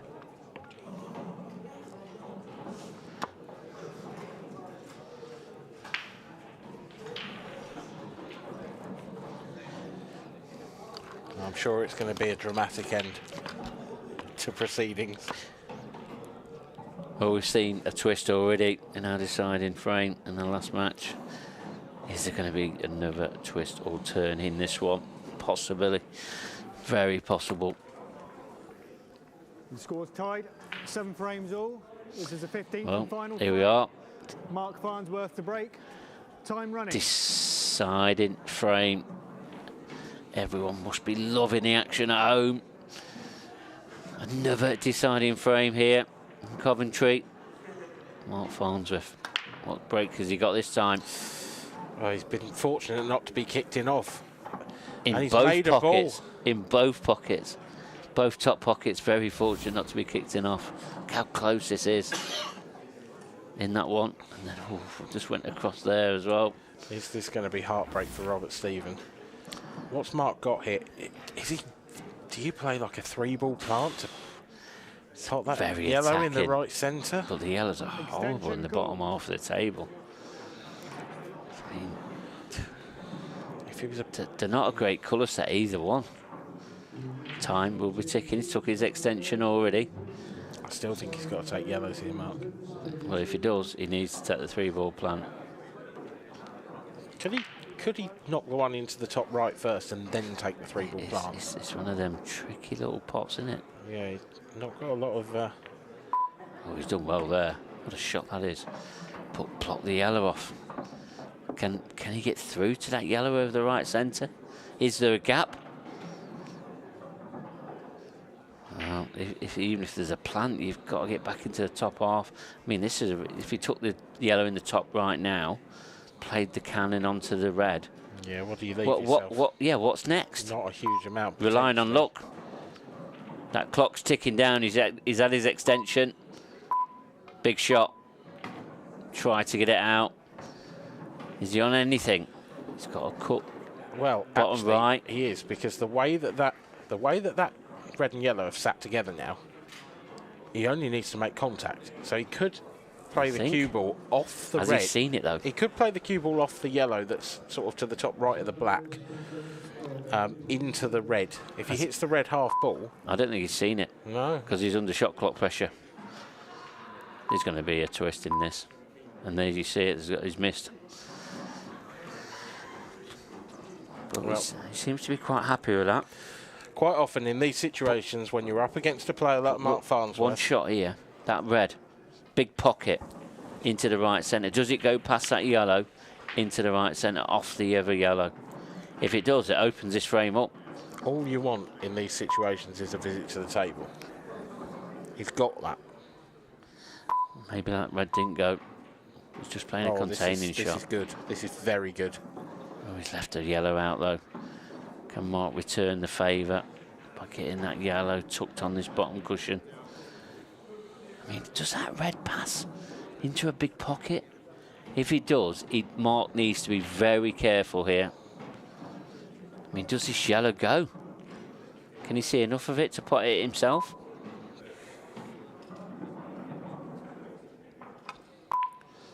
Oh, you bet it does. That's a terrific shot.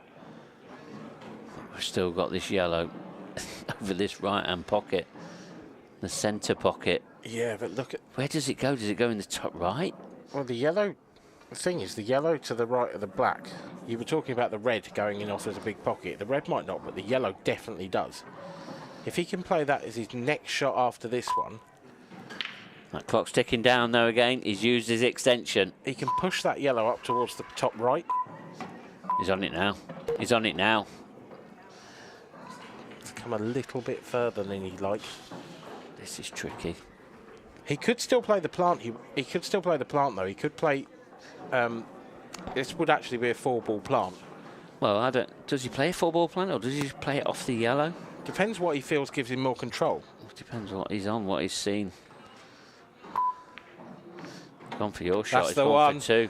That is the one. A two-in-one shot. Tremendous shot from Mark Farnsworth, and surely that's the shot that's won him this match.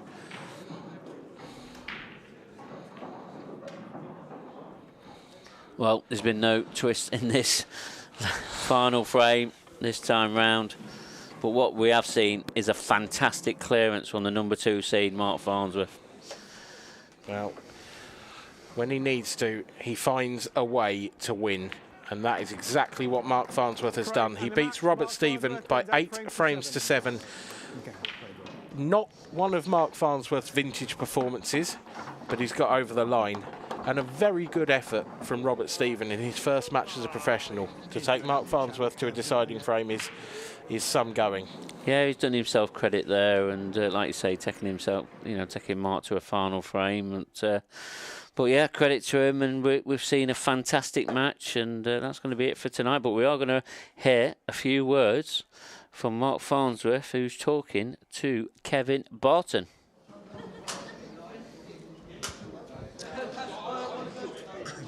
Well, thanks a lot, and another epic match to finish what has been a pretty epic day, and delighted to be joined by the winner of that match, Mark Farnsworth. Mark, tell us your thoughts on that match. I actually felt really good all the way through the match. I just kept making daft mistakes. I've always thought Robert's he's a really good cueist, and I felt comfortable all the way through the match. I went in off twice. The second one, I've put the ball far too thick, and just a crazy shot. But like I said, I enjoyed the match and I felt comfortable all the way through. I just kept making sloppy mistakes. I haven't been playing a great deal, but when I've been playing really well. Just daft mistakes it could have cost us a match at the end, but just delighted to manage to scrape over the line. Yeah, at the outset it looks a really intriguing match on paper. Obviously yourself, player of the year last year, phenomenal season, and Robert, top of the amateur rankings last year, new professional. We all know Robert's capabilities. I mean, I think a lot of us thought this could be pretty close, and it was in the end. Yeah, you can tell he's played a lot of snooker in his time and stuff like that. He cues the ball lovely. He's probably a little bit inexperienced in this sort of environment, but cueing-wise, he's a great cueist. He hits the ball sweet as a nut. A couple of times he ran out of position, a couple of times, but his potting got him out of it a few times as well. So it was a good match. The breaks didn't come out great. I thought I broke pretty well all through the match. He could break. I don't think he was hitting them that hard, so he was relying on getting the ball on the first split. If he wasn't getting one on the first split, he was coming up dry, So I don't think it was like a fantastic standard, but I thought it was a pretty good scrappy match, to be fair. Yeah, it certainly was. I mean, I've been watching the whole of the match, and it was great entertainment. Just talking about the break, obviously we all laugh and joke about who's got the best break, the worst break, and there's if you have got an Achilles heel, people have said it's the break. But I've noticed in the past few tournaments your break has improved massively. What have you done to ramp that up a bit? I think it's just been a mental thing a lot of the time, because I can play in practice. I think a lot of it is I try to. I know it's in my mind that my break isn't the strongest part of my game. I tend to try and hit them too hard and then end up hitting them worse, timing it really, really badly. So I've just tried to concentrate soft hands and just trying to get through the white a bit better and drive through the white rather than because when I try to hit them hard, I tend to snatch it. And normally, in 90% of my game, I time the ball really well around the table. It comes to my break and I hit them I hit them terrible. So I've just been trying to take a bit, not so much pace off it, just trying to rush through it, trying to take a little bit more time through the actual break, and it seems to be working okay. And they closed out the match in true champion style there. I mean, that shot, the plant into the centre pocket, how many shots ahead were you sort of planning that as you route out? Yeah, it was a bit tricky off the break. Everything was happening off the break. The white was going towards the corner pocket, and I didn't know if I was going to get a ball. And they came out a little bit scrappy. Obviously, I wanted to get the first ball down, really. I knew the finish was a little bit tricky. I was just trying to control the frame, really. And then when Roberts played a safety shot, the top he's left is a little nick to play the long one. I knew that the ball was into the centre, but I just had to have the right sort of angle. Originally, I was thinking about playing the yellow off the other end, pushing the other yellow towards the top pocket, and then I realised obviously I played the plant. I played it soft enough the yellow would follow towards the centre. I was just careful not to try and hit the wrong side of the red to take the yellow towards the reds. I wasn't guaranteed to put the yellow following it in, but I knew if I hit the right side of the red, it was going towards the centre pocket, which. I played it. I was fortunate to get position more or less ideal on it. Tricky little shot, but where the white was, it was pretty easy at the end. But just do you like the way they came out? Yeah, certainly executed it perfectly. Just talking about last year, a phenomenal return to form for yourself. We've interviewed you many times last year. You talk about, you got a bit of the desire back, and I lost track of how many titles that you won, 4 or 5. I mean, it was nearly every event. I mean, have you reflected back on that season and just thought, what an amazing season that was for you? Yeah, I think it was. I think I mentioned a few times when I've been interviewed and stuff like that. I think the COVID done us a world of good, really, because I think I was getting a bit stale with the game. Probably after the Worlds in 2019, I stopped really. Not so much enjoying it, just probably wasn't putting the time in, wasn't dedicated enough, And then last year, it wasn't a case of trying to prove a point to other people. Maybe it's trying to prove a point to myself. I don't think I put a lot of practice in, but I just tried to make myself tough to beat again, And even this year, I felt really flat after the World Championships because I was confident going into the World Championships, and Gareth played really well to beat us in the quarters or whatever it was. But it's hard to get yourself back up after that, because that's the main event of the year, But I haven't had time to play a lot this week. But when I've played, I've felt I felt good, and then you come in and you see the room full, and especially when you play, the first match is always tough, you know. You get on the stream table, and that's what you want to play on the stream table, but sometimes you can be a little bit rusty, you know. So I didn't actually feel rusty, I just kept making daft mistakes, but I'm pleased to be competitive, you know. And it's the first event of the season. Any thoughts? So you've got yourself back up to number 2 in the rankings after being, pretty closer to me in the rankings than you were at the top. There's quite a big gap between you and Liam, so that's going to be. Is that going to be your target? To push him all the way and try and close that gap? Oh yeah, definitely. I've got massive respect for Liam, what he's done the game the last 3 or 4 years, But if I didn't believe I could get back to the top of the rankings and win tournaments, I wouldn't bother turning up. That's how I've always been with the game. The minute I feel as if I can't do myself justice and compete against the best players in the room, then I won't be here. So as long as I've got the confidence to believe I can do well in tournaments and try to win tournaments, I'll try. But it's a tough field, It's obviously there's not just Liam. Liam's head and shoulders above the rest of the 2 at the moment. His results speak for themselves. There's a lot of good players, but you've just got to try. You've got to try your best and just take your chances when they come. Yeah, I mean, you talk about the strength and depth of the field. I mean, we've seen the likes of Corey Rees, Ross Fernie over the last 6-12 months. They're putting their hat into the ring as long as with the elite players like yourselves, and there's plenty of others coming through as well. Yeah, and it's fantastic to see Mark back. After obviously everything that's happened to him, and he's a fantastic player. It's great to have him back. Because if he's one of the top players. He'd be a threat to all the tournaments this year. Liam, there's a load of Scottish lads, but the Welsh lads are always strong. The English lads, and there's a good quality feeling like every tournament. No easy games anymore. Apart from when they draw you. Everybody wants that. Well, great performance, Mark. Thanks for your time, and hopefully we'll see you later on over the weekend. Thank you. Well played, Mark. So Mark Farnsworth there, he takes his place in the last 16 with a dramatic 8-7 victory. Another epic final frame decider tonight, Mark. Yeah, it was, and we've seen two types of last frame deciders, sort of twists and turns in the Corey and Curtis one, and then we've seen a fantastic clearance from Mark Farnsworth, probably one of the best we might see over the weekend.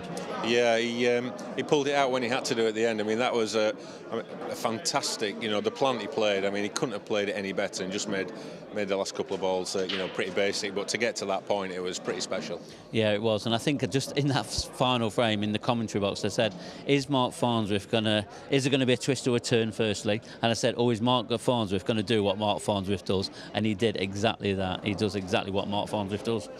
And just to sum up what we've seen on the arena table today, we've had some absolutely classic. We've seen all the main contenders for this title, and there's still plenty more out there as well. Yeah, we've seen some great shot making, some great clearances, and maybe one of these players that we've seen today, they're going to be lifting the title at some point this weekend, or one of the titles that's on offer to them. But have we seen the best of these players yet? Probably not. I think they're just warming up. I think we're in for a right treat this coming weekend. Well, tomorrow. Well, that treat gets underway at 12 o'clock tomorrow. It will be Liam Dunster against Mark Boyle. What a match that is going to be to get things up in the last 16. I know. It's mouth-watering. It really is. And then the match-up afterwards is even more mouth-watering. Anybody that's not watching Paul tomorrow afternoon, I'm not sure what's wrong with them. Yeah, the first 2 matches on tomorrow will be the Battle of Scotland, Liam Dunster and Mark Boyle, and that will be followed by Corey Rees and Gareth Hibbert, who recently went head-to-head in the final of the Champions Cup. So we'll be back at 12 o'clock tomorrow. Hope you've enjoyed the action today. We'll see you then tomorrow. Goodbye.